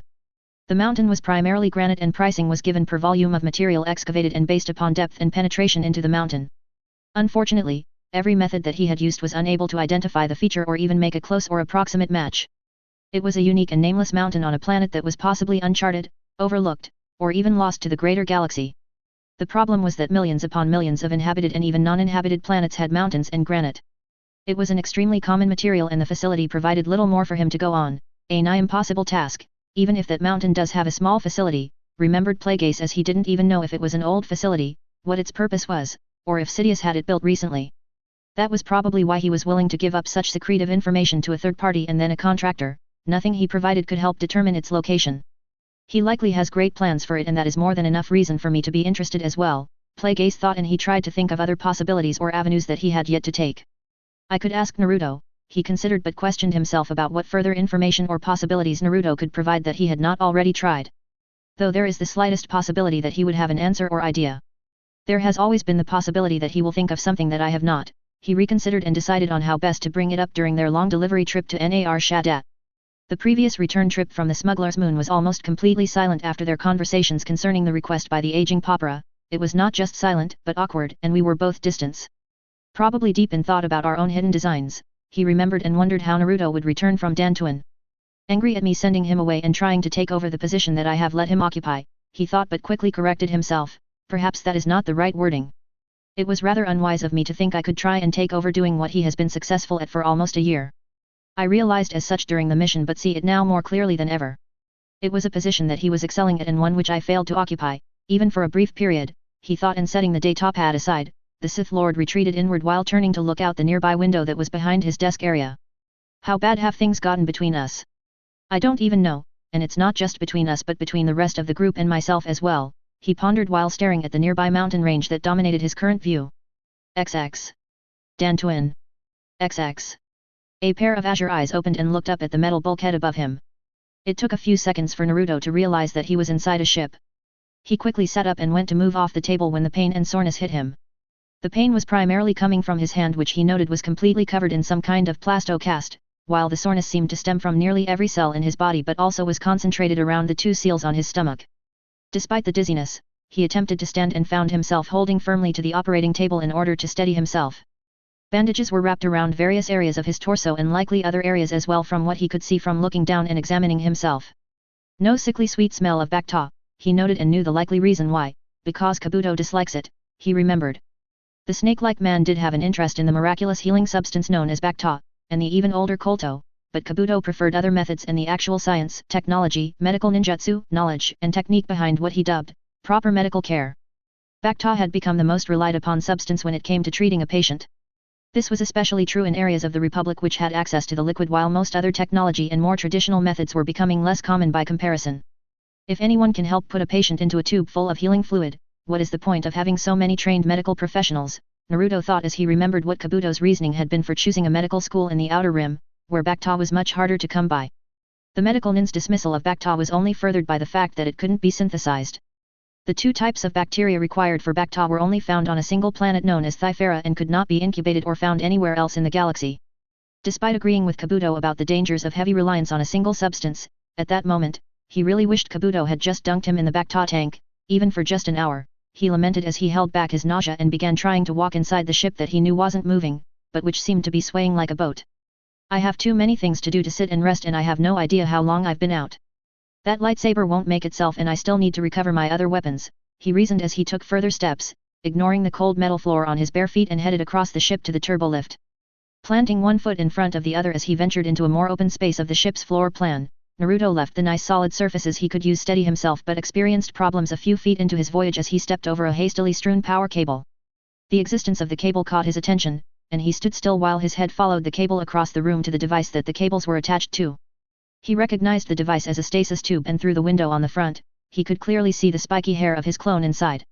Waylaid by the very familiar-looking face, Naruto diverted towards the vertical tube and reached it in a few steps as his ailments were temporarily forgotten.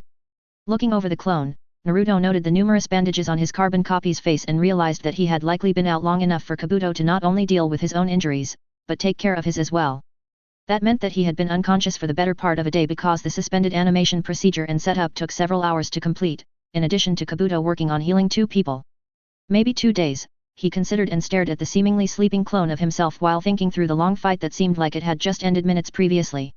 I don't understand you at all, he thought while examining the clone, as if it was possible to spot something obviously different about it that would explain things for him. We have the same memories, and yet, why aren't like me? We don't even think the same, he thought as he remembered their brief conversation during the fight as well as his clone's limited use of the Force. Aside from augmenting jutsu, you didn't use any of the dark side techniques that I have at my disposal, so you either can't use them or chose not to. Neither of which makes sense unless you simply aren't aligned with the dark side at all. I don't remember feeling any anger from you, merely determination and calm, Naruto concluded as he recalled exactly what the clone had said to him. Is there something wrong with me? Did I really change so much? No, there is nothing wrong with me. I know who I am, he said to himself as he pushed aside such self-doubt. Perhaps it's his memory that is faulty. I don't remember changing that much. I was 5, the village was important because it was all that I knew. After I learned of the greater galaxy, Konoha lost all interest to me. The village created the traitors that I killed, and it created Orochimaru as well. Master Plagueis also didn't use me, if anything, I used him to get what I wanted, thought Naruto before he said, "You're wrong," directly at the clone. Yes, we are very different, but I can use that to my advantage, Naruto said out loud as he thought of something. Minutes silently went by as he began piecing together what he could do with the clone. I simply need to set everything up and I may be able to set in motion a way to fix all my problems, if I don't find other methods first, he schemed but knew that he would need more time to flush out the details, which is what meditation during long space travels is for.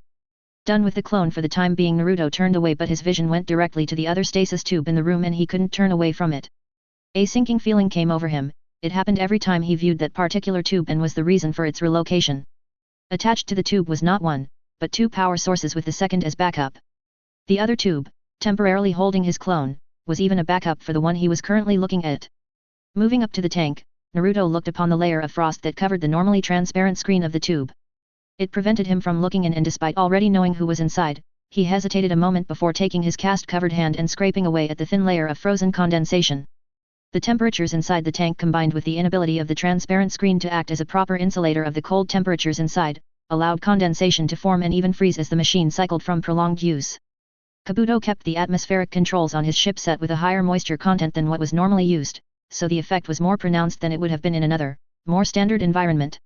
As his simple action slowly revealed the face of the person inside the tank, more feelings came over Naruto, a sudden feeling of guilt and failure, or perhaps even helplessness. "Hello, Teiwa," he finally said as her entire face was visible to him while he stared through the transparent casing. He could just see the black markings of her ailment, which many months previously had moved outward from the seal and were a few inches from reaching her ear, spreading up her neck and likely the same amount down her back and shoulders. Not having prepared anything, Naruto didn't follow up his greeting, and despite knowing that the red-haired girl could not hear his words, he still felt that he should say something more. "Karin is doing well with her nursing, and just recently I cloned myself by accident and was nearly defeated by that same unstable clone after he suddenly attacked me," he said nonchalantly, and actually waited for some kind of outburst at the latter half of his statement. It's so strange to see her with no expression at all, he thought for what must have been the 100th time. Normally Teiwa had a scowl or glare, or even a small smile when with Karin, but when she went into the stasis tube, she adopted a near expressionless face which looked quite out of place. Even with his clone in the nearby tank, the effect of suspended animation gave off a doll or mannequin-like quality. With their eyes closed and no visible signs of breathing, only the attached sensing and monitoring equipment on the tubes confirmed that they were indeed both still alive and not inside some elaborate casket. They were too far under in suspended animation and their vitals too low for him to even feel anything through his life signs sensing ability.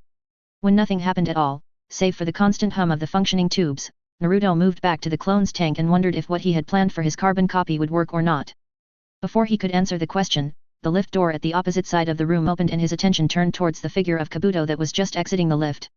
Kabuto stopped walking with slight surprise evident, and they stared at each other for a few seconds before the medical nin noted his position at the clone's tank and began listing: fractured jaw, broken teeth, damage to cervical vertebrae C1 through C3, broken nose, severe swelling around the face, hypothermia, punctures to the torso and arms which went straight through the tissue and bone, 2 broken ribs, nerve damage, a concussion, blaster burns, and evidence of several other injuries which were hastily healed.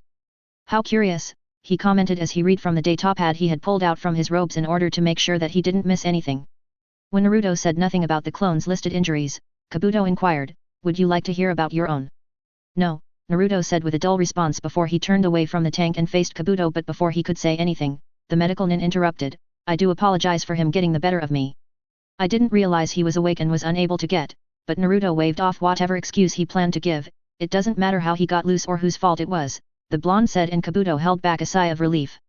Naruto didn't seem angry at all, possibly more curious and distracted than anything else, and that of course made Kabuto curious as well. "What do you plan to do with him?" "I do hope that I didn't heal his injuries so you could kill him later," inquired Kabuto, and Naruto was slow to answer. "I have complicated plans for him," he said, and was deliberately cryptic as he was still piecing it all together. When Kabuto made no further inquiries, Naruto broke the short silence by saying, "I'll need to get some items from the enclave and retrieve my weapons. Prep your ship for takeoff." Slightly surprised by the last part of the statement, Kabuto wondered what Naruto wanted with his ship. If it was summoned, then it should be as simple as Naruto reverse summoning it back, he thought, and decided to voice his question, "Am I not going back to my studies?" "No, not yet. I'll need you to put off on it a little longer," said Naruto as he began moving for the lift and moved past Kabuto. Turning to see if Naruto would say anything else, and when he didn't, Kabuto decided to simply ask what he wanted, instead of trying to subtly get Naruto to divulge it. "If not my medical school, then Nebo?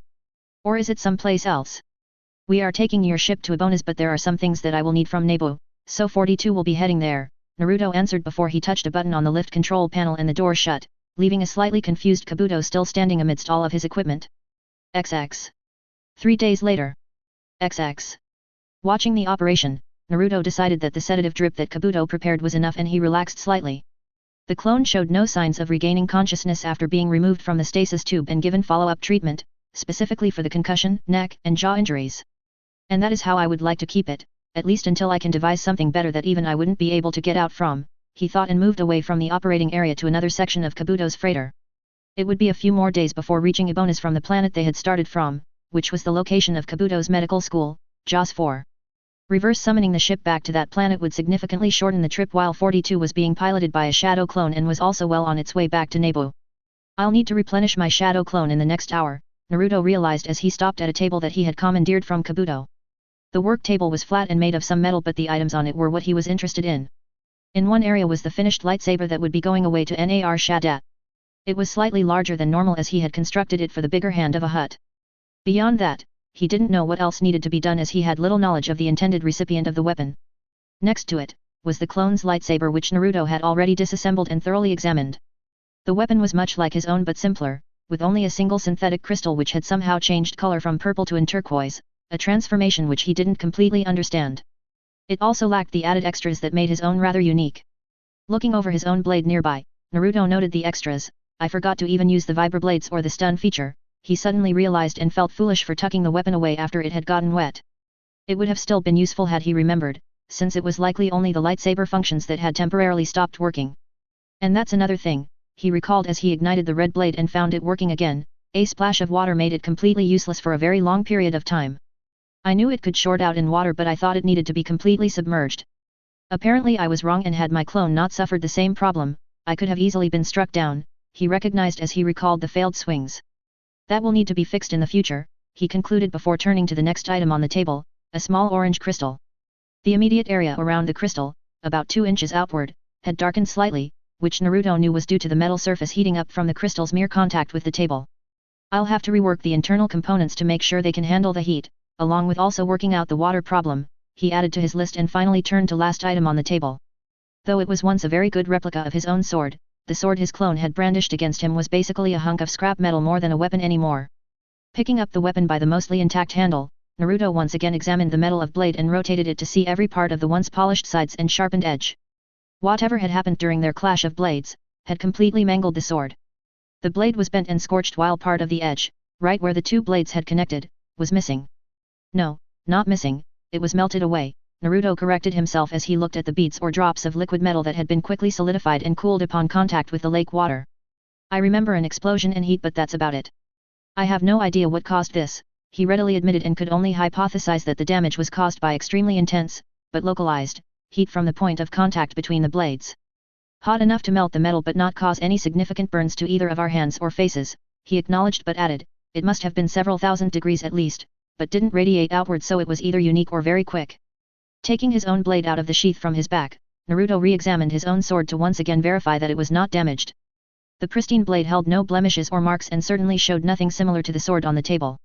This requires further examination. If I could replicate or better control this, he concluded as his thoughts trailed off, but knew that in order to accomplish it, he would need to recreate the circumstances and experiment to discover the cause of the strange phenomenon that had occurred during the fight. Putting such thoughts aside and saving them for later, Naruto looked over the items and thought about what was not there, and which certainly wouldn't fit on the table. The clone technology was simply too large and integrated into the hidden laboratory to move at the moment with what he had available, so he sealed the room with Fuinjutsu to prevent anyone else from finding it or even gaining access. I'm not even sure what all I could do with such technology. It is so dangerous, as was proven, but could also be of great advantage. The only thing I know for sure, is that I will never be cloning myself again. The accidental cloning proved that the process, or possibly just this process, can produce unpredictable results, were his thoughts concerning the hidden technology. It too would require more experimentation in order to be useful to him, and taking a look back at the medical ninja attending to his clone, he had a good idea who would be looking into it. Checking his watch, he noted that he had gotten stuck in his thoughts again, as the time was fast approaching when his shadow clone on 42 would summon him. Walking away from the table, Naruto moved to another area of the ship to ready another clone and the summoning scroll that would be required for the process. As he went, Naruto thought about the brief return trip to Naboo. I can't face him now, but soon, he admitted concerning the one person on Naboo that he didn't want to have to deal with at the moment. What he needed was to get to his 10th floor lab and get a few items before leaving. He also needed to drop off the lightsaber, because I won't be going back to Nar Shaddaa, this is too important for my other plans and I simply can't wait, he thought while glancing down at his stomach where the seal holding back the Kyuubi was. Despite telling his clone that it was wrong about everything, it was still correct about a few things it had said. I'm not a good choice for a Jinhyuriki, especially as I am now, and without anything to control it, Naruto admitted, and the words that the clone had used, flooded back into his mind as if they had just been said again to him. XX. Naboo, days later. XX. Does he intend to ruin this opportunity, considered the spirit of the Sith Lord as he absently floated, or really paced, around his laboratory level of their castle. His body was sleeping in a nearby cot in order to recover, but his spirit didn't have a physical form and so it was not burdened by the demands of flesh and blood. Glancing to the darkness outside, Plague Ace recalled the deadline that he had agreed upon with Popper at the hut, and based upon his calculations, they had to leave in the morning, otherwise they would be late, and making a hut wait was not advisable in any situation or for any reason. Even Popper held grudges, and though he did not have a criminal empire to instill fear, he still had great wealth and knew how to use it. As he looked out the windows, his attention was caught by a disturbance in the dark clouds which he quickly identified as the landing lights of a ship. Watching the vessel descend into the narrow valley, he soon determined that it was 42 and watched it go out of his field of vision as the 11th floor was too high up to get a good view of the landing pad below. Mixed feelings and possible actions filled the Sith Lord's mind as he debated what to do. Should I go down to meet him? No.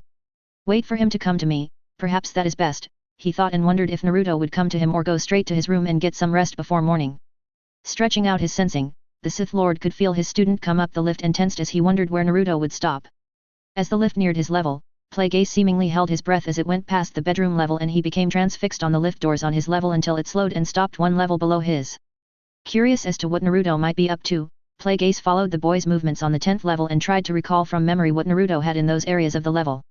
What is searching for? Questioned the Sith Lord as he looked directly at the floor and tried to see through to the lower level as he used the Force to try and get the answers that he sought. XX.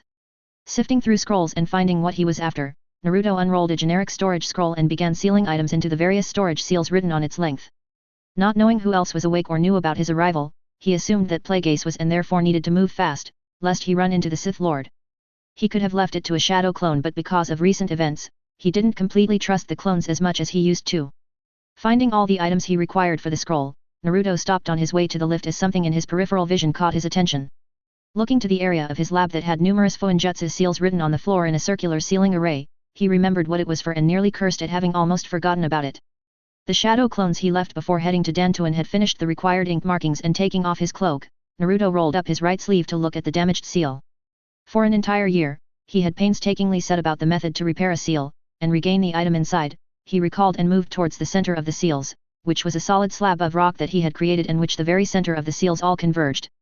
Laying his forearm down, with the seal at the center, Naruto took the nearby brush and uncapped the container of ink so he could finish the last of the seals. The ink was cool on his arm and quickly dried as he connected the Fuinjutsu on the flat rock with the damaged storage seal on his arm.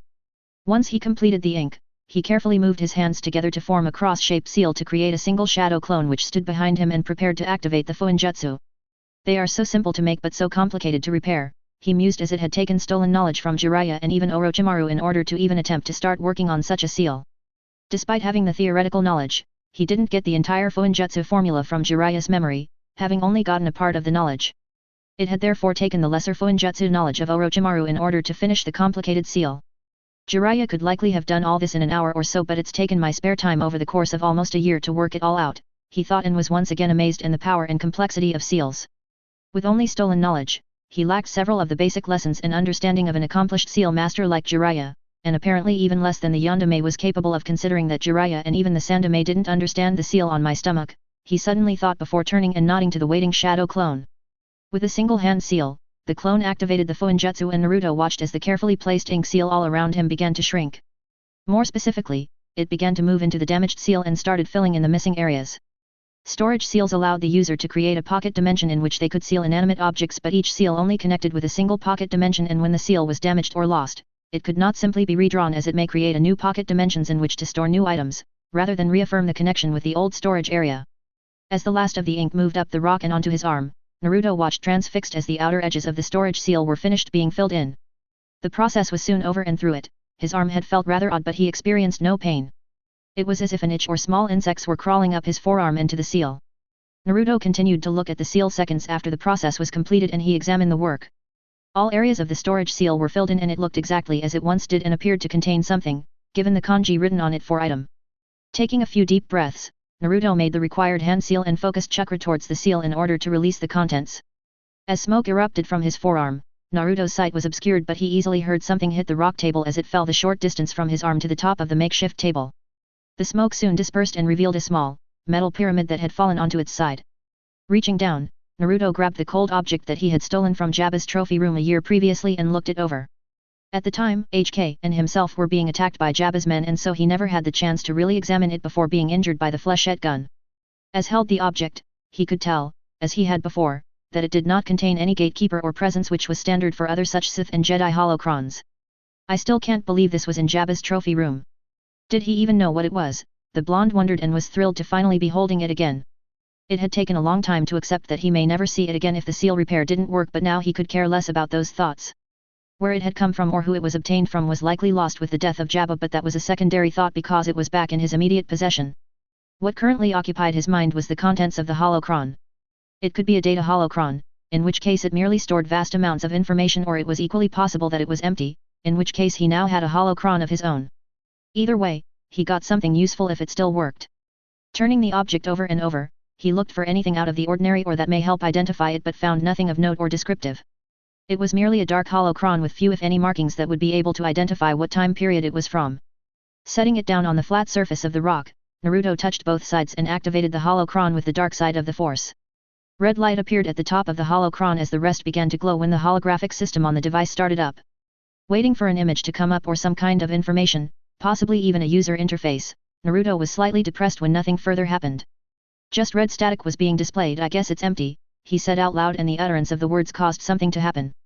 Looking into the red-colored projection, Naruto watched as his words appeared in Galactic Basic, displayed in the air just above the top of the pyramid. After the words finished typing out, there was a slight flash of red before the words simply disappeared and the device returned to displaying nothing but red static.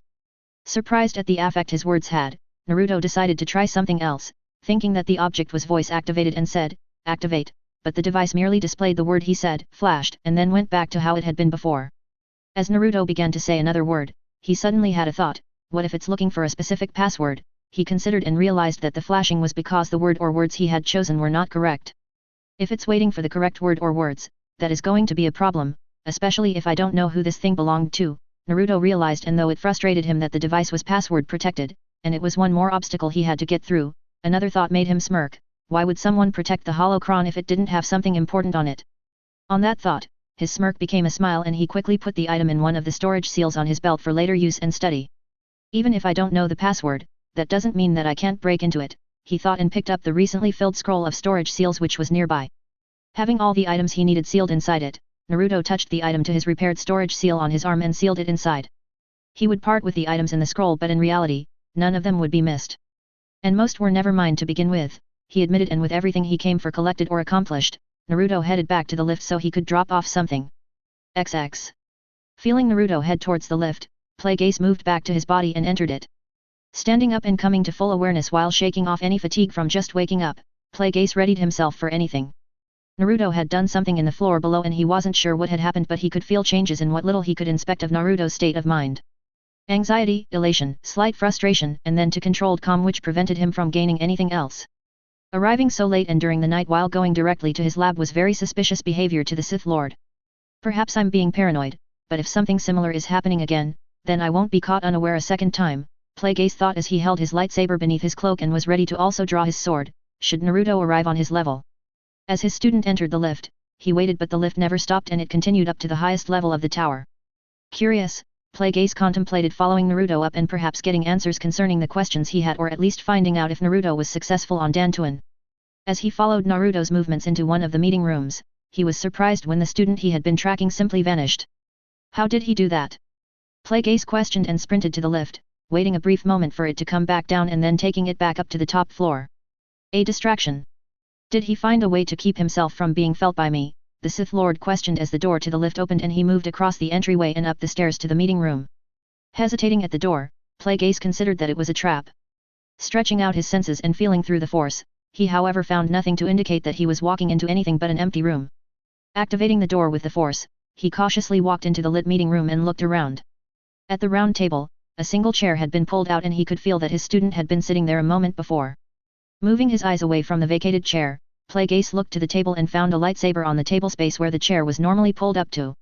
Approaching the weapon, he again considered that it might be a trap, so he lifted the weapon with the force and carefully examined it before bringing it closer. The weapon was simple and not decorated, making him think of it as the weapon of a Jedi more than the elaborate and decorated, but ultimately similar, Sith lightsabers. In the light, the first thing he noted was that it looked old. The metal casing was aged with a patina that was difficult to recreate through most means save for the passage of time. Bringing it a little closer, Plagueis used finite control of the force to remove the outer casing and separate all of the component parts in order to further examine them. A glowing blue crystal first caught his attention, and as he looked to the other components he found they also appeared rather aged. Several pieces were very outdated, having been replaced in the past few centuries by more recent and efficient parts, but nonetheless, it is still a powerful weapon that could be easily used to great effect by one skilled in the force. Plague Ace acknowledged and put all the pieces back together before pressing the activation switch.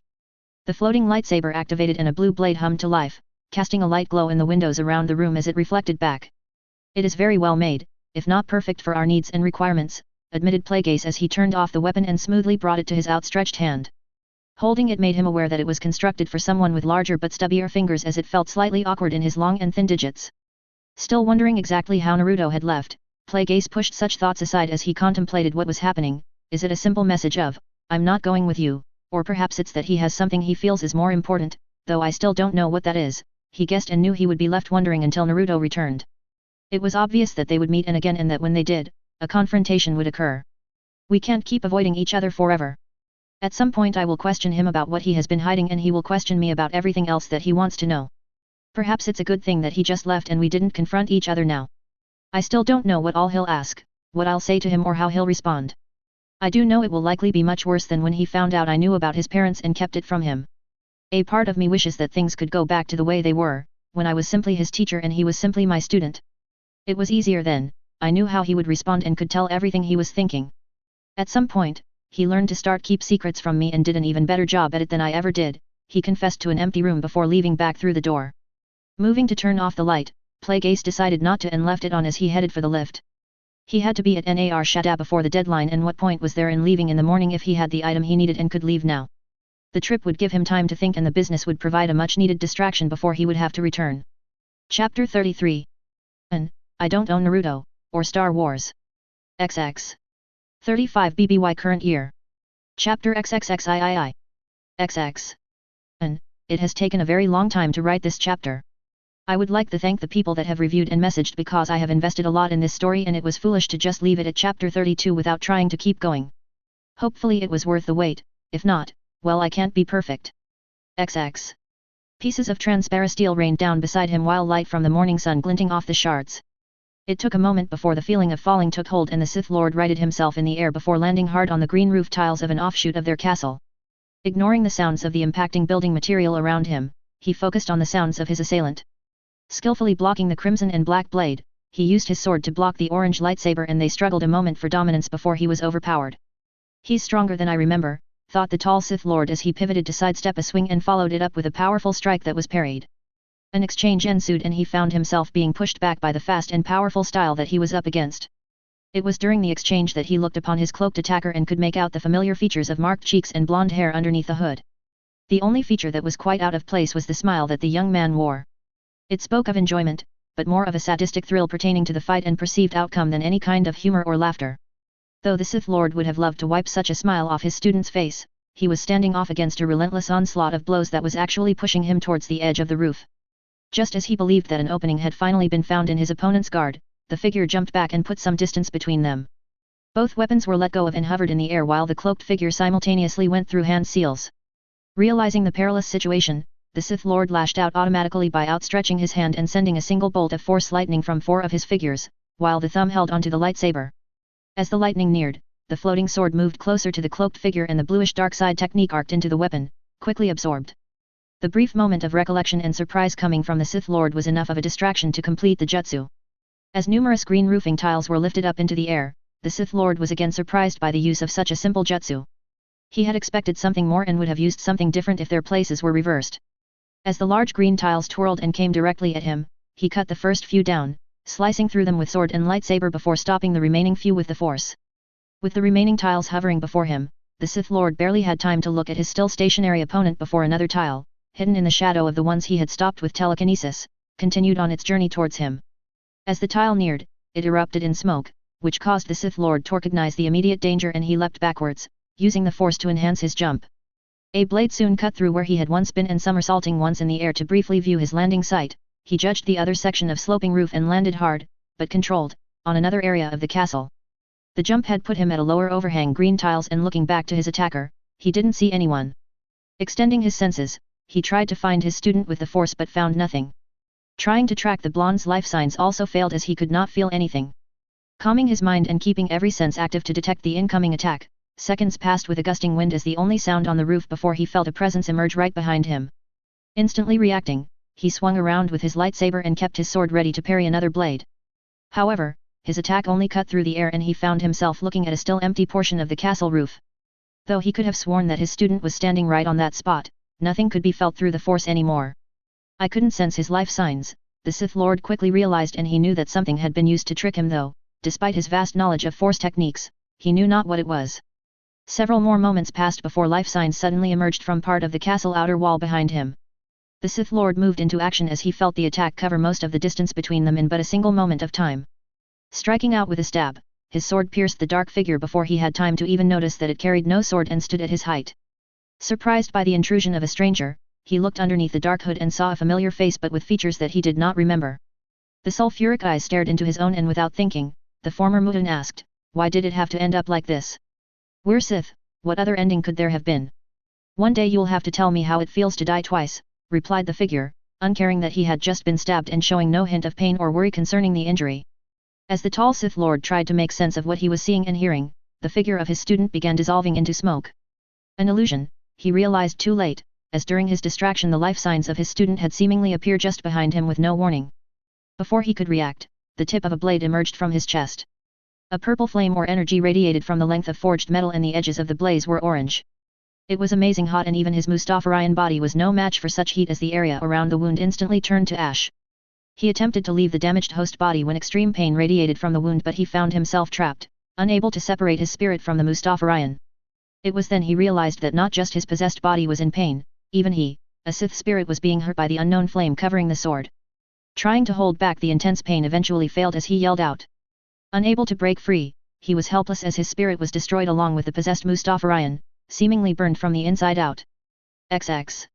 Waking up with a start, Plague Ace heard a yell and ignited his nearby lightsaber, brandishing it in the air and moving it around in front of him. The blood-red light from the blade filled areas of the cabin as he searched for an attacker or intruder but found none. He could feel nothing and only heard the standard operating noises of a ship traveling through hyperspace. It took a few moments as he stood and examined the room before he finally realized where he was. "I'm on the Vulture," he remembered and quickly recalled where he was heading as well as another important detail: "There is no one else here with me." It was a sobering realization that left him stunned for a second until he regained his senses. "Lights," he calmly said, and the two ceiling-mounted fixtures in the captain's cabin soon turned on, properly illuminated the room. Confusion set in as the Sith Lord tried to remember what had happened and what was happening. The humming of his lightsaber became the dominant sound in his ears inside the room. Looking down to the ignited weapon, he relaxed his grip and quickly turned it off before putting it on his belt. "I was yelling," he realized, as the noise could not have come from anyone but himself, and he soon found himself wondering, why was I yelling? It only took a moment before events soon flooded back to him.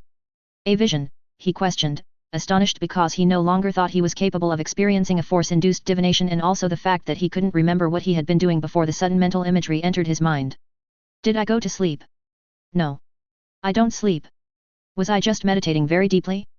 When did I re-enter this body?" he questioned before metaphorically tossing the inquiries aside to focus on the details of what he had just seen, or rather, foreseen.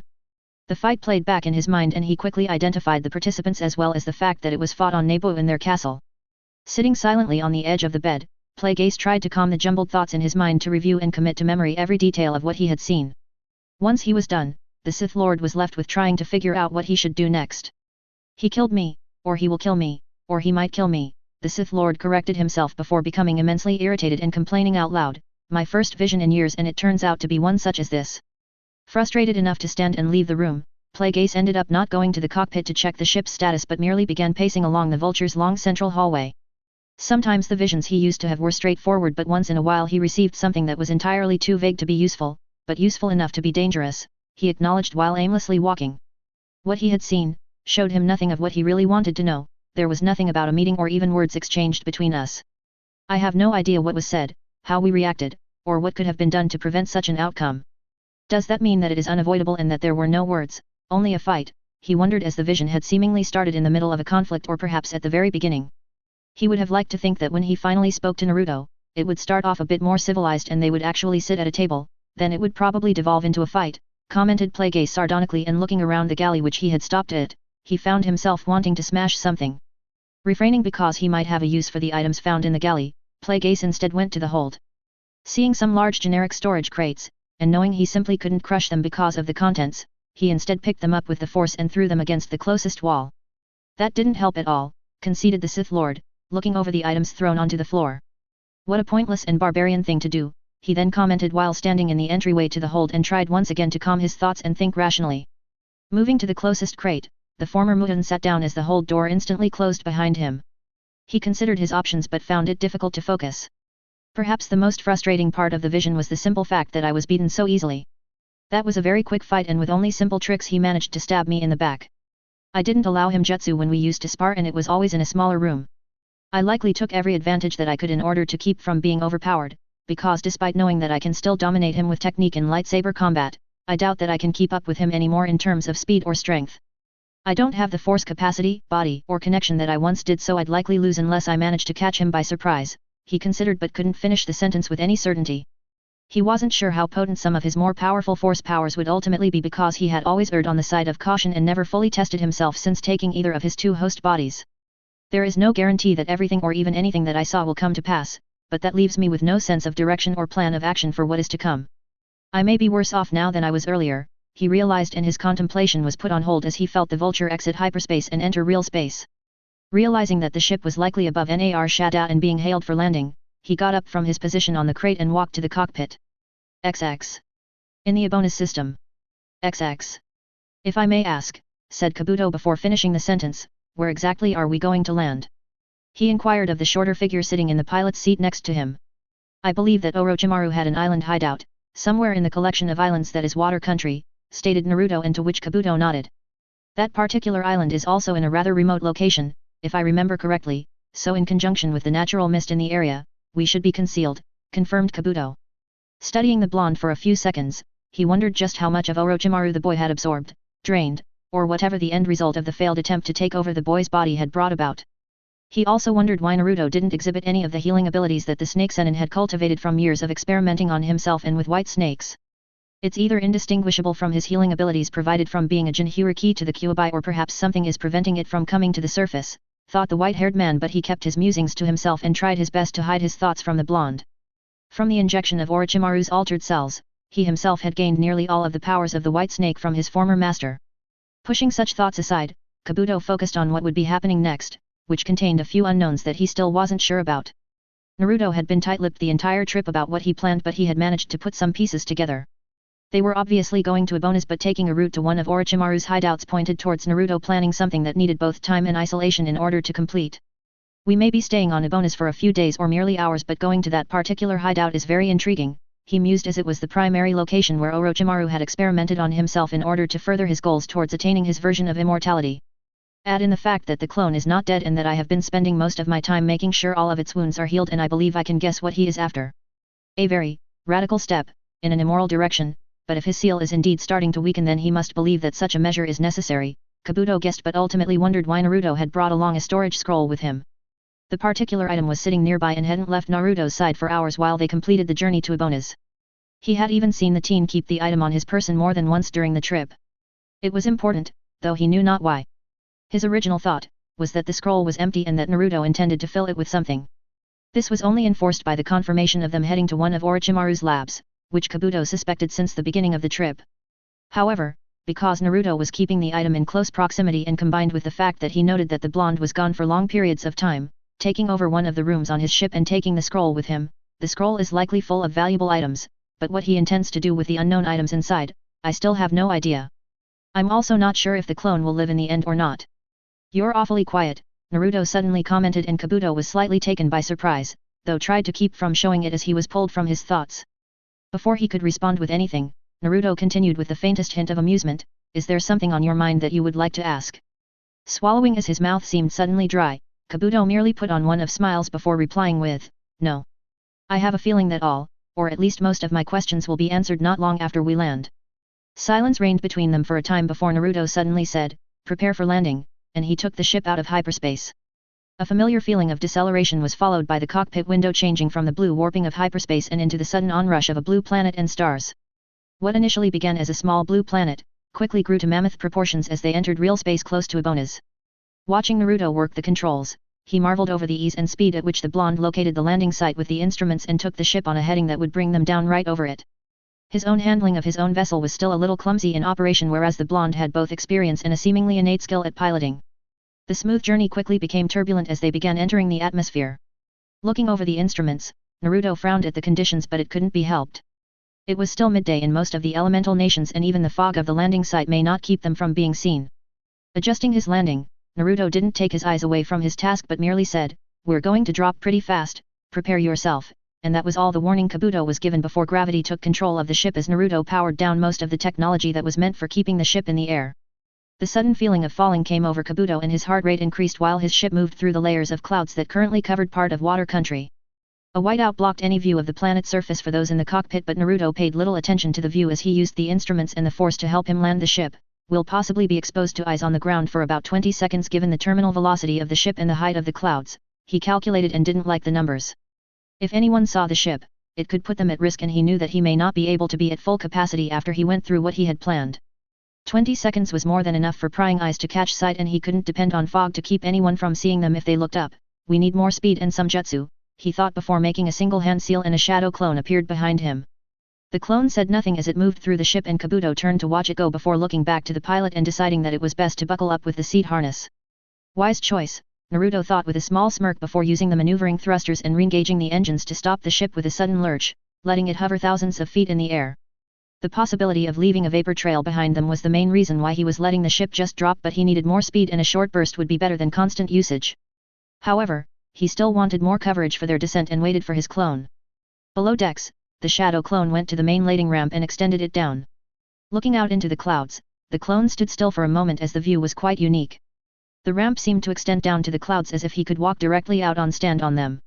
Getting a mental nudge from the original, the clone moved out to the end of the ramp and began making seals. The Nidaime Hokage could pull water from the air, and since they were surrounded by water-laden clouds, it shouldn't prove too hard to induce them to rain down upon the ground below. Using the force in combination with the jutsu that the clone was using, both Naruto began pulling a huge amount of water from the clouds, but instead of pulling it to the clone to form a water jutsu, the pair merely let the water fall. This went on for nearly half a minute before they stopped. Starting a mental clock, Naruto broke his connection with the clone. Based upon how long it would take for the water to reach the ground, he had a good window through which to use the thick downpour to help disguise the ship. It wasn't much, but from a distance, a sudden but heavy rain could obscure the area between the clouds and the ground, which should be enough for us, Naruto thought as he counted down and prepared the ship's systems while also shutting off all landing lights. Tilting the ship forward slightly, Naruto put his hand on the lever for the sublight engines. Not yet, he thought, and then the moment came. Turning off the repulsor lift technology that was keeping the ship hovering, Naruto quickly pushed the sublight lever up for a brief burst from the engines before taking it all the way back down. The ship rocketed forward towards the ground, and both individuals in the cockpit were pushed back into their seats by the sudden acceleration. As the ship neared the falling rain and approached the end of the cloud cover, Naruto made last-second checks, satisfied that they would enter the rain and be as concealed as possible. Breaching the clouds, water droplets covered the cockpit windows, almost completely obscuring the landing site as they entered the created rainstorm and continued their descent. With their altitude dropping and their speed changing very little, warnings and alarms began going off in the cockpit, but Naruto ignored such safety features and focused on when to re-engage the engines to make a landing. "Naruto," Kabuto suddenly said in a slightly concerned voice, and to which said blonde responded, "I see it," as he indicated the obscured island below them that was quickly becoming larger. "Are you planning for an impact or a landing?" Kabuto questioned as his fingers clenched on the seat's armrests and his nails dug into the material. "A little of both," Naruto responded honestly as he shut off the annoying warning indicators to keep his focus sharp. Feeling that the moment was approaching, he prepared the engines and systems for a sudden stop. Tilting the ship with thrusters, Naruto engaged the engines at the last second and equalized their fall with propulsion and stopped the ship a few meters away from the top of the island. Both individuals sunk into their seats as the inertial compensator was unable to completely stop all of the created force of stopping so suddenly. While Naruto reoriented the ship to properly land and deployed the struts, Kabuto felt queasy and released the harness that held him, moving out of the cockpit and towards the refresher, unsure if he would need it or not. For many minutes, it still felt like his stomach had moved to a lower position in his body, despite being positive that it was still in the correct location. XX. Turning back to the ship, Naruto examined the scorched ground beneath the vessel from his abrupt landing and looked to Kabuto to find him sitting on the end of the landing ramp, still looking slightly afflicted with an upset stomach. "Guess he won't be giving me a tour right now," the blonde thought before continuing his journey across the very small island that Orochimaru was using as a hideout. The landmass was only a few hundred feet in diameter, and almost as tall as it was wide. The very top, where the ship was hiding, was covered by several large and overgrown trees that hid the ship enough from prying eyes. Though in the past 10 or more years, the island was likely home to gruesome experiments, it had evidently been dedicated for use as a shrine at some point prior to that. The main building was run down but still stood on the southeastern face of the rock island with a bridge joining a separate tower that was affixed atop nearby rocks, similar to a lighthouse. The shrine was viewable on clear days by the nearby islands, but currently those islands were blanketed with a moderate fog, their features only peeking through the veil. The shrine buildings, however, were of no interest to Naruto as he moved to the opposite side of the small rock island, the northwestern face. As he approached what most would think was merely a drop-off to the ocean below, he looked straight over the edge to find a hidden cave, where several multi-story buildings jutted out from the rock, likely extending a distance into the core of the rocky island, or perhaps the entire island was hollowed out, Naruto considered, as he didn't have a complete recollection of the island and its features. And even if I did, its interior has likely changed several times over the course of his usage for laboratory space, he recalled, and finding good areas to land on, he scaled down the side of the island in just a few short jumps. Looking over the 5-story buildings, he wondered what might be of interest inside besides the task he had come to complete. I just hope it isn't a horror show, he thought before yelling up to Kabuto concerning what he would need. XX. And you're sure? Started Naruto as he turned back to look at Kabuto before the white-haired man interrupted with confirmation, he's still sedated. They stared at each other a moment with stern, unchanging expressions, before Naruto accepted the answer and they each went back to what they were doing. Kabuto was completing his treatment of the clone's wounds while Naruto continued to study through scrolls of Orochimaru's notes concerning the Fushi Tensei. He was nearly done refreshing himself and recalling all that he could about the jutsu as well as any side effects or observations that Orochimaru had noted during testing and usage. Taking his eyes away from the scroll to rub the weariness from them, Naruto looked to the numerous tubes or tanks on the opposite side of the room and shivered slightly at the grotesque specimens inside. He wasn't sure if they were merely experiments or perhaps early trials during Orochimaru's quest for immortality, but adamantly acknowledged that there were some parts of the Snake Zenin's memories he simply never wanted to delve into. The original Fushi Tensei was not something that Orochimaru had invented. Someone else had delved into such an immortality technique with some success before the Snake Zenin even contemplated it. After a long search, Orochimaru eventually rediscovered the old scroll and began making alterations to the process once he understood and could use it. Orochimaru saw the jutsu as not adequate enough and went to extremes to make the transition and takeover easier for himself. Apparently he foresaw the need to take numerous bodies before finally finding one that was his dream container. He also planned for that container to be a willing sacrifice for him, allowing the takeover, Naruto contemplated while reading through the many written paragraphs penned in a writing that was not his own but somehow familiar to him. I certainly won't be going that far or making such modifications to my body that I turn into some kind of parasitic creature. The basic usage and application of Fushi Tensei should be enough for my purposes, he thought once again and looked back to the various scrolls. There was a lot of information present on the table but Orochimaru had never attempted what he was about to do and so there was no guarantee that it would work perfectly. Closing the scrolls when he was finished, Naruto went over to the apparatus holding his clone and then looked to the matching apparatus that was for him. It was essentially one of Orochimaru's examination tables, angled so it was almost perpendicular to the ground. Though he had further modified it in order to keep his clone from escaping. To such a degree that even I wouldn't be able to escape from it, he mused as he noted the fuinjutsu that spread over most of his clone's body and arms, which were held and fixed in a single hand seal in front of it. Looking down to his own arms, he once again looked over the fuinjutsu that exactly mirrored what his clone was sporting. Moving to the opposite exam table, Naruto motioned to Kabuto and the man walked over in order to strap him onto the table and finalize the similar restraining methods that were used on the clone. As fuinjutsu on him activated, Naruto marveled at how useful a juinjutsu or cursed seal was. With more practice and knowledge, the fuinjutsu formula could be prepared beforehand and easily applied to someone else with a single touch. Then it would spread and enact whatever it was programmed to do, which is currently to restrain a target movements. Although it only works on those with chakra, as that is what it helps to restrict movement, I'll definitely have to look into what else I can get it to do besides what Danzo and Orochimaru use it for, he thought as he formed the same hand seal as the clone and felt himself becoming immobilized by the slowly spreading seal. Calming himself and preparing for what was to happen next, Naruto's eyes looked to Kabuto and he telepathically said, "Wake him." Kabuto was slightly surprised at the voice that had suddenly resounded in his head but quickly took out the proper hypo-injector and put it in the clone's neck. In a few moments, he heard the clone groan and start coming around. "Am I dead?" wondered the Naruto clone as he started opening his eyes and seeing a room with blurred features.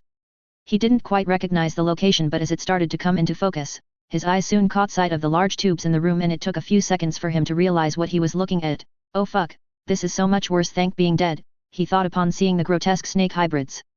It was only then did he realize that other, living people, were in the room as well. He tried to move and even attempted to get into a fighting stance but found that his body would not respond. "You're finally awake," chastised a voice that he recognized as almost identical to his own, only the tone was not one that he had yet to use. Analyzing his situation, he was confused to find his genetic double in almost the exact same situation, or it appeared as such. Your chakra has been sealed, and with your hands in that position, almost all of your force abilities will not work. I've made sure that neither of us will be able to move or act until the right moment, so now we can begin, Naruto explained, and his eyes glanced to the waiting Kabuto. The man began moving Naruto's confinement table closer to the clones so that they were no more than 2 meters or so apart. Begin. Begin what? Questioned the clone after he found that he couldn't move his mouth to speak properly. You don't know? Questioned Naruto, and his eyes showed slight amusement at the thought of his plans not being completely figured out by someone that had almost all of his memories. As he watched his clone struggle against his bindings, he decided to elaborate. I've prepared everything to use the living corpse reincarnation technique, he revealed, and the clone's eyes widened in trepidation at what Naruto was planning. Seeing the look made Naruto want to roll his eyes before he decided not to keep his clone completely in the dark. Relax, said Naruto in a placating manner through telepathy, I won't be devouring your soul, at least that is not my intention, but I will be taking your body, temporarily. It wasn't until the clone realized the unique hand seal that his hands were forced into making that he finally put together the last piece of what Naruto had planned. Yes, the original blonde-haired ninja confirmed, we're both going to be using the technique at the same moment. You and I both know what would happen if I tried to remove the Kyuubi from me, or if my soul left this body, so I'm doing the next best thing. I'm hoping that it will work the way that I want it to, but even Orochimaru never tried something like this. We're in uncharted waters now, he explained, and could see his clone struggling to think about a way out of his current predicament. As the clone began looking for a way out, Naruto decided to dissuade such thinking and continue with their mostly one-sided conversation. I'll take your body and you'll take mine. It's not even a fair trade, as this is mostly in your favor, he said while Kabuto finished preparing something which the clone ignored for the moment. All because you won't go back to the village, or even just ask Jiraiya for help, the clone demanded to know, and Naruto narrowed his eyes before admitting, honestly, I'd rather die than give up my freedom or ask such a person for help. Though admittedly, I don't have much of a choice anymore, but this is the best alternative for my situation, and the clone glanced down towards the seal on Naruto's stomach as he tried to remember how bad the seal had deteriorated. Once his gaze returned, it was met with a much more serious and determined look from Naruto. He's really going through with this, realized the clone, and since he couldn't seem to find a way out, all he had left was to try and talk some sense into his brother. If you do this, you really will cease being Uzumaki Naruto. The Kyuubi and being a Jinchuriki are the last things left that define you. Leaving that body entirely, I'm not even sure what that will do to your mind, he said, trying to persuade the blonde. It can't be worse that realizing you're only a clone of someone else, Naruto commented before contesting. All I'm really hearing from you is that I'll have a fresh start, in an unburdened body in a new location. Besides, I'm not really all that attached to my name anymore. So unless you want your soul to be devoured or to devour mine, I suggest that you use the jutsu when Kabuto removes the Fuin jutsu that is sealing your chakra. Is this really so bad? You get to pretend to be me, go back to that shitty little village, and can try to convince them that you're not the fox. I'm giving you exactly what you wanted, said Naruto as he began molding the necessary chakra for the kinjutsu, knowing it would be more difficult for himself than for the clone. It's not what I wanted, it's what you should have wanted, but the clone was cut off as Naruto knew exactly who the clone would bring up to try and persuade him. Whatever it was that they wanted for me, I doubt they considered that everyone they trusted would turn their back on me. I was made a sacrifice to those that were completely ungrateful and undeserving. Unknowingly, I lost everything that day, and for what?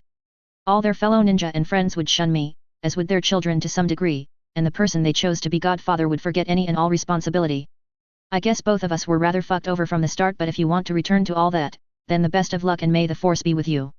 My name and life are yours, and for the time being, so will be my burden, Naruto said derisively, and as he was about to give Kabuto the signal, the clone interrupted him. Orochimaru inhabits other people's bodies with that technique for only a short time. What about degradation? Naruto looked inquisitively at his clone, trying to see if he was just stalling or actually concerned before he answered, with the healing ability that will soon be coming your way, I doubt you will have any problems. I don't have any other options available right now. At some point, nothing I place over the seal will stop the Kyuubi, and I don't have anything or any way at the present to control him. And what about you? Asked the clone, as the original intention of his question was not out of concern for his own well-being.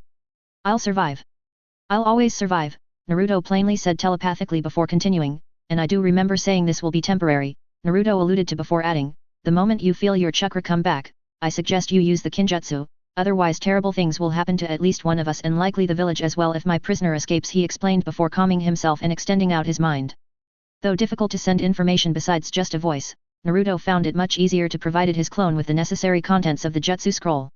He had memorized the details in the old parchment, and the technique, though a kinjutsu, was surprisingly easy to use. The basis of the Fushi Tensei Jutsu was in some ways similar to a Yamanaka clan jutsu before Orochimaru found it and changed it to suit his purposes.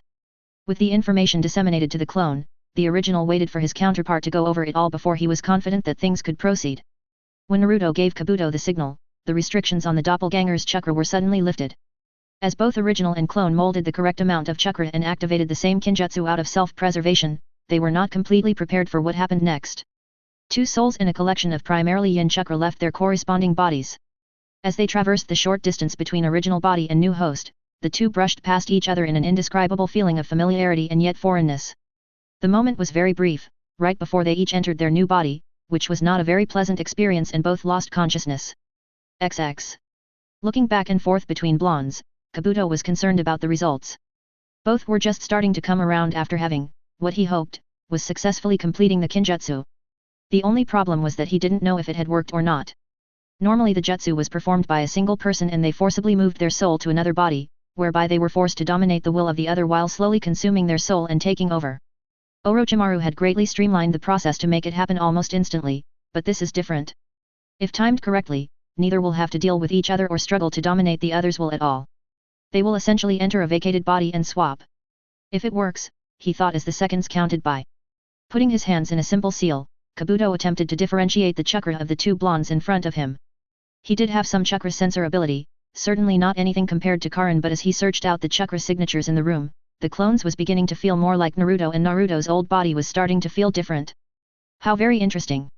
I could actually see the chakras as they left the bodies but lost track of them as they moved into the space between, thought the white-haired medical nin, and he wondered what all had transferred during the kinjutsu, just the soul and some chakra, or perhaps it was just chakra, he mused, unsure of the answer or what constituted a soul. He had never been very involved in the development or application of the jutsu, he had primarily mainly helped Orochimaru recover and modify the new body. It was at that moment that one of them opened his eyes and began looking around in a dazed and confused state. Wary of getting any closer, and feeling a slight twinge of phantom pain from his wrist, Kabuto remained where he was with two hypo-injectors of powerful sedative in hand and simple asked, "Which ship did we come here in?" The question would only be known by Naruto, as the clone shouldn't know the answer, at least he hoped. As an added measure, Kabuto began thinking about Naruto's ship as much as he could in case his mind was being read. "Yours," the clone blonde was the first to respond before adding, "and I piloted it as well as landed it."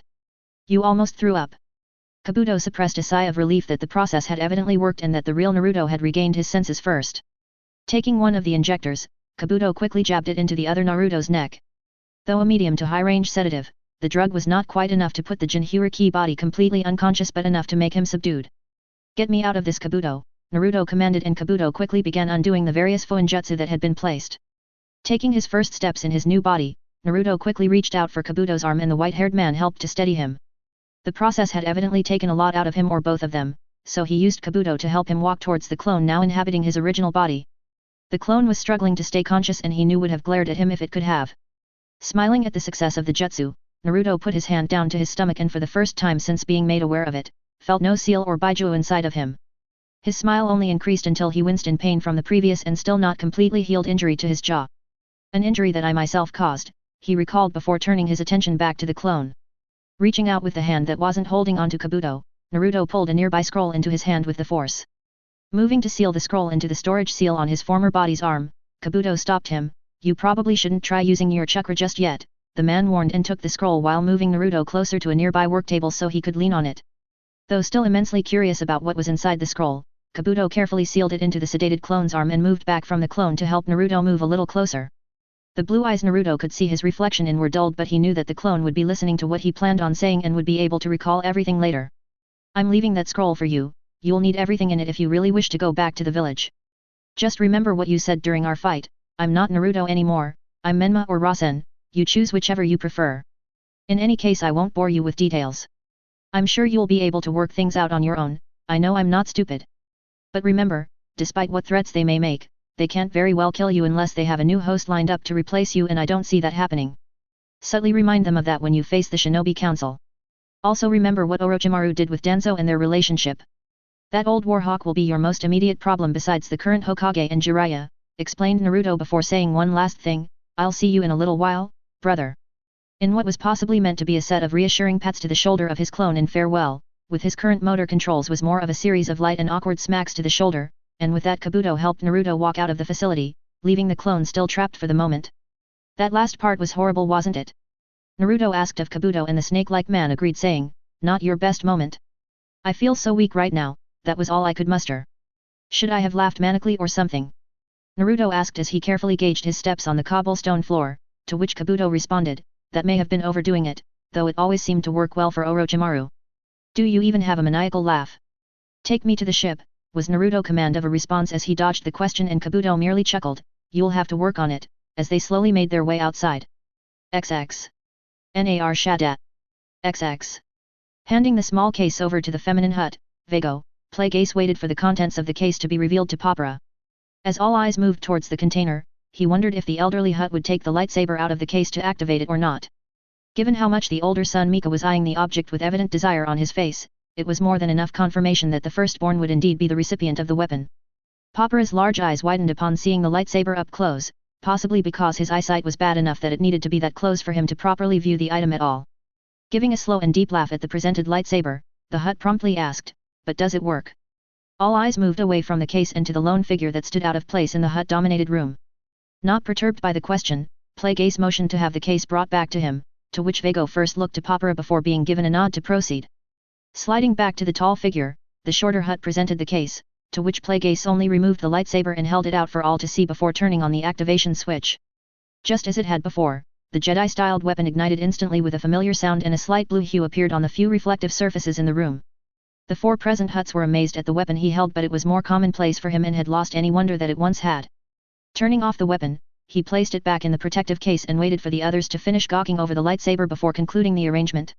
"As I have completed my part of the agreement, now I would like you to listen to what I have to say," put forth the secret Sith Lord after what he deemed a patient and polite wait for the huts, though the older son's eyes were still fixated upon the case and had likely tuned out everything he had just said.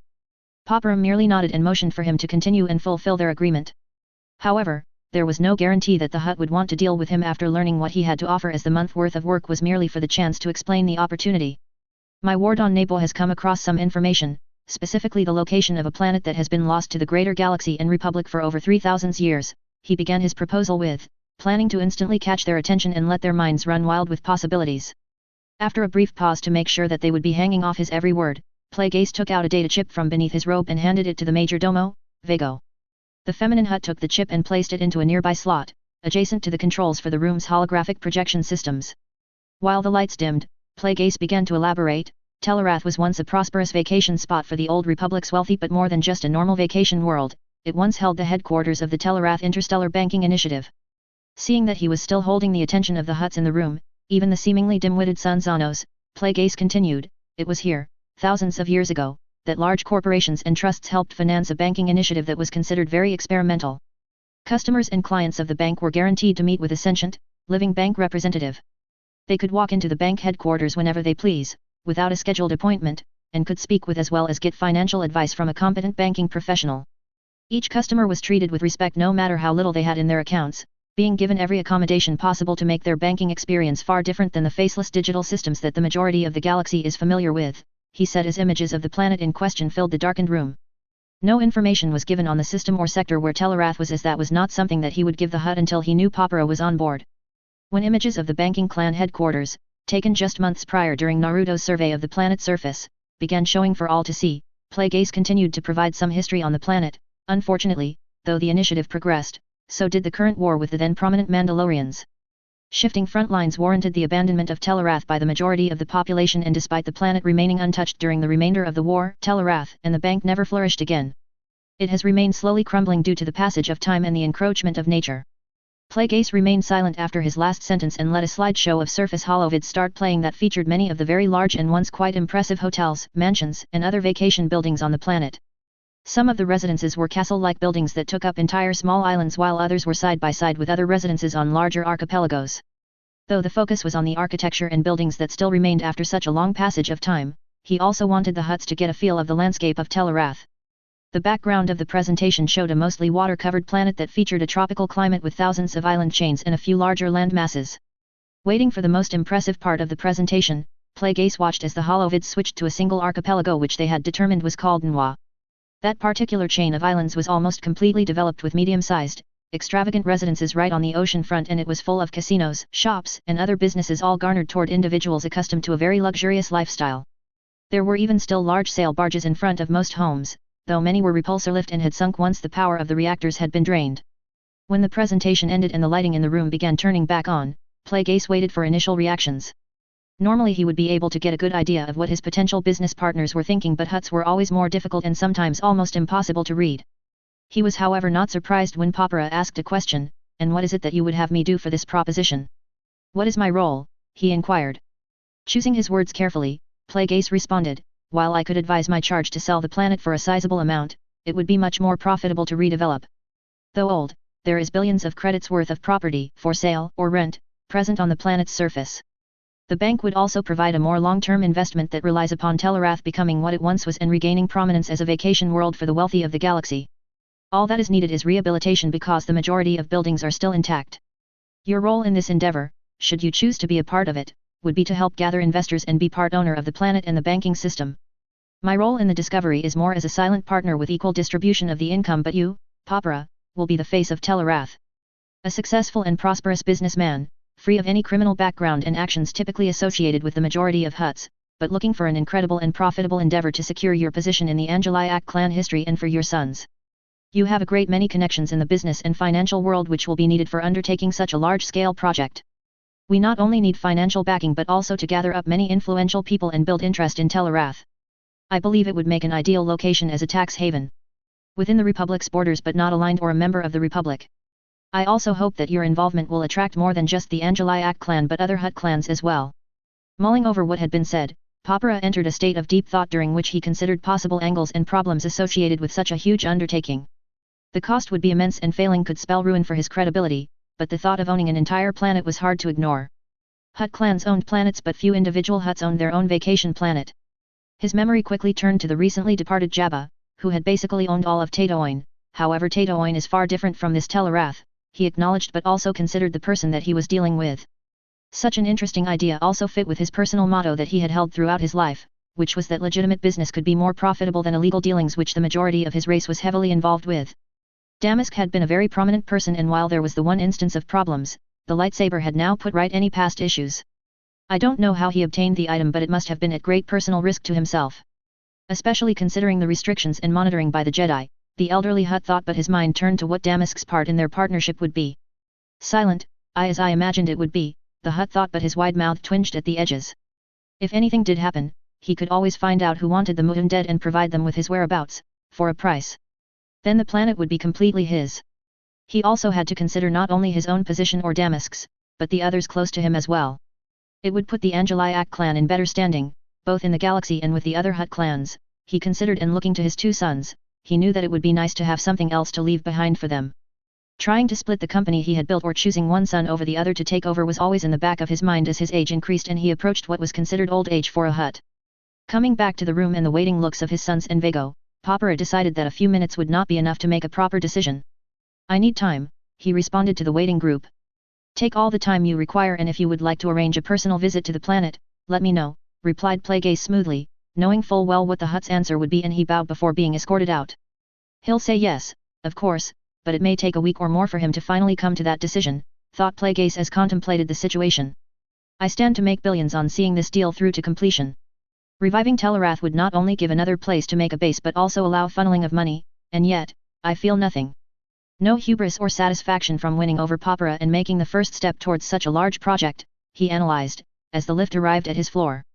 The more he considered it, the more all of his thoughts were pushed aside to focus on Naruto and Naruto alone. Will I be waiting for him to return? Or perhaps he is there now, preparing for me? Considered the former Mutan as he walked to the ship. XX. "You know, in this position I find myself wondering if your actions were beneficial to you or not," commented Kabuto as he walked to the ship. Riding on Kabuto's back because his legs had suddenly given out, Naruto embarrassingly asked, "Why piggyback? Would you prefer princess style?" Kabuto asked as he stopped, making Naruto believe that he was seriously asking the question and expecting an answer. "Hell no," Naruto quickly responded, and soon decided that it shouldn't matter that much to him, but that didn't stop the fact that it did matter. He objected to being treated like a kid but knew he would have to put up with it until they got to the ship. "Why do I feel so weak right now?" he questioned as only a few steps out from the facility and he had nearly collapsed in exhaustion. Perhaps it is just the body itself. Mine has mostly recovered from the fight, but this one is likely still experiencing chakra exhaustion, he considered and frowned at the thought. In a few years, he may have to switch again, but in a few years, that clone may be able to accomplish something. He'll probably learn everything that I need him to learn and some things which only he can, he thought with a wry smile as Kabuto walked up the ramp and made for the cockpit just as the rain decided to start again. Settling into one of the cockpit seats, Naruto closed his eyes but remained aware as Kabuto started up the ship's systems and began the takeoff sequence. A small smirk formed as he correctly anticipated how long it would be before Kabuto asked the question that he knew had been on the white-haired man's mind for several days. What did you put in that scroll that you sealed into the clone's arm? Kabuto suddenly asked as the ship began hovering just a few meters above the rock surface while the docking skids retracted, right before they left the island behind and moved for the rain clouds above. Has curiosity finally gotten the better of you? Naruto replied back, opening one eye to look at the fellow ninja sitting diagonally from him in the double pair of seats in the cockpit. A little, Kabuto admitted truthfully, and he waited to see what Naruto said. I gave him certain items that he would need. Items that I no longer have a use for, revealed Naruto, though he remained rather vague in his wording. Do you expect him to accomplish something on Ebona's? Questioned Kabuto, as although he would have liked to find out more about the items in the scroll, he found himself interested in the new information. Yes, that is the plan that I came up with after fighting him on Dantuan. I expect him to use what I have given to the fullest and possibly more than that. When we meet again, I will then have access to all of that knowledge, Naruto informed the snake-like man, and Kabuto quickly asked, won't you have to fight him for it? I doubt he'd give you anything willingly. That won't be hard to accomplish, said the blonde as he found a comfortable position in the chair and relaxed. Kabuto remained quiet and simply waited the few moments that it took before Naruto continued to explain, if he really does seek acknowledgement from the village, he'll undoubtedly form attachments to the villagers or merely certain members of the village. So, either way I'll have more than enough to use as leverage to get what I want. I'll have the galactic advantage. Sated enough, and seeing that Naruto was slowly starting to drift off to sleep, Kabuto considered the last part of what the blonde had said. He wasn't positive on what it meant, but he supposed that Naruto was referring to something like the high ground, or any other tactical advantage, but it probably just allows him the option of bombarding the village from space, he thought, and shook his head slightly before plotting a course back to his medical academy. XX. Somewhere in the Kularan system. XX. Watching what would have been a touching communication between parents and child for most people, the dark figure completely ignored the conversation and pointless emotions while concentrating on a separate monitor. The second monitor showed the progress of the more sophisticated tracking program and equipment that he was now using to trace the signal's origin. Only the light from the monitors filled a portion of the room and partially illuminated the cloaked figure sitting in a chair. Dr. Shalia Motasi had recently been communicating with her parents at least once per week, and that was providing the opportunity for him to pinpoint the source of her signal. His previous equipment was unable to determine where the signal was coming from, so he had trashed it while enraged and upgraded to something better. Not that he would admit to it, but his knowledge of such monitoring devices was limited. However, acquiring the equipment on the black market and then installing the required device at the array where Dr. Motasi parents lived was easy for him. Curiously, despite a high expense, all that the previous equipment was able to do for him was provide the same error code every time that he tried. Given that the device came with no manual, he was forced to confront the seller only to find out that the signal was too far away for it to track. Too far away, the man repeated in his head angrily with his jaw clenched, and he looked to where the new program was tracking the signal as it moved through the network of subspace transceivers. His jaw relaxed as the signal tracking progressed farther than the previous equipment, passing the edge of the mid-rim and into the outer rim. Leaning forward with a smirk as he believed the search was finished, he waited for the origin to be displayed. Going through sector after sector of the outer rim, Nalvez was surprised as the signal was not coming from any of the more well-known sectors, and as it neared the edge of the outer rim, showing no signs of stopping, his eyes widened. Passing the edge of known space, the signal kept going and eventually stopped in an area of wild space, closer to the edge of the galaxy than to charted space. Though the location surprised him, he found himself even more perplexed at what the program was showing him. The signal was not originating from one location in that area of space but from multiple areas, all within a large region the size of most sectors. Some type of signal scattering device, he wondered, unsure if that was the case or not, as he had heard of such devices but never used nor witnessed them working. Taking a deep breath and then exhaling, he contemplated what to do next. Dr. Motasi was outside of known space, several thousands parsecs away from the ends of either the Corellian trade spine or the Hydian Way. There were no minor hyperlanes near that area that he was aware about. Wait until she comes back, he first thought, but that was not something he was willing to do. Dr. Motasi could be it, wherever she was, for a long time. Again the thought of finding someone else came to mind, but he instantly pushed that aside. And then he heard a familiar phrase, once in a lifetime opportunity, came Dr. Motasi's voice on the split-screen monitor with her mother. The utterance caused Nalva's visage to again become one of anger. It was those exact words that the woman had used when describing his offer for her to work on. Continuing to glare at the screen, even as parents and child said goodbye and the screen went blank when the signal was terminated, certain information kept revolving around in his head. Despite monitoring 3 conversations, he had yet to get any details about what Dr. Motasi was actually doing or who she was really working for. All he was able to gather was that the person was some noble on Nebu, which he had to look up because he simply didn't know where the Midrim planet was. How was this person able to steal her away from me? We had an agreement that she easily broke to take this person's offer, none of which was something I even considered possible in my plans, he thought as he reviewed what kind of person he knew Shalia to be. It was also obvious that she wasn't being forced to be wherever she was. What was it again? Nalvis questioned himself, trying to remember how Dr. Motasi had put it, she was thrilled to be there. Such recollections only infuriated him more as he debated about what to do next. With whatever devices being used to scatter the signal, searching for her in such a large region of uncharted space is nearly impossible, he concluded. It would require him to hire scouts that would need to chart a safe path to the region and then explore the region. Such an endeavor would take months, if not longer, and would use up most of his funds for his project. Scouting uncharted regions of space was not cheap, in fact, it was exorbitantly expensive and exceedingly dangerous for those willing to attempt the mission or request. There were also legal ramifications to discuss if the scout discovered something of interest or found new planets with valuable resources. In short, it was an asteroid field of a problem and one that he would rather steer clear of instead of trying to venture into. Finding or narrowing down the signal first and then charting a course to that location by himself was, by far, the more economical choice. The combination of hyperdrive and a good navigational computer were capable of making such journeys. They were still dangerous and could take weeks to safely navigate, but doable if he had coordinates of an end destination. Obviously someone was able to go there, otherwise she could not have made it safely, concluded the Dark Jedi, and looking to the equipment and readings from the signal tracking, a small smirk formed on his face. If my understanding and thinking is correct, such a signal scattering device does not hide the origin of the transmission, merely obfuscates it among numerous fake possibilities, he thought, and realized that he simply needed to wait. The more she speaks with her parents, the more I can narrow down the real location of the planet she is on, and then it only becomes a matter of fetching her and making her fulfill the agreement, he thought, sitting back in his chair a bit more comfortably as some of his tension eased. XX. Ibonas. XX. As the room finally stopped spinning and everything came back into view. A young blonde looked around the laboratory he found himself in and once again shuddered at the sight of the creatures in the tubes adorning one of the walls. The action brought about a strange sense of déjà vu and he quickly began recalling the events from before he was sedated. We switched bodies, he remembered, and memories of the out-of-body experience caused by the jutsu soon flooded back to him. The feeling of leaving one's own body and then traveling to another was not something he ever wanted to do again. Looking down at his confined body, the clone-turned Jinhyuriki tried to distinguish any differences between his former body and the new one he currently found himself in. With the after effects of the sedative still wearing off, he couldn't be sure what he was feeling, and there was a strange sense of detachment, as if he was unsure what was real and if he was perhaps dreaming. I am really here and in a different body, he began convincing himself, partly to calm down but also to keep himself anchored in reality.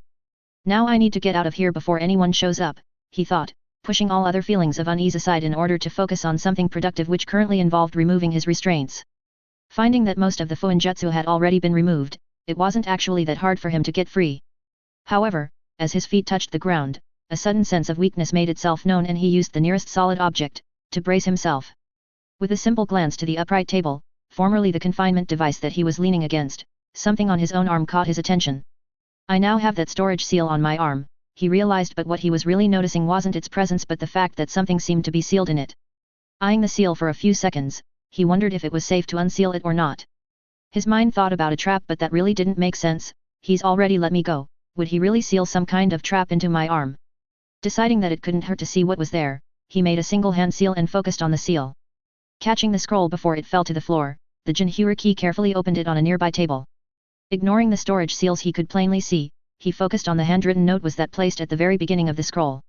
Picking up the small piece of parchment, he straightened out the note which had become curled from being rolled with the scroll. I won't be needing these anymore. Make use of them, was written in a handwriting that was easy to recognize. Frowning at how the wording sounded like an order or a command, rather than being what? Helpful, the Jinhyuriki instantly questioned himself, and though very suspicious, he took a look at the various storage seals in the scroll. Though the short lettering on each storage seal was not descriptive enough to tell him the contents, while running his hand over the seals, he had the distinct feeling of knowing what was in most of them, despite having no memories of the scroll being made or filled. These are all things that he stole from Konoha, he realized, and was rather surprised that his genetic duplicate would part with the items. Sealing the scroll back in his arm, the Jinhyuriki looked around the laboratory once again. Now the question is, where the hell is this place, he thought while scratching his head, trying to recall all of Orochimaru's hideouts and their approximate locations in relation to Fire Country. XX. In transit to Nebu. Days later. XX. Moving into the refresher, the blonde groggily said, "Lights." The effect was instantaneous and blinding to his darkness-adjusted eyes. Squeezing both eyes shut, he quickly amended his command, "Reduce lighting." The second effect was also instantaneous but much more welcome than the first as the lighting had dimmed considerably. Opening his eyes, he stared into the mirror of the washroom. Looking over his familiar features, he noted the ones that stood out the most. Same face, he said to himself, while looking over the upper part of his face before moving to the cheeks. Same marks, he noted while tracing a hand over the unique markings, and it was then that he noticed the next feature. Same scar, he said while looking away from the mirror and down to the hand that bore the burn mark from the orange crystal. Same hands, same feet, same height, same DNA, the blonde began in litany, while getting more aggravated with each item he mentioned because their similarity or exact match did not ease his symptoms. Then why am I feeling like this? He questioned to the small and empty washroom. He had woken up and been unable to fall back asleep, seemingly plagued by an inability to slow down his elevated heart rate, anxiety, and something else, he thought before finally being able to put it into words. I'm not sure if this is real or not, and there is a sense that something is wrong. Thinking over the symptoms, he determined what it was. A panic attack, he said to himself, and despite wanting to cast aside such a condition as nonsense, he knew that if he walked down to the medical droid, that would be the diagnosis that it would give him. I'm supposed to last for several years like this and I'm struggling to cope for a single week, Naruto thought as he sat down on the floor of the small room. Leaning his head against the wall, he had an errant thought that perhaps his statement was wrong. I didn't feel like this for the first few days of travel, he recalled, and it began to dawn on him that perhaps the recent body transference was not completely to blame for his current dilemma. It only started as the ship got closer to Nebu. No, he interrupted his own train of thought, correcting himself, as I got closer to Nebu.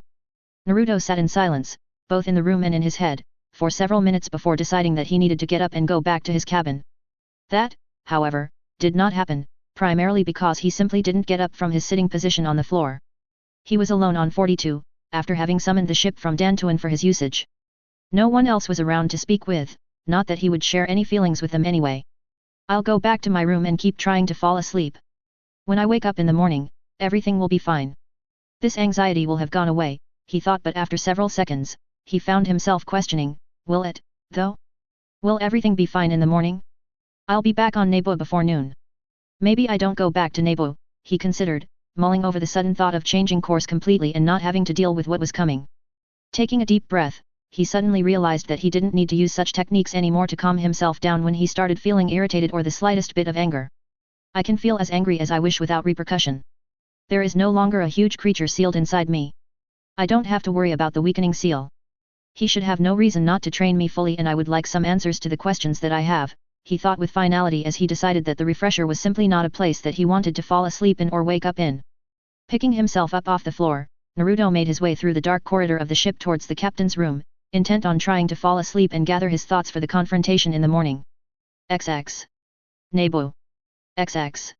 Experiencing taste through someone else's body while possessing them, simply wasn't the same as actually tasting, thought the Sith Lord for what felt like the 1000th time since once again being subjected to the physical demands of a body. Putting down the utensil and then pushing the plate forward to let the servant droid know he was finished, the Mustafarian finished chewing the food before swallowing. Years spent as a spirit, requiring nothing to eat, drink or feeling any normal bodily functions has possibly spoiled me, or perhaps this current existence is just too dull and numb for me to consider myself still among the living. Even after over a year, it still feels rather foreign to be required to do such things, Plague Ace thought while glancing out the window at the cloudy Nebu sky. Recalling the climate of the mid-rim planet, he wondered if the rainy season would start in the next week or so. A storm in the more metaphorical sense is also on its way, and yet, I'm rather calm, noted the Sith spirit, and he put his hands together in a more contemplative position. It seemed strange to be so calm at that moment while his trip from Nal Hutta was full of so much unease and trepidation. Perhaps it has to do with the fact that I have already died once, he considered, but recalling the vision, his death had looked a little more permanent than merely the death of the physical body. Simply too many unknowns to heed such a cloudy vision of a possible future, he reminded himself about the vision and pushed the memories aside. The others have also been avoiding me, he then thought, turning his contemplation towards his recent observations, which seemed far more tangible.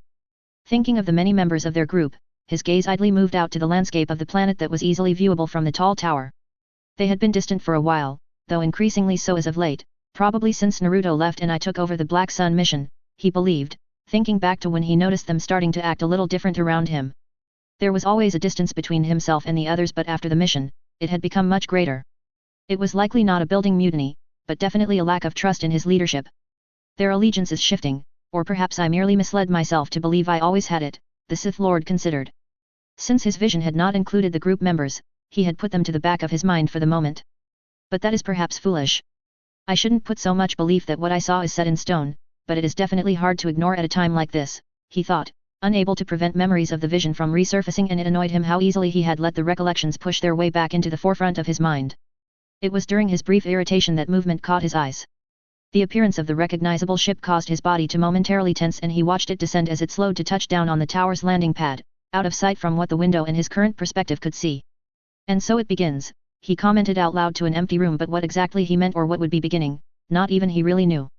Preparations had been made as he had nothing but time since his return from Nal Hutta.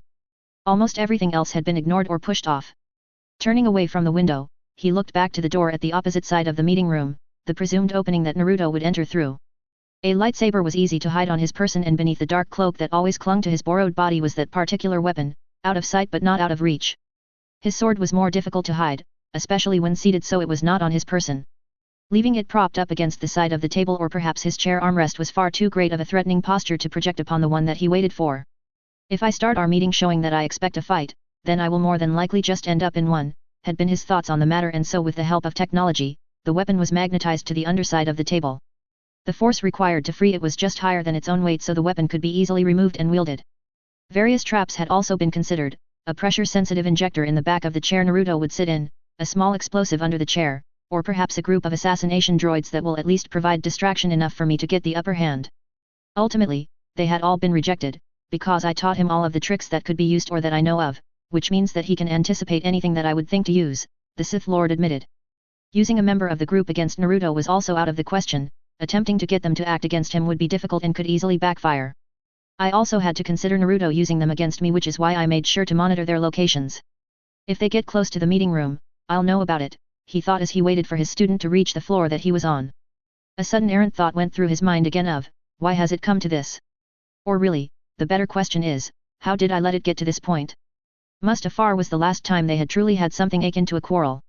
It was settled then, wasn't it? The Sith Lord questioned of himself, but the more he thought about it, the more he began to realize that it had been a whole year since that moment. No longer bound to mortal body, I suppose I have lost a sense of time. What has happened to him since then? He found himself wondering as he pieced together the bits and pieces of what he could recall between long gaps spent behind closed doors in his laboratory level of the castle. When he had looked through all of his recollections, it became readily apparent that he really hadn't spent much time at all with Naruto. Did something happen during those times? Could it have been while on Dantooine or one of the missions he was on? He questioned, but really, he had no idea all of the places that Naruto had been traveling. There were unexplained gaps in travel logs that he had downloaded from their ships, and times when it shouldn't have taken his student so long to travel between the destinations that he was supposedly heading. When did I lose control? He inwardly questioned, but soon thought better of another foolish question: I never really had control over him. I have had too much on my mind to even think about constantly monitoring him. In the beginning there was trust and loyalty that I instilled and built upon, concepts completely foreign to me, but he has started doing things on his own and without me. Or perhaps it is I that broke that trust. I am unaccustomed to having such a dynamic with an apprentice student, he admitted. Perhaps there is nothing wrong with him, the former Mutan then considered. Is it merely history repeating itself, as it often does, due to my own folly? Perhaps doing everything in my power to rein him in is what leads to the vision, he thought, and again admonished himself for thinking there was any truth in the vision once again. In any case, I will do nothing until the moment that he walks in. I should be able to determine his state of mind at that point, he finally concluded, and waited patiently as he could finally sense his student's approach. XX. Walking to the turbolift after entering the familiar castle, Naruto absently waited the few moments until the doors opened as he focused on what he would say or what he could say. I can get angry and voice my real opinion or feelings without worrying about losing control or holding back my emotions, but I should still remain calm. Going on a rant or looking like a petulant child will only make me look foolish, he reminded himself before stepping into the elevator, and absently, he reached down just slightly behind his back waist and then glancing quickly to the seal on his arm where both of his weapons were hidden, and then he felt he was ready to go upstairs. It wasn't until he was inside the turbolift that a sudden thought hit him, and yet, though I think of this as merely a meeting, I plan on entering the room fully armed as if preparing for a fight, he realized. It was a disturbing scrutiny and the thought didn't sit well with him. Would it come to that, was what he found himself again wondering. Despite the thought, he had no doubt in his mind that Plagueis was similarly armed. How messed up is that, he thought, and the corner of his mouth twinged slightly in a grim smile before he erased all emotion from his face.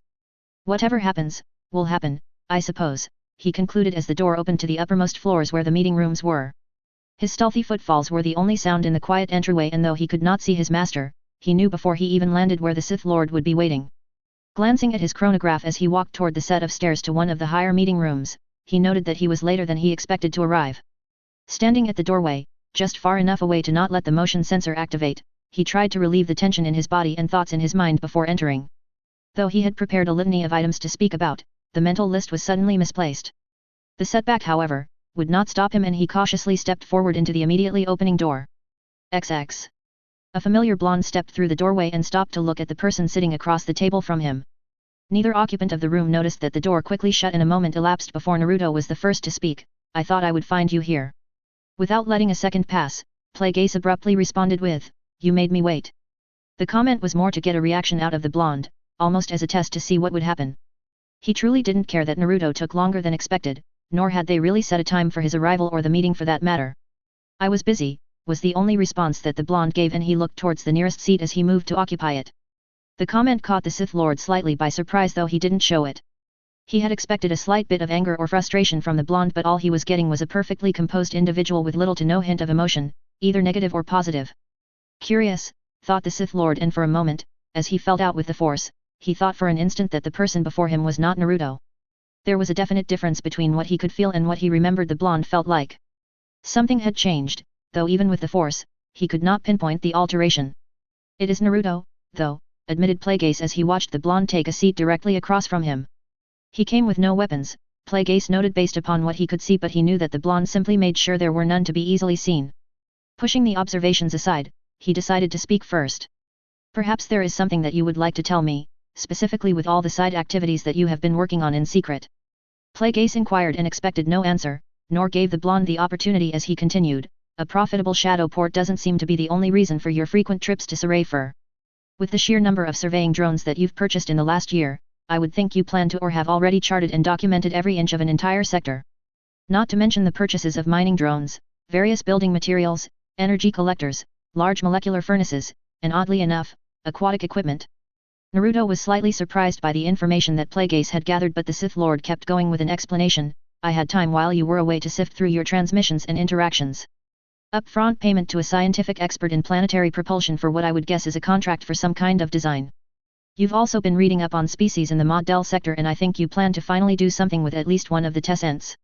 The base on Mustafar had been producing modified battle droids until recently, right before you contacted Gatto and switched it over to mass production of construction and mining droids. I don't remember ever discussing this change. I'm also confident that you've burned through all of the money that you found in Jabba's vault on the Star Jewel, and at the slight surprise that Naruto showed, he added, all of the large Ubrakayan yachts have hidden vaults. Though it did take a while to remember that I had never checked inside. And now I feel you are currently broke or nearly to that point. In fact, I'm willing to bet that you've spent every credit of the secret funds that you've been hoarding from various side projects. Although, given the purchases and going by a rough estimate, I would say that not even the vault could have possibly covered this, which makes me wonder where you have been getting millions upon millions of credits. I can only hope that you haven't been borrowing money from anyone. How much have you spent in the last year? Was the question that he concluded his lengthy statement with. The fact that he was a mutant for his entire life, and money being a very important topic for that species, Sith or not, he wanted such a question answered first and foremost before the others. Around 59 million Republic credits or equivalent, was Naruto's direct and quick response, and it was now Plagueis' turn to show a slight amount of surprise. Was that an accurate number? Inwardly questioned the former mutant as he quickly began trying to account for the discrepancy from the number he had in his mind and what Naruto had just said. Where could it have all come from, he wondered, as not all of their mining on Mustafar, nor the payments from the Black Sun for their work could have equaled to such a sum. It made the Sith Lord question what the rest of the money was spent on, or even where it was spent. Having already regained composure from his momentary lapse, there was more that Plagueis wanted to know. I won't believe for a single moment that you only plan on expanding Mustafar, and I'm certainly not stupid enough to even think you would want to try and build up Sarayfur with all of the equipment you have been buying. I also know that very little if any of this equipment would be geared towards our project on Telarath. The more I look through the lists that I've gathered, the more curious I get, and it makes me wonder what exactly my student could be up to. He posed, and before Naruto could wonder how close his master would get to the real answer, the Sith continued with, so, Tell me, what are you building in the Kuna constellation? Hiding his surprise at having a good portion of his plans so accurately guessed, Naruto found himself unnerved and oddly embarrassed at being so transparent. He does not know everything, but still, he has managed to put together such a deduction, acknowledged the blonde, and he decided to respond in kind and barter the answering of questions with answers to questions of his own, of which, he also had many. I will certainly tell you all about the Mod-Del sector, if you will be so inclined to tell me about a few of your side projects. He smoothly inquired, and when Plagueis made no move to interrupt or change the current flow of conversation, Naruto continued. I find myself wondering whether last year, while looking to unload those weapons, if Tatoin was really the best place to do so. Naruto began and scrutinized his master's composure, attempting to feel any change through the force. At the time, I knew little of the galaxy, but now, looking back, I feel as though it was an incredibly poor choice. Dealing with the Hutts would be difficult at best for a novice, and I was nearly killed. I believed it was my fault for the debacle that ensued, but I think that perhaps I was merely thrown to the wolves, so to speak, while you busied yourself with something more important. Naruto explained and ended his sentence with a questioning glance at his master. There was little change in Plagueis, though that was more than enough for Naruto to tell that the Sith Lord was getting a little uncomfortable, and so he pressed on. A little digging was all it took. He began and did his best to hide the half-truth, given that Kabuto had informed him about everything later, to find the name Skywalker. Revealing the name had caused a definite change inwardly for the Sith Lord, but no outward change could be seen. Even his breathing was still the same, but Naruto had definitely come upon something important, and he decided to press on. I was, and still am, very curious to know how this seemingly normal single mother and son could make you take all of us to Tatoin in order to check in on them. I would have thought it a lie had I not found that, in the past year, you have been keeping quite a close watch on them from afar. It really makes me want to know what interest they hold and why seeing them was more important than the safety of the group. The blonde inquired. Plagueis was quiet for a few moments as he planned what he should say. Though it seemed, based upon his words, that Naruto was still angry with him about the matter, or holding a grudge, he believed differently. He is extremely curious about this and I'll need to answer, he decided. They are, and the Sith paused for a brief moment, an old experiment of mine that I thought was lost or failed. I admit that I did take everyone to Tatoin in order to look into it, but I had no idea what events would transpire. I trusted that you would work through whatever happened, but it was a poor plan to make any transactions with Jabba. There were other, better, options, the Sith Lord admitted, and Naruto was slightly taken aback by the honesty and how forthcoming Plagueis was being. An experiment was not exactly what he was thinking, although thoughts of her being a mistress and having a love child did seem preposterous. The years also didn't match up, Naruto confessed, and although he was still a bit irritated with the debacle that was Tatoin, he let it go for the moment. This prying of secrets from each other is not the heart of the matter, thought the Sith Lord as he contemplated Naruto's current state of mind from what little he could glean. Whatever Naruto was planning in the Kuna constellation was not the reason for their drifting further apart, and could not possibly have caused him to see a vision after so many years of inability to divine anything. We are not resolving anything of substance. There is something much deeper that he is hiding from me, he concluded, and wanted to know what it was. Is that all you wanted to know? If so, I expect you to be answering all of my earlier questions, in full detail, said Plagueis as he tried to elicit a more productive response from his student. Oh, there's more, thought a more irritated Naruto, and he began with, we have become complacent. Though it was stated as if it referred to the entire group, Plagueis could easily see what Naruto was really saying. After Tatoin, it was decided that we would remain inconspicuous for a while in order to plan and find out what is going on in the galaxy. I have yet to hear any plan or even the start of a plan, Naruto began explaining, and his voice began to raise in volume slowly as he spoke. We are in hiding, Plagueis began before he was interrupted by his student. Are we in hiding, or are you in hiding? No one is currently looking for us anymore. How long must we sit idle? We constantly gather data from Coruscant but use none of it to our advantage. We sit and we listen and we wait, but nothing ever comes of it, Naruto said scathingly. Waiting a brief moment to see if anything more was said, Plagueis responded, we sit because it is best at the moment. I still do not yet know what Sidious is up to, and trying anything would be foolish. I am still in a less than adequate body to do anything with. Are you avoiding conflict? Questioned Naruto as he outright ignored the explanation that Plagueis had given. The question stopped Plagueis as his thoughts went back to the teachings he had given Naruto many years previously on being a Sith. No, I am not avoiding anything, Plagueis responded forcefully, but he could feel that Naruto did not fully believe his words. Is this what you have been up to, making your own plans in the Mod-Del sector? Questioned Plagueis. No, I have been wasting my time as a security guard for Nebu and a little more than a dog for a Black Sun Vigo. We should be running the Black Sun, not working for them or anyone else, argued Naruto in an angry but controlled voice. Those were necessary, and you can't very well control anything without having all the necessary information, Plagueis replied back.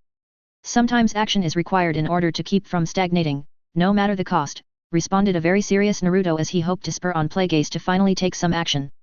That is a dangerous manner in which you speak, especially when you don't fully know what you are doing. For 1,000 years the Sith have remained hidden from the Jedi, Plagueis once again informed the blonde. 1,000 years is a long time with nothing to show for it, Naruto fired back. I will not have my student be the Sith that undoes everything, no matter what Sidious is doing right now or how much it seems that we are doing nothing, stated Plagueis with finality, but Naruto was not at all thrilled with his words.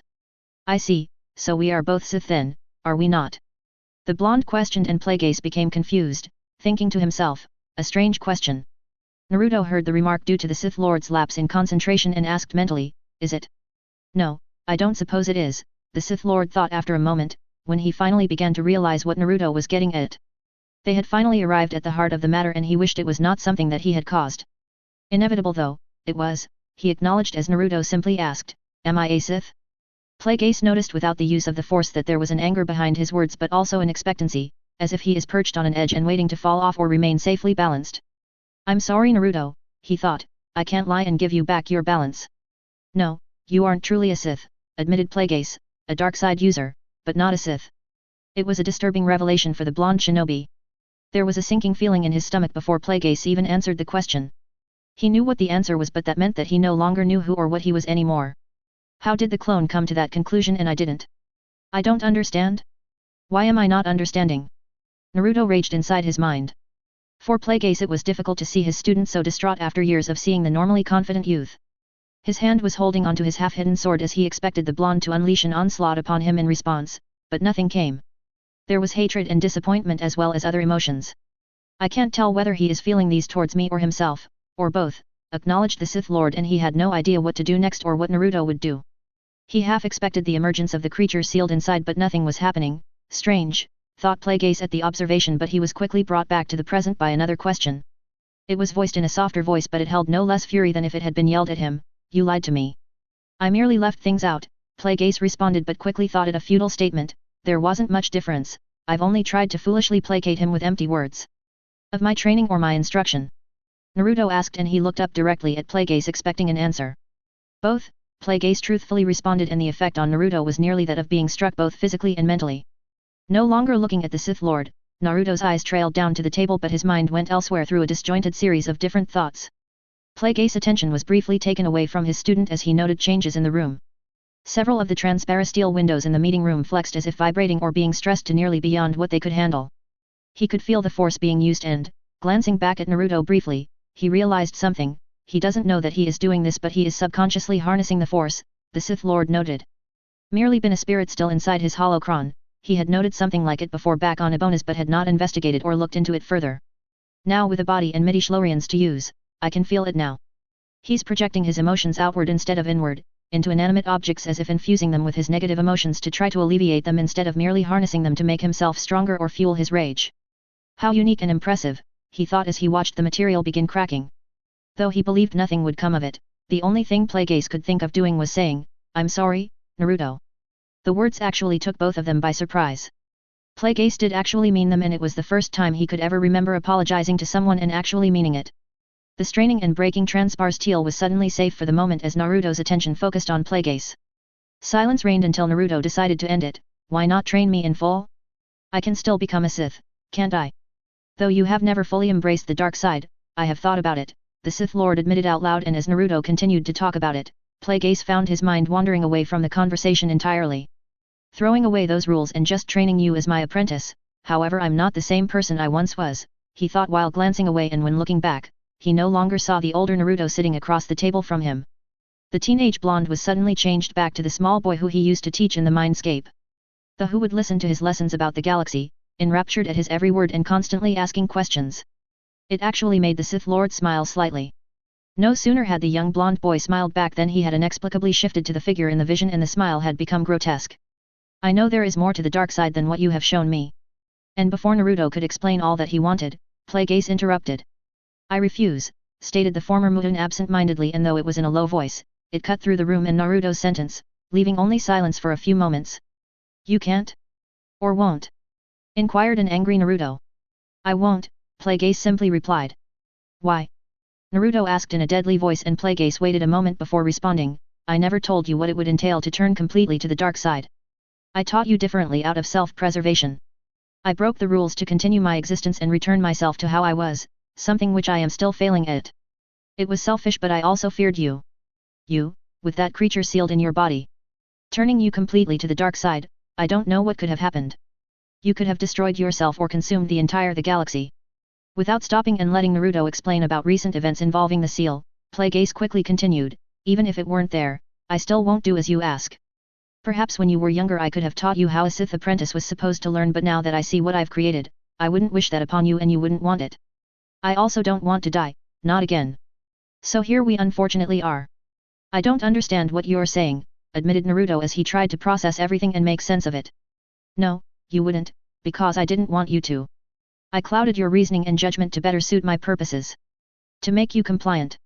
I could just explain everything to you, but I'm not sure you would accept the reality that I was telling you.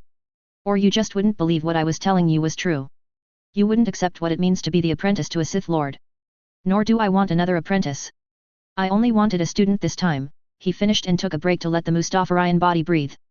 Naruto was rather dumbfounded as he had never seen Plague Ace ramble before and couldn't comprehend most of what was being said by the Sith Lord. What am I supposed to do then? Was the only thing the blonde could muster in response. If he stays, it will only end badly, Plague Ace thought, but soon had a notion, so don't force him to stay. If you are intent on finishing your training, you will have to find out for yourself what the dark side truly means, because I will take no part in the path you are choosing. Just remember, the choice is ultimately only yours to make. Others may persuade you with empty words laced with poison.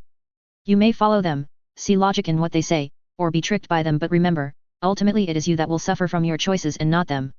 Please remember my words and hopefully heed them when the time comes. What are you saying? Asked Naruto as he leaned forward in his seat, resting his hands on the table. Sighing slightly, Plague Ace turned away from his student and looked out the nearest cracked window. I'm asking that you discover the answers to your questions, elsewhere, he reiterated. You won't answer any of my questions or train me further? Asked Naruto, and the reply was simply, no, I won't. And you're telling me that I should leave? Asked Naruto incredulously, unsure if he was hearing his master correctly. Turning back to Naruto, Plague Ace said, no, I'm asking that you listen to the Force and see where it guides you. Though I don't know how long such a journey will take. The group will be fine for the short term and I will make up something to cover with your duties on Naboo. I don't know how to do that, Naruto admitted and then explained, the Force has never guided me. It doesn't speak to me like you always used to talk about. Perhaps we just haven't been listening properly or just don't notice how it guides us, but it is still there. You have a large enough amount of midi-chlorians so you will never be away from the Force or its influence, Plague Ace offered as advice and ended the meeting knowing that Naruto would not be staying. I will be waiting here for when you return, no matter what mindset you return with. Seconds passed as Naruto stared at the Sith Lord across from him before he realized that the meeting was over and that he should leave. Still struggling to come to terms with everything, his feet swiftly took him out of the meeting room while his mind was elsewhere. It wasn't until the turbo lift doors shut and he was asked to choose a floor that he realized he was leaving more than just the meeting room. XX. Stopping on the level of his lab, the lift doors opened but Naruto remained standing in the lift. Where am I supposed to go, he wondered, lost in his thoughts, and it took a few seconds for him to realize he should start by getting off the list. I can't settle for being incomplete. I can't accept that. What else does he expect me to do, wondered the blonde as the dark side was all that he had known. How to harness the light side was not something he had ever been taught, nor, is it something I want to do, he thought as he absently walked to Tanmitsu and the star map set up in the room. The device activated upon his movements and lit up the entire galaxy for him to look at. For the first time since leaving Ibonas on the starship, the entire galaxy was open to him. He could go anywhere and it was something he had only dreamed about being able to do with all of the responsibilities that had been thrust upon him. It was truly freedom, and yet, I have no idea where to go, he admitted, looking over the various rims and sectors of the galaxy. They were all there, merely too jumbled together to properly see given how zoomed out he was on the hologram. If it was the dark side that he wanted, then the obvious choice was Len given how entrenched the planet was in the dark side, more than any other planet I have been to, by far, Naruto recalled, but there was nothing there. I have everything that was there, he thought while glancing at the Rakuten computer terminal. Maybe he knows something, thought a desperate Naruto, and he moved away from the star map to the computer. Upon his approach, the computer terminal welcomed him and Naruto bowed slightly as the device was ancient and deserving of some respect. Tanmitsu, what can you tell me of the dark side? Naruto asked, and he was unsure of what. You have asked a very general question, perhaps it is best to narrow the perimeters, the computer suggested to him in Rakuten, and Naruto nodded slightly as he mostly understood what the machine was telling him. How does a person fully turn to the dark side? Naruto decided would be his next question. The computer analyzed its information storage systems but ultimately came up empty with an explanation for what Naruto wanted, but it did have something that could help. The only example I can provide is in the form of a neural pattern scan from the being known as Ravan, it informed him, and Naruto perked up at the mention of the name. Show me, was Naruto's response, and he looked to the star map, which changed to a different hologram, one showing scans of the same brain, or he assumed it was the same brain. On his second visit to the temple, I noted the following changes to the neural patterns of Ravan from the ones noted during his prior visit. Because I received so few visitors, the difference seemed significant and noteworthy, Tanmitsu informed him, and Naruto merely nodded while examining the two scans. The hologram noted many differences from one brain to the other, but that merely left even more questions for him. So it's all in your head. How does that work? Is it just a manner of thinking? I still don't understand, he admitted, and thought of something else to ask. Were there any other differences noted with his body? And the computer quickly began listing off extremely minor small differences in weight or heartbeat and other bodily functions, none of which were something he was hoping for. By the time it finished, Naruto had thought of something better to ask. Do you know how the change occurred? And he was quite interested to hear the outcome. Unknown, Tanmitsu stated, and when it could tell that this wasn't what he wanted to hear, it added, this was also a factor in my decision to document the change. How does a scan of my brain compare? The blonde quickly asked next. Your neural patterns are unique from both, there are similarities but also differences, Tanmitsu noted after it scanned him. Which one do I correspond better with? Naruto then inquired, and the machine only took a moment to process the question before responding, the original scan of Ravan. Well, at least that makes sense, the blonde thought before having another idea. Have my neural patterns changed since you first met me? He hoped that the new question would give him something to go on, or at least prove that he was becoming more of a Sith as time passed. Only a marginal change is noted. I am concluding that this is due to your current state of confusion, Tanmitsu informed him, and Naruto slumped slightly. Could you put back up the star map? Naruto asked, and immediately the hologram of the galaxy reappeared. If I was a Sith or looking to become a Sith, where would I go? Naruto absent-mindedly said out loud, as he didn't have an answer. If you were of the Sith species, you would exist on Korriban or one of the other habitable planets in what is known now as the Stygian caldera, Tanmitsu answered him, and Naruto half-heartedly smirked as he hadn't actually expected the machine to answer him. I detect no genetic material of the Sith species in you, Tanmitsu continued, and Naruto's eyebrow raised at the information. I didn't know he could do that, he commented before decided to ask, and just what genetic material do you detect in me? You would be classified as human, more closely relating the Solarian offshoot than those from closer to the core of the galaxy, Tanmitsu informed him, and that last part had definitely caught Naruto's attention. Do you understand the language of the Solarians? Naruto inquired, and Tanmitsu responded with, the basic workings of their written and spoken language have been documented in my data banks. Well, shit. Do I send them to Dr. Montasi or just let her work it out on her own? Naruto wondered as he tried to determine how the amateur archaeologist would respond to his sudden and inexplicable knowledge of a dead language that few have ever seen. Not well, I'm guessing, he thought, and decided against sending her anything at the moment. Perhaps I should visit there soon, he concluded, as he just couldn't find the revelation that interesting or deserving of his attention at that moment. There was so much else to focus on and deal with to let his mind delve into such a topic. Display all worlds once occupied by the Sith species and Sith organization, Naruto commanded to the ancient machine, and the hologram soon changed to reflect what he wanted. However, Tanmitsu informed him, data is incomplete. For which field? Naruto asked, as he thought he knew but couldn't be sure what all Tanmitsu had access to or information on. The computer terminal did have access to many of the Republic databases through the holonet. Sith organization, Tanmitsu quickly replied, and Naruto knew that the lack of information made sense. There were numerous worlds that were once occupied by the Sith at one time or another, and many had likely been occupied multiple times. It was obvious that some of this information had either been lost or not put into databases accessible to the public, so Tanmitsu obviously wouldn't have most of it. Most of information Plagueis has is still in tomes, isn't it? He wondered as he recalled that they had brought numerous volumes from the old hideout to Naboo, all of which were currently a level above him. Has any of it been digitized? He wondered as he knew that Plagueis had numerous droids up above him that were working on various tasks around the clock.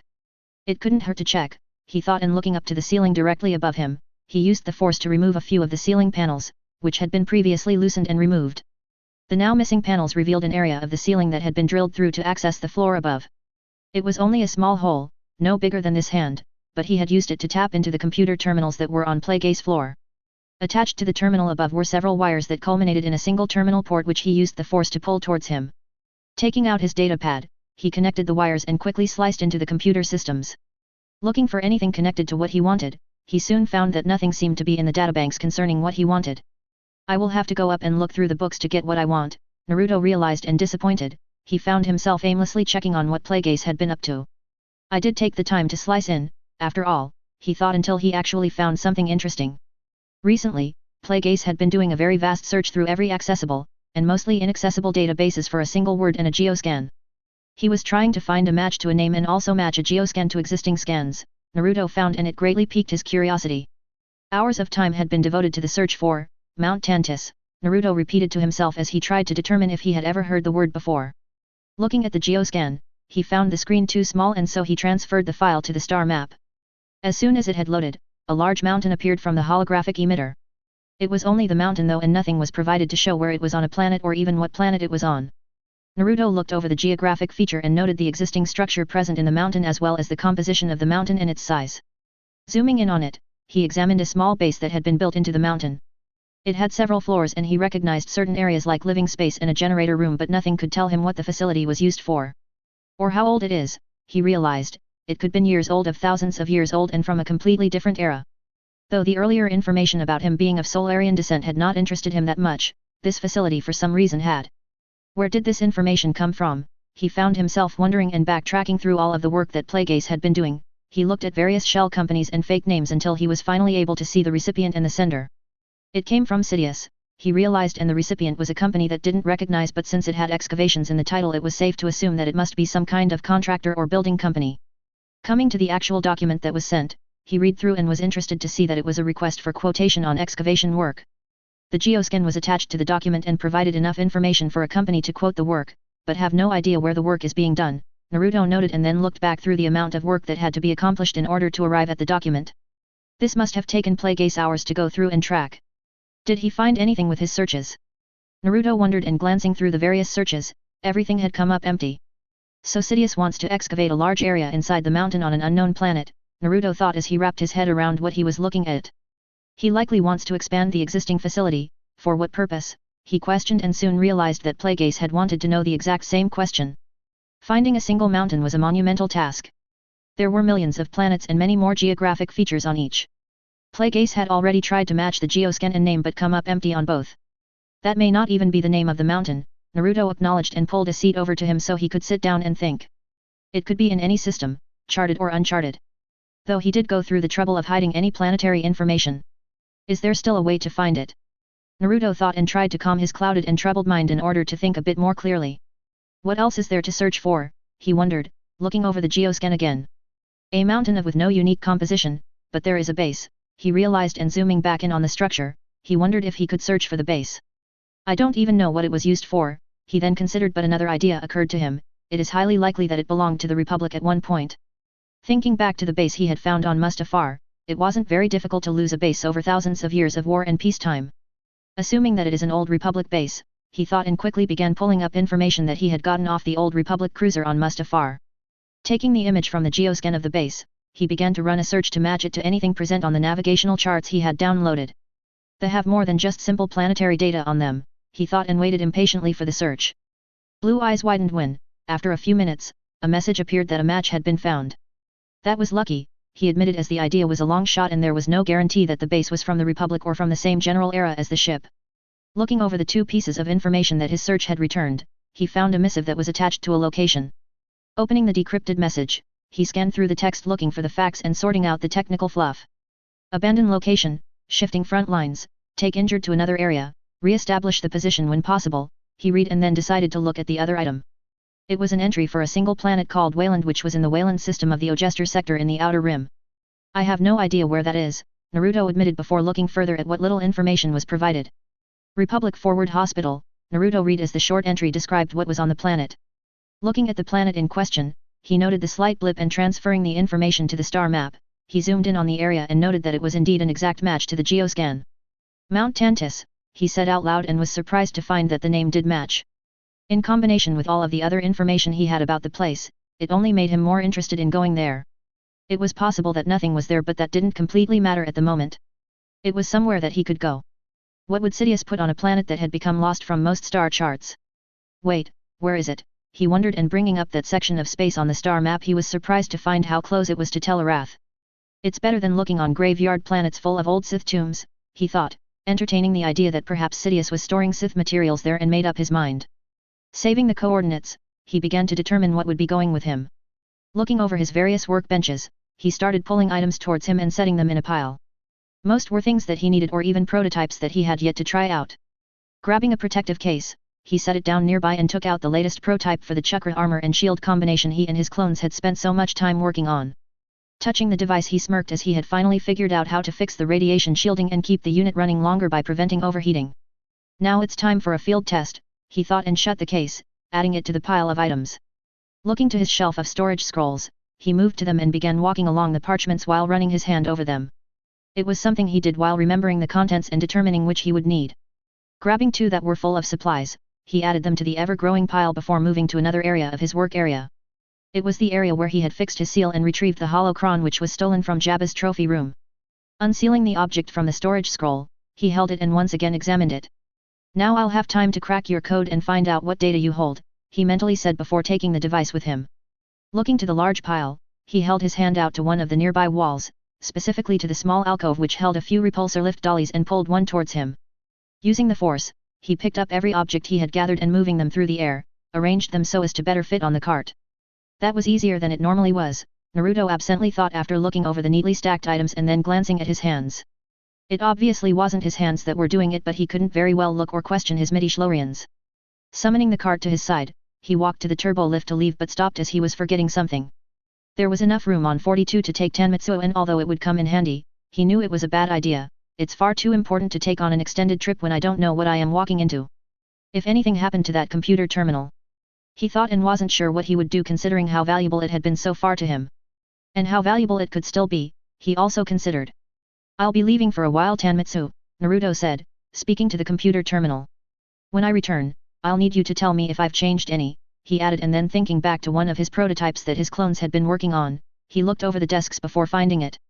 Pulling the item into his hand, he activated what looked like a small, handheld version of a star map. The device started up and was able to connect to Tanmitsu via the same method that the computer terminal had been able to keep track of all the other Rikutan devices and projects. Though he was unsure of how exactly it worked, he had only been able to make the small transmitter with the computer's help. Rituals had even been involved in order to complete the device which Tanmitsu had walked him through. I suppose I will be taking you with me, but most of your scanning features will likely not work, Naruto said to the device, and speaking through it, Tanmitsu replied, I look forward to being able to visit other places outside the builder's reach, and on that note, Naruto tucked the device away before heading to the turbo lift. XX. Looking out the window from his laboratory, Plagueis stared at the ship that Naruto would be taking and waited to see the blonde off while stuck in his thoughts. Plagueis the Wise, how pretentious, he commented about himself and the title he had been given. I once hated the rule of two and wanted to do away with it, but somehow I ended up living my life by that philosophy and training an apprentice in the same manner that I was trained. Such is the nature of the dark side, he thought about himself and his life in retrospection. I started over with a student and trained him not as an apprentice, but I can't simply keep him from the dark side. He wants to complete his training and eventually saw through my lies. I told him he was a Sith, and a Sith is what he wants to be. I should never have kept anything from him. It was only when I did that he started keeping things from me, he admitted, and thought about the questions he still had. He never did find out what his student was building in the Kuna constellation, or what the device on the Tsukinawa was, or even how he planned to work with Gato. That one irritates me the most, he recalled, and he finally saw a blonde figure below heading for the starship. Things are better off this way, he tried to tell himself, but struggled with that manner of thinking. Are things better this way, or have I merely taken the easy way out? Should I stop him? Am I making a mistake? Most likely. I can't seem to stop making them. Everything in that vision may still happen. At most I may have delayed it or perhaps made it worse, he acknowledged, and knew something else as well. There is no running from what I have created. He soon realized that such a statement would not only prove true with the leaving blonde but with the small boy on Tatooine as well. Avoiding conflict, was how he phrased it, Plagueis said to himself, and recognized that it was a good way of putting what he had been doing and was still doing.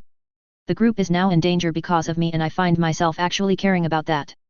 If Naruto truly turns to the dark side, then he will realize that attachments make him weak. He'll come back here. I'll have to prepare the group for what is to come, he realized. Even if he returns like in the vision, I won't let him make a mistake too, he concluded as he saw a figure come out of the starship, which he recognized by the color of the armor plating. The droid is going with him, he thought, and wondered if that was good or bad. XX. Reaching 42, Naruto turned to look at the loading ramp when he heard footsteps. HK-47 stopped at the bottom of the ramp and looked at him. He was slightly surprised as he hadn't mentioned to anyone about leaving and the meeting had only finished less than a half an hour ago. I'm not going on a mission or anything. I'll be leaving for a while, Naruto told the droid, and he expected some kind of response or the droid to walk away, but it did not. Before Naruto had a chance to say anything further, the droid interrupted him. Recollection, the meat bag before me once stated that trouble finds him wherever he goes. This unit has become bored as of late, was all that HK, and Naruto also remembered those words. Thinking it over, Naruto couldn't find a reason why the droid shouldn't come. Although he wanted to leave alone, the droid was devoid of emotion and didn't talk to him more than necessary. We are going to an uncharted planet. I have no idea what will be waiting for us or where we will be headed after that. You should pack accordingly, he informed the droid, and the red photoreceptors flashed slightly before the droid replied. Response, I already have.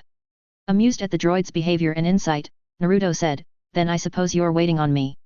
Take the co-pilot seat and start the pre-flight sequence. The rust-colored droid nodded and proceeded back up the ramp while Naruto kept going to the small cargo lift. As the ramp lifted and the Nebo castle disappeared, Naruto was reminded of something that Plagueis said, what state of mind I return with. He spent most of his youth listening to everything Plagueis had to say, so it was not hard to remember any of the conversation in the meeting room, but that sentence was becoming a bit more clear now that he had spoken with Tanmitsu. It bothered him that he still didn't fully comprehend what Plagueis was getting at, but he let the lift continue until the was completely sealed in the cargo hold and then made his way to the cockpit.